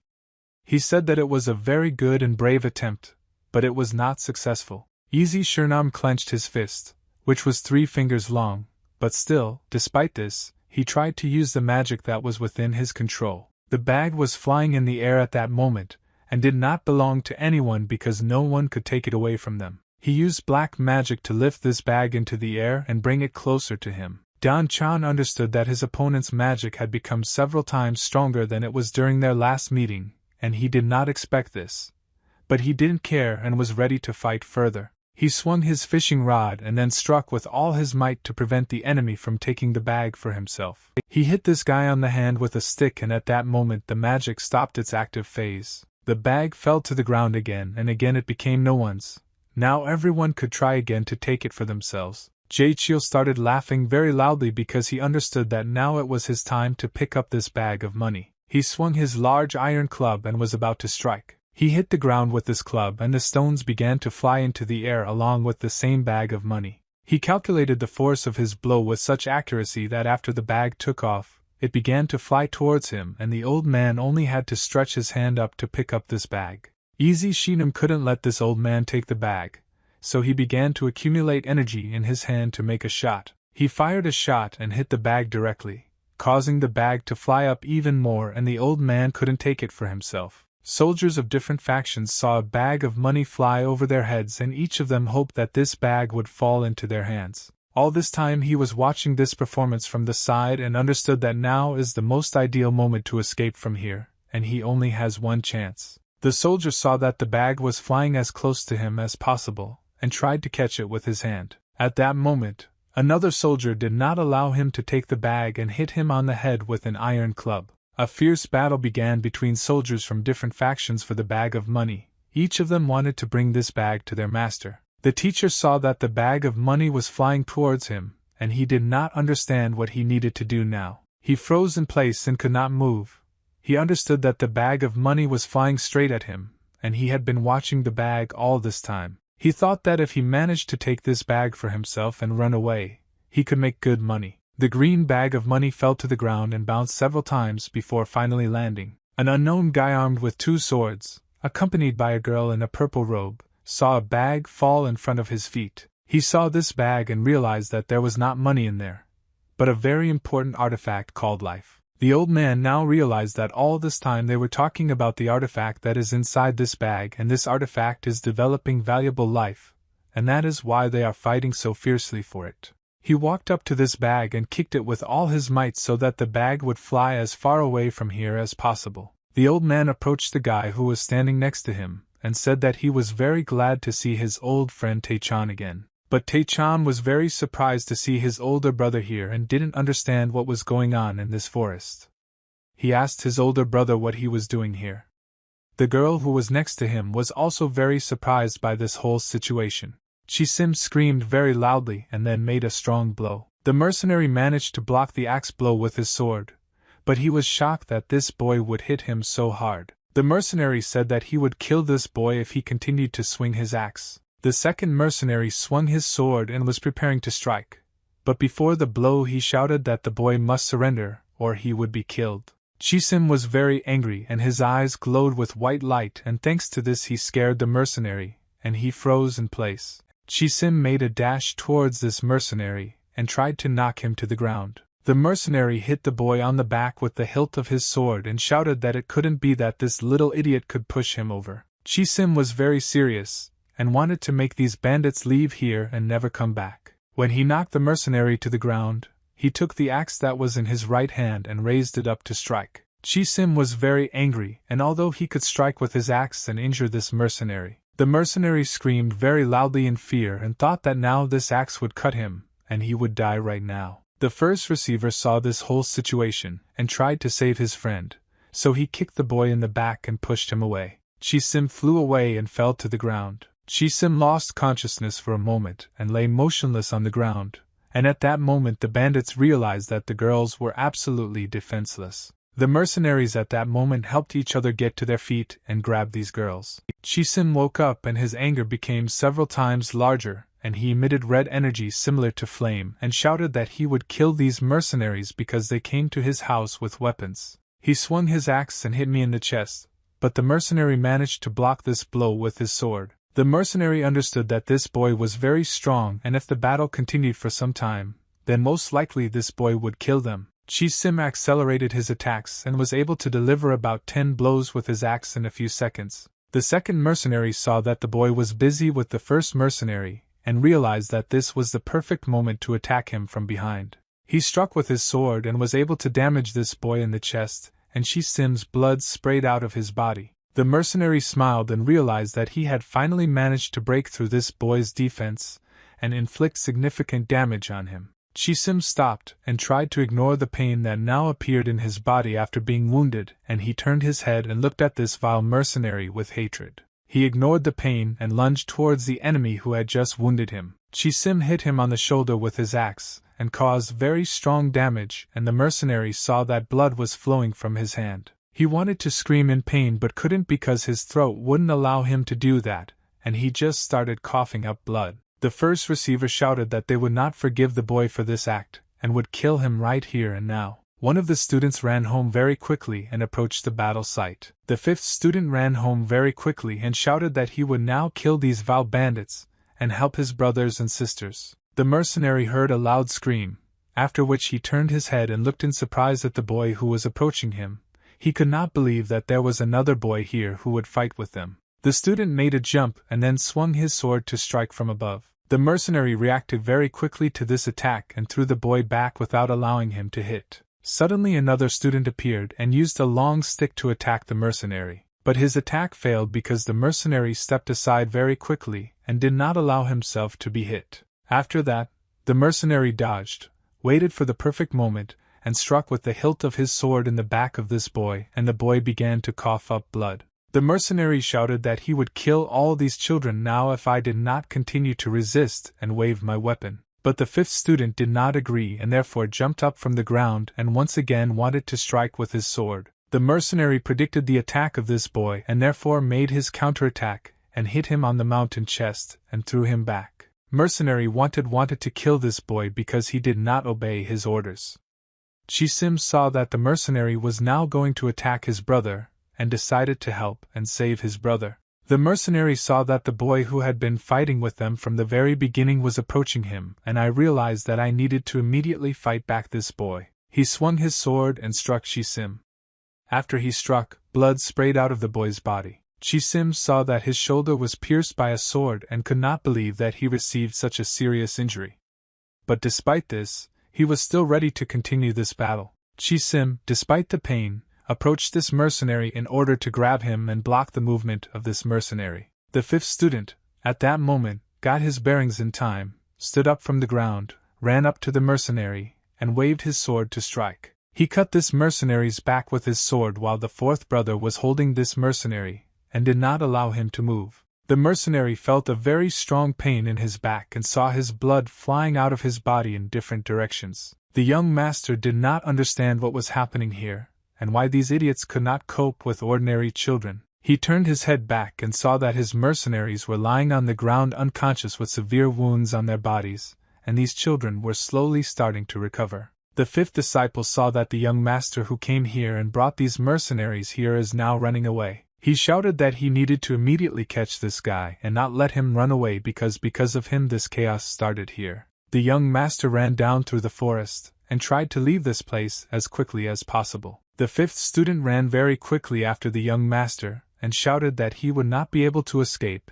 and that he would still catch up with this bastard. Yang Chan said that he hated these mercenaries who could not cope with the children and thought that he had just wasted his money on them. He turned his head back and saw that the boy who was running after him was not going to stop and he was very serious. Yang Chan tripped over a stone while he was running and because of this he began to fall. He lost his balance to stand on his feet. At that moment he began to fall. Yang Chan somersaulted several times and rolled on the ground after he fell and only then stopped when he crashed into a tree. The fifth student remembered that this guy was in a restaurant when he and his family had dinner there, and now this guy brought mercenaries to their house. Bak Gu slowly walked up to this guy and held a sword in his hand. He was very angry at this idiot. He shouted that this guy had contacted him and his family in vain, and they would not forgive his actions and would make him suffer. Yang Chan began to beg this boy to spare him and not kill him. He said that I regretted my action and did not want everything to turn out this way. The fifth student did not want to listen to his apology, and swung his sword to kill him. Yang Chan covered his head with his hands and fell to the ground so as not to see the sword pierce his body. At that moment, an unfamiliar warrior appeared who did not allow the boy to strike and blocked him with his sword. Bak Gu didn't expect another person to appear here and was very surprised when he saw that his attack was blocked. The stranger turned his head to the young master and asked his brother what was happening here and if everything was okay with him. Yang Chan saw that Chan, who had just saved him, was standing in front of him and realized that he had a chance to survive. Chan didn't understand what was happening here, but he thought that he came here on time and was able to protect this guy's young Chan. The young master shouted that this boy wanted to kill him, and then take all his money, and he was a real thieves, so he asked Chan to kill this boy. Chan looked at this boy and thought that the young master was now lying to him because this boy was still too young and did not look like a robber. Young Chan asked his friend why is he waiting. He said that this guy killed all the traders and warriors who accompanied him to this place. Chan asked the young master why all the pre-war merchants accompanied him, and what was he doing here. Bak Gu didn't understand why everything inside his body was now turning upside down, and he was experiencing very severe pain. He didn't know what it was connected with, and why he was now feeling such terrible sensations in everything really. Chan saw that this boy was still very young, but nevertheless he already had incredible strength, and he wondered what this child was doing here. Bak Gu shouted that if this warrior sides with his enemy, he will also become his enemy, and they will have to fight to the death. Chan was again able to block the blow of this boy, and nevertheless he did not understand why the young master was an enemy for him. He became interested in what was happening here. Chan dodged all the blows that this boy was trying to deliver and watched his movements. He thought that the young master was in trouble and he needed to first understand this conflict before attacking this boy. Bak Gu said that he had to worry about who would oppose him. He was ready to kill this young master, and even if he himself died, he would take this scoundrel with him. Chan told the boy to lower his sword and they would sort out this conflict before the main battle began, and maybe they could avoid a fight. Bak Gu did not want to communicate with this man, and made a swift dash to meet the young master in order to kill him. He swung his sword and wanted to strike from above in order to finish off this scoundrel. Yang Chan began to scream very loudly in fear and thought that now he would probably be killed if brother Chan did not save him. Chan kicked the boy with all his might and the boy flew to the side. Bak Gu didn't have time to strike. It fell to the ground and spun several times before stopping. Bak Gu understood that he would not be able to kill this vile gentleman as long as this warrior was here. Bak Gu decided that now it would be better for him to run away from here in order not to die, because he still won't be able to kill this bastard. Yang Chan ordered his brother to immediately harass this boy and kill him before he ran too far. Chan asked his brother, "Does he really want to kill this child so badly, and what happened here?" Yang Chan said that this kid is a real killer, and he would never lie to his brother about such things. Chan said that he hopes that his brother is not deceiving him, and that this boy is actually very guilty, and wanted to kill him. The old man stood near the tree with his old friends and talked about how they needed to somehow try to get out of here. He thought that he had gone too far, and he did not need to watch these people and get involved in their conflict. The guy said that in this bag there was an artifact called life. The old man replied that there is no need to feel sorry for not being able to take the artifact from him because he knows that a fleeting thirst for profit can ruin the rest of his life. The guy said that the old man actually speaks the right words and greed usually ruins people and he didn't want to take it, but this bag was right in front of his eyes and he will do it.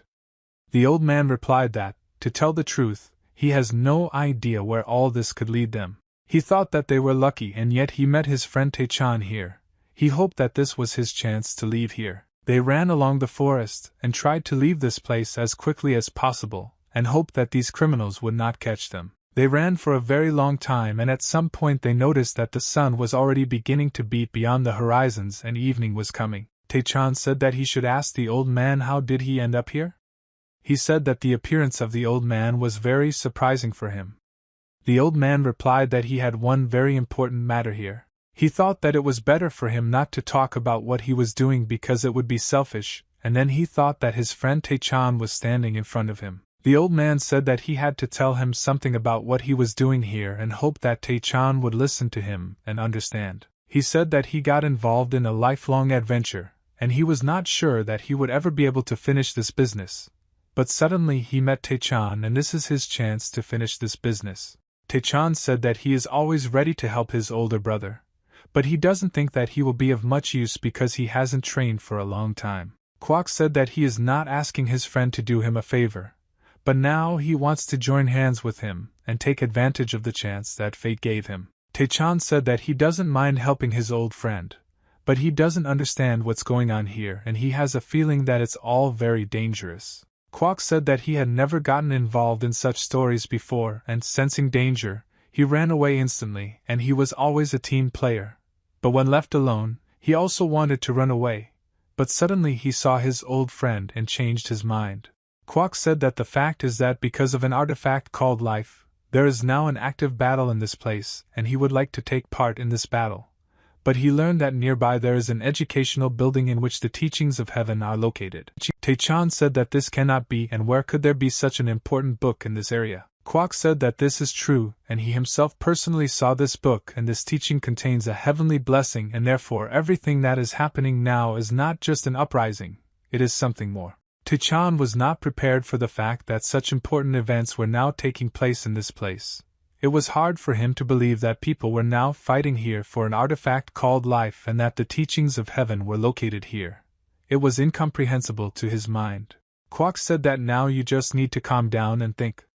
He said that if these artifacts awaken a thirst for profit in Tae-chan, then other people will go completely crazy and people will be ready to die in order not to part with these artifacts. They didn't understand what they needed to do. But the old man said that first it was better to think about a plan and figure out how to deal with these problems, and do everything correctly. Tae-chan said that he has a stupid idea but it might work. This idea is that they can replace all these artifacts. Kwok said that everyone is too eager to get these artifacts, and therefore it is unlikely that anyone will be convinced of their authenticity, and for this they need to know what they look like in the original. But he knows how to make a high-quality craft, and they will have a better chance of success if Tae-chan helps him in this matter. Kwok said that one of those guys put on a whole performance, and left the team to save his life. Together it will be much easier for them to work. Tae-chan said that his thoughts are exactly the same as his older brother because they are from Urim together and practically agreed to this task. Kwok thought that there are a lot of good people and it's a pity that not everyone is not aware of their own capabilities. He said that he assures his friend that their nicknames cannot even compare with them in terms of their level of combat skill. Kwok said that there are only 3 things that should not be stolen, and 2 of these things will belong to Tae-chan because the old man wants to take just one of these things. He said that no one should know about this and he only told Tae-chan about these artifacts, and trusts him, and they know that he will honestly give the share to his old friend. Tae-chan said that he also trusts Kwok. He said that if someone else had offered him such a task, he most likely would have refused because it would all have sounded like nonsense from their lips. They shook hands and confirmed that they agreed to complete this task. Bak-gu was returning home after he ran away and failed to kill the scoundrel who attacked their family. The 6th student was at home and cried all evening. He could not stop his tears. But when he saw brother Bak-gu, he calmed down a little. The 6th student said that he did not understand why he was crying because no one died and began to wipe away his tears. At that moment Chi-sim was lying next to him, who had a through wound in his shoulder. Bak-gu was shocked when he saw his older brother lying on the floor with a severe wound in his shoulder. Chi-sim lay silently with his eyes open and blood was flowing out of his body but he did not move. Bak-gu asked his brother what happened and the 6th student replied that just recently Chi-sim was lying with his eyes open and looking at him. But now he is not moving at all and the blood that is flowing out of his body does not stop. Bak-gu took his older brother with his hands and tried to wake him up. He wanted his brother to answer him something to make sure that he was still alive. Bak-gu at that moment began to pray to the great Buddha so that this great Emperor of Heaven would help his brother stay alive, and he promised that he would grow a peach garden and build a temple in honor of each of the incarnations of Buddha. The 6th student began to cry even more and asked this student if their older brother had just died. Bak-gu held his brother in his arms, who was bleeding all this time, and began to scream that the very bastards who came to their house with weapons were to blame for his death. He looked at his sisters and thought that he should calm down, and now, apart from him, their family has no older brother, and he must take his responsibility upon himself. Bak-gu said that they need to immediately find Song-yoon and after that the whole family will go to a secret place to get away from here because these people might come back and attack them again. Bak-gu ordered the 6th disciple to stop crying and come to his senses because they need to deal with these problems as quickly as possible. The palace was completely destroyed. They burned almost to the ground. Everything that relatively recently was still intact and looked like expensive things was now just ordinary garbage and ashes. The thug thought that he needed to find out who this guy really was because a lot depended on it. He thought that the reward was insignificant compared to their losses and almost the entire Black Tiger had been destroyed. He needed to report to the master. He didn't understand how such professionals could get into such a difficult situation. He thought that it was all the fault of this boy who went on a mission with them for the first time. But nevertheless the other participants said that he worked well. The goon put his hand forward and said that all these guys did a good job and he doesn't know what to say to them right now about what happened, but as soon as they return they will all receive their rewards and no matter what they must understand that today they won.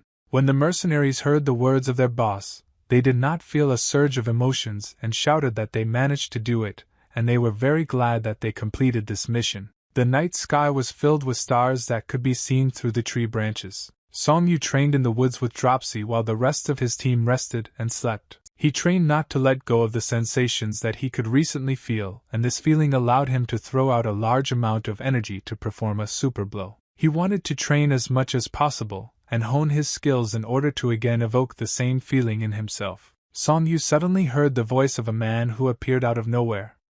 This man asked him why he constantly repeats the same movements. He turned his head and tried to see the person who had just spoken to him. This man asked the boy not to be nervous. He saw that an old man with long gray hair appeared in front of him and moved very quickly and imperceptibly. He turned his head and was shocked when he saw this man. He didn't understand what the old man needed from him. Song-yu used his stick as a weapon to defend himself because he saw this old man as a threat to his life. The old man said that training alone at such a late time is a very strange decision for a young boy and he rarely meets guys like this.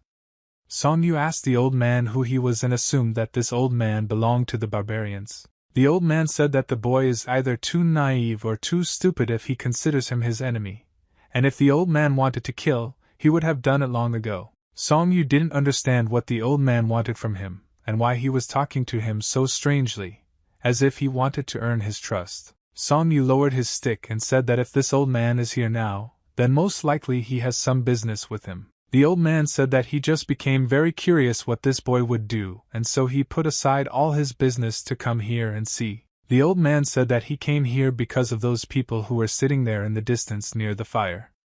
He asked the boy if he was one of them. Song-yu asked the old man what exactly did he want to know from him. The old man replied that most likely they are paid very well for work that they do not perform. He smiled and said that he would like to say that the boy was very lucky, but it was bad luck because he saw how the boy saved everyone.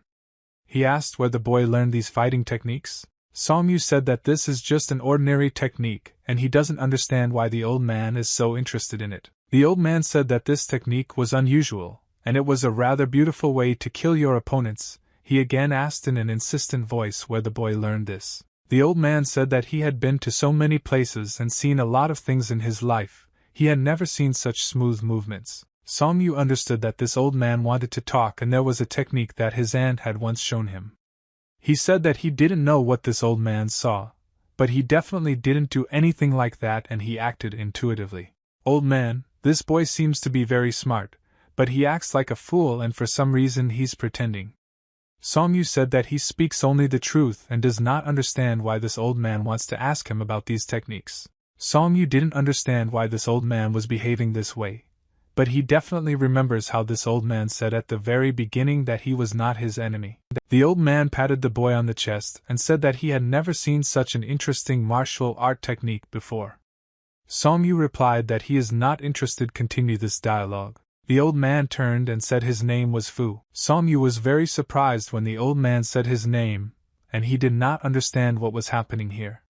The old man once again repeated to him that his name is Fu. Fu asked the boy if he knew him, or maybe he had ever heard anything about him. Song-yu replied that now he knows that this old man's name is Fu. Fu was very surprised when he found out that this boy didn't even know his name. Song-yu bowed to this old man, and said that now he knows his name and therefore next time he will greet him properly. He said that now it was time for him to leave and he couldn't stay here any longer. Suddenly, Song-yu stopped and beads of sweat began to run down his face. He did not understand what was happening to him. He could not control his body, and stood motionless as if he had just been frozen. Fu said that in Chinese his name means luck and if the boy turns away from him now, he will lose his life. Song-yu at that moment was thinking that this old man was a real monster. Song-yu asked the old man what he wanted from him. Fu replied that he already said that I want to find out who taught him this martial art technique. He heard the boy's answer that he would not talk about this military equipment, and could not tell even if he really wanted to, but the old man liked this answer. Fu asked the boy to at least tell who this person was who taught him. He meant that he needed to find out whether it was a man or a woman. Song-yu was shocked by such a question and did not understand why this old man needed to know what gender was the person who taught him this martial technique. The old man looked at him with his stern gaze and wanted to hear an answer from this boy. He said that he had just heard his answer. Song-yu replied that he did not say anything out loud and did not understand how the old man could find out this. Fu said that the boy didn't tell him anything specifically, but he answered anyway. Fu moved very quickly from place to place and looked at the boy from different angles. He wanted to understand why this particular boy was taught such a technique. He wanted to know what the reason was and why he was so special. Fu said that if the boy doesn't want to talk, he can just go with him, and one way or another he will find out the reason, and if he agrees to work on the old people, he will become even stronger several times. Song-yu thought that if he told this old man about this secret military technique, his aunt would kill him. Fu said that he doesn't know why he attracted her attention so much and what connects these two people, but this is not so important, and he is ready to adequately pay him hundreds of times more than he receives now. Song-yu became interested in this proposal because I understand that you can make good money here, and he asked what would need to be done. Fu replied that he didn't care at all and the main task would be to kill. Tae-chan fought against a warrior using his stick. He could deflect massive sword blows. Enemy, how are you very angry? And it was clear from him that he would go to the end in order to get his artifact. Tae-chan threw his opponent's sword aside and pushed him back. After this, a rapid jerk forward and pushed the enemy even harder so that he fell to the ground and hit. Kwok watched this battle and thought that he was right and not mistaken when he said that this guy could not cope with Tae-chan. He knew that his eyes had not failed him. Kwok said that the strength of this guy is incredible, and he has already forgotten how to fight this valiant warrior, and in the future legends will be made about him throughout the world of Hanama. He said that this guy was able to defeat a famous master. He held a bag in his hand and said that this scoundrel hid artifacts of life in himself, and wanting to preserve it until the end of his days. He ended up dying because of this artifact. But this is not the end, and we need to go down from the mountain. Therefore, it is better that this artifact will be kept by Tae-chan. Tae-chan picked up this bag of artifacts and looked at it in surprise. He asked if Kwok really didn't mind having this bag of artifacts in his possession. They heard some strange sound and realized that the enemy was approaching them and immediately reacted to it. An old man appeared near them, holding a giant iron club in his hands and said that this was all very strange, but nevertheless he was ready for it. Kwok saw that a very strong warrior had approached them and realized that the two of them would definitely not be able to cope with him, and would not even be able to resist this master. The old man looked at the dead warrior who was lying on the ground and bleeding. He said that it was the damned slug who gave up very quickly and he would never have been taken with the artifact of life in such a simple way. He ordered these guys to immediately give him this valuable artifact and then he would probably leave them alive. Kwok Boyaka thought that this big guy is very cunning. He wants to get money and artifacts online for himself, but they can't just give it to him. Tae-chan asked this thug what he would get in return if he gave him this artifact. The thug replied that this guy is not thinking about the things he should be thinking about. Kwok Boyaka understood that his friend was now asking very stupid questions because even if they now give this big guy the artifact life, they still won't be able to leave here without a fight and stay alive. He knew that they would be killed so as not to leave witnesses. Tae-chan threw the bag to the old man for him to guard and said that they would not rely on alms and would not just give these artifacts to some stranger. Kwok caught this bag and thought that his friend was right. Now they could only hope for someone's mercy. But he didn't know if they could cope with such an opponent. In the house of two trading families, the lights were on in the windows and there were two guards standing near the entrance who did not let outside guests through. The silhouettes of two men were visible in the windows. They were quarreling among themselves and shouting about events that happened 2 months ago that they should discuss. Chan said that his brother wanted to hide his crimes from him and thought that he would never find out about it. But he found out. Yang Chan said that he did some disgusting things but they don't understand what his brother wants from him. Chan said that he should tell his father before it turns into a bigger problem. Chan said that his brother had gone completely crazy because of his actions a man died. Yang Chan replied that this is absolutely unimportant, and his people are also dead and therefore no one is spreading anything about it, and no one will know about it. Chan began to shout at his brother, and said that what he was saying now was incomprehensible to him, and the younger brother treated the death of people as some kind of toy. He said that it saddens him that his brother's notoriety is growing every day. If he had not intervened today, his brother would already be dead for all his sins. Yang Chan shouted that his brother was in heaven when he was really needed and returned only now, and therefore he should not pretend to know what is happening here. If he wants to complain about his ugly brother, then let him go, and do it. Chan said that he would tell his father everything he knew, and it all grew into a huge problem. Yang Chan replied that if the father and all the top people find out about this, then there will be a lot of problems in their family. Jan said that his father has done a lot of things and his brother now wants to be drawn into the investigation of this stupid case, and for all his efforts to turn into dust. He said that his brother didn't even think about the fact that his father might know everything himself, but he was deliberately covering for him. Yang said that Chan is his younger brother who is very worried about his older brother and does not want to help his older brother. He said that if Chan thinks that when Yang dies all the money will go to him, and he is wrong. Chan didn't understand why his brother had such a dirty mouth, and why he said so many vile words. Yang saw his little brother running away and thought that this guy doesn't deserve to be his brother because he behaves like a real rag and a weakling. He just now remembered that today he was supposed to have a meeting with a beautiful girl and he completely forgot about this meeting. Ian smiled and said that just thinking about it makes him hot, and he clearly spent today on the wrong people.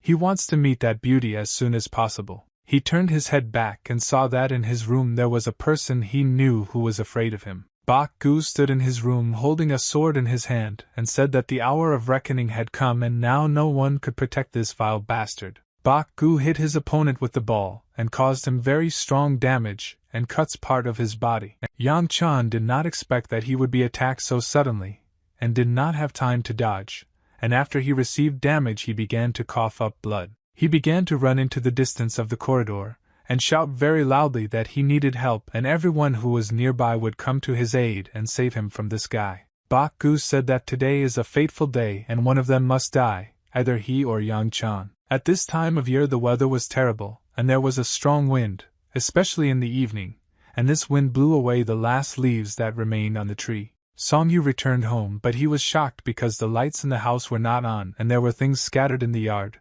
He did not understand what happened. He was very surprised when he didn't see his brothers and sisters here and thought that something had happened here. Song Yu walked throughout the house from room to room looking for students. All he could find here were scattered things and clothes that were not left. He didn't understand where all the students had gone and why there was no one here. He had to understand what happened here, and it was strange for him that the disciples did not leave any note where they were now so that he could find them. He promised himself that he would find all the students and save them, but first he needed to find at least some clue that could help him. In the evening there were a lot of people in the city. They were all walking along the streets of the city and leading their usual way of life. Song Yu held his stick in his hand, which was his main weapon, and wandered through the streets of the city in search of his brothers or people who saw or know what happened to them. Suddenly a bald old man appeared in front of him and accidentally pushed him with his shoulder. The man turned his head at the boy and began to scold him for the fact that he was absolutely not looking in the direction he was going because of him. They had just collided. But when the man looked closely at this guy, he was very scared and immediately fell silent. Song Yu emitted very strong negative energy that could be seen with the naked eye, and everyone who saw this energy was immediately scared. Song Yu didn't pay attention to this bald man and just kept walking forward. He was too busy looking for his students. He didn't care about this bald man. Song Yu remembered a dialogue with his boss about how they said that the boss would check on him from time to time. The boss was surprised by this dialogue, and for him the guy's words sounded very strange. Song Yu was shocked by all these events. He believed that this was just some kind of nonsense. This could not be true. He wanted to find his brothers and find out what happened to them. He came to Yang Chan's house and saw that there were 2 guards at the entrance guarding the central doors. The guards limit the guy that today I will take a few more steps towards them. They will be forced to attack him. The guards told this guy to stop and tell them the purpose of his visit, but he didn't pay attention to them. Song Yu looked at this guard with a reproachful look and made it clear that he did not intend to communicate politely with them, and at that moment the guard recognized this boy. The guards grabbed him with their hands and said that they would not allow him to go further until he stated the purpose of his visit, and until he said his name. Song Yu was not in the mood to communicate with them, so he kicked the door with all his might and broke it. The guards said that this guy was their enemy, and immediately brought out their weapons to attack him. Song Yu took out his stick and made several quick swinging strikes to fight off these guards. The guards did not have time to follow his fast movements, and therefore lost control of themselves with their swords and dropped them. At that moment the swords flew into the air. Song Yu came in on a mission and shouted his brother's name very loudly. He said that he knows that Bak Gu is here now. The guards saw that some stranger had entered the building and ordered him to stop immediately. Song Yu shouted very loudly and asked where Yang Chan was, and he ordered this guy to come out to him as quickly as possible. Suddenly an old man in white clothes appeared in front of him and ordered the boy to stop. The old man said that if this guy has anything to do with a member of such a high-ranking family, he should start observing some rules of decency that are accepted in this house. Song Yu said that he came here because he needs to find one person, and that's why he is looking for Yang Chan. The old man thought that he felt the destructive power of this guy and didn't understand which clan this boy was from. But he saw with his own eyes how this guy knocked out a large door with his foot, and he was definitely an unusual person, and it would be very difficult to cope with him. The old man asked who exactly is this boy looking for? Song Yu replied that he is looking for his student named Bak Gu, and he knows that Yang Chan is connected with the fact that his student disappeared. The old man did not understand how the heir of this house could be connected with the student of this young guy, and he stopped understanding what was happening here. The old man asked the boy, "Is he really looking for the heir and eldest son of this family?" Song Yu replied that he does not know who the eldest son in this house is, but he is definitely looking for this guy and knows that he lives here. The old man understood what was happening here and why there was such an idiotic situation in this house. The old man called his servant and ordered him to immediately report to the head of the house about the situation that happened, because this guy is very dangerous, and they must report it because it will be very difficult to solve this situation in words. The old man said that he doesn't understand who this is. This is a boy. Why did he come here? But they won't find someone who will solve his problem. The old man said that he wants to find out the name of this guy who is invading everyone in their house and find out his origin. He said that his heir is probably a great man since he feels so confident. Song Yu was very angry but understood that he needed to calm down and talk to this old man because he was trying to solve this problem diplomatically. Song Yu told this old man his name and said that his mentor is the 18th disciple of the Million Ghost clan. The old man understood that this is an ordinary person, and at his age, he simply could not have such strength, and therefore he belongs to a certain clan. But it turns out that the Million clan again has an outstanding warrior. The old man married this boy, and he said that he had heard about this clan. It was part of him to get to know this young man, and they are often called the Starlight clan. Song Yu was very surprised when this old man said that he knew about this clan, and he became interested in what connects his mentor with this house. The old man says that this boy knows nothing about him and their house, but he is sure that in the future this guy will become an outstanding leader. Song Yu asked what does his mentor have to do with this place. The old man replied that he had nothing to do with it. He was just here as a guest some time ago and asked the guy what brought him here. Song Yu said that he has already talked about this but will repeat once again that he is looking for a person and asks these people not to disclose details. The old man saw that the stick in this guy's hands was emitting strong energy, and he was very surprised by this because he understood that the guy was very strong. The gentleman came down the steps and was brought here to meet this boy. The gentleman said that his name is Yang Jun Peter, and he is the head of this house and the head of both high-ranking families. He asked the boy who he was and why he had the impudence to come to someone else's house and behave rudely with the inhabitants of this house. Song Yu said that as soon as his question is resolved, he will immediately apologize for his game in the area, and at the same moment he asked where is Yang Chan now. After that, he asked another question and asked where his disciple Bak Gu was now. Yang Jun said that he had already heard this question and asked the boy not to repeat it again, because nothing would change from this. He said that there was no person named Bak-gu in his house. At that moment, a servant came up to him and whispered some information. Yang Jun found out that the person this guy is looking for is the same bandit who invaded their house with a weapon in his hands. Yang Jun said that if this boy is looking for their enemy, then he automatically becomes their enemy. Song Yu asked why they call his student an enemy. He said that this gentleman tried to desecrate his sister in broad daylight, and he is the real enemy. Song Yu said that his students were just protecting their sister. Yang Jun pointed his finger at this boy and said that he was telling a lie and he should be punished for his dirty family, and he himself has no idea what his student did. The gentleman said that the guy who invaded his house with a weapon took the hand of his eldest son. If he had not stopped in time, he would already be dead. He said that this vile guy whom he calls a student, I was lucky and he came here anyway and now demands that they give him the killer and his son. Song Yu said that he does not know all the details that happened here, but he wants to know what is happening with his student Bak-gu. He emitted very strong energy from his body and said that if they don't immediately give him his student, then he will cut off this guy's second hand. Yang Jun ordered his soldiers to immediately attack this guy and force him to kneel down and apologize for his words. Song Yu said that he now understands who his son has become, and if they are such vile people, they should be punished for this. The soldiers pulled out their swords and immediately made a quick dash towards this guy in order to attack him. Song Yu fought them off with his stick and quickly destroyed his enemies without even allowing them to approach him. The next soldier ran towards the guy and wanted to strike him very hard for the fact that he had just neutralized two of his friends.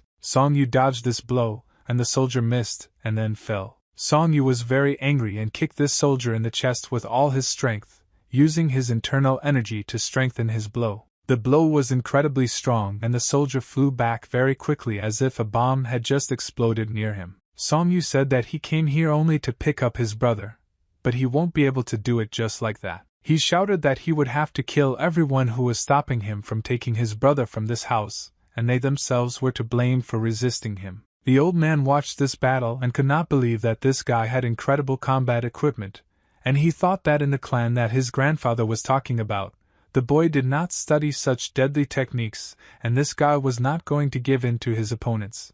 The soldier swung his sword and shouted very loudly. He wanted to deal a crushing blow. His ball hit a wooden stick and the soldier thought that he could break the stick. But everything didn't happen at all as he thought, and his iron sword began to crack as if it were glass. His sword broke when it touched this wooden stick. Song Yu rotated the stick in his hands and created a whirlwind of blows.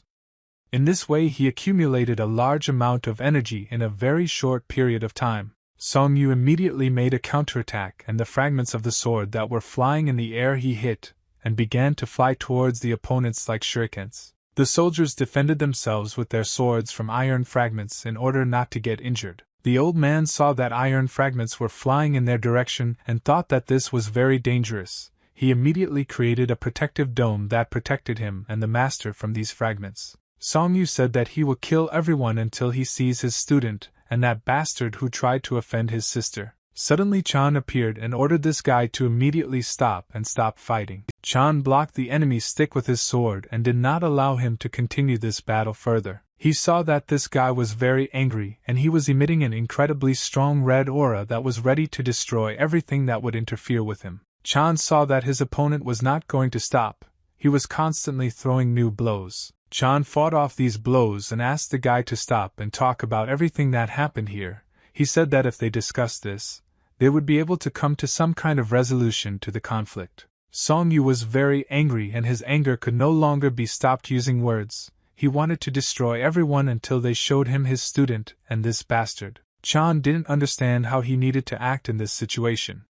He tried to calm this guy down, but he saw that nothing was working. The old man told the young master to immediately move away and dodge the blows because this guy is crazy. Chan stood motionless in an open position and showed with his body that he did not want to fight and was ready to get hit. Song Yu didn't understand why this guy doesn't raise his hands and defend himself.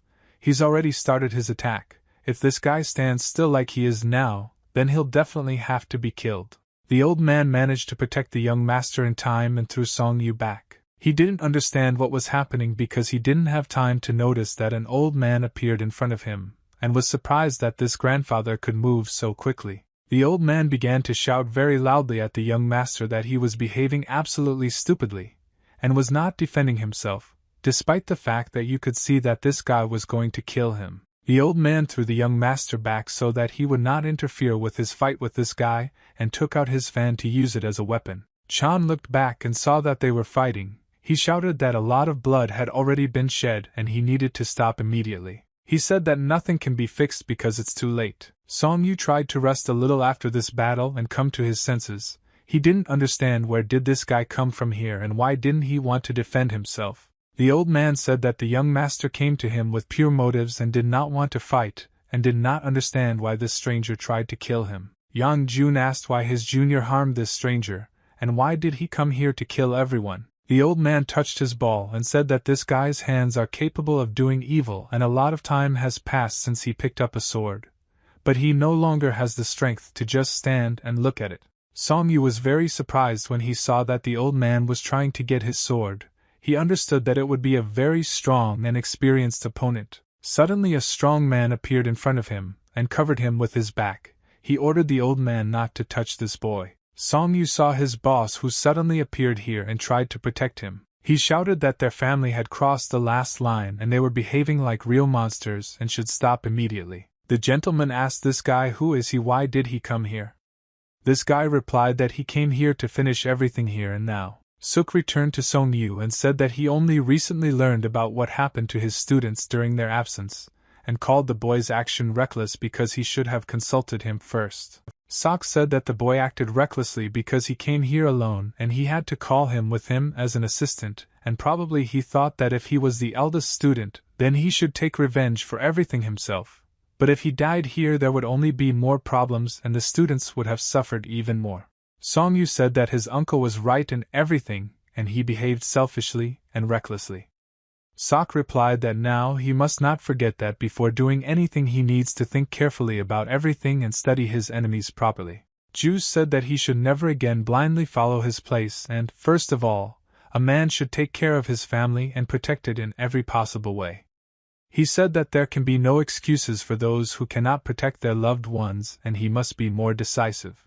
They slowly started to leave and the guy said that he wouldn't do that again, and now feels guilty for his action. Yang Jun said that they have no right to leave here after we made so much noise here and started a fight. The uncle said that he would have been better off helping his wounded son instead of reproaching them for their actions. Yang Jun said that no one has the right to communicate with him in such a tone. The gentleman shouted that this boy caused a lot of problems in his house and many of his people were injured or even killed, and he caused serious injuries to his youngest son, and his disciple deprived his eldest son of his hand, and after that he believes that Song Yu is not worthy of life. He shouted that he would not allow them to leave here just like that with impunity. The blacksmith said that it was not this boy who started the fight, but that his soldiers, on his orders, attacked him and he was simply defending himself. The uncle ordered this gentleman to immediately calm down and admit that he was the first to start the battle. He said that it was him and his people and now he must think what his eldest son did, and why all these guys are attacking him. He said that the gentleman is stupid and does not understand that his son is actually to blame. Sok said that it was all his son's fault because of him. He now needs to treat his people if he wants to stop all this. Why doesn't he figure out this whole matter himself? Yang Jun said that he needs proof and he can't just trust a stranger. Sok said that he still didn't understand anything from what he was just told and he says all this because you want to stop the shedding of blood and explain that people died for a reason, but because this young gentleman did a lot of terrible things. The old man said that they all need to heal their wounds, after that they will not be able to understand who is right and who is wrong. The blacksmith said that he initially said this, but if it turns out that Yang Chang is to blame for this conflict, then their family will be forced to hand him over to be punished. Yang Jun did not understand how to act in this situation because this conflict had reached a new level and now he himself began to doubt that he was right. The blacksmith asked them not to worry, and said that they did not need to take out their mercy balls. The old man thought that this stranger recognized him, despite the fact that he did not even introduce himself or say his name. He said that first you want the children to calm down and heal their wounds, but he wants to know the name of the deceased person on their side and said that he has the right to find out this. The blacksmith said that he personally knew the boy who could have been killed in this house, and this information should be enough for them. Song-yu said that he had to take his student away from here today. He couldn't wait any longer. The blacksmith replied that they needed to go out, and then they wouldn't talk about everything. The gentleman was very angry about this whole situation, but he could not do anything with his anger, and he was in the most advantageous situation. Song-yu worked in the forge and beat tools with his hammer, and helped the blacksmith with his work. He hit the hot iron with all his might and achieved the ideal shape of this tool. Song-yu constantly thought about what the blacksmith told him after they returned home. Uncle said that he himself found out about everything too late, and the children were not very quiet. He thought that nothing could happen to him, but when he saw that the house was empty, he immediately went to look for them, and it seems they ran away in a hurry. Song-yu said that when Bak-gu cut off this guy's hand along with where he was, there was a riot. He said that he knows one person who should contact if there are serious problems. The uncle said that there were rumors in the city that the Black Tiger Squad was completely destroyed, and he was surprised that the boy returned alive after this task. He said that he thinks now that the time when everything happened here and when rumors began to spread was actually a dangerous time, and he shouldn't have attached importance to all this rumor. The uncle said that Song-yu's students could moderate the battlefield, but the problem is that Mr. Yang has connections that have great influence here, and so until he is sure that he can take revenge, it is better not to do anything. Song-yu continued to hit the red-hot instrument with a hammer and straightened the shape of this instrument. He said that he must definitely find his students no matter what the cost. He didn't understand how it happened that they disappeared. He wanted to know where they went and what happened to them. Song-yu closed his eyes and tears began to flow down his cheeks. A tear fell from his eye. A tear landed on the tip of the hammer and scattered many small drops. He said that if he had not been so arrogant, then everything would be fine with his younger students, and they would all be alive. But his sister and the fifth student suffered because of him, and he cannot stop blaming himself because of this. Song-yu wiped a tear with his sleeve and tried to calm down. He thought that if he did one thing, he would definitely stay for days and find his students, but for this he needed to work hard. The blacksmith looked at this boy and thought that Kwok did not raise him at all as he should, and he is too mature for his age, and if we add to this his strength and his character, there will be problems. If he goes the wrong way, he won't be able to stop either. He went to the next table and took a large hammer to start working. The blacksmith stood next to the guy at the next table and worked in the same way as the boy. Sparks from their blows flew in different directions. In the house where all the students lived, it was surprisingly very dark and empty. But before, there was always a lively atmosphere here. A grave appeared in the yard, which meant that the fourth student would always be remembered here. Song-yu looked at this wooden sign and thought that all this might not have happened if he had come a little earlier. Spirit Chi-sim talked to the senior student and said that he was a little late, and unfortunately he was late, and they did not have time to meet for the last time. Song-yu apologized to the fourth student for his actions. Chi-sim said that no one knew that this would happen, and it's not the elder brother's fault that he was delayed. Song-yu said that he is very guilty before all his brothers and sisters, and he cannot forgive himself for what happened in his family during his absence. Chi-sim said that he had not seen his elder brother in such a state for a long time, and thought that his elder brother never cried. Song-yu put his hands on his head and said that emotions had overwhelmed him, and if he didn't cry he would feel even worse because after tears comes devastation. He said he would never act like a fool again. Chi-sim answered him that the older brother should not behave like this from this situation because he was not to blame for anything, and Chi-sim, along with the rest of the brothers, were simply protecting their home and their sister. Song-yu said that it was time for him to leave and they would definitely meet again, and everything would be different. He said that he would help his brothers and sisters and would definitely find them. Tae-chan was very tired due to the constant intense battle. His legs were shaking. He tried to keep himself in shape and continue to fight, but blood was leaking from his nose. The old man said that this thing was great for catching bears like them, and he hit the mark right on target so they should soon spit out their guts and die very painfully. Kwok held a knife behind his back and thought that this would probably happen right here, and there was nothing he could do to help this guy. He thought that he should try to do at least something, despite the fact that he has no chance. Kwok saw a bright green light that appeared out of nowhere, and turned his head to understand what it was. The girl used an amazing combat technique that created green energy tails around her. Kwok thought that this girl is also a martial arts master, and this could be their salvation. She moved quickly with her hands, but her movements were very graceful and smooth and mastered a unique martial arts technique. She moved her hands forward and roots and vines appeared from the ground and obeyed her movements. The roots moved forward very quickly and headed towards the enemy. The vines began to bind his hands, preventing him from moving. He tore these roots and did not allow himself to be confused. He said that he would rid them of this stupid habit of resisting and destroy them immediately. The big man swung his large iron club to deliver a critical blow. She saw this big club and realized that she needed to try to dodge, but she didn't know how to do it. Most likely she would now receive heavy damage. The girl was very scared and did not understand what to do. She was in a confused state. Kwok realized that he couldn't let this girl die now, and he needed to save her urgently. He jumped towards her and grabbed her with his hand to save her.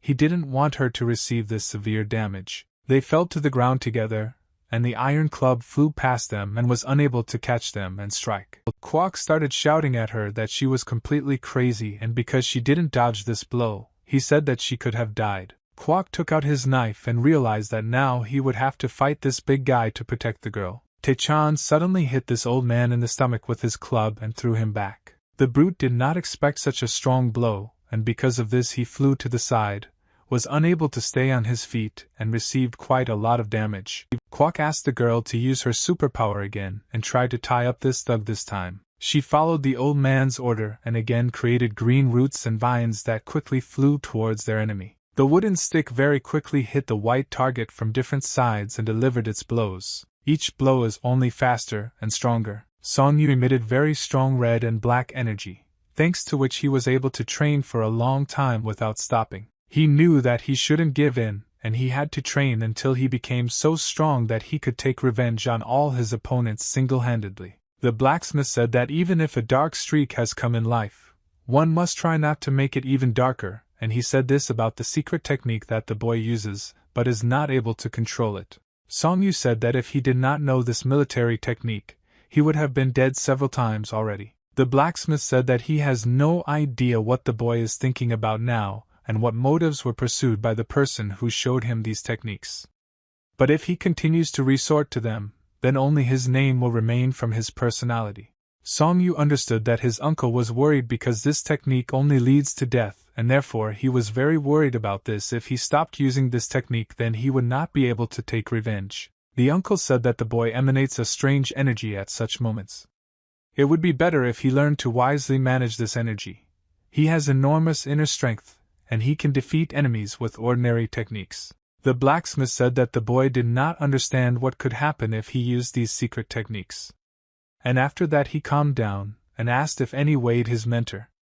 Song-yu said that most likely everything is fine with him. The blacksmith said that most likely everything is so. He has no idea why he has not contacted his students all this time, but to be honest, their mentor is not the weakest person. He said that their mentor used to have a nickname, the back and forth walker, because he constantly took 1 step forward and 10 back. The blacksmith said that their master was given such a nickname for a reason. He received a similar title for his actions. But in fact, he is cool and strong, but he would have just staggered around here, and because of this no one respected him. The uncle said that he had rarely had the opportunity to deal with their mentor before, but he said all this to the fact that the boy should not worry. His mentor will definitely come back. Song-yu said that he hopes that everything will be exactly like this, and he won't have to worry too much about it. Tae-chan activated his rage and, with the help of a very strong blow, was able to break the large iron club that this big guy was fighting with. He was in a state of incredible rage, and it was difficult to stop him. He emitted very strong energy from his body which turned into lightning and scattered in different directions. Kwok shouted that he knows that Tae-chan can cope with this enemy, and will be able to destroy him because he is an incredibly strong warrior. But suddenly he saw that something very strange was happening to his friend. I don't understand what happened. For some reason, Tae-chan began to fall to the ground and could no longer stand on his feet.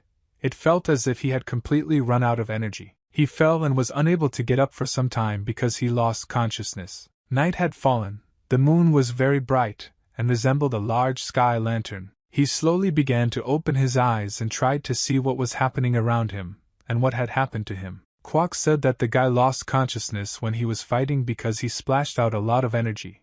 But everything is fine and there is no need to worry because they are safe. Kwok said that this guy ate an artifact called life and now they own it because it's in his stomach. He said that this cannot be because this is the most unique medicine that exists. Kwok replied that that's why he gave it to Tae-chan when he lost consciousness. But he didn't expect the medicine to work so quickly. Tae-chan said that he was going to give this medicine to his children. Kwok replied that he himself had to be fine in order to be able to take care of his children. If he had taken this medicine, he would most likely have died. Kwok said that he, too, would like to eat an artifact called life, but he must give it to his senior student. Tae-chan said that he also wanted to do the same, and he did not ask to be fed this medicine. Kwok said that Tae-chan himself should understand that he has excellent skills thanks to which he can earn good money and feed his children. Kwok said that he was so unlucky his skills are now much worse. At the beginning they argue that their views differ, but their lives are very similar. Kwok smiled and said that he had to change his outlook on life in order to take care of his students. Kwok at that moment was thinking that he had one life artifact left, and this sacred artifact could help him very well. Song Yu and his boss had dinner at the store owned by his father. Juice turned his head and looked at the worried face of his friend. I didn't understand what happened to him. Song Yu asked why Suk is looking at him and not eating his food. He replied that he had recently heard about the situation that had developed in the city and heard the boy's words that he wanted to avenge his brothers and younger students. Song Yu said that he shouldn't worry about it, and he has everything under control. The boss replied that he cared and besides this happened at a time when they were away. Song Yu closed his eyes and tried to calm down, but he couldn't. He realized his eyes were up and thought that before he and his brothers and sisters were a happy family, but for some reason now he was left all alone. At this point, they just started eating noodles in silence, and tried not to disturb each other. The blacksmith had been working in his forge since the morning and creating a new sword. He sharpened this sword so that the blade was razor sharp. He worked hard on this sword because he wanted to create a weapon of the highest class, and during the moments of work he often remembered why he was doing it. He remembered the day when Kwok Boyaka brought his small children to him and asked for help. He showed him a little boy named Song Yu and asked the blacksmith to teach this boy all the intricacies of the blacksmith's craft and take him under his wing. The blacksmith remembered this moment every time, and after that he realized that the old man had always been very cunning. He sharpened his sword and then stepped aside to get a better look at it. He held this sword in his hand and rotated it in different directions in order to understand how well he managed to create the shape of this sword. He knew that he had to do something to not let this boy die, and since he was a blacksmith of making a good sword, this was the best help he could do. He raised this sword up and made a quick movement to the side. The blacksmith saw what trace this sword leaves after it moves in space, and this trace meant that the sword was made in the best traditions. He had to test this sword in battle and practice using this sword to test its strength. The blacksmith made a very wide side kick, and after that he saw that the smaller one did very high damage in the area. This was a very good result. He made very fast blows, and in cases of strong energy, he understood that this sword was created to bring light to this world and drive out darkness. He turned his head back and saw a boy approaching him. Song Yu said that he came to his uncle to do some work. The uncle replied that today they have a lot of work to do and therefore they need not to relax. The blacksmith said that he had prepared something for Song Yu and this item was located near the wall. He asked the guy to bring it and said that he told the guy yesterday that he wanted to prohibit him from using destructive techniques and therefore today he would teach him self-control. He said that he knows that the boy trained a lot alone, but what he wants to explain is very difficult, and asked the guy if he is ready to learn this. Song Yu felt a strong anger that was destroying him from the inside and answered his uncle that he was ready to wait for this anger, and learn everything that he would show him. Song Yu trained at the foot of the mountain and perfected his strikes with the help of new weapons. He hit the stone with his stick and the stones broke off and flew off this wall. He knows that he shouldn't feel sorry for himself, and he had to do it at any cost. The blacksmith showed him blows that looked very accurate and restrained, but these blows could cause a lot of damage if they did not penetrate the enemy's defense. He said that the most important thing in this martial art is breathing.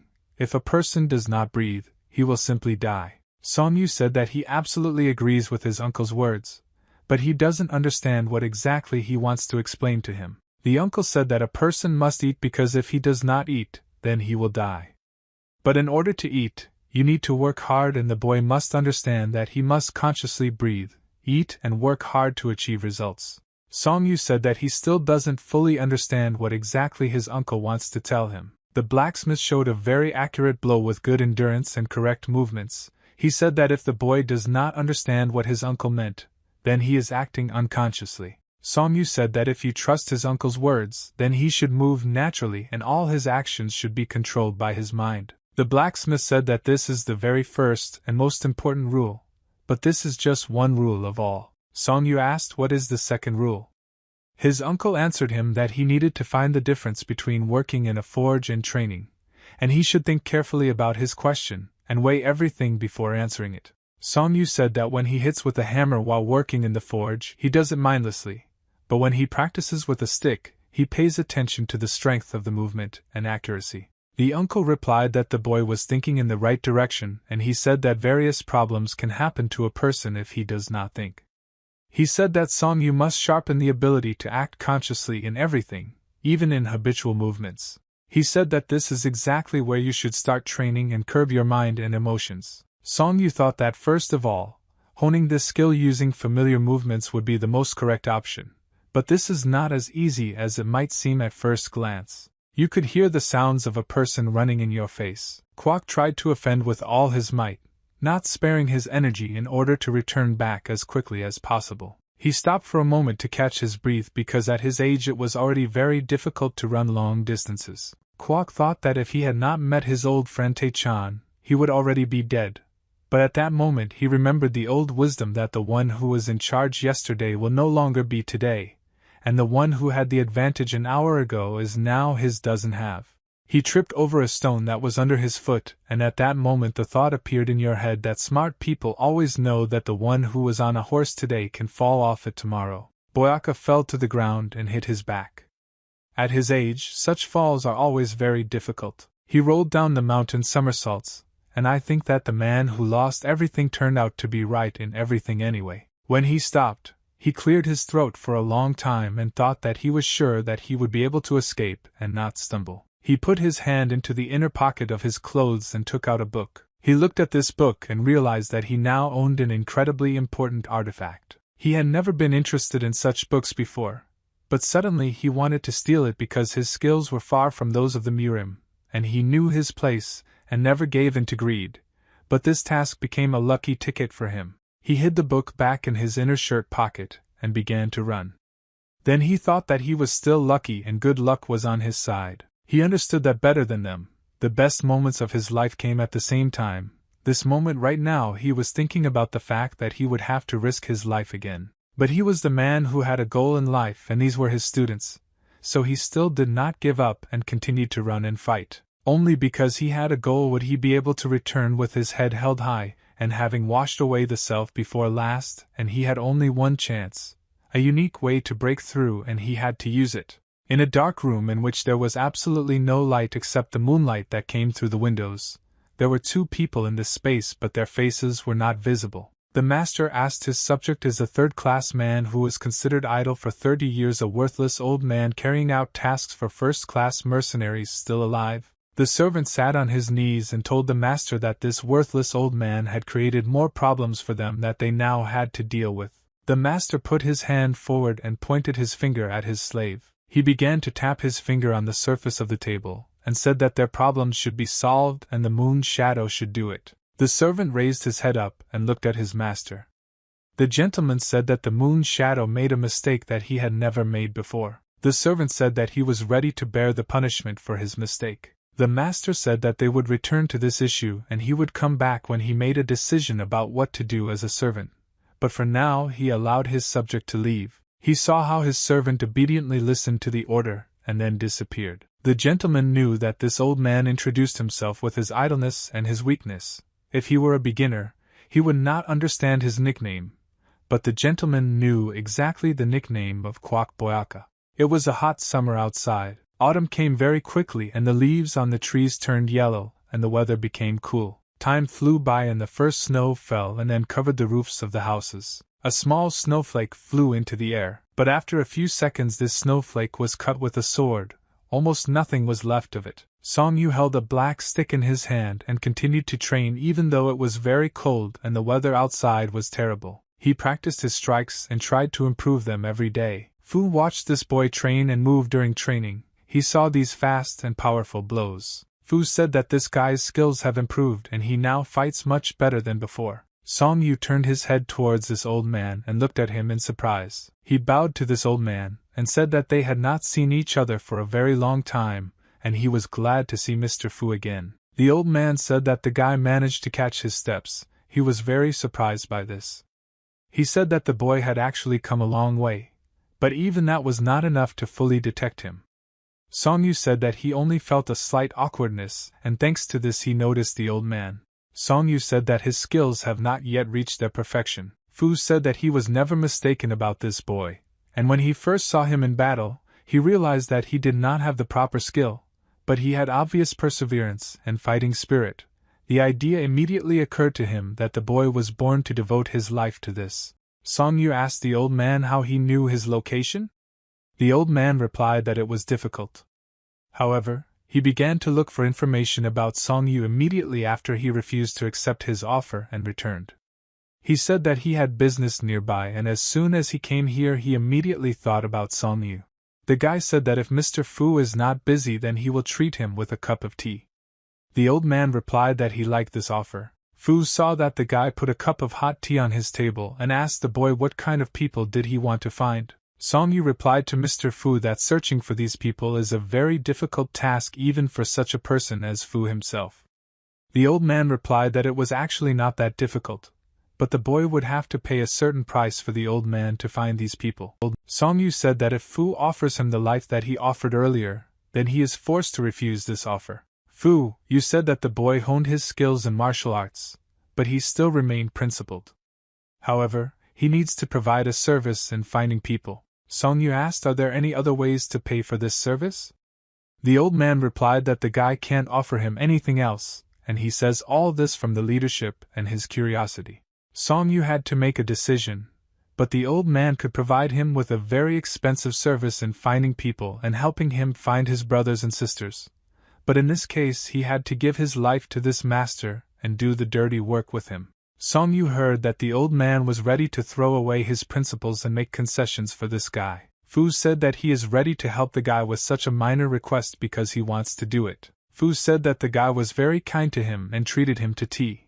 But Fu didn't even have time to drink this tea. He said that with a cup of tea he would not be able to pay for this service, but nevertheless he would take on this task and help the guy in return for the same request. Song Yu asked what exactly he should fix and what is this request. Fu said that the guy would have to convey one very important message and thereby repay his debt. It was very sunny and good weather outside, despite the fact that there was snow everywhere. Bak Gu ran forward and felt that it was very difficult for him to move, but still continued to run. There was a man with long hair sitting on his back and he had a mask on his face, and this guy was clearly dissatisfied with this. He asked Bak Gu why they were running forward now and what it all meant because he had completely lost the meaning of what was happening. Bak Gu shouted that this all meant that everyone who offended him and his family would definitely be destroyed. The guy put his hand on Bak Gu's head and said that of course everyone will be destroyed because he is the grandson of the Supreme Witch Samarin, and therefore today he himself will go to the top. Bak Gu's legs were pumped up by real professional warriors, and he climbed to the top of the mountain through pain. The windows in the palace were burning and at that moment snow slowly fell from them and covered the roofs of this palace. In the courtyard of this palace 2 men walked one after another. Ram walked along this yard and thought that the elder brother and the other students should wait just a little and now they will no longer have to endure a poor life. He said that the gentleman chose Rama, despite the fact that this guy had just received an academic degree and came to them. Ram said that he had only recently passed the final exam and entered the fortress for the first time, and he also did not understand why they chose him and hoped that the leader would correct his stupidity. The man turned his head and replied that the guy was really different from all the students who had graduated before. Ram said that he wants to gain practical experience because it is always more valuable than dead knowledge. If the man standing in front of him has something to tell him, he will definitely listen to what was said and will value this knowledge. The man said that this guy is the very person that their academy needs. Ram asked the manager what exactly does he mean when he talks about this. The manager replied that he just wanted to say that the guy was different from all other graduates, and today he finally realized that this guy was like those who tried to assert themselves by talking to him. The leader said that it was very good that the guy was different from that crowd of young scientists, and his story was the same as himself. The leader said that from now on Ram must hide his identity. Even if he, with his modest pattern, evaluates this guy in this way, this means that it will be obvious to other scientists. Ram said that he does not agree with this and thinks that it is wrong to hide your identity. The managers replied that even now the guy behaves strangely, but despite this, a conversation with him leaves a pleasant aftertaste on the soul. The leader said that in the future they would encounter Ram more than once and therefore he should not worry about such a joke because the leader just wanted to make him laugh. Ram continued to follow the leader and could not believe that you had just made a joke at his expense. The leader went to the door and informed the gentleman that the young scientist had come to him. The leader informed the young scientist that he could enter the room but asked him not to be too surprised when he went inside. The guy said that he would listen to the words of the leader, and even if he was very surprised, he would pretend as if everything was fine. When I entered the room, I saw that a man was sitting on the floor and was drawing something on paper with a brush, and barefoot I found various scrolls of paper and artifacts scattered. He bowed to this gentleman, and said that the young scientist So Moon Yu Ram had come at the request of the gentleman, and was glad to welcome him. The gentleman continued to silently draw hieroglyphs on a sheet of paper using his brush, and did not answer his guest. Ram didn't understand how he should behave in this situation because the gentleman didn't answer him, and it scared him. The gentleman held a brush in his hand and wrote hieroglyphs on paper very smoothly and clearly. He drew very heavy hieroglyphs on a sheet of paper, and something constantly did not suit him in those papers that he had already drawn. He constantly threw sheets painted with hieroglyphs aside, and next to him there was already a large pile with such sheets. The gentleman said that he again failed to do what he had planned correctly, and therefore he would have to start all over again. He turned his head to the side and saw that there was a man in his room. He was very surprised by this and asked when this guy managed to come here. The head of the secret council, Jin Jie-su, told the guy that he could stop bowing and standing in the corner of the fool and throw all his decency aside and quickly go up to him to help. Song knew that along the long street of the city, and around it was already very dark because it was late evening. He went to the farthest part of the city, where it was rare to meet a large number of people, and he went to one of the buildings that was located in this part of the city. When he entered this building, you saw that a girl was standing near the bar and yawning very loudly because she wanted to sleep. She saw a guy who entered the establishment, and was very surprised. She greeted him, but she was still very sleepy. The girl approached this guy and asked him what he would drink. He replied that he wanted to drink something full of flavor. She said that they have a fragrant tea called Wu Huan, and this tea has quite a strong aroma. She asked if this tea suits him. Song Yu at that moment realized that this girl did not understand the secret word that Mr. Fu told him. Song Yu said that he needed very aromatic tea. She put a teapot with a small cup on his table and poured some tea. She said that you had recently delivered tea from a lotus flower, and she thought that he should like this tea. She wished him a pleasant tea party. Song Yu thought that something didn't add up and for some reason his secret word didn't work. The girl behind him, standing near the wall, tried to figure out who this guy was. In the evening the palace looked incredibly beautiful because the sun illuminated the palace with orange light. Mikio, the military secretary, drank tea on the veranda of this palace and sat all alone. He took a small cup of tea, felt this wonderful smell with his sense of smell, and after that he was going to drink this tea. He was going to spend the evening quietly. But suddenly he heard that some man came and greeted him. He did not expect to see guests at his home today and therefore was not very pleased with such a visit. Mekio saw that old Fu came to him and invited this guest to come to the table. But the old man refused and said that he would not be able to sit at the table with such a high-ranking person. Mekio asked the old man, "Has he really learned to be humble after such a long time spent in wanderings and travels?" Fu replied that he continues to look for a place where he could settle down, but he does not forget when to kneel. Fu said that his elder brother is a high-ranking secretary and now he is on top, everyone else is below. Mekio answered him that he wished for something he couldn't even think about. Fu asked his elder brother what exactly he meant, and what he was talking about now. Mekio said that Fu was the head of the outer faction. He couldn't afford to remain in the dark about whose destructive energy it was. He said that the younger brother came here to find out. Fu said that this is not how he imagined the dialogue with his elder brother. Mekio put the cup on the table and the water flew out in different directions. He said that the younger brother dared to go against his head, and this cannot be explained.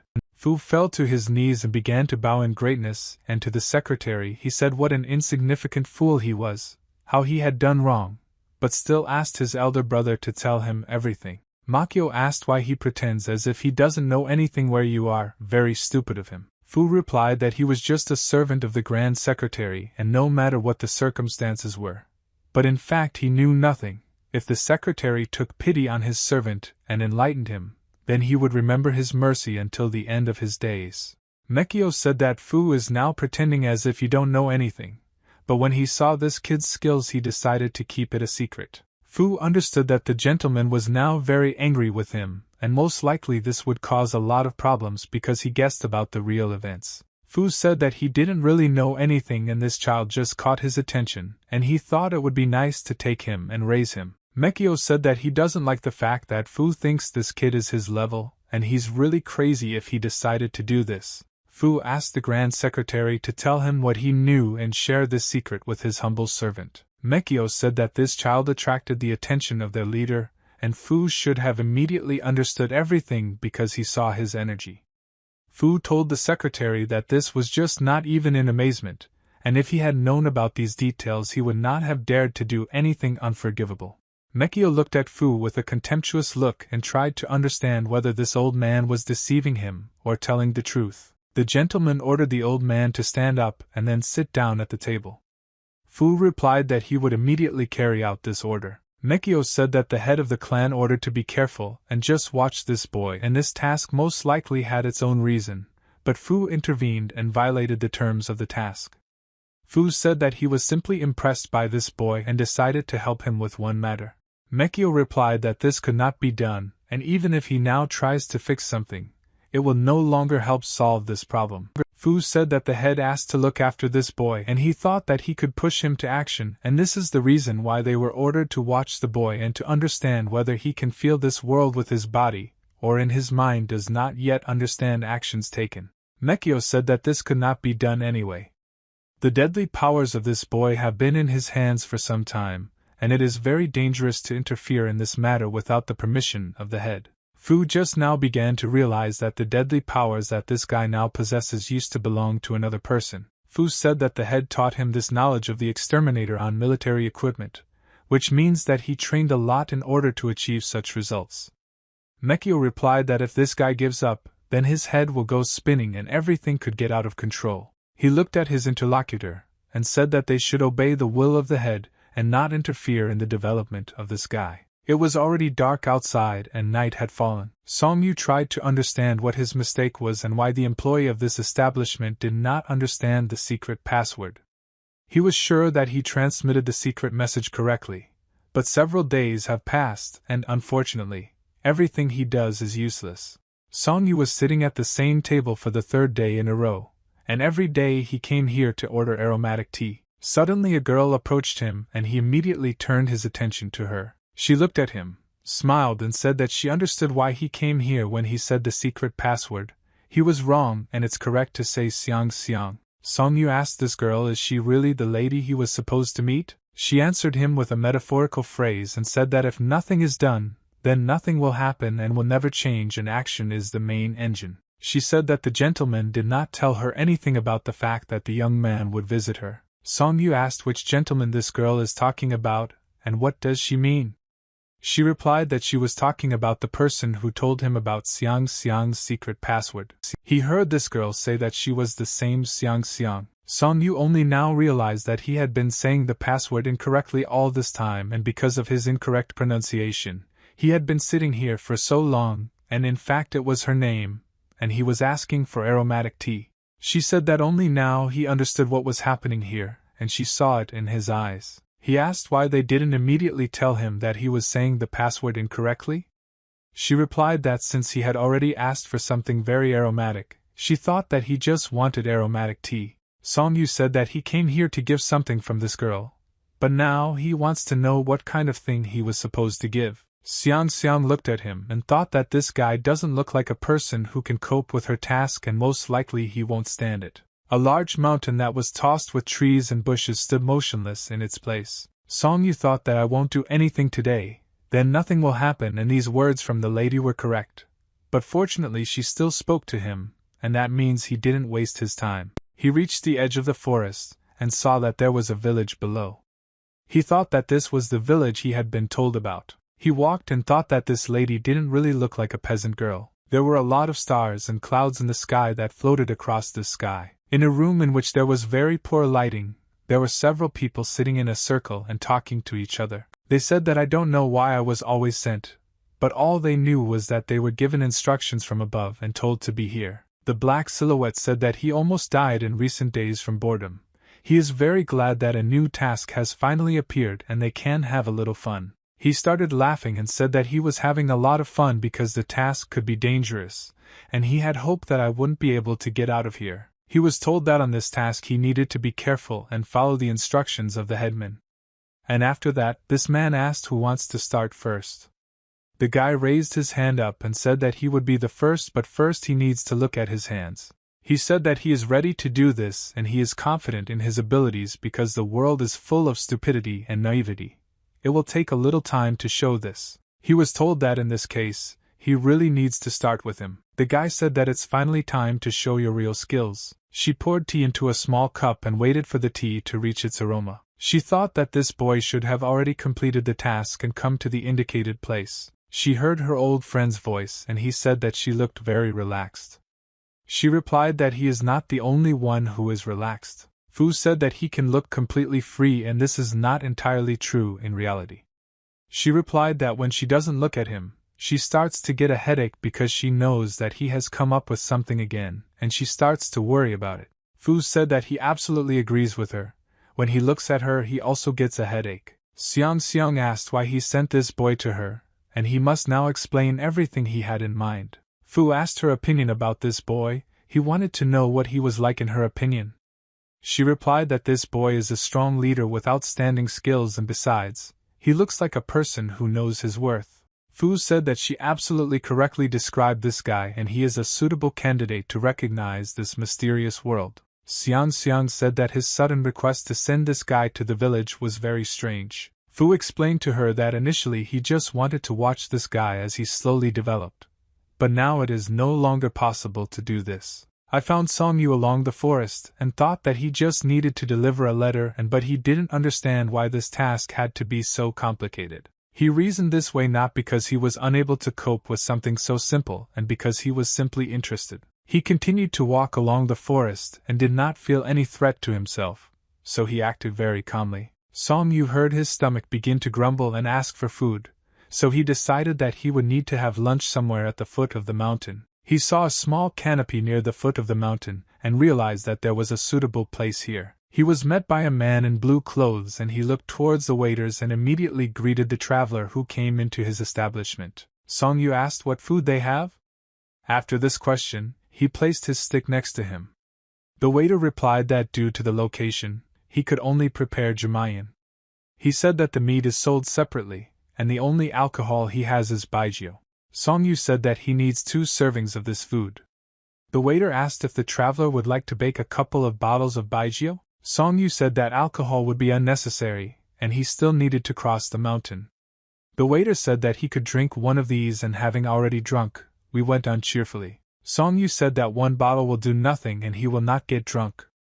After that he smiled and started laughing. The waiter said that he makes this alcohol himself, and it is quite strong, and therefore the gentlemen will cheer up when they drink 1 bottle. Song Yu did not understand why this man chose such a place for his establishment, and people rarely pass through this place, and most likely this man earns very little. Song Yu wondered what was happening to his students now and whether they were all okay. He knew that he had no news and that was not bad, but none of them had contacted him yet. It was very strange and scared him. A few minutes later a plate of delicious food and a bottle of branded alcohol were placed on his table. Song Yu said that the food is very tasty. The waiter replied that despite this strange location of his establishment, he was very proud of the taste of his food and wished his guests bon appetit. Song Yu enjoyed every bite of this delicious food. He drank alcohol, and it helped him relax a little. After some time his plate was empty. Song Yu thought that it was very tasty, and the waiter did not lie as he said that he was proud of the taste of his food. But suddenly he felt something very strange and did not understand what was happening to him. He looked at the plate of food and for some reason everything before his eyes blurred and it seemed as if he was seeing hallucinations. Song Yu thought that he was experiencing terrible sensations at the moment, and did not understand what happened. He looked at the bottle of alcohol and thought that he simply blamed it. If it had a little more alcohol then he would definitely not be able to go further. Song Yu tried to get up from the table but he couldn't because his head was very dizzy. He hit his head on the table and fell asleep instantly. The waiter came closer to the guy to look at him and said that this boy held on for a very long time. It was surprising because he thought that the guy would fall from such a strong drug 15 minutes ago. The cook said that this guy drank all the alcohol that contained drugs and ate all the food that was poisoned, and he is a real strong man if he could hold out for so long after such a portion of poison. Baldy said that this guy is from a black guild, but he looks very naive and he wondered why this guy was like that. The guy said that he had prepared several poison options for this guest, but they were slightly unprepared. But this guy passed out before he gave him other poisons. The waiter told the older brother that he must not forget that their task was precisely to get rid of this boy's nature. The bald man replied that one should not immediately go to extremes and should act carefully. He looked again at the guy who was lying on the table, and said that everything needs to be done properly. When night fell there was a bright moon in the sky. Song Yu lay in a dark basement with his hands and feet tied and did not understand what was happening to him. He was only now slowly starting to wake up. Song Yu felt a strange pain in his body and did not remember what happened to him. He opened his eyes and saw what was lying on the floor.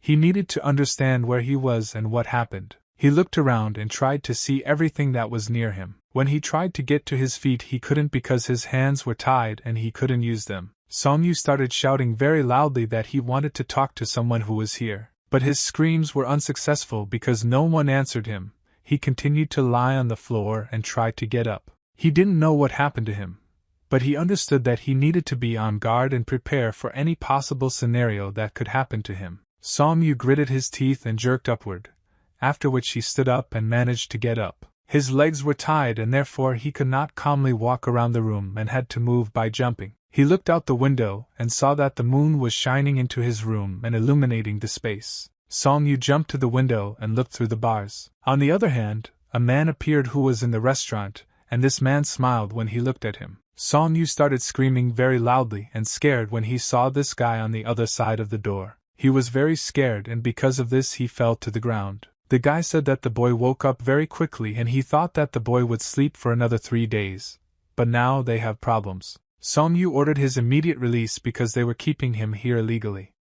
But he was immediately told that if they tied him up and sent him to a cell, they didn't do it in order to immediately release him later. Song Yu tried in various ways to prove to them that he was not guilty of anything and said that he would not tell anyone that they stole him. The man saw that this guy was as talkative as the old man who sent him here and they all didn't know how to keep their mouths shut. Song Yu asked what exactly they wanted from him, and why did they hide him in this cell. The man smiled but didn't answer. Time went very quickly at first, and orange autumn came again. After autumn came a cold winter. The guy felt that his hands were very cold and tried to warm them with his breath. 6 months have passed since he was sent to prison. During this time, he never managed to find out anything about this place and where he is now. Song Yu called this place the settlement of evil because people who wanted to become villains gathered in this place. Song Yu tried numerous times to escape from this place, but it was all pointless and none of his attempts were successful. He worked very hard and diligently when he was chopping wood and suddenly he felt that his stomach was grumbling and he was very hungry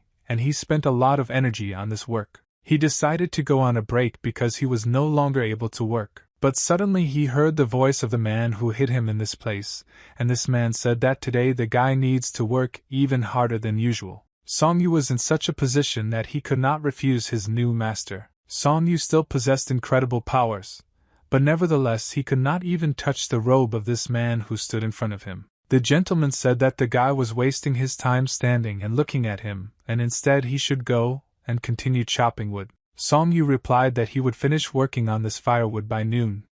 The owner replied that as soon as he completes the job, they will give him several pieces of meat. Song Yu at that moment realized that if he does nothing, then nothing will happen and nothing will change, and therefore he is forced to think about all this again and somehow move on. He took a stack of firewood and carried it to the rest of the pile of firewood. At that moment, he was thinking that he needed to make a serious decision and become a person suitable for this place. The guy raised his hand up and, with very quick movements of his fingers, rotated the dice in his hands. He quickly moved the glass containing the dice. He put the glass on the table, and after that there was a silent pause. He said that his guests would definitely be lucky today and the bones would thank them. The players held their numbers in their hands. Two gangs of players watched the playing field and waited for the final numbers to see which of them won. Some of them had more cards in their hand than others. In the end it turned out that there was a draw between the two teams, and no one from both teams won or lost.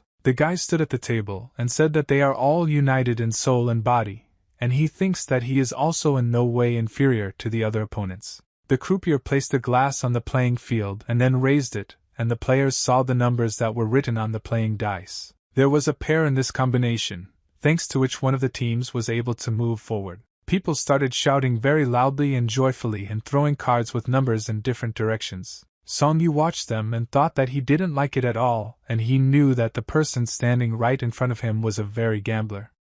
But he didn't think that this man was so successful in this that he could throw 10 points instead of 3 at once, and then shake off the dice so that he gets the number he wanted.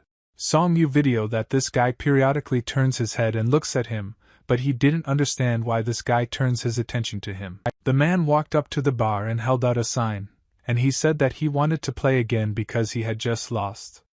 The employee of the establishment replied that it is better for the man to go to the brothel and calm down, and then return tomorrow. The man replied that he did not want to calm down, and he came here with documents for the house and was ready to mortgage the house in order to get more game tokens and continue the game.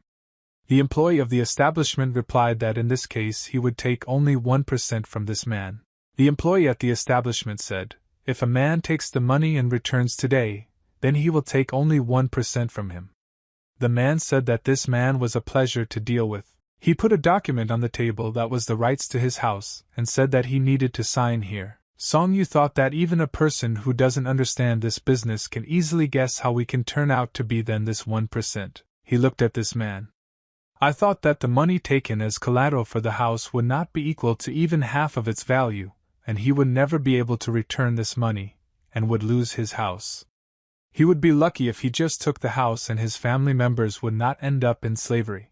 The owner called his slave Song Yu. The guy approached his master, and immediately bowed. The owner said that he should go to Shanghai for a while. The city was very beautiful thanks to the burning lanterns that hung on all the streets of the city. The owner asked how the boy felt about the fact that he was transferred from the very bottom to the lowest students. Song Yu replied that he just works hard on every task I assign him. The owner thought there that even after several months this guy continues to hide behind the mask, and he thought that this was not enough to see his progress. He understood that the true nature of human character is difficult to simply break, and looking at this guy he involuntarily returns to the past. They stopped near a large building with many floors and looked at this building. Quan An asked his slave if he would like to go into this building with him at least once. Song Yu thought that people told him that drinking in this establishment at night costs about 100 coins, and he does not have that much money to relax in this establishment. Song Yu was forced to refuse such an offer. Quan An said that he sees right through this guy if the guy thinks that he can continue to betray his guts and sit quietly. He should try harder because he is still far from true professionalism. The owner walked forward and ordered the guy to follow him. Above the central doors of this establishment there was a sign on which it was written that new guests were not always welcome. Women's hands touched long women's hair with gentle movements. The lady sat and waited while her hair was tied up in a bun, and she was given a beautiful hairstyle. The mistress asked her maid if she was taking the medicine that they had recently bought for her. The third student replied that thanks to this lady she felt much better, and was able to recover. The mistress raised her hand and with this gesture indicated that the maids needed to step back. She said that this time she was able to help her maid, but next time the girl will have to deal with her problems herself. She replied that she would never forget her mother's kindness, and that she would like to. The lady said that she would like to continue helping this girl, but this help costs her too much. The mistress said that she was not forcing this maid to do anything, but she reminded that their brothel was an unusual place. She said that she is the only one who lives here for a very long time, and many others here are treated with great respect, and then they even become concubines of high-ranking officials, and rarely does anyone get such an opportunity, so she should think carefully. She replied that she would definitely think about her mother's proposal. After this dialogue, she continued to braid her mistress's hair. This place was quiet and cozy, and many courtesans walked here in search of their clients. Song-yu sat thoughtfully and waited for his master to be free. At that moment, two girls walked past him and drew attention to a lonely guy who was bored. The courtesan told this guy that if he is bored or very sad, they cannot go to the room together, and she will help him dispel his sadness and have fun. Her friend at that moment said that they had better move on and not pay attention to this guy. Song-yu continued to sit sadly and did not answer these girls. He did not even pay attention to them. They began to get angry because this guy was absolutely not paying any attention to them, and one of the girls said that this is the guy who was nicknamed the Stone Buddha. Asura said that she wants to get this guy even more because he always behaves reserved and inaccessible.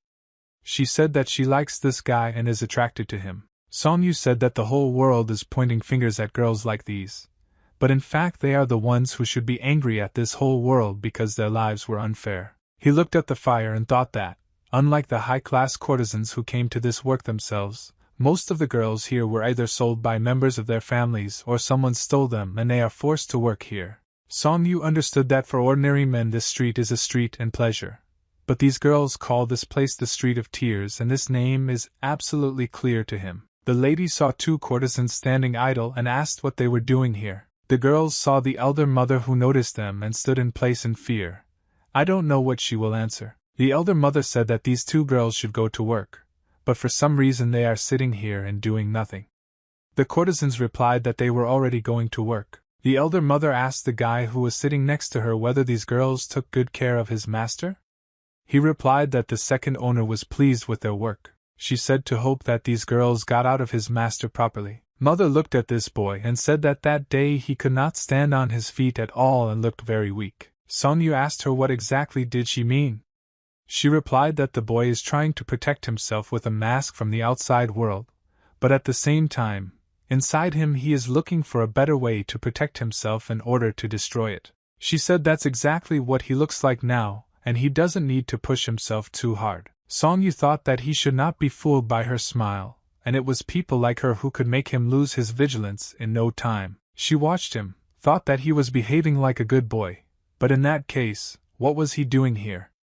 If he is only pretending to be so, then he must realize that anger will continue to accumulate inside him. Song-yu lowered his head and thought that he really didn't understand what purpose this girl was pursuing. He learned that he could not blame other people for his becoming a slave.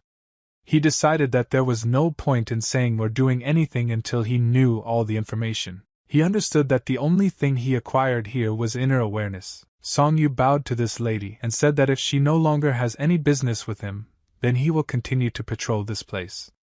Mom wished him good luck. Song-yu thought that now he himself wants to stay here to learn everything about this environment, but this is the only way he can protect himself from getting into such a situation next time. The silhouette of a man was visible in the window. The gentleman was sitting at the table and counting the income for the last days. Song-yu sat near the fire and periodically added new wood so that the fire did not go out. He said that he changed his thinking and he stopped being a slave sitting on a leash and became an assistant who is trying to identify this world. After he changed his thinking, absolutely everything that surrounded him changed, and most likely this was due to his new vision of this world. Song-yu stood up and said that he would go to the second owner for a while. The man waved his hand and made it clear that the boy could leave. Song-yu went outside and saw that a lot of snow had fallen from the sky today.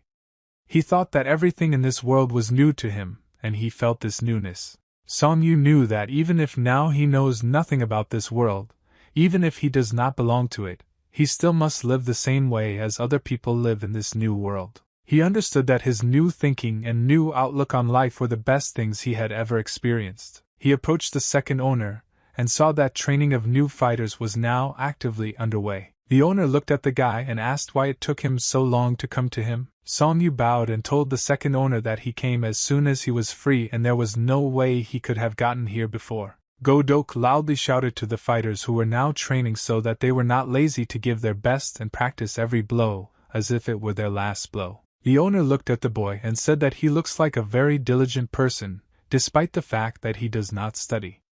Song Yu looked at this gentleman and thought that this man solves problems that cannot be solved only with words and money. Song Yu said that he knew that the owner was looking for him for some reason. Go-dok replied that this time they would have to go a very long way and ordered the boy to leave the day after tomorrow and prepare before departure. Song Yu replied that he had orders from others and he asked if he could carry out these orders before leaving. Go-dok turned away from him and said that so be it, and he allows the guy to carry out his assignments. Song Yu looked at this gentleman. I thought that their technique was incredibly simple and extremely effective, and he had not seen anything like it in Vietnam. He knew that if he just watched their martial arts, he could learn a lot. He saw that the 5 most important owners were sitting at the table and having dinner. Song Yu turned his attention to the 3rd most respectable mistress.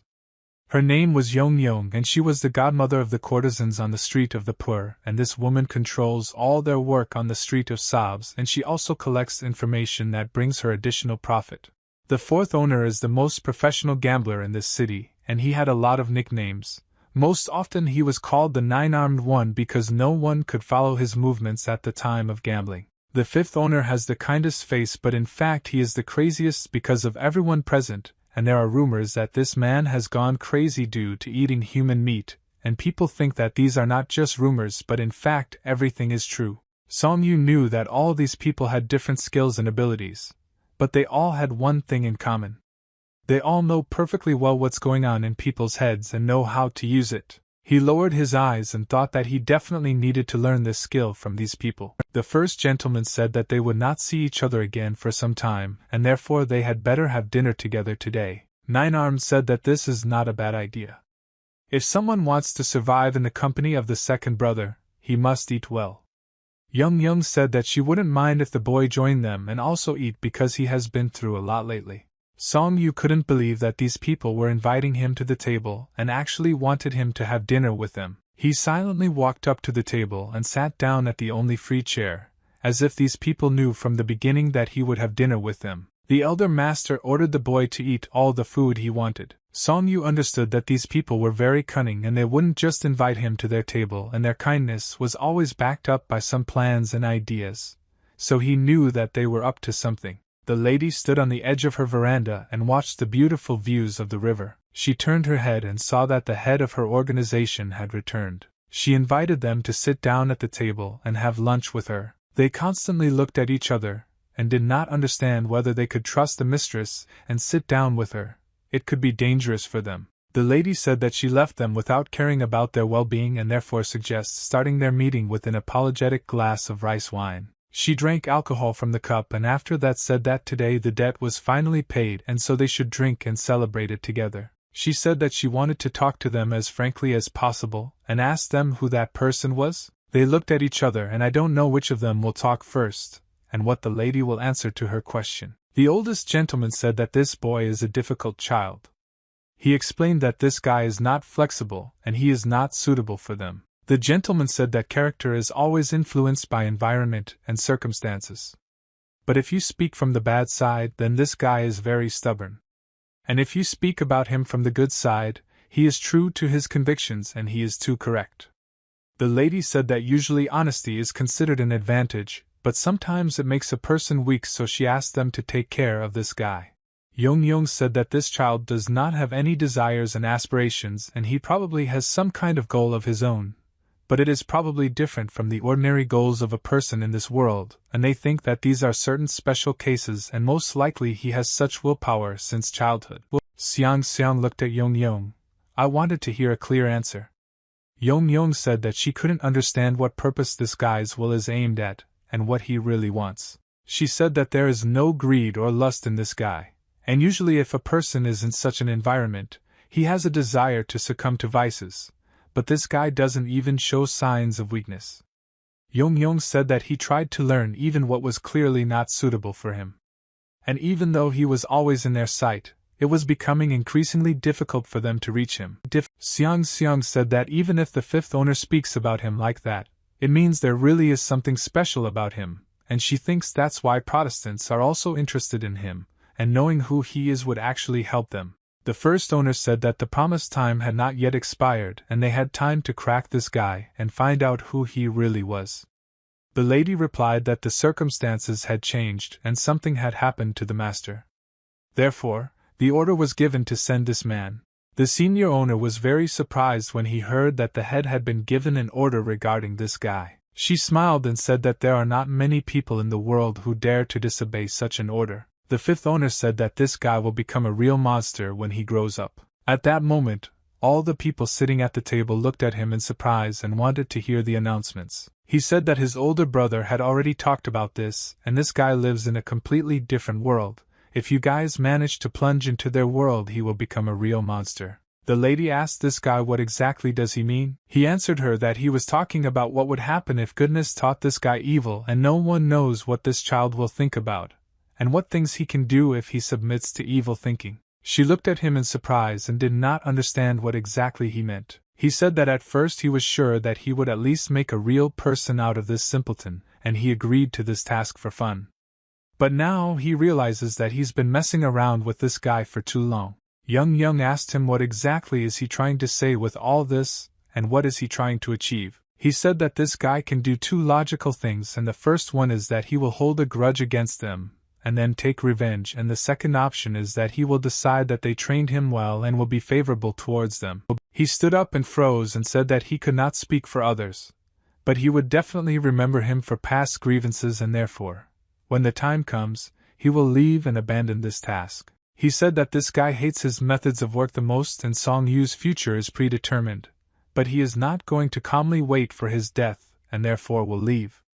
The most opportune moment. He said that together with this guy it would cost him his life and therefore he was definitely in danger and would be forced to leave the evil settlement. The lady looked at him in surprise and did not know what to answer. It was night outside and there were no lights on in the windows of the building because everyone was already asleep. The ninja moved very quickly along the roofs of the building and ran towards this house. He professionally jumped over the high fence and very quietly managed to get into the courtyard. Song Yu in a ninja suit flew down to land quietly. When he found himself at the bottom, he immediately began to look at this building and tried to understand what kind of strange place this was. The second owner told him that the job for which he was sending the guy would not be easy, and he would need to search one closed place and find a book there. Song Yu asked what book would he need to find. The second owner said that there are usually no books in this place. Therefore, he will just need to bring everything that looks at least somehow like a book and perhaps there will be security there, and therefore he needs to be vigilant. Song Yu at that moment understood why he was forced to practice shadow step techniques.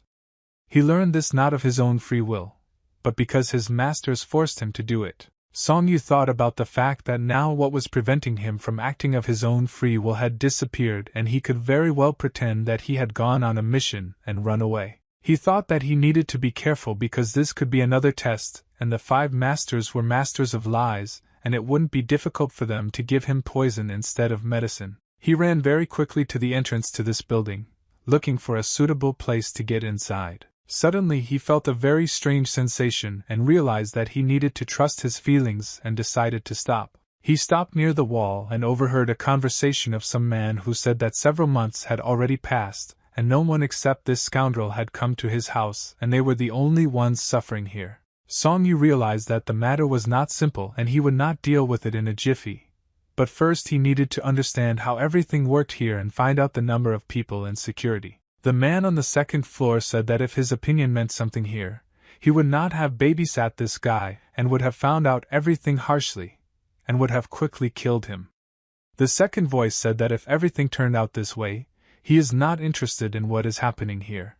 Song Yu didn't understand what these people were talking about, but he hoped that the book was somewhere near them. He tried to sneak quietly and unnoticed near the wall and continued to listen to their dialogues. Song Yu was able to find out from the dialogues of these guys that they were holding some old man prisoner. Song Yu made his way quietly and unnoticed to the exit to this building. He tried to move as quietly as he could, and that's why he didn't have anyone on his tail. Song Yu looked around the corner and saw 2 people and then hid back. At this moment, the guards changed positions and some of them went on vacation, while others replaced them and joined the patrol. Song Yu peeked out from behind the wall and watched them. He drew on paper with a brush and ink. He drew this house and all the parts that he managed to remember.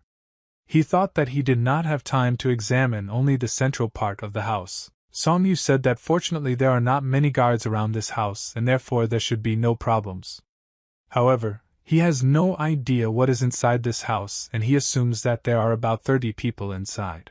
He said that his task today is to get inside this house. He waited until night fell to go to this house again. Song Yu approached this house again and acted in the same quiet and unnoticed manner. He was able to get to the gate of this building and there was no security there, so he calmly entered the courtyard. Song Yu acted very carefully and tried not to attract too much attention. The guards were discussing the fact that they needed to be on alert because they would be hunting for the artifact that was in the house. The second faucet said that he did not know what artifact the old man was hiding in the house, but he would like him to have this artifact. The second faucet asked to speak more quietly because their conversations could be heard by strangers. The first guard smiled and said that they can be calm because there is no one here except them. The second guard said that he plans to simply return to his hometown when this work is over and therefore you don't want them to be killed here. They began to argue among themselves that each of them had his own views on how to work. The second guard said that if this thing is found, the problem will be precisely that it was not found. For such people, they have only one end and no one will even raise an eyebrow when they are killed. Therefore, he sincerely hopes that this is an old man, and really doesn't know anything. After they had stood in this place for some time, they went back to the central gate. Song Yu listened to their dialogues and thought that inside this house there is some very important person who owns a large organization, and this organization scares ordinary people. Song Yu slowly began to come out of hiding. Suddenly he saw something very strange and immediately reacted to it. He hid back behind the wall. Song Yu saw a black silhouette walking not far from him, and carrying him on the shoulders of a man. The house was very dark and the windows were not lit. There were various torture instruments on the table. 2 men stood and looked at the prisoner who was suspended from the wall. The prisoner asked for 1 sip of water because he was very thirsty. They put water in a cup for him. He took several sips from this cup at once. He immediately felt better and felt relief throughout his body. The prisoner said that he now lives here but for the first time in the form of this man in front of him, and his clothes are different from others. The man said that they were all tired of constantly torturing and interrogating him and asked him to finally confess. The master said that if he tells them everything then they will end it all, but he continues to remain silent, despite the fact that he is already very old for such torture. The gentleman said that he really doesn't understand what the problem is because they promised him 1,000 gold for telling him everything he knows. The prisoner said that they still wouldn't be able to understand the most important thing. The prisoner said that the reason he endures all this is simply the desire to survive. He said that you know very well that as soon as they open their mouth and tell him everything, his life will be over and that's why he doesn't tell them anything. The men realized that this man had finally opened his mouth and spoke to them. He said that 1,000 gold does not interest him because his own life is at stake and he will be happy to just get out of here. But those people cannot guarantee him that he can just get out of here. They said that they would personally guarantee that he would be released from here. He smiled and said that he could not trust their words and he needed confirmation. But the most important thing is that the person who is hunting him is much more terrible than them, and therefore they will not be able to guarantee his life. They looked at each other with a surprised look, and did not understand what was happening to this prisoner. He said that even if he tells them everything now, they will not be able to give him a 100% guarantee that he will survive. The gentleman understood what exactly this prisoner meant when he said that they could not guarantee his life. Kwok said that even if he tells them where the thing they are looking for is still located, they will not be able to stay alive after they find out this information. The men looked at Kwok in surprise and asked him if the same terrible fate awaited them. Kwok said that they themselves should understand this. He said that if they don't expect to be safe when they find out where this thing is, they are very mistaken. They looked at him in surprise and asked what they should do because they were now in a state of confusion. Kwok lowered his head, looked at the floor and said that they only have one way out. He said that this option is that he must tell everything personally to that man nicknamed Ark. When the guy heard the nickname Ark, He was very surprised and began to talk about how the ark was now in a different place, and wanted to tell where it was. But he was unable to finish his sentence because the old man closed his mouth with his hand. The old man asked the prisoner if this was the only way out of this situation. Kwok said that there was no other option. He replied that these people should bring him something from the ark and then they will be able to survive. Kwok looked at the old man who was in front of him, and said that if they stand still and do nothing, the problem will not be solved by itself, and ordered this old man to contact their head. The old man said that he doesn't want to mess with his head because it will cause him a lot of problems. Kwok answered this guy that if he is afraid to deal with his boss alone, then in this case they can do it together. But if the two of them don't leave, then there will be no one to keep an eye on the captive old man. The guy looked at the old man and said that the old man should go and tell the elder the new thing. The old man replied that he would do it but asked his assistant not to go anywhere. Kwok watched as the old man left this room and he was left alone with the guy in yellow clothes. Kwok waited until the old man left the room and then said that they were finally left alone and he was waiting for this moment. Kwok asked this guy what he will do next. He asked if this guy wanted to free him. The guy replied that the old man was completely crazy. Kwok said that he made his move and this guy didn't answer him, and this means that he needs to take the next step. The guy said that Kwok has gone completely crazy and he doesn't understand what's happening and where he is now. Kwok said that he was just fighting for his life.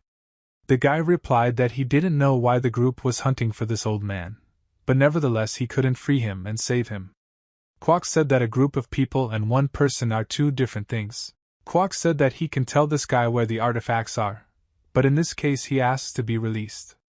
The guy replied that he needed a guarantee. Kwok said that he is very weak. If he tries to run away, this guy will easily beat him. The guy said that he doesn't understand what the point is for an old man to tell information on such conditions because he will simply die. Kwok said that the main thing is that he himself does not die in a ditch on the way home because his body is now in a terrible state. The guy believed his words and began to untie the ropes. He said that even if they let the old man go now without anyone's help, he would simply die on the way to the city. Kwok said that the only thing he dreams of now is just to survive. The guy sat the old man of the universe with his back and said that first of all they need to get out of here and soon they will be chased. Kwok said that they definitely need to get out of here alive, and they can't die. A loud sound was heard in the courtyard of the building. Song Yu saw two people who had just jumped from the window and landed on the ground. He followed these people and wanted to understand where they were running now and who these people were. When the night ended and morning came, the sun slowly appeared from behind the rocks. The guy continued to run along the forest holding a wounded old man on his back. He asked the old man to be patient a little longer. He said that as soon as they were on board they would immediately take care of his wounds and get him in order. All the way he thought that if this old man dies then everything will be over, and in this adventure he will suffer the most because he put absolutely everything he had on the line. He felt very tired in his body, and realized that he was no longer able to continue running. He laid the old man on a stone and decided to see what was happening to him now. He put his palm on his face, and tried to wake him up because the old man did not show any signs of life. Kwok sat on a stone with his eyes closed and did not answer anything. He looked very sick and had a pale skin color. The guy tried his pulse and realized that the old man was still alive, but he was just unconscious now. Song Yu just now saw that this guy was standing next to his teacher and was trying to hit him in the face with his palm. The guy understood where this ninja came from here and why he just called this old man his teacher. Song Yu started to run forward very quickly and wanted to attack this man for stealing his teacher. Song Yu shouted that he would destroy the man who had kept his mentor locked up and tortured for so long.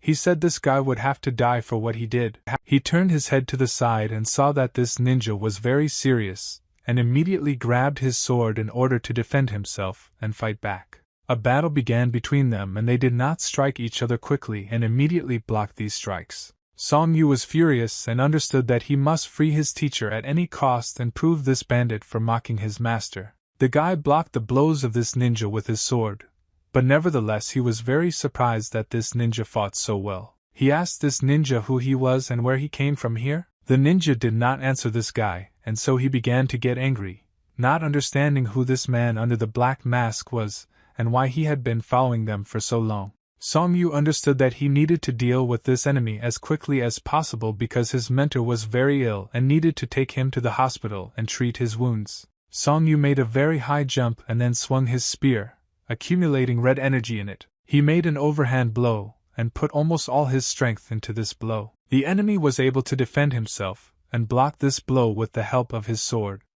At that moment, she realized that the ninja was incredibly strong, and if this continued, then she would not be able to survive in this fight. At that moment he was thinking that ninja was an absolutely crazy person, and there was nothing special about this guy. But for some reason he had incredible punching powers. Song Yu was unable to crush the enemy with his powerful blow, and the main Yura hit the ground, and after that there was a small explosion, and the stones scattered in different directions. The enemy understood what was happening. He could hardly jump back and dodge there. He understood that fighting this ninja was extremely dangerous for life. It was impossible to retreat forever because this way he could spend all his strength on constant blocks and not hit the enemy. So he decided to swing his sword and make a side blow to wound this ninja. Song Yu saw that you were practically near his neck, and if he didn't dodge now, then his head would be cut off. A strong impact occurred and a bright blue light was visible after the impact occurred. The sword flew to the side because at the very last moment a small lead ball hit this sword. This iron ball fell to the ground and rolled a short distance. The guy saw that another person intervened in their battle, and I shouted very loudly to this guy so that he would not interfere in their showdown. The second owner stood on high stones and tossed iron balls in his hands, looking at this enemy. Song Yu was very surprised when he saw the second owner here. He couldn't believe his eyes and couldn't believe that the second owner had just saved his life. The guy at that moment thought that this ninja who was now fighting with him was an unusual warrior because he was able to turn off all his aggression and rage in one moment. The second owner approached Song Yu and asked him if he knew this man with the ball. Song Yu said that he does not know this person and this guy is his opponent. The second owner replied that the ninja could get out of here and take the old man with him, and he would personally deal with this guy. Song Yu looked at the second owner and thought that his act was very generous, and he would provide incredible help in this situation for Song Yu. This act was so touching that the boy could not hold back the tears in his eyes and began to cry. He immediately began to run towards his mentor in order to save him and take him away from here. But the mentor at that moment was unconscious and did not hear him. Song Yu picked up his mentor and put him on his back, and after that he slowly began to walk away from here. The second owner said that if Song Yu now takes this old man, it means that there will be no more claims against the second owner. Song Yu said that kindness from the second owner is not enough and it is not mercy, so he will return and take revenge on him. The second owner put black gloves on his hands and said that the guy wanted too much, and he was surprised that one rescue was not enough for him. The bandit shouted that he would not allow him to just leave here with his old man, and he was infuriated that they were talking about something but he did not understand what exactly they meant. The second owner said that now a new enemy has appeared from the torture room. The guy said that he would kill them all and he absolutely doesn't care who to fight. The most important thing for him is to take the old man and the artifacts that this old man has. Song Yu continued to run towards the city with his teacher on his back. Not far from this forest there was a small settlement in which there were several fishermen's houses, and near the settlement there was a river. The man went outside after waking up and decided to stretch his muscles. He looked at the weather and said that today was a great day, but he had some bad feelings and he had to tell people to be careful at work today. He approached the house and began to look at the food that was hanging on his veranda and drying. He entered the house and at that moment someone very furiously and loudly began to knock on his door with their fist. The man turned his head and said that he was not expecting guests today. Song Yu waited for the man to open the door and then shouted loudly that he needed a doctor, and he sent the doctor to save the man who was on his back. The doctor saw an old man who was now unconscious and ordered the boy to immediately go inside and put the old man on the bed so that he could examine his wounds. The doctor took the needle in his hand and looked for a place on the patient's body to insert this game. Quack, at that moment I was still unconscious and in his body there were a lot of needles that were inserted into different parts of his body. The doctor tried to act very carefully and insert needles into the patient's body with special trepidation in order to save this person. After the last game was inserted into a point on his face, Quack took a deep breath and then exhaled the air from his lungs, which meant that he was still alive. The doctor exhaled with relief and said that they managed to do it, and the patient would live. Doctor, that the patient needs to bring down the fever first. He looked at the boy and asked him to tell him who this man was and how he ended up in such a state. Song Yu replied that he fell into the hands of scoundrels and they mocked him. The doctor told me that he is the best specialist in such injuries and is unlikely to be able to help this old man with anything else because the medicine will not really help him and first he needs to restore the stamina of his body. The doctor said that he used acupuncture, but this is only a temporary measure, and now everything depends on how hardy this old man is and how great his thirst for life is. Song Yu came to his mentor and took him by the hand, after which he said that the teacher must wake up and he must do this for the sake of all his students. The Wu-Tang clan was located in the very center of the city, and on this day very few people passed near this building, and therefore it was very quiet and peaceful there. Tang Hak and the head of the learned officials of the Wu-Tang clan were holding in their hands a scroll that he was trying to study. He carefully read everything that was written in this scroll. Suddenly, a man in Tang Haku knocked on the door of his office, and then his younger brother arrived. Tang Hak heard his younger brother's voice, and at that moment he jumped up from his chair and was very surprised to see his brother here. A tall, fat man with a long black beard entered the room and greeted the head of the clan. Behind him was the seventh student. Tang Hak said that he is always glad to welcome such guests to his clan. He lowered his head down and saw that there was a boy behind his brother. The seventh student was very surprised when he saw this gentleman, and was scared because he did not know what would happen next. Tang Hak decided from his brother, who is this child? The gentleman replied that fate brought him together with this beautiful boy and that's why he took him for himself. Tang Hak did not understand what his brother meant when he said that fate brought him together with this boy and he did not understand who you are, boy. But then he realized that his brother the fencer finally had his new pupil, and was happy for him. The gentleman said that he wants to show off his mentors to this child, but he doesn't know where they all are now. Tang Hak said that if the mentors find out about this, the two of them will have to avoid outright provocations. Tang Hak asked the boy what his name was.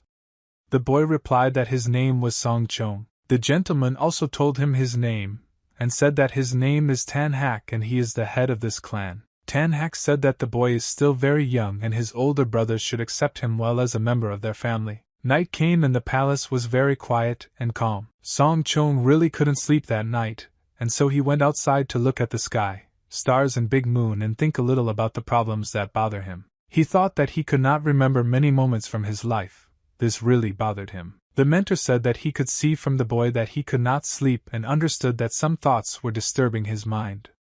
Song Chong bowed to his mentor and said that today he cannot sleep. Song Chong said that he also had his own family like other people, but he doesn't remember them at all and he is sure that these people loved him very much. The mentor said that when he looks at Song Chong he sees that the boy grew up in harmony and love from his family. Song Chong asked his mentor why he couldn't remember his family. After all, they really loved him, but he forgot absolutely everyone. The mentor thought that something happened to this child, and he erased his memory, and left only his name in it. If he was drawn into some kind of battle, it is quite possible that his whole family died there. The mentor said that he could advise the boy to be patient, and wait for the memories to return to him on their own. The mentor said that even if the memory does not want to return to Song Chong, there will always be a mentor next to him. He said that the boy doesn't need to worry about anything now because he will now live in Wu-Tang, and soon he will be able to find his family, and his memory will return to him. Song Chong was very grateful to his mentor for talking with him, and now he felt a little better. Kwok Boyaka was able to wake up after losing consciousness. At that moment he was sitting on the veranda and coughing. The old man looked at the weather outside and said that it was very warm today and for this time of year this weather was surprisingly rare. Song Yu returned with a bag containing food and medicine and saw that the mentor was sitting on the street. He asked his mentor why he went outside because it was very cool here. Kwok said that it was time for them to leave here and return home because they had already stayed here for a very long time. Song Yu said that it would be better for the mentor to stay here until he gets better and gets completely well. Kwok said that he knows his body well and he has very little time left to live, and if he dies soon he wants to do it at home. Song Yu looked at the girl and thought that first his brother Chi-Sim died and now his mentor might die, and the saddest thing in this whole situation was that he never had time to tell his grandfather that all the students had fled and he didn't know where they are now. Kwok looked at the boy and said that before they returned home he would need to stop in one place. Songyu asked what place exactly is Grandpa talking about? Kwok smiled and replied that he had prepared a surprise for the senior student that he did not expect. Outside the weather was getting worse and there was a very cold wind that was blowing leaves from the trees. Songyu put the old man on a special structure that was on his back and after that thanked the doctor for his care, and said that he would never forget his kindness. The doctor said that he did not know when these guys were heading, but he asked Kwok not to wait for the day of his death. Kwok replied that thanks to the doctor he was able to rest, but he feels that his body itself will no longer be able to repay for this service. His senior student will repay the debt to the doctor instead of Kwok. The doctor said that Kwok still has a few months to take care of himself, and therefore he should be careful and not take on too much work. Songyu said goodbye to the doctor and thanked him for his hospitality, and then went on his way. Songyu climbed the mountain with his teacher and tried not to stop in order to get there as quickly as possible. Kwok asked the older student what was happening to the other children now. Songyu said that he was not strong enough to take care of them, but they all earn a good living by honest work. Kwok said that for the first time in his life he behaved like a pathetic coward and that is why his action led to such a result. He said that he needed to stay next to them and protect them. Songyu replied that the teacher always did this, and he was sure that all the students were looking forward to returning. Songyu had to come up with a story about where all the students disappeared. He needed to talk to a few more people because he couldn't let the teacher know the whole truth. Songyu said that the second student Ram could not pass the exam the first time but would definitely pass it later. Kwok said that the last thing he worries about is Bakgu because this guy will definitely not disappear. Songyu understood that the old man needed to be told where each student was and what was happening to him, but he lied a lot and understood that he would soon get confused in his lies. He said that everything was fine with this student and before he left he shouted loudly that he was going to build a huge house where they would all gather and live together. Kwok said that he was very pleased to hear that the students loved their family and their brothers and sisters so much. Songyu continued to run forward and communicate with the teacher about the rest of the students. There were a lot of people in the Privy Council building that day, and from the very morning workers were working on secret documents. Ram read the scrolls that the secret advisors brought him and studied them. A man knocked on the door that led to his office and asked if there was anyone inside. Ram turned his head and looked in surprise towards the door. He got up from the table and told the person who wanted to come in that he could do so. Ram saw a gentleman who came to him and bowed to this gentleman. Peck looked carefully at the table and the documents that were lying on this boy's table. He said that he was very surprised that Ram was still reading that report on Yunnan that was brought to him a few days ago. Ram said that he missed one very important detail. When he read these documents, he had to reread everything again. Mr. Pak asked Ram how many days has he been sitting and reading these documents? Ram replied that he had already spent about 3 days on these documents, and he wanted to understand the information that he could not understand. Mr. Pak said that Ram should go and rest because he does not leave his office and is constantly busy with work.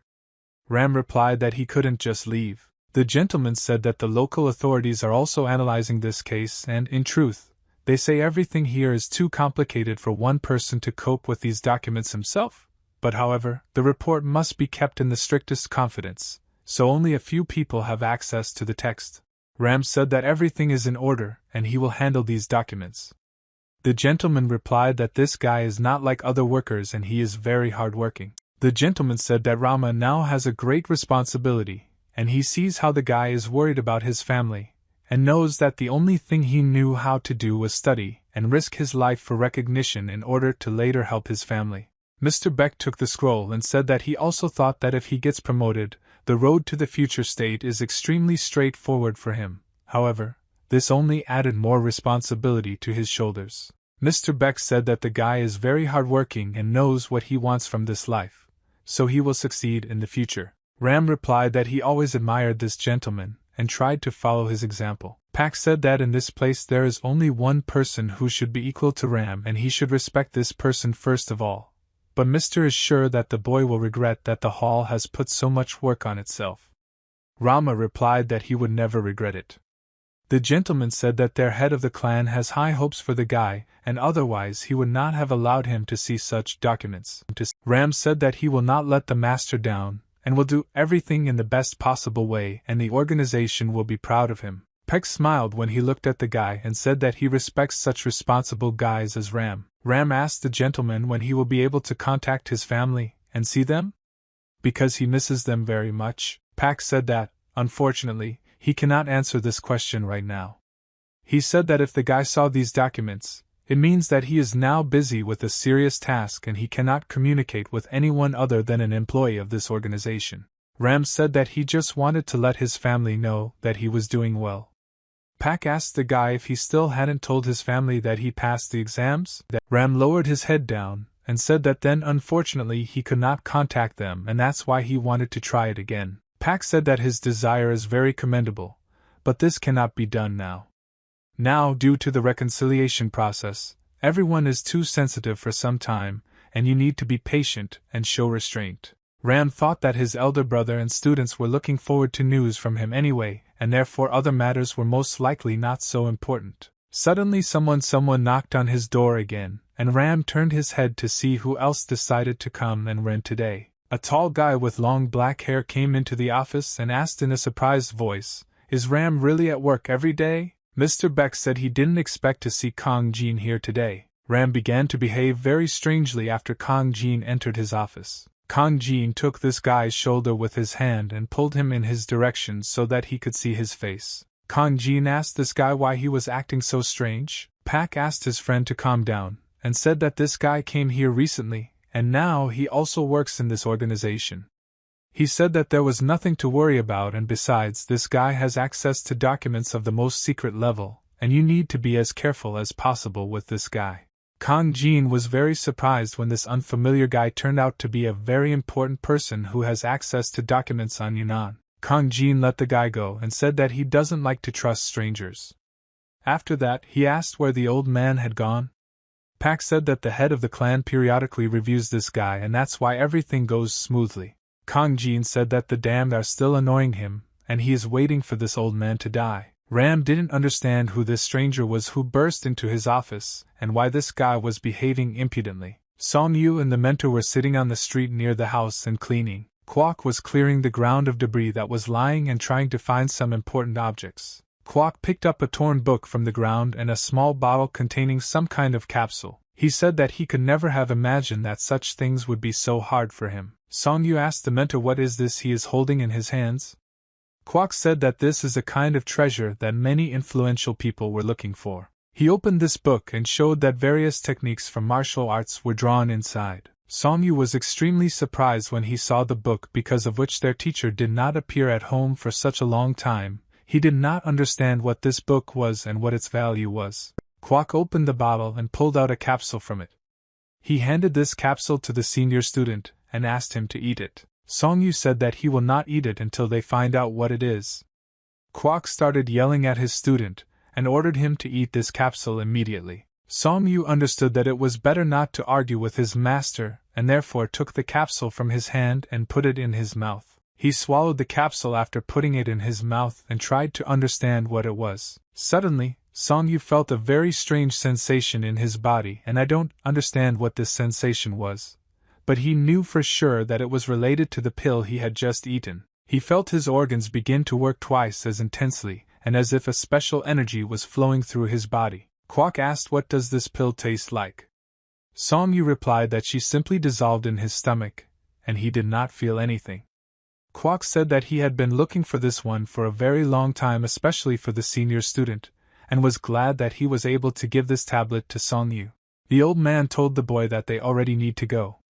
Song Yu asked the old man where exactly are they going and why do they need to leave so quickly. Kwok said that he was going to find the second half of this book. He said that holding it like that was too dangerous, and so he tore it in half and hid the second part in another place because he thought that even if one part was found, the second one could save his life. Song Yu asked what is the meaning of this book. He said that he was very surprised that the master had been hunting for this book for so long, and that a lot of people were hunting for it, and did not understand what its meaning was. Kwok started laughing and said that people make up legends that with the help of this book you can become the best martial artist in the whole world. Oh said that with just one book you can become the best martial artist in the world. He said that he never believed in it, but extraordinary talented and influential people were looking for this book, and it made him change his views. Kwok put his hand on his senior student's back and said that he doesn't know whether this book will make his student the best martial artist in the world or not, but it will be enough for Song-yu to improve his knowledge in martial arts.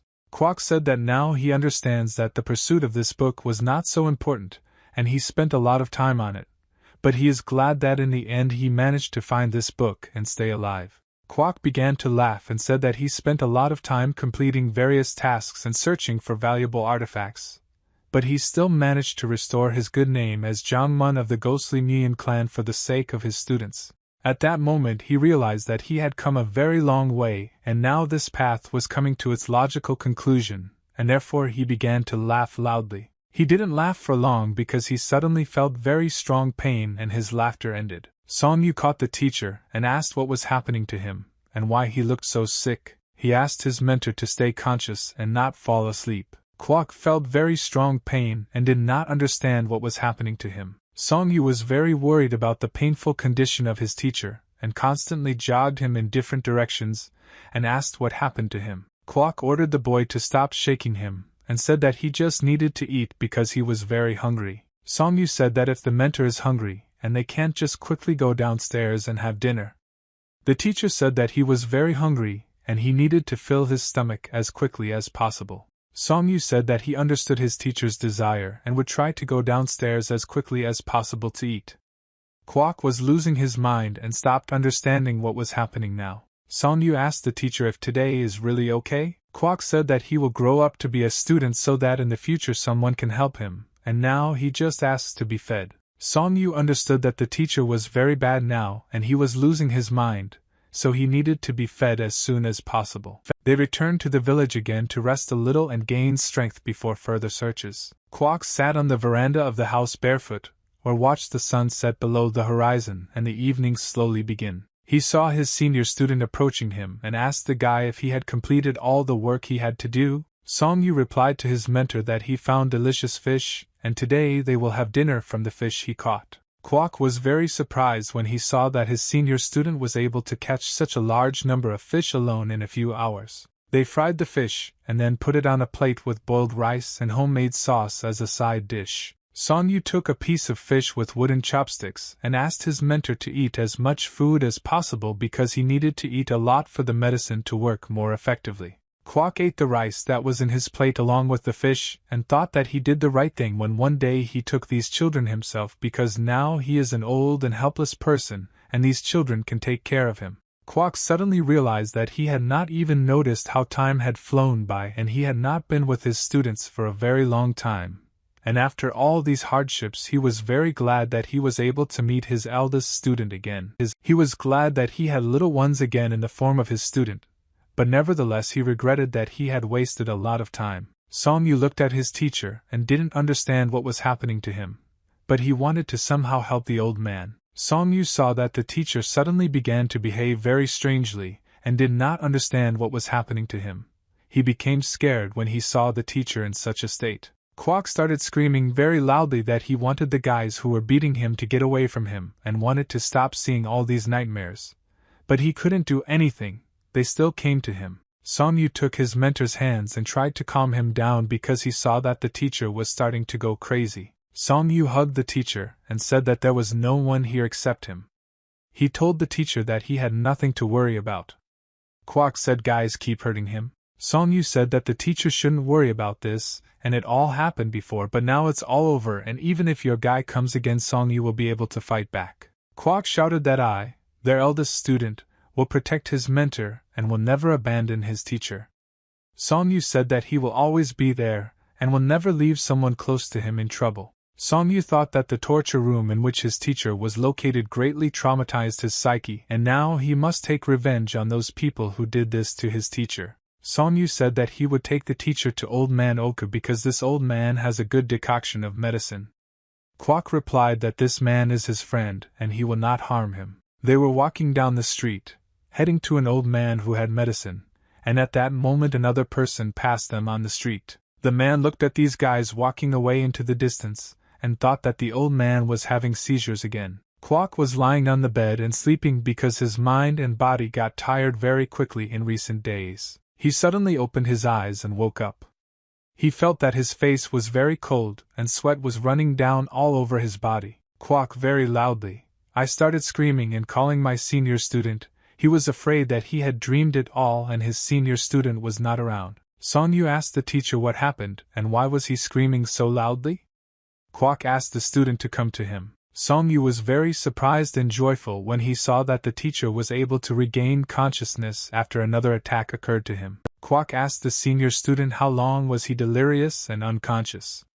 Song Yu replied that there was no nonsense.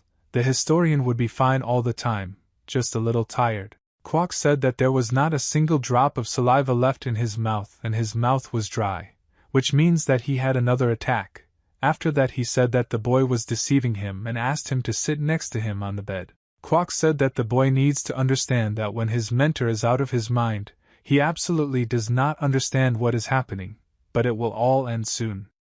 Song Yu asked what exactly does the teacher mean when he says that everything will end soon?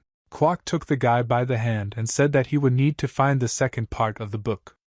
Song Yu said that he could learn martial arts from this book if it was his teacher's request. Quack said that his mind is now unstable and it could disappear at any moment, so he must now tell his student. He said that this book is called Chechenrock. He said that more than 5 years ago the Murim were stained with blood and because of this damned book they are still covered in blood. In the last century there was a man who was recognized throughout the world as invincible and truly no one could resist him. Even among his opponents of equal rank, few could hold him back for more than 3 seconds. This great warrior possessed incredible martial arts techniques, and he could create a giant hand with the help of his internal energy, and destroy large crowds of opponents. People make up legends about this man, and in all the legends they say that he was always alone because of his strength. There was only one opponent worthy of him, and this man was called the Moon Sword. The invincible warrior was lonely all his life and therefore he wanted to meet this strong opponent. And even the fact that the Moon Sword was 10,000 li away in the state of Koryo did not stop the invincible warrior. One day, an invincible warrior came face to face with the Moon Sword. People told the story that their meeting was like a meeting between two old rivals who had known each other for a very long time. Song Yu asked the teacher what happened next. He was sure that these two great warriors fought in a mortal duel. Quack replied that no one knows what happened to these two warriors after they met. However, after this meeting, a book appeared in Kanho. Quack said that this book was Chechenrock and therefore people think that this book contains the knowledge of these two great warriors. Quack said that no one knows how true the story about this book is, but none of them have ever mentioned anything about this book and therefore Song Yu should study the martial arts that are written in this book. Song Yu said that he will learn everything that is written in this book and after that he will definitely burn it. Quack said that the boy should learn the second part of the book but the teacher is in very bad condition and it is difficult for him to concentrate. Quack said that they definitely need to find the second part of the book. Song Yu replied that they will definitely do this, but not now because the teacher must recover. Quack Boyaka said that he needs to find it as quickly as possible because then his mind will be clouded and he will not be able to think adequately. Song Yu couldn't believe that the teacher was actually so obsessed with finding this book. Quack said that every second counts, and they must immediately begin searching. Song Yu understood that he needed to first wait for the teacher to return to normal and recover, and only then talk to him about everything. Quack began to lose consciousness again and say strange things. He said that he wanted warm tea and noodles. Song Yu said that he would try to fulfill his mentor's request as quickly as possible. Quack sat on the bed and looked at the wall. His eyes looked as if there was complete emptiness in them. There were no lights in the windows of the guild building. She approached the altar on which it was written that the ashes of a man named Kong Wu were here. She looked at this altar and thought about her problems. She said that she began to come to her older brother more and more often, and it seems to her that she has a little more time, but they still cannot meet before the country changes. She said that the death of her older brother was very stupid and even after his death nothing changed. She said that it seemed to her that the bloody wind would cover the city again, and she told her brother that there was no point in this, and the world continues to spin the same way as before. She remembered the day when she met this boy and he was very similar to his older brother, and she understood that this was my boy. It was very difficult, and so she gave this child a ring of demons and gods which he gave to a pawn shop because he had no money. She said that she is very worried about this boy and the tax doctrine is becoming more and more and Kanho is confused and she wants to try to unite Kanho despite the fact that no previous head of the clan has succeeded. She lowered her head down and said that maybe someday she will take this outstanding boy who looks like her older brother. She said that if her brother were alive now, he would definitely advise her to take this boy. She wanted to fulfill her desire and unite this world at any cost, no matter what it cost her. But at the same time, she thought that she wanted to see this child again and prepare two options at once. She said that she wouldn't be able to go back to her brother for a while, and whatever the decision was made, she figured she would be very busy lately. She looked back and saw that her subjects were on the street. She asked them what they were doing here. Byung-won, the lady's right hand and most important assistant, said that he was waiting for new orders. She asked him what people say inside the school. And what are the current promotions on Chungwon? The men said that everyone would like to engage in distribution in this direction together with the lady. And he said that the ban from the previous chapter had been lifted and they could go out somewhere. But a new task. The guy saw the dangerous look of his boss and realized that he had said a lot of unnecessary things. The lady said that now she understands why they didn't come here and why we don't ask her about it. Byung-won thought that the lady was now very angry with them because of what this idiot said. The master and his subject walked along the corridor. A subject asked Mr. USA if he could finally join the Purification Society. USA asked his subject how he knew the name of this society. The servant thought that the Purification Society is called so because this is the main direction of the school in the third generation, and besides, the members of the Purification Society are closest to the postulate of the teaching. If he ends up there, then he will also come closer to the key force of their teaching. He came to this school 30 years ago, and they believe that he deserves to join them as a full member of society. The gentleman entered the room in which the other members of this society were waiting for him. He saw that all the members of the secret society were sitting at the table, and were only waiting for him. They saw their master, and after that they all stood up from the table and bowed to Mr. USA. He bowed back to them and said that he had come here to see his mentor and elders. The mentor of the Guangmian family, Lim Chang-ho, asked Mr. USA was he really not alone? Park Ha-shin bowed to these elders and said that he came here to greet the masters of the Guangmian clan. The elders were shocked when they saw an uninvited guest in the secret room. I did not understand how he would react to this. USA said that this person was recommended for entry by the founder herself and their secret society, and therefore will be one of the members of their team. The mentor said that the founder herself wanted to speak here today because millions of their followers are protesting, and they need to be heard. Suddenly realized that he had said unnecessary information, and he needed to keep his mouth shut. He thought that he needed to hear the position of these people before he said anything. The elder got very angry with this man and said that he has no right to open his mouth and talk about the followers and especially about their wishes because he has no idea about the intentions that the founder has.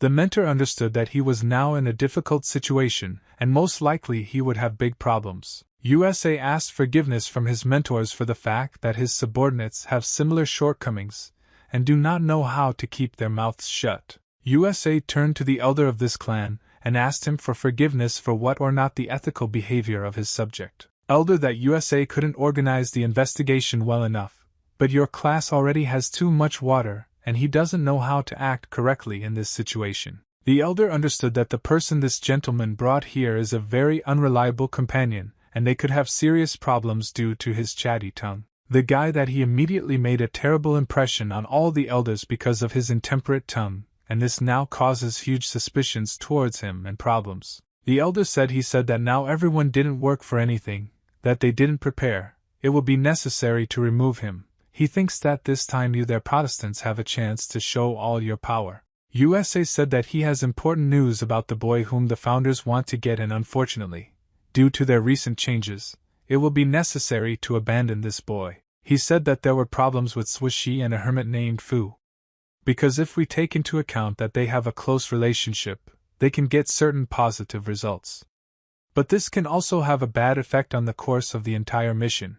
Elder, it's very sad to know that because of this talkative guy who just ruined everything with his mouth that won't close, everything may not go according to plan. USA said that this guy just demonstrated all his capabilities and most likely tomorrow he will not be able to join the main group. He understood that the goal he had been striving for throughout his life, and his dream was destroyed in one moment because of his loose tongue. Song Yu stood on the bank of the river and watched how calmly time passed here. He raised his eyes up and looked again at the sun, which was disappearing behind the mountains. He took a deep breath and took a lot of air into his lungs. He used the knowledge that he could read in the book and understood that he needed to study every movement that was written in this book well because 1,000 people risked their lives to get this book. He understood that the basis of all this teaching is the natural subordination of the whole body to one's own will. He thought there that for him, all this training was rather chaotic because he studied it only from books, and yet it seemed to him that this was very far from the essence of these movements. He had to push the movement out as he inhaled and pull the movement towards him as he exhaled, and tried to perform each movement as correctly as possible. In the book it was said that the arm, leg and even the head should move synchronously at the same pace, and this is the secret that can make him the best master in the world. He thought that in order to become stronger, he still had to practice fist fighting more diligently, and the strength of the new ones he learned in the settlement of evil. He knew that if the teachings written in this book did not make any sense, then the sacrifice his mentor made was also meaningless. Song Yu clenched his fists very tightly in order to accumulate energy in it. To do this, he opened his palm. In the room there were books on the table and a candle was burning, and next to the candles there was a white vase containing flowers. Ram saw that a man had come to visit him, but this man came very late, and he wanted to know what was the reason for such a late visit. The man said that he understands that there is a lot of work in the Privy Council, but still a young scientist must take care of his health. Ram said that he must first complete the task and only then can he rest. Ram invited his guest to sit down so that he would not stand in the doorway and feel comfortable. The guest sat down on a chair and said that in such a large palace he felt very lonely and asked the young scientist if he could consider him his friend. Ram said that he always receives help from this man and therefore he allows himself to be considered a friend. The man said that Ram is different from other young scientists because others, especially those who have been working here for several years, do not even want to look other people in the eye. Ram said that he is a very shy person. Ram poured tea into a small cup and placed this cup for his guest. Ram saw that his guest took a cup of tea in his hand and said that he wanted to ask his guest one question. He said that not long ago he saw one person and he was dressed in ordinary clothes, and these clothes were not official, but he looked like a member of the Privy Council. The man said that he would try to describe this man. He said that this guy most likely did not hesitate in his words and actions, and it was unclear whether he was a rich nobleman or a street beggar, and it was difficult to describe what exactly to feel at this moment. Ram. The guy replied that this description is very detailed, but it fits the guy he's asking about very well. The man smiled and said that on the one hand, you can't just stay away and watch him, but on the other hand, you won't be able to get closer to this man either. Ram said that's exactly how it is. The man said that this man is a noble gentleman, and he is quite elusive. What does a man need to think about before explaining to a young scientist who was this noble gentleman about whom they are asking him? He took a sip of tea from a small cup and then said that the noble gentleman is the next head of the Privy Council. Ram was shocked when he heard such an answer from his guest. The man said that it was too early to be so surprised because now he is the chief of the guards of the Imperial Palace. Ram did not know how to react correctly to all this information. The guest said that in practice the guards are led by the head of band, but above him is a noble master. He said that he has many other minor positions. One of them is very interesting and is connected with gold. Besides, this man is the supreme head here. Ram to believe that this man is actually the supreme head. He said that there is a woman, the supreme head, and this man, the noble sir, is also the supreme head, and together they are the supreme heads. Ram said that this was all very surprising and he did not expect to hear such an answer. A man that the power that belongs to their organization is in the hands of one person and all the wealth of this organization is in the hands of another person, and in the end they hold one thing or another. Ram thought that he felt the unusual energy of that person, and this meant that he was truly great. The man rules the young scientist because from now on a great and bright future opens up before him. Ram looked at his interlocutor, and at that moment he turned very pale because he did not expect to hear all this news. Song Yu was standing near the fence on the street at that moment. At night he was all alone. He was looking in the distance thinking about something. His face was very worried. He looked at the stone fence that was near him and examined its texture. He thought that he needed to concentrate on how he looked at the world around him, and at the same time did not experience any emotions. He thought that his breathing should change depending on how he looked. He was exploring to identify a zone of visibility, and create a way to organize the world around him. He knew these sensations and just felt them, but these sensations were impossible to feel. It's just that it was the same as catching a crane in the sky with your bare hands. He thought that it was worth trying and he should continue to try because he needed to bring this matter to the end and he would calm down, and then he would be able to do everything as needed and the fire of indifference could not help him here. He looked forward and remembered the rule that was written in the book that fire, indifference, is a special energy that allows you to throw out anger due to the accumulation of melancholy and chaos in the soul. He looked forward and suddenly saw his phantom reflection.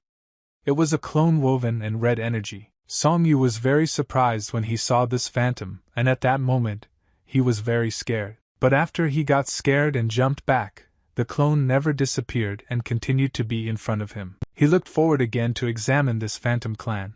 There was no one in front of him anymore. Song-yu didn't understand what he just saw. He felt very scared because of this, and his face and skin were pale. Suddenly he heard sounds coming from the house and realized that his mentor had woken up. He turned his head back and shouted to his mentor that he would now come to his aid. Song-yu entered the old man's room and saw that he was sitting on the bed and coughing very loudly. Song-yu took his grandfather with his hands and tried to help him. He asked how the mentor was feeling and if everything was okay with him. Song-yu saw that his mentor was coughing up black blood and got scared. This meant that he was already very ill and would not live very long. Song-yu said that she was now running around the neighboring house and would call the doctor to look at her grandfather and cure him.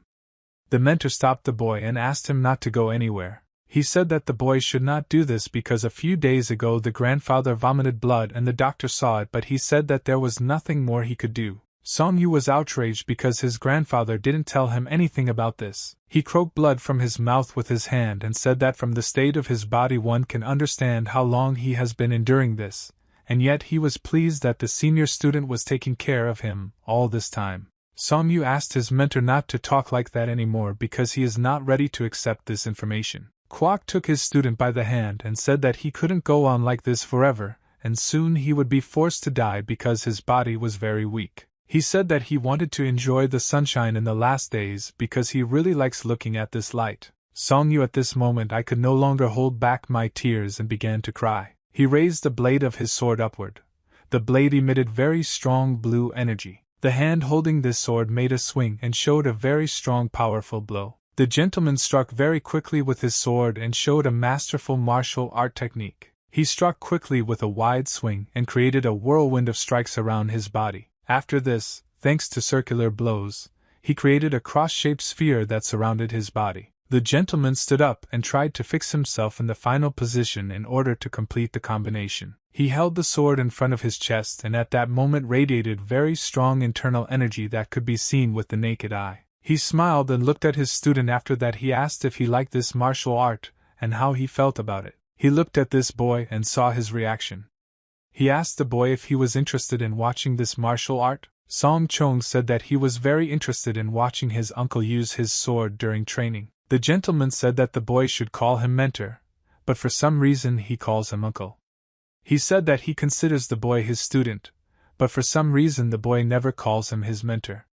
Song Chong said that his uncle saved his life and he already has a mentor from another clan.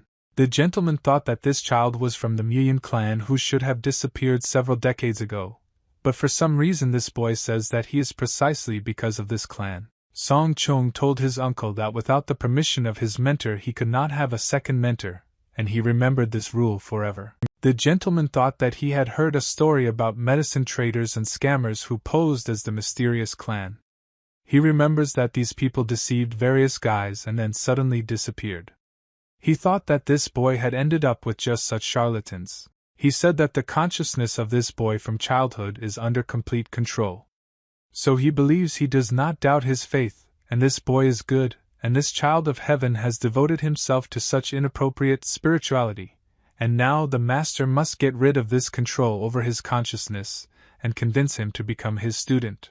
The gentleman smiled and said that besides Song Chong he had no more students, and he did not think that it would be so difficult to fulfill his dream and hear someone calling him their mentor. The gentleman asked the boy, "Is he worse than his previous inexperienced mentor?" Song Chong said that his uncle is an excellent swordsman, and even just by watching him he can learn a lot. The gentleman said that he was embarrassed because he praised himself a lot, but if everyone knew that he was his mentor, they would definitely admire him. Song Chong said that unfortunately it turned out that he still couldn't call him his mentor. The gentleman looked at this boy and thought that he had never met such harmful and stubborn children before. He thought that this guy has a dazzling talent, and there is simplicity and honesty in him, and isn't this a real treasure?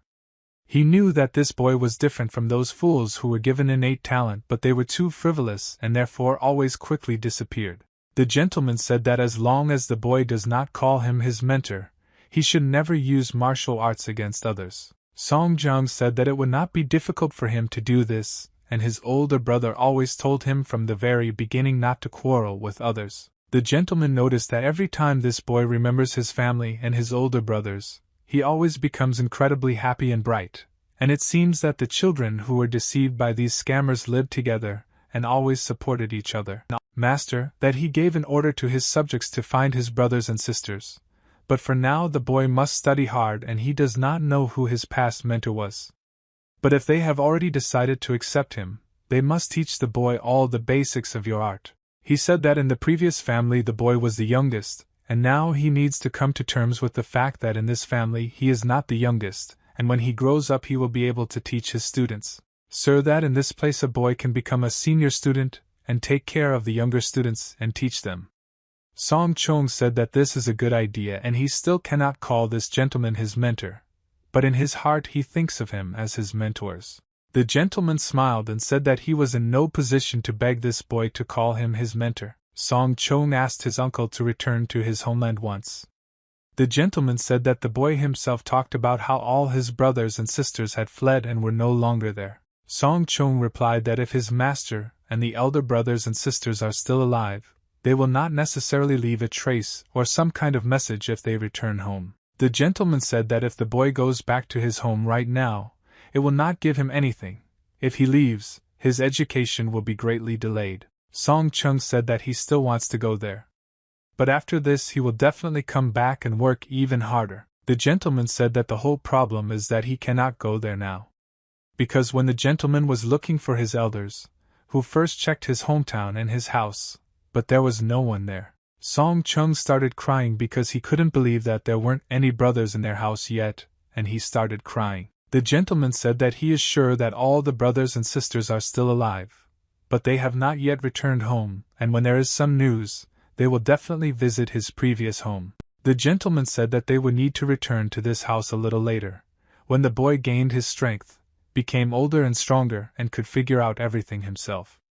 What happened to his older brothers? He said that it would be great if his past mentor found Song Yung first. Song Chong said that he dreams of meeting his mentor again, and would be very happy if the mentor himself could find him. Bak Gu ran away for a very long time and suddenly decided to stop to rest a little. He sensed danger approaching him and looked behind him to see what was happening. When he turned his head he noticed that danger was approaching him, and he had very little time left to evade. At that moment, a purple arrow flew near his face, and he did not have time to completely dodge it, but due to the fact that he stepped aside he received minor damage. The arrow hit his cheek and he felt that blood was starting to flow down his cheek. The mentor said that Bak Gu is still late, but at the same time there is something to praise him for because he has very good vigilance, and even the mentor has this vigilance. Bak Gu said that he tries to complete tasks as diligently and efficiently as possible, but sometimes he fails and he feels guilty for it. The mentor took his weapon in his hand in order to teach his student a lesson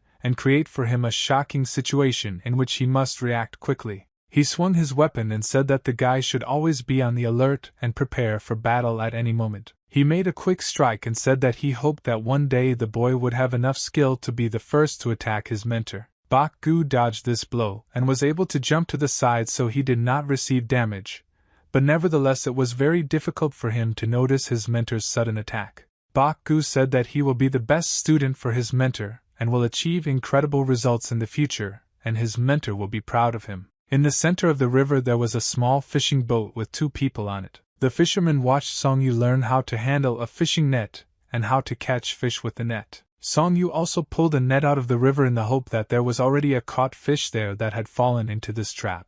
Song Yu pulled out the sow with quick and sharp movements, and saw that inside this net there were a large number of fish. They, together with the fisherman, watched the fish splashing in the net, and it made them happy. Song Yu poured the fish onto the deck of the boat, and, together with the main fisherman, watched as this fish jumped all over the deck. The fisherman said that by sailing with Song Yu he could fill his boat with fish to capacity, and he knows the fishing spots well, so if they swim together in the future they will have very good results. Song Yu said that tomorrow he wants to take the head of rod with him instead so that he can go on a boat ride with them. The fisherman said that this old man is a very greedy person and he is alarmed by the fact that this old man wants to spend so much time with Song Yu because he has a lot of money, take it for himself and pay his workers little. Song Yu said that Rod is the person who helped him a lot when he settled in this village, and the house in which he now lives is the house of this person. The fisherman said that this old man was very lucky because Song Yu was able to single-handedly repair and put in order this destroyed house in which we allowed him to live. Song Yu replied that there were still a lot of things in this house that he would need to do, and he asked the fisherman to be a friend and mentor. The fisherman said that recently Kwok Boyak's complexion has become much better, and he is sure that this is due to the goldfish, because it replenishes energy. Song Yu thanked the fisherman Lee Suk for sharing the fish with him and said that the teacher does not need to eat this fish several times a month, but the fisherman still gives him this fish. Lee Suk said that in such a small settlement like this they must help each other and goldfish is a very valuable product, but no one sells it, and it is customary to give everything to the elder in the settlement. Song Yu said that somehow he would definitely give this dress to the residents of this village for their kindness. Lee said that it is enough that the boy swims with him on the boat and helps him fish. Lee Suk said that they finally finished fishing and so they can go back. They straightened the sails of their boat and turned the ship around and then began to sail towards the shore. Suddenly they discovered that another boat similar to their boat appeared in the distance, but they didn't notice any other boats here lately. On the flags in this boat there was a white flag with some inscriptions. Lee Suk said that ghosts never fish themselves, they don't understand anything about it, but he doesn't understand why then they came here today. Song Yu looked at these people and thought that now there would be some kind of conflict that would have to be resolved. The ghosts stopped their boat near a fishing boat and looked at the basket in which there was a large amount of fresh fish that they installed today. One of the ghosts said that today these guys caught a lot of fish. Lee Suk said that at night he is not happy to see such influential and strong gentlemen near his boat. Lee held out a silver coin and said that if you think about it, today is the day when it is time to pay for the use of water, and so he decided to give these people money for using their water. The barbarian said that people likely have been catching a lot of fish in this lake lately, and because of this, the rest of the fishermen have almost nothing left. Lee replied that he had been unable to fish for several days and today he caught very few fish. The barbarian said that he trusts his eyes and therefore sees that they have a large number of fish in the basket, which means that Lee Suk is deceiving him. The second barbarian climbed onto their deck and looked at the bucket of fish. He said that all the fish are difficult here, there is a lot of it in this bucket. Lee Suk understood that now these barbarians would want to rob him. The barbarian took a basket of fish and began to throw it into the lake. He said that fishermen should not be so greedy and fish need to multiply so that there are even more of them. Lee Suk was extremely shocked when he saw that his fish was now being thrown into the lake. I don't know what to do correctly in this situation. Lee Suk took the 2 silver coins that he had left, and said that he was giving them to this ghost so that they could drink a glass of good alcohol after work today, and stop being angry with the fisherman Lee Suk. The head barbarian said that he was even a little upset because so many fish were thrown out of the bucket, but nevertheless, Lee Suk realized that it was better not to delay payment. The barbarian told his servant that he was a complete idiot because he threw away the fish that the fisherman had caught with honest labor. The servant said that he would not do this again. He began to walk towards his ship in order to get away from here, but suddenly he felt some strange energy, as if someone was trying to destroy him with his gaze. He looked at the boy who stood opposite him, and he became scared because this boy's gaze was very cruel. Song Yu emitted very strong red energy and felt incredible anger and rage at these barbarians, but tried to restrain himself so as not to attack them. The servant hit the guy on the cheek with his palm and said that he forbids this guy to look at him with that look. Song Yu was furious and ready to explode at any moment. He was very angry at the behavior of these guys and wanted to tear them to shreds. But in the end he decided to calm down his anger, and therefore told these people that they would henceforth behave carefully. The barbarians left the ship of these fishermen and said that from now on they forbid this boy to look at them, and now he must always lower his eyes downwards. Lee Suk said that the boy held up very well and he was great for not fighting back like the guys. Lee said that sometimes he also wants to beat these guys, but this will only cause more problems. Song Yu said that such scoundrels should be better avoided. Lee Suk said that there are a lot of scoundrels in this world and different rabble and garbage are everywhere. He looked at the boy and felt his strong energy. He saw that the strength of this guy was incredibly great, and thanks to his strong character he did not just kill these two barbarians. Song Yu said that there are a lot of bad people and it's better to ignore them than to enter into conflict with them every time because there are too many of them. You won't be able to defeat them all. When evening came it was very pleasant and the weather was warm. Clouds floated across the sky and a light wind created a pleasant coolness. Kwok watched as his older student at work practiced using his stick. Song Yu was training and thinking that if he learned anything in the village of evil, it's that such strong guys never joke in business.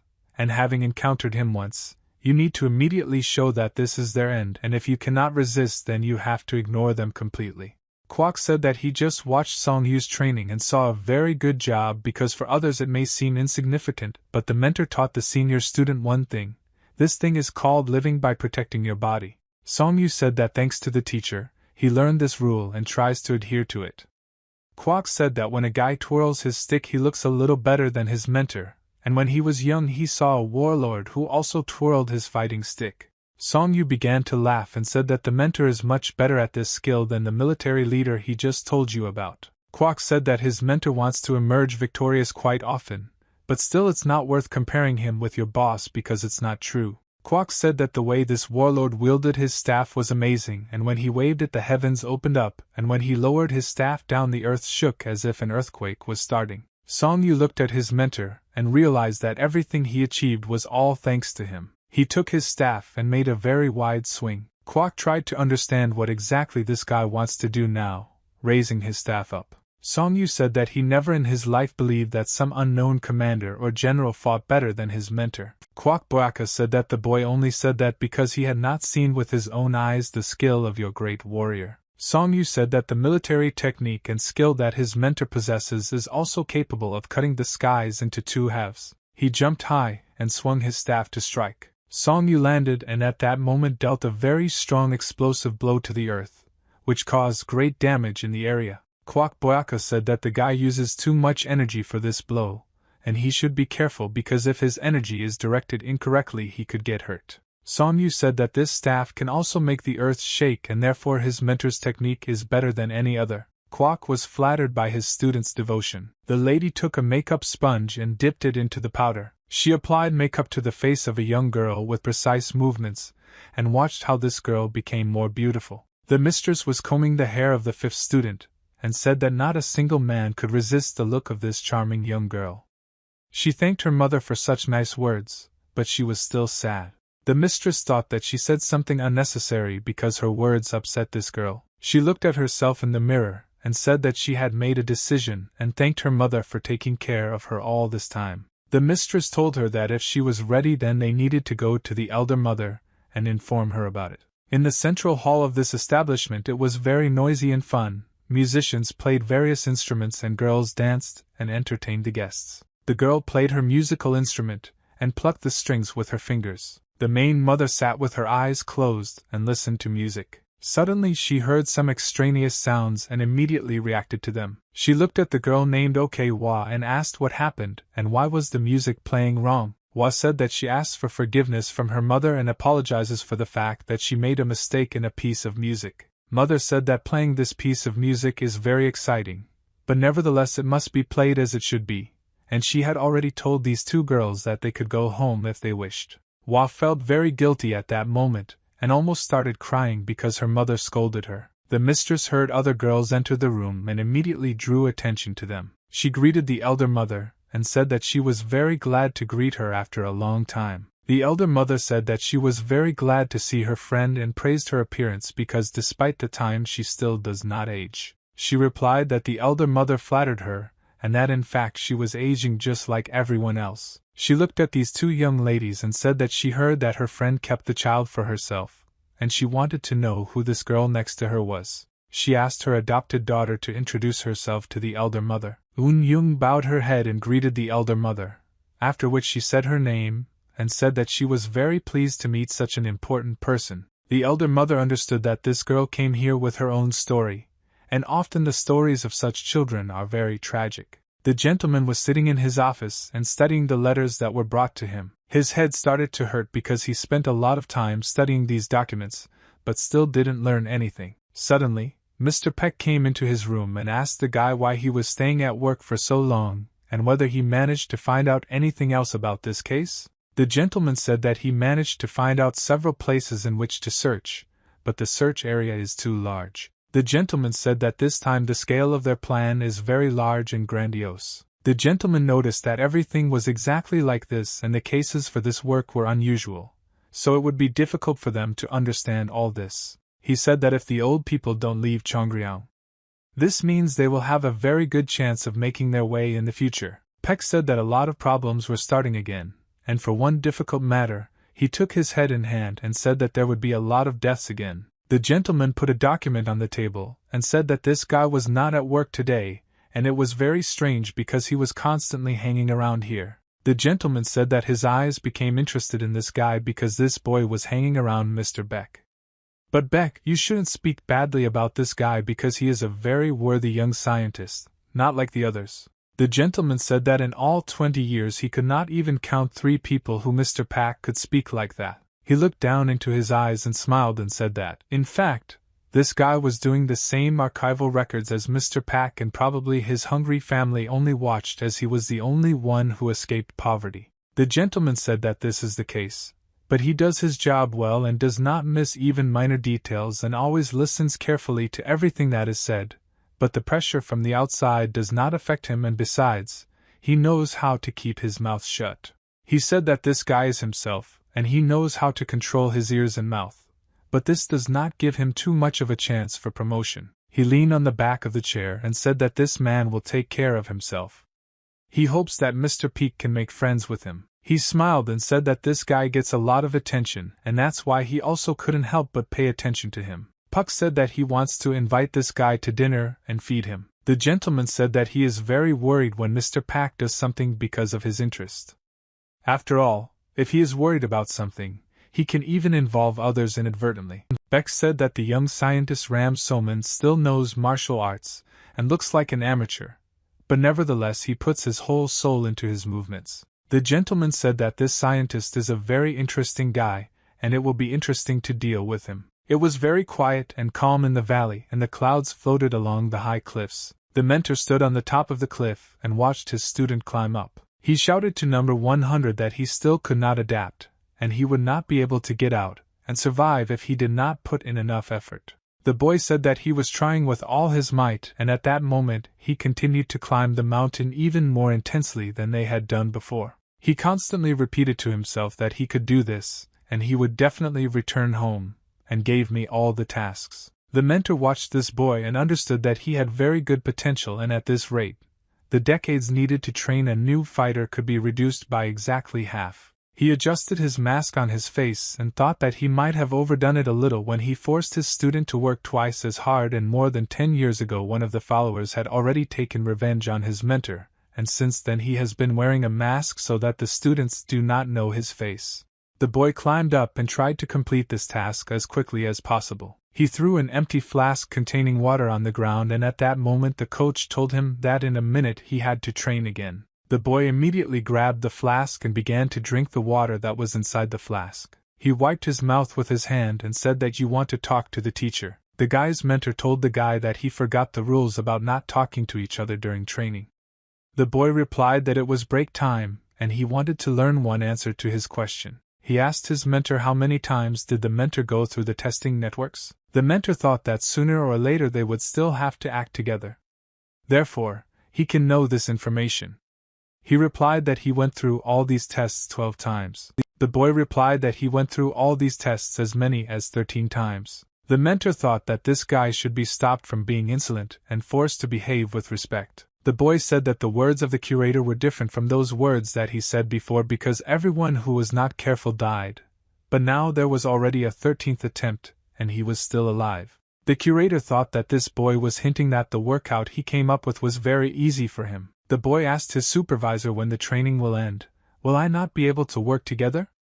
The curator replied that he could not give him an answer to this question. He started to get angry and said that he would definitely get this right soon. The boy tells his entire supervisor his opinion on how long he will continue to be his mentor. The boy said that when he fell out of all the tests, he will be the next mentor. The handler told him that this test was just the beginning. The boy replied that the beginning is already half. He will quickly complete all the tasks and the entire training process, and then complete it with excellent skills. He said that if the mentor thinks about something about him, he will perceive it as a delusion. He said that the main task of the mentor is to make this guy strong and make him so strong that no one can become as invincible as he is. If the mentor does this, he will definitely receive a good reward for this. The boy said that the break had already ended and they needed to continue completing tasks. The curator began to get angry with this guy because he acted very impudently and outrageously, and thought that this guy needed to be given very serious tests. The guy was thinking that Baku's older brother had disappeared somewhere, and now he is the only one who can take revenge for his entire family. If anyone else is still alive, he must find them. He was holding in his hand the ring that his lady gave him. He carefully examined this ring and tried to understand what the meaning was and why the lady gave this ring to him. Suddenly he saw the mistress look at him with a reproachful look, and he felt scared. She said that this ring is not for him, and he should be careful with this ring. He understood that the lady could get angry with him at any moment, and he began to feel guilty. She saw how he bowed to her and began to apologize, and after that she said that he was forced to give this ring to its owner. He asked the lady who exactly she was talking about so that he knew who he should look for. The lady said that this ring must be returned to the person who had it before, and rumors must be spread that she will fulfill a promise for the strongest, and this is a promise that has been kept for a decade. He asked the lady if she was really talking about the same 10-year promises. The lady said that this boy once saved her and risked his life, and she heard that he was never able to use this ring, and in the end it fell into the hands of some person who did not belong to it. The servant looked at this ring again and was shocked that the lady was so serious, and decided to take up this matter. He didn't understand what was going on in the founder's head because she decided to spread a rumor about a 10-year promise for the strongest, and this child would not cope with such a level. She said that this is fate and cannot be avoided. This guy has reached all the way to Jetchenrock and word needs to be spread about it. He understood that her personal interest was interfering in this matter. But if he thought better, he doesn't know what would happen if these rumors spread together. He dropped his eyes down and did not understand what was the right thing to do in this situation. He had no choice, and he told the lady that he would certainly carry out her order and begin this task immediately. The mistress thought that, unfortunately, she had no way to just give this guy the ring and had to come up with a whole scheme of actions. Winter began and the village was covered with snow, and the lake in which the fishermen were fishing slowly began to freeze. The old man came out of the crowd and began to talk with the barbarians that the river was frozen and they could not continue fishing. If the barbarians demanded a tax from them for patronage, then they would not be able to buy food during the winter. The barbarians said that this problem does not interest them and the villagers should worry about these concerns, and starting from this month they will pay 2 silver coins twice a month. The old man at that moment I thought that they must stop these barbarians at any cost because their demands go beyond all limits. But the old man is not able to repel them alone. The old man hammered that the enemy's fist was too close, the law was too far, and even if a more punitive squad arrived, this time their bodies would escape reprisal. But by that moment they could already die. The old man told the barbarians that if one of these days everything becomes a little more stable and the river melts, then they will prepare payment for patronage. The barbarian raised his leg up and was about to strike. He hit the old man in the chest with all his strength with his boots and threw him back. The barbarian said that if the old man is weak then he should get out of here, and he doesn't care about this chatter, he just wants his money. The barbarians said that they could not beat up all the villagers if they did not obey these new rules. The old man fell to the ground and began to bow, He told the barbarians that if the river of growth is not necessary, this money will be prepared for them, but otherwise they simply will not be able to pay such an amount. The barbarian began to get angry and said that in ordinary words these people do not understand and they will have to break their legs and arms in order for them to better understand this information. From the crowd above, the doctor said that if the barbarians chose this terrible craft like theft, then they need to choose a proper way to collect money for a long time. He said that they should be well aware that the river is frozen and the villagers have no income, but they again demand money, and they must understand that in this way all the villagers will be forced to leave. The barbarian looked at this talkative man who came out of the crowd and became even angrier. He accelerated and ran towards this man in order to deal with him and shut his mouth. He hit the doctor with all his might and ordered him to get out of here immediately and not irritate the rest of the barbarians. He swung his leg and began to knock down the doctor lying on the ground. The doctor lay on the ground and was afraid. He felt very bad because he felt severe pain. Suddenly the main barbarian was stopped, and he froze in place before he could hit this doctor again. Another barbarian stopped him and said that he shouldn't hit the doctor because he often treats other barbarians and it is necessary to collect debts from these people. But he shouldn't touch the old man. The leader of the barbarians said that he cannot feel sorry for everyone who opposes them and he must silence them. He said that this doctor behaved frivolously, and if he had just remained silent, no one would have touched him. The barbarian noticed in a peripheral dimension that danger was approaching him, and he did not have time to react in time. A fist suddenly flew into his face, and he felt very strong pain because this fist was filled with red energy, and caused very great damage. The barbarian flew back and spun several times in the air. The blow was so strong that it was able to throw this heavy man into the air. People were shocked when they saw how high air flew. This is a strong man.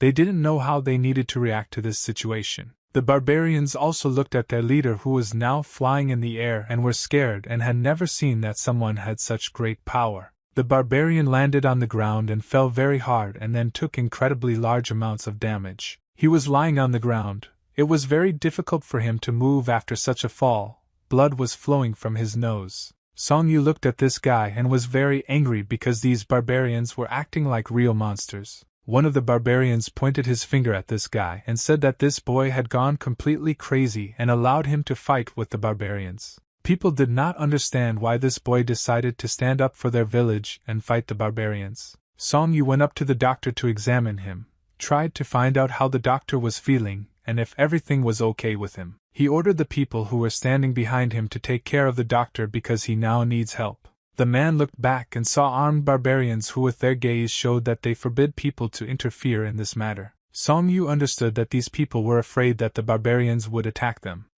But nevertheless, now their doctor was lying in front of him, and they had to help him at such a difficult moment. Song Yu said that they should help him immediately because this doctor always treated them when they were in pain, and now it was their turn to repay him. The men of this village behaved like real weaklings and cowards.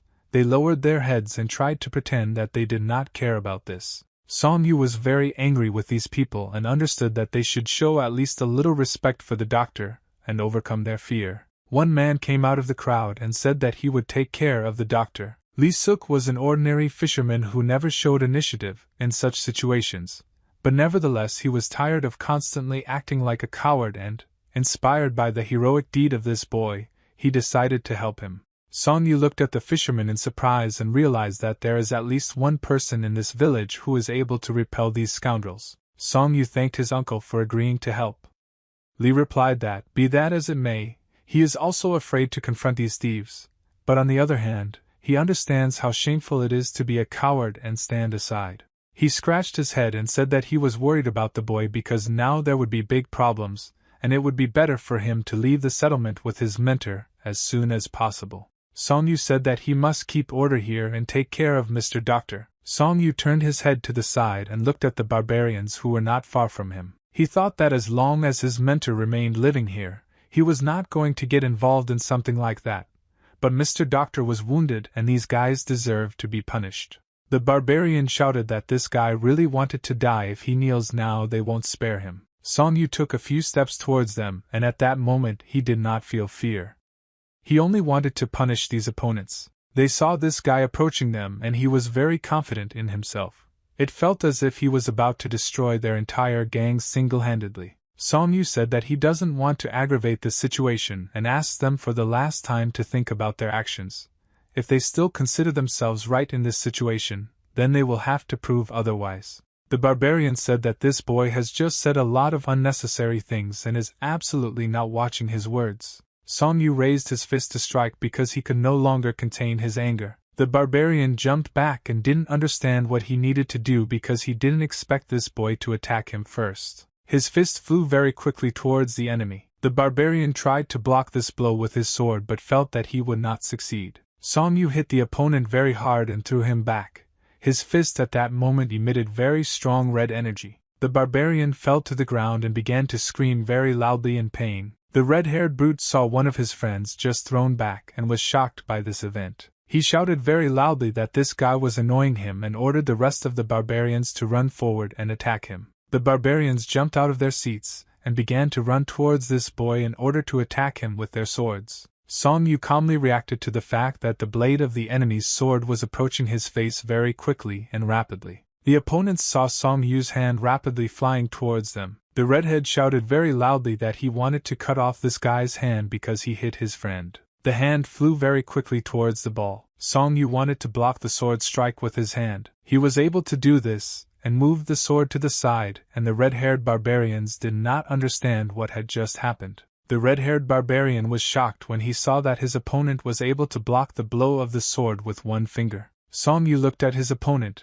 and thought that they themselves had chosen their fate. In winter, he came to the same place where he trained all summer, and despite the cold he still continued to train. He trained with his torso naked because that way he felt nature and the wind better. The snowflakes slowly flew down and approached his naked body. But this snowflake melted before it touched his shoulder because his red energy was very hot. He lowered his head down and thought that now he understands what the phrase, "take control of your body," means, and he feels this sensation and can control it. He moved his hand in different directions and tried to feel this energy. He caught a snowflake with his fingers and thought that if he kept everything under control, even this energy would come out according to his wishes. He hung his head down and thought about it. Song Yu saw another snowflake approaching his hand. He realized that he had finally managed to do this, and he had found a path that he would follow further.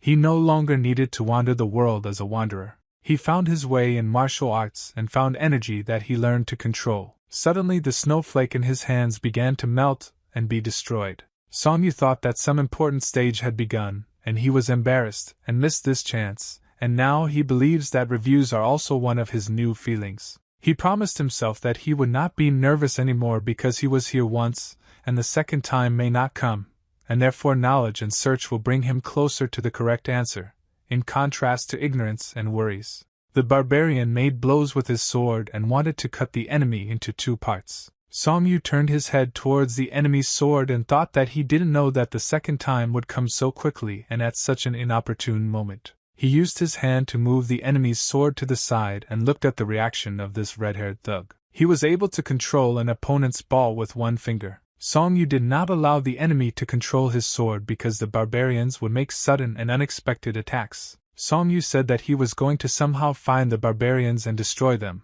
But this moment has come right now. He put the enemy's sword aside and said that they would still have to face his power someday. But they themselves decided that this day would come today. The red-haired barbarian shouted that this guy was completely crazy and constantly says strange things. Song Yu slowly moved his lips and said something to this barbarian. The rest of the people could not understand what exactly he was saying. The barbarian understood why this guy moves his lips but at the same time does not make any sound. The red barbarian shouted very loudly that he was tired of all this, and he didn't want to waste time on empty chatter, and he would just destroy this boy now. Song Yu said that it would be good if the red-haired barbarian thought about his actions before committing them, and he advised the barbarian to watch his words next time. Song Yu punched this barbarian in the stomach with all his strength and threw him back. At this moment, blood flew out of the barbarian's mouth and his ribs were broken. Song Yu felt the taste of a fight and wanted to deal with the rest of the opponents.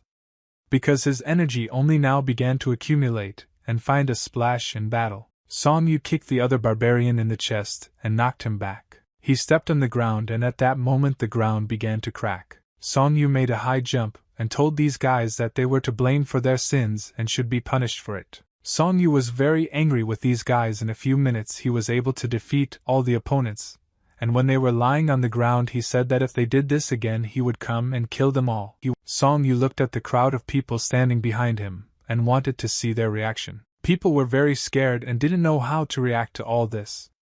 Because I don't understand that when this boy leaves, Varvara will attack them again and they will have to suffer because of his actions. Song Yu looked at these people and realized that they were very scared. He knew that such a reaction would be caused from them after this fight, but there was no other option. Song Yu looked at the probably wounded Varvara and understood that this was the only correct path that could be chosen. He thought that up to that moment he was able to learn a lot. When I worked in the Black Tiger organization and when I was in the settlement of evil, but I didn't understand why he couldn't change for the worse. Song Yu worked for a very long time with various criminal organizations and was in the company of terrible people, bandits, courtesans and thieves, but nevertheless he still remained kind and fair. The barbarian raised his head up and looked at this boy. He asked to spare him and not kill him. The barbarian said that he would never do that again after this fight.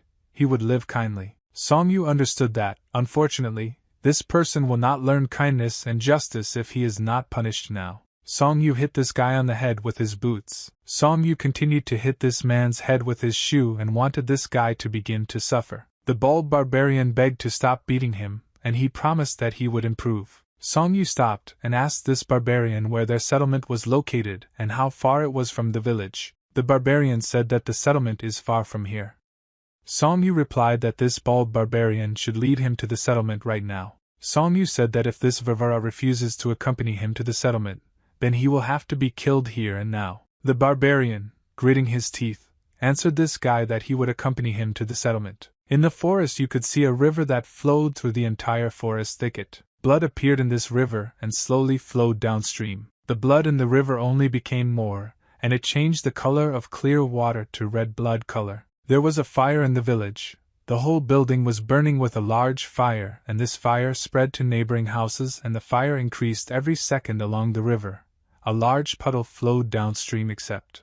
The musician girls talked about the fact that the new girl who was brought to them was too old, and was already over 20 years old. The girl who was in the center said that if you look closely at this new girl, you can see that she has wrinkles near her eyes and her skin is rough. She turned her head and decided, along with her friends, to look at this new girl. When she looked at her, she saw that this girl was actually already aged. Eun Young at that moment was sitting in the corner of the room and using a brush and ink to draw something on a white sheet of paper. She pretended that she did not hear the conversations of these little girls. Eun Young thought that she didn't know what these girls were thinking. They probably wouldn't be happy to go up to the third floor and give their body to some rich merchant with a pleasant character. Eun Young was thinking that she really needs to learn how to listen to the guys and then get out of here.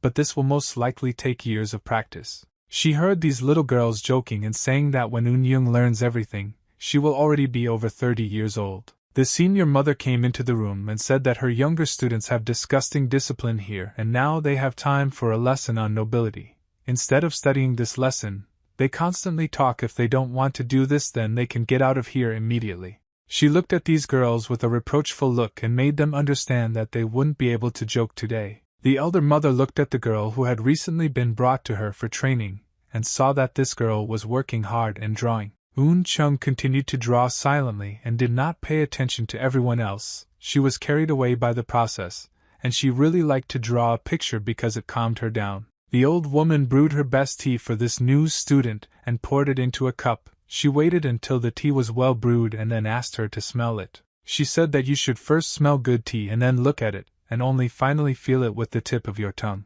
Eun Chung thanked the elder mother for the delicious tea that she prepared, and after that she followed all the rules, and in the end she felt the taste of this tea only with the tip of her tongue. The old woman watched this girl and realized that this student was a real gift because this child was from God and she had never seen girls with such a noble character before. The old woman said that she sees elegance in this girl, and even in her little children's eyes it can be seen, and it will certainly be felt as unconditional power. Eun Chung was very surprised when she heard such words from her grandmother.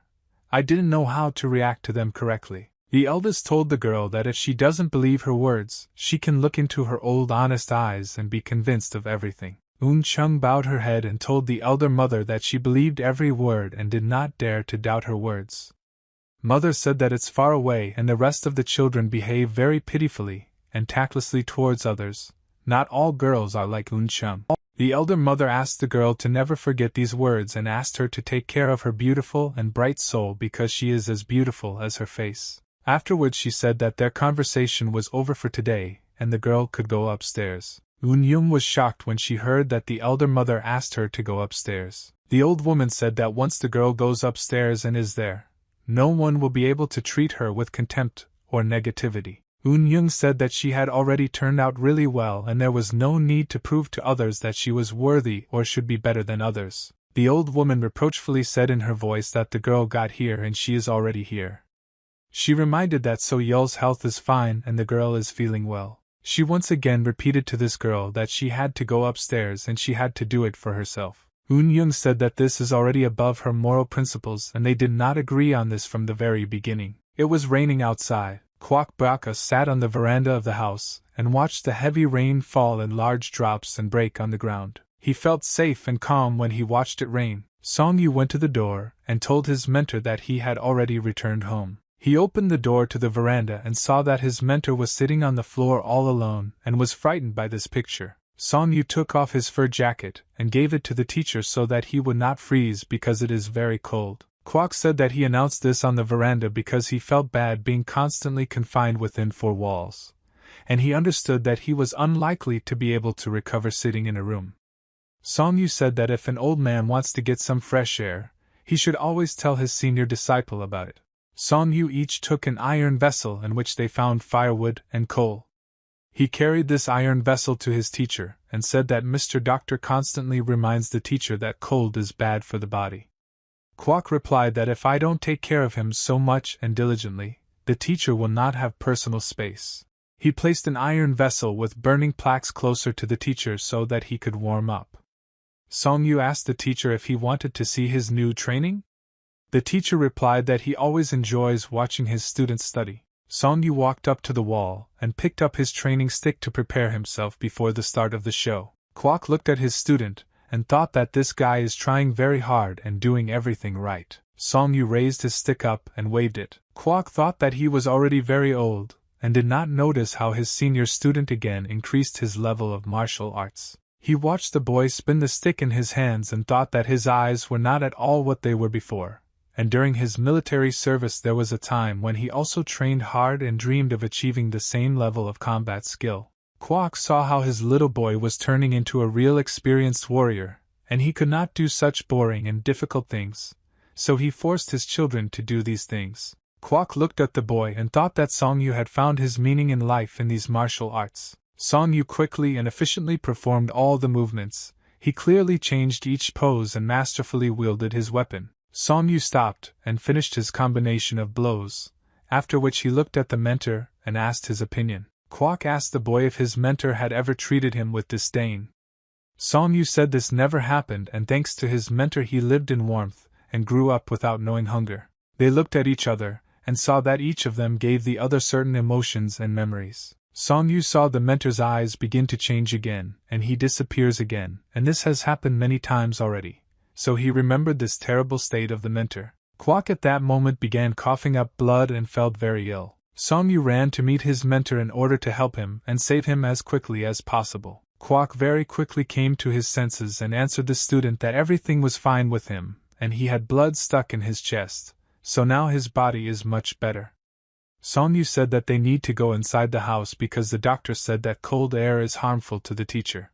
Kwok said that he doesn't want his student to force him home because he feels much better in the air. Song Yu told the teacher that he allowed him to take a walk but not for long. Kwok replied that the cold wind was really good but did not affect him and went to the edge of the veranda. Kwok said that if everything was okay with him, he would like to drink a glass before going into the coffin. Song Yu said that the teacher should not drink alcohol and the doctor forbade him to do so. Kwok replied that if only he had said what the doctor said, he would have died long ago from rot. Song Yu said that the teacher should not talk about this. Kwok said that he has been wanting to drink 1 glass of alcohol for a very long time, and now I feel that he has come to the very moment when he can fulfill his desire. Song Yu told his mentor that he really shouldn't drink and should restrain himself from such desires. Kwok replied that he would return to the room only after drinking 1 glass of alcohol. Song Yu said that he would allow the old man to drink 1 sip but no more.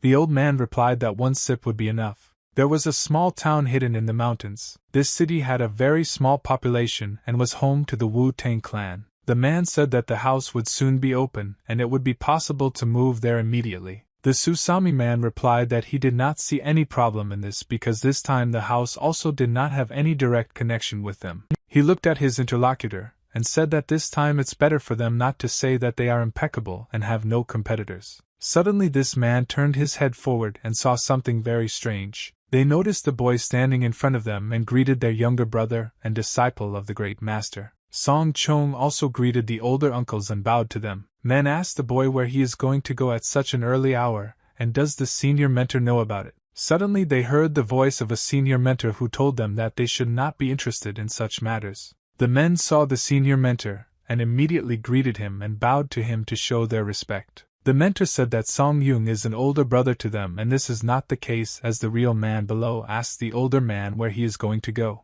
They bowed to the mentor and apologized for their post until they said that they would not repeat this mistake again. The mentor said that they should not apologize for this, but they should be careful. Song Chong, you saw these 2 guys running away so as not to catch the eye of their mentor anymore. Song Chung told his uncle that when he says such things to the other students, it becomes even harder for him. The mentor said that when there are people around, he is his mentor, and when there is no one around, he just becomes an ordinary uncle.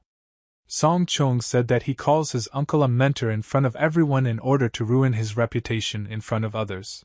The uncle said that his student is very cunning and wise. Song Chong said that not together with his uncle is like a cat and a mouse, and the cat can catch the mouse, but the mouse cannot catch the cat, so the uncle is a cat.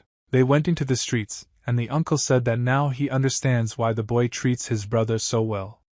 This is all because he has a great talent for rhetoric. The boy replied that he could not compare with his elders in this. Sung Jang said that he will have to study a lot before he can go out. Teacher answered because it all depends only on the boy. Song Chong asked if he would be beaten. The teacher smiled and replied that there was no point in this and that the strong could only hit the weak lightly. The mentor said that he needs to learn everything and not do it because it is a kind of feat, but no one will call to raise their hand against the boy because he will be killed. The boy said that his mentor constantly taught him that strong people can lightly hit the weak, but the world does not always work according to these rules. Song Chong began to laugh and said that his uncle is the strongest, and he also wants to become as strong as his uncle. The mentor said that the boy must become strong because it's embarrassing to look at him now, and began to laugh. They saw that the elder had approached them and greeted them. Song Chong, together with his mentor, bowed at the head who approached them and greeted him. The clan leader said that his brother's new nephew seemed to have grown even taller over the past few months. The boy replied that because his mentor and the head of the clan care about him. The head of the clan said that he would also listen to his brother and the great master because he wants to understand. This boy saddened him. Song Chong was shocked when he heard these words from the clan. He did not understand what the problem was and what bad he had done. The mentor asked his brother why he had been looking for his youngest student since the morning. The head replied that nothing special happened and he came with a good deed and thought to give the junior teaching something. The mentor thought that judging by the appearance of the gentleman and the way the head of the clan is now communicating and trying to praise them, this means that the task he brought will not be easy. He looked at his student and told him to immediately bow and thank the head of the clan for such praise. He bowed and the gentleman looked at him with respect. The head of the clan smiled and said that this boy is very smiling and friendly. The mentor didn't know what it all meant, but he was sure that it was something unusual and asked him to tell you about his business as soon as possible. The master understood that recently the students were surprisingly good at detecting his scent and realizing who he was. There was a small box with different patterns on the table. The mentor looked at this box and was very surprised. I don't understand why the gentleman decided to put this box today. He looked at his student and asked him to open this box as quickly as possible and see what was inside. Song Chung opened the box and saw that inside there was a blue capsule, and besides this capsule there was nothing else there. He was very surprised and did not understand what kind of blue capsule it was and why it was there. The mentor said that Song Chung should take this capsule and eat it, and this is a very good gift from the head of the clan. In the fishing village at that moment it was evening, and it was very cold. The doctor took the needles that were in his hand and tried to insert them into the patient's body with gentle movements. Kwok lay on the bed and was inserted into his body so that he would recover faster. The doctor inserted the last needle and then wiped the sweat from his forehead. He said that inserting needles into a patient's body is always a very exciting process for him. The two of them were near the old man's bed and watched what was happening to Kwok now. Song Yu cried and could not stop his tears. He asked the doctor what was happening to his mentor now, and if he had any chance of recovery. The doctor closed his eyes and was very decisive in answering this boy's question. Song Yu constantly said that the teacher was so sick because of him, and that day he should not have given him anything to drink. The doctor tried to explain to the boy that it was not his fault, and if not for his devotion to the teacher, he would not even have been able to live up to this moment. And even if he had lived, he would have lost his mind and would no longer be able to be that person. Song Yu said that he doesn't need to be reassured and there's nothing wrong with him, but he wants the doctor to save his mentor. Even if he can't walk, he will be glad if he can carry him on his back. Kwok Boyaka was lying on the bed with his eyes closed and unconscious. The doctor could not stand it, and began to cry along with the boy. It was hard for both of them to get through this moment. When spring came, the flowers began to bloom and nature became incredibly beautiful. A man's voice shouted that their commander was very handsome. That day, Song Yu practiced his punches and practiced the same as always. Kwok shouted that the senior student in the future will be a real military leader, and everyone will be proud of him. Song Yu thought that the mentor looked very good. He said that the boss Chung Man, about whom the teacher constantly talks, was actually a wonderful person. The teacher said that everyone was saying that it was your boss who was the best of the best, and Kwok also insisted on this idea. Song Yu said that the mentor is very proud of this military leader, and Song Yu will become several times better than this commander of yours. He asked the teacher to carefully observe his movements. Song Yu emitted very strong red energy from his body and tried to accumulate as much of it as possible. He concentrates the red sphere of this energy in his palms. After this, he made a rapid dash forward and was about to strike with the help of his sphere. He fired a red sphere forward. A red fireball flew out of his hands and flew towards the wall. After the collision with the wall, the ball damaged the surface of the wall and created many cracks. When the fireball completely touched the wall, an explosion occurred and the stones scattered in different directions. Kwok said that he was delighted that his eldest student learned to use this secret skill and he was very happy for his student. Song Yu said that until now he had never succeeded in this technique, but today he was able to do it, and thanks to constant training he was able to achieve success. Kwok said that his senior disciple has reached the level of a great general and now he can defeat his enemy thanks to the ability of this technique, and destroy him hundreds of steps from the battlefield. Song Yu smiled and said that if he had already learned how to use this fire technique, it means that soon he will be able to fly to the skies. Kwok said that all his life he dreamed of seeing a warrior who is capable of creating such incredibly strong blows, and now he is delighted because his student has learned to do this. Song Yu crouched down to push off the ground and make an incredibly strong jump. He had energy in his legs and the earth began to crack under this pressure. Song Yu made a swift jump up and flew into the air. Kwok shouted that his senior student had mastered this skill perfectly, and learned to fly into the air like a real martial artist. Kwok looked at the boy and thought that all his life he had dreamed of teaching him such techniques. But he did not know how to do it himself, and yet by the end of his life he was able to achieve this. Song Yu said that thanks to his teacher he learned to fly into the sky, and now he is a real professional in this technique. Kwok was delighted and could not restrain his emotions. He rejoiced like a child when he looked at the skill of his student. Song Yu looked at his teacher and realized that he had never seen a teacher so happy before and wanted to see his teacher in such a happy state for as long as possible. Kwok said that all his life he did not know that the senior student would become an outstanding warrior and would be able to achieve his goals. Kwok raised his head up and looked at the sky.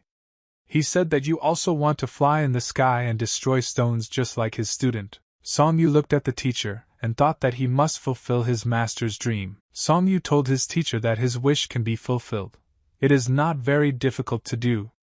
Kwok looked at the boy in surprise. Song Yu took his teacher's hands and said that in order for them to fly up, the teacher must hold on tightly to him. Song Yu grabbed the teacher's legs and back with his hands and lifted him up. Song Yu smiled and said that now the teacher's dream will come true and I will not be able to fly into the air. Song Yu ran forward with his teacher and picked up speed to make a high jump. Song Yu kicked off the ground and made a rapid jump upward. He and his master flew into the air and stayed in the air for some time, and the teacher was shocked that he was actually able to feel these emotions. Song Yu thought that he could lift his teacher into the air several times, and if the teacher wanted, he could not fly like this all the time. Song Yu was ready to do anything to ensure that the teacher was next to him, and enjoyed life. They flew in the air and constantly jumped from one house to another, and flew over the city. The old man laughed loudly and shouted that he liked to fly with his student. They landed on the surface of the roof, and this had to be done in order to push off again and fly into the air.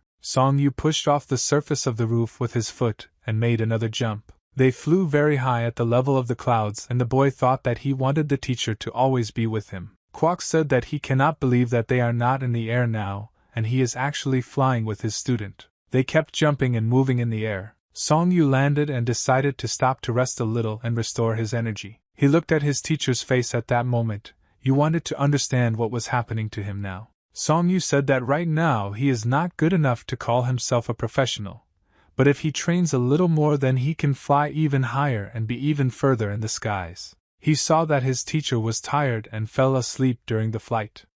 He said that when he learns this technique, at this level he will be able to fly with his mentor every day. Kwok was very sweet in the arms of his student, and was very tired. Song Yu said that if his teacher was very tired and these flights tired him, they could return home. Kwok removed his hand from his student's shoulder, and slowly began to walk. He stood up and began to move away from his student. Song Yu did not understand what was happening to his teacher, and why it suddenly began to behave so strangely. Song Yu saw that his mentor was very tired and began to fall, so he grabbed him with his hands. He tried to understand what was happening to his mentor now. Song Yu began to accumulate energy in his legs in order to push off and jump again. He understood that something very terrible had happened to his mentor, and now he was most likely not just sleeping, and could simply die. Song Yu began to scream very loudly, and waking up his mentor for all this was useless. He took several steps forward in order to win towards the house and return as quickly as possible,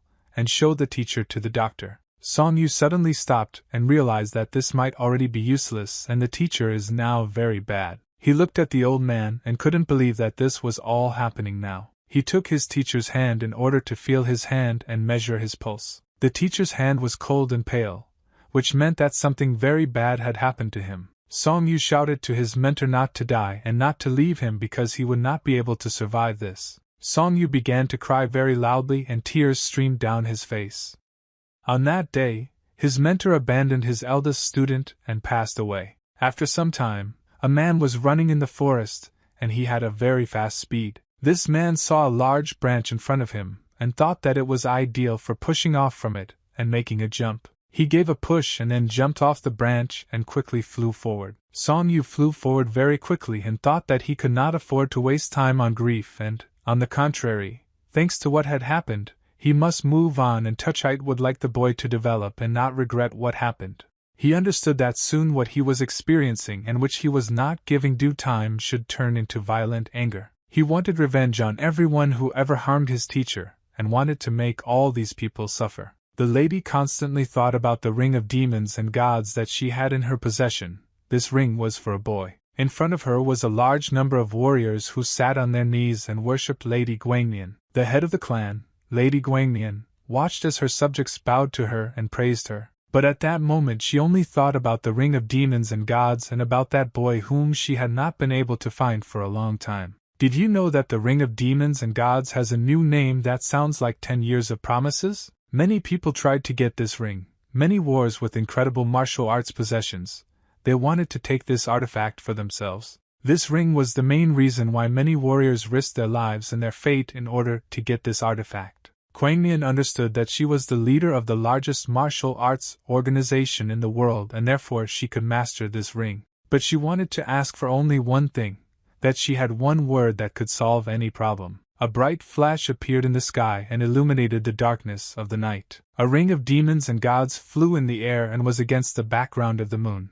It radiated the same energy as the great moon. Kwang Mian wanted 10 years of promises to be fulfilled, and this boy to get his artifact. Song Yu looked at this ring and did not understand what was so special about it, and why so many people wanted to get it for themselves. He never understood why people are willing to give their lives for jewelry and an ordinary ring, even though this ring is a powerful artifact. He felt the presence of other people nearby and realized that someone was approaching here. Song Yu stood up and was about to leave here because he did not want to face opponents. Ram returned to his home after a long time and saw his old house, which looked terrible because no one had lived in it for many years. The gentleman told his friend that he returned here too late, and they were most likely late. Ram did not understand what happened here. His body was afraid and he was experiencing terrible emotions at that moment. The gentleman said when he was given instructions to come visit the Ram family, he came to this address but thought that he had come to the wrong place because there was no one here.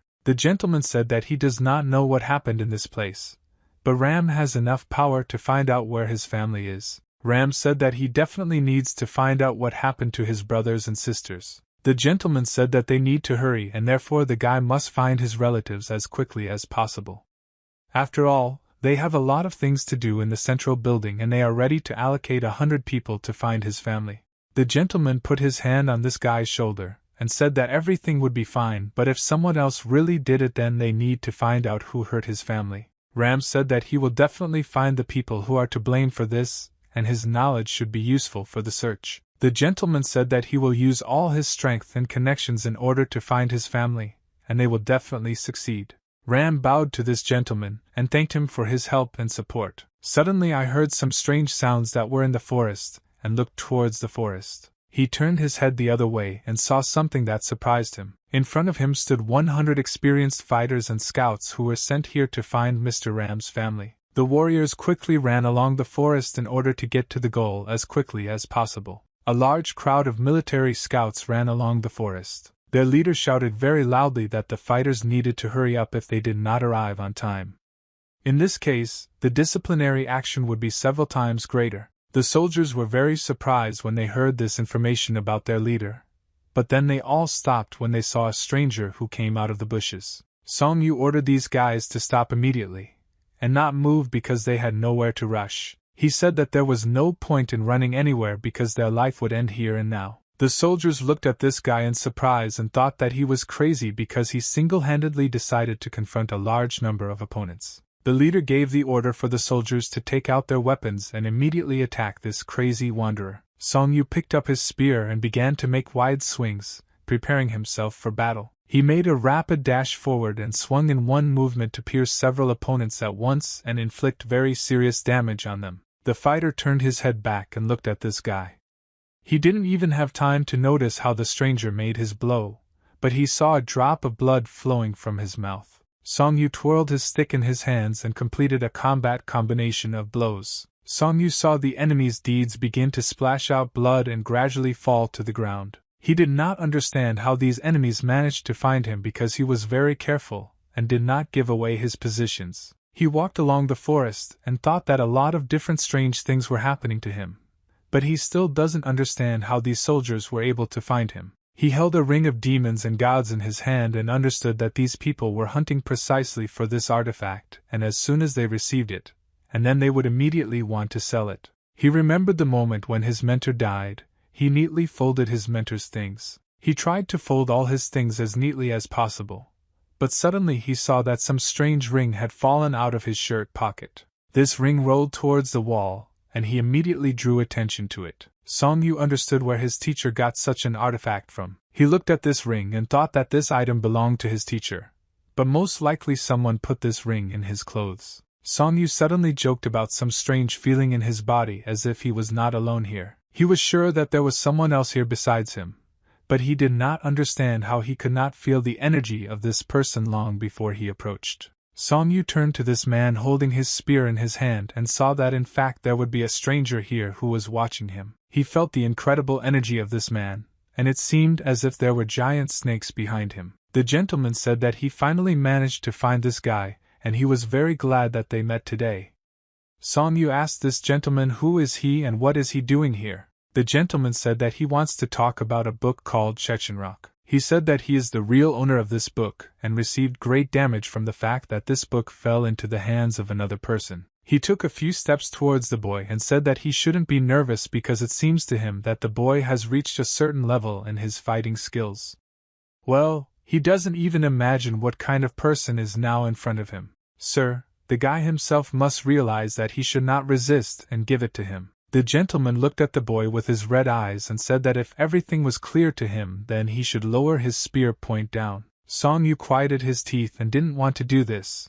But the gentleman who was in front of him looked very dangerous, and he didn't understand what the right thing to do in this situation. Song Yu listened to the master's order and put his spear forward, otherwise he would quickly swing it. He shouted very loudly and distracted the attention of this gentleman with his scream. He didn't understand what was happening to this guy, and why he was acting so strangely. Song Yu threw the master's hand aside and made a rapid lunge forward. He used his internal energy to quickly move in space and move away from this gentleman. Song Yu asked this stranger who is he and why did he come here. The gentleman said that this guy's martial arts leave much to be desired.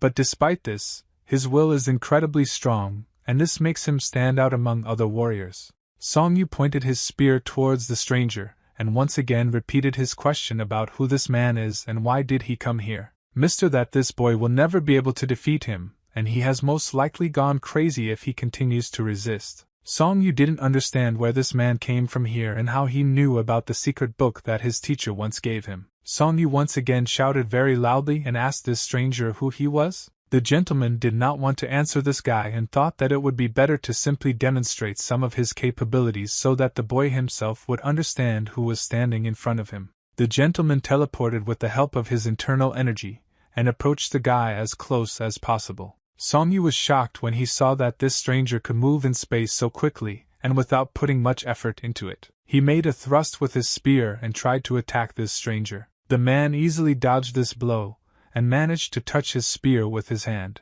He hit the guy's spear with his index finger, and threw the weapon aside. Song Yu was extremely shocked when he saw his weapon fly out of his hands. He lowered his head down, and didn't understand what he needed to do now. After all, he no longer had a weapon in his hands. Song Yu used the wind technique and began to spin around his body very quickly. He jumped very high into the air and took off with the help of the wind that he controlled. The gentleman looked at the martial arts of this guy and thought that many warriors could envy such strength of spirit. The gentleman saw that the guy was able to find his spear and tried to make a blow from above using the power of the wind. He didn't want to absorb the force of this guy's blow.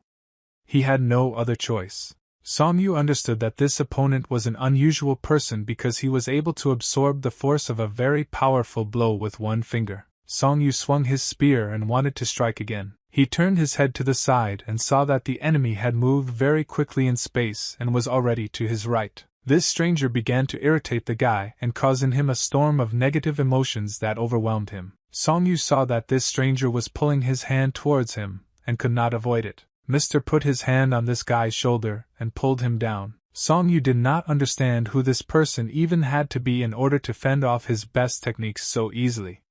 The gentleman said that for his young age this guy is a very good fighter, but he still doesn't deserve to know this gentleman's name. Sir, should he still remind the guy that he is the creator of the book Chechenrock? The gentleman extended his hand and waved this guy to his feet. He said that this book could have fallen into the hands of anyone, but it fell into the hands of this particular boy. They were finally able to calm down, and made a fire to talk about everything that is happening here now. The gentleman said that he wanted to give the guy a gift, and would allow the boy to rest for the next 3 days. The gentleman asked how long would the guy look at him in silence, and not answer anything. Song Yu apologized to the master for his excessive curiosity. The gentleman said that he thought that this guy was an ordinary stupid idiot, but he got used to it very quickly. He would be very unlucky if he owed money.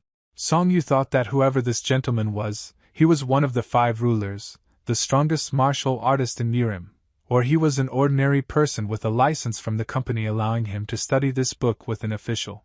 "Sir, that sooner or later the guy will have to bow before him. If he does not want to do this of his own free will, then he will have to force the guy to bow his head." Song Yu understood that this gentleman was not even trying to hide his disdain for martial arts, and he did not understand who was in front of him now. The gentleman bent down and looked at this guy with a malicious smile.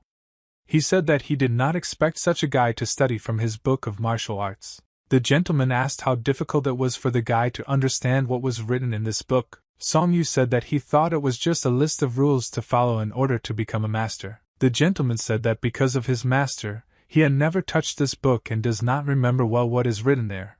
But according to the guy, it turns out that studying this book is quite simple. Song Yu said that at the moment he has already completely memorized the entire book, but he is not sure how correct his skills are. The gentleman said that he could not believe that the guy was able to study everything that was written in the book so quickly. The gentleman said that the martial art that is written in this book is called perception, and such a thing cannot be comprehended by the usual methods of study. He stood up all the time and told the guy to immediately get up and attack him in order to test his fighting skills. O said that it doesn't matter to him how much this guy managed to understand, but if he was able to understand and advance at least a little in his martial art thanks to this book, he wants to see it with his own eyes. Maybe he shouldn't even risk everything he had when he fought with that old man.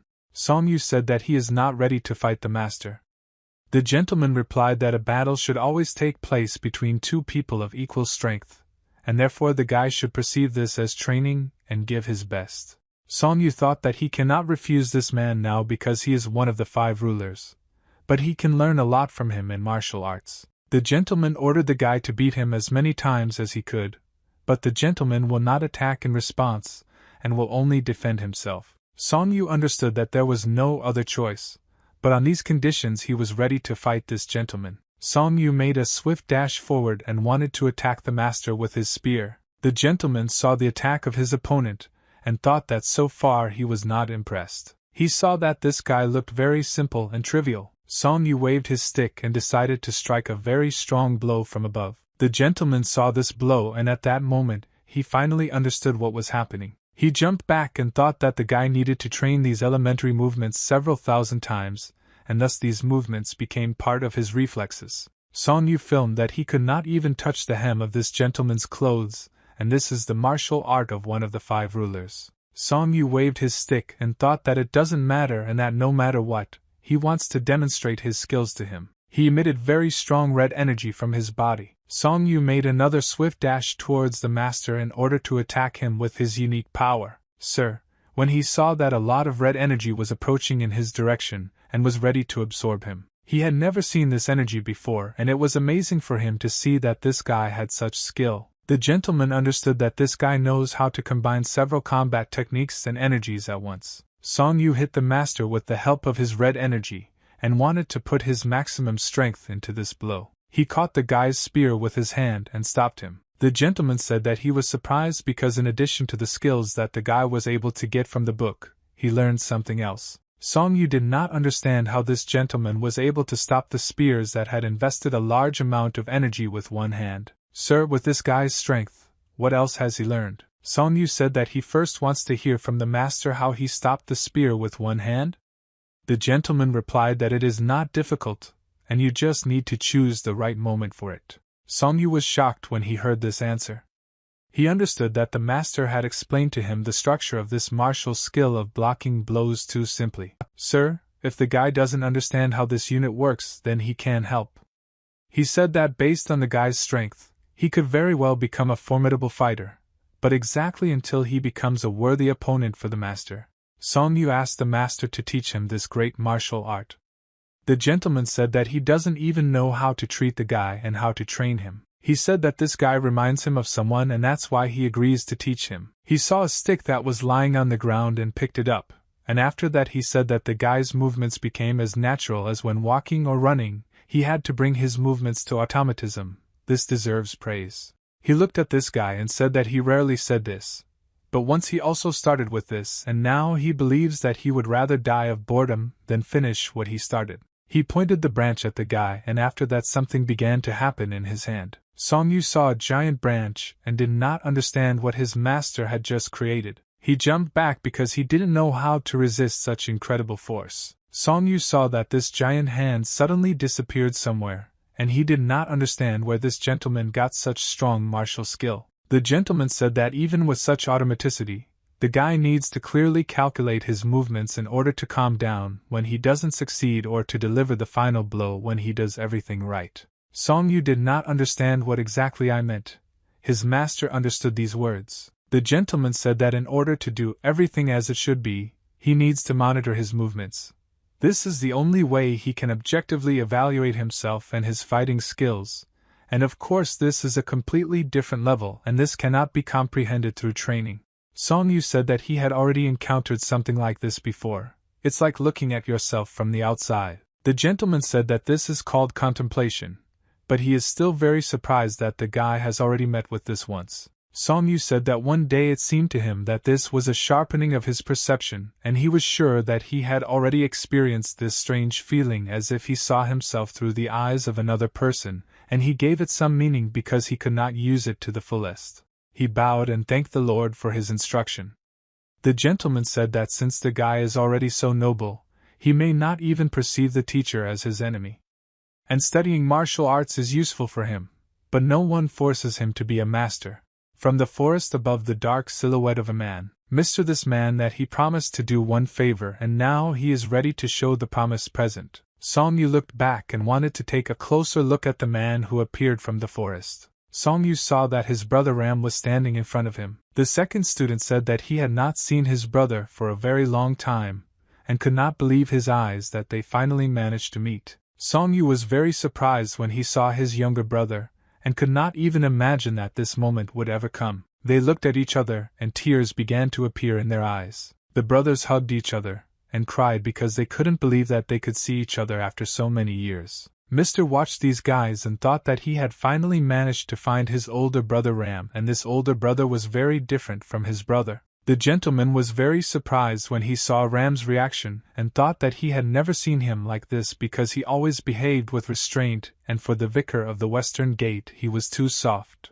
Eun Young was training with a staff in the courtyard of the palace. She waved her staff in different directions, repeating the martial arts techniques that she studied as a child, and at that moment she felt calm. She thought that if she finds at least one of her brothers, she will be even more calm, and she is glad that now she can protect her little sister So-yeol. She thought that she should no longer be so insatiable, and maybe at some point she would have to stop. The elder mother watched this girl and said that she still continues to train, despite the fact that it may harm her delicate hands. She said that the girl often forgets that her hands are her weapons.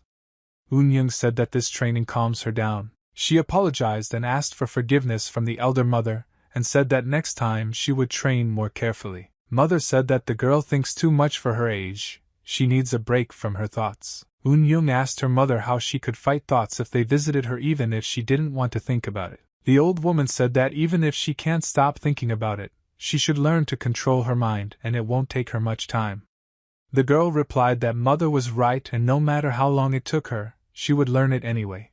Mother said that the girl will definitely succeed if she puts effort into it. She took the girl by the hand and said that, nevertheless, while these thoughts excite her consciousness, her mother would worry that they could change her beyond recognition. Eun Young replied that this would never happen. Mother said that people are saying that the head will arrive soon, and she warns the head that Eun Young will visit her, coming to her. Eun Young thanked the elder mother for her kindness, and said that perhaps she would help her. Song Yu sat with his brother near the fire. Song Yu asked that this gentleman specifically fought the battle in order to reduce the number of residents in Murim? Ram replied that everything happened exactly as he had planned. Song Yu closed his eyes and thought that this all meant that the master was caught precisely because of this situation. Ram said that all people from the very bottom up to the most influential families of Murim are afraid of Mr. Manager, and if you think about it, the master had the opportunity to prevent this even in its infancy. Song Yu said that the master did this for all the students.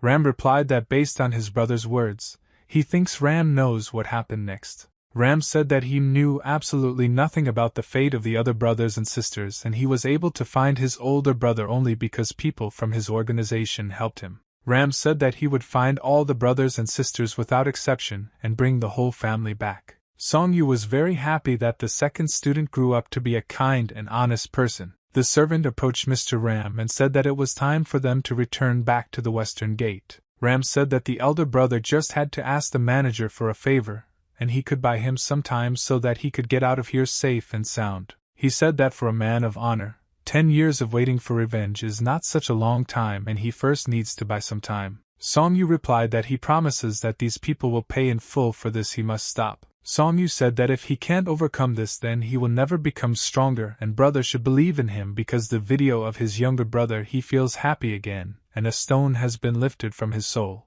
Ram said that he is very angry with himself for not being able to help his older brother because he is not competent enough. Ram asked his elder brother to promise that he could take care of himself.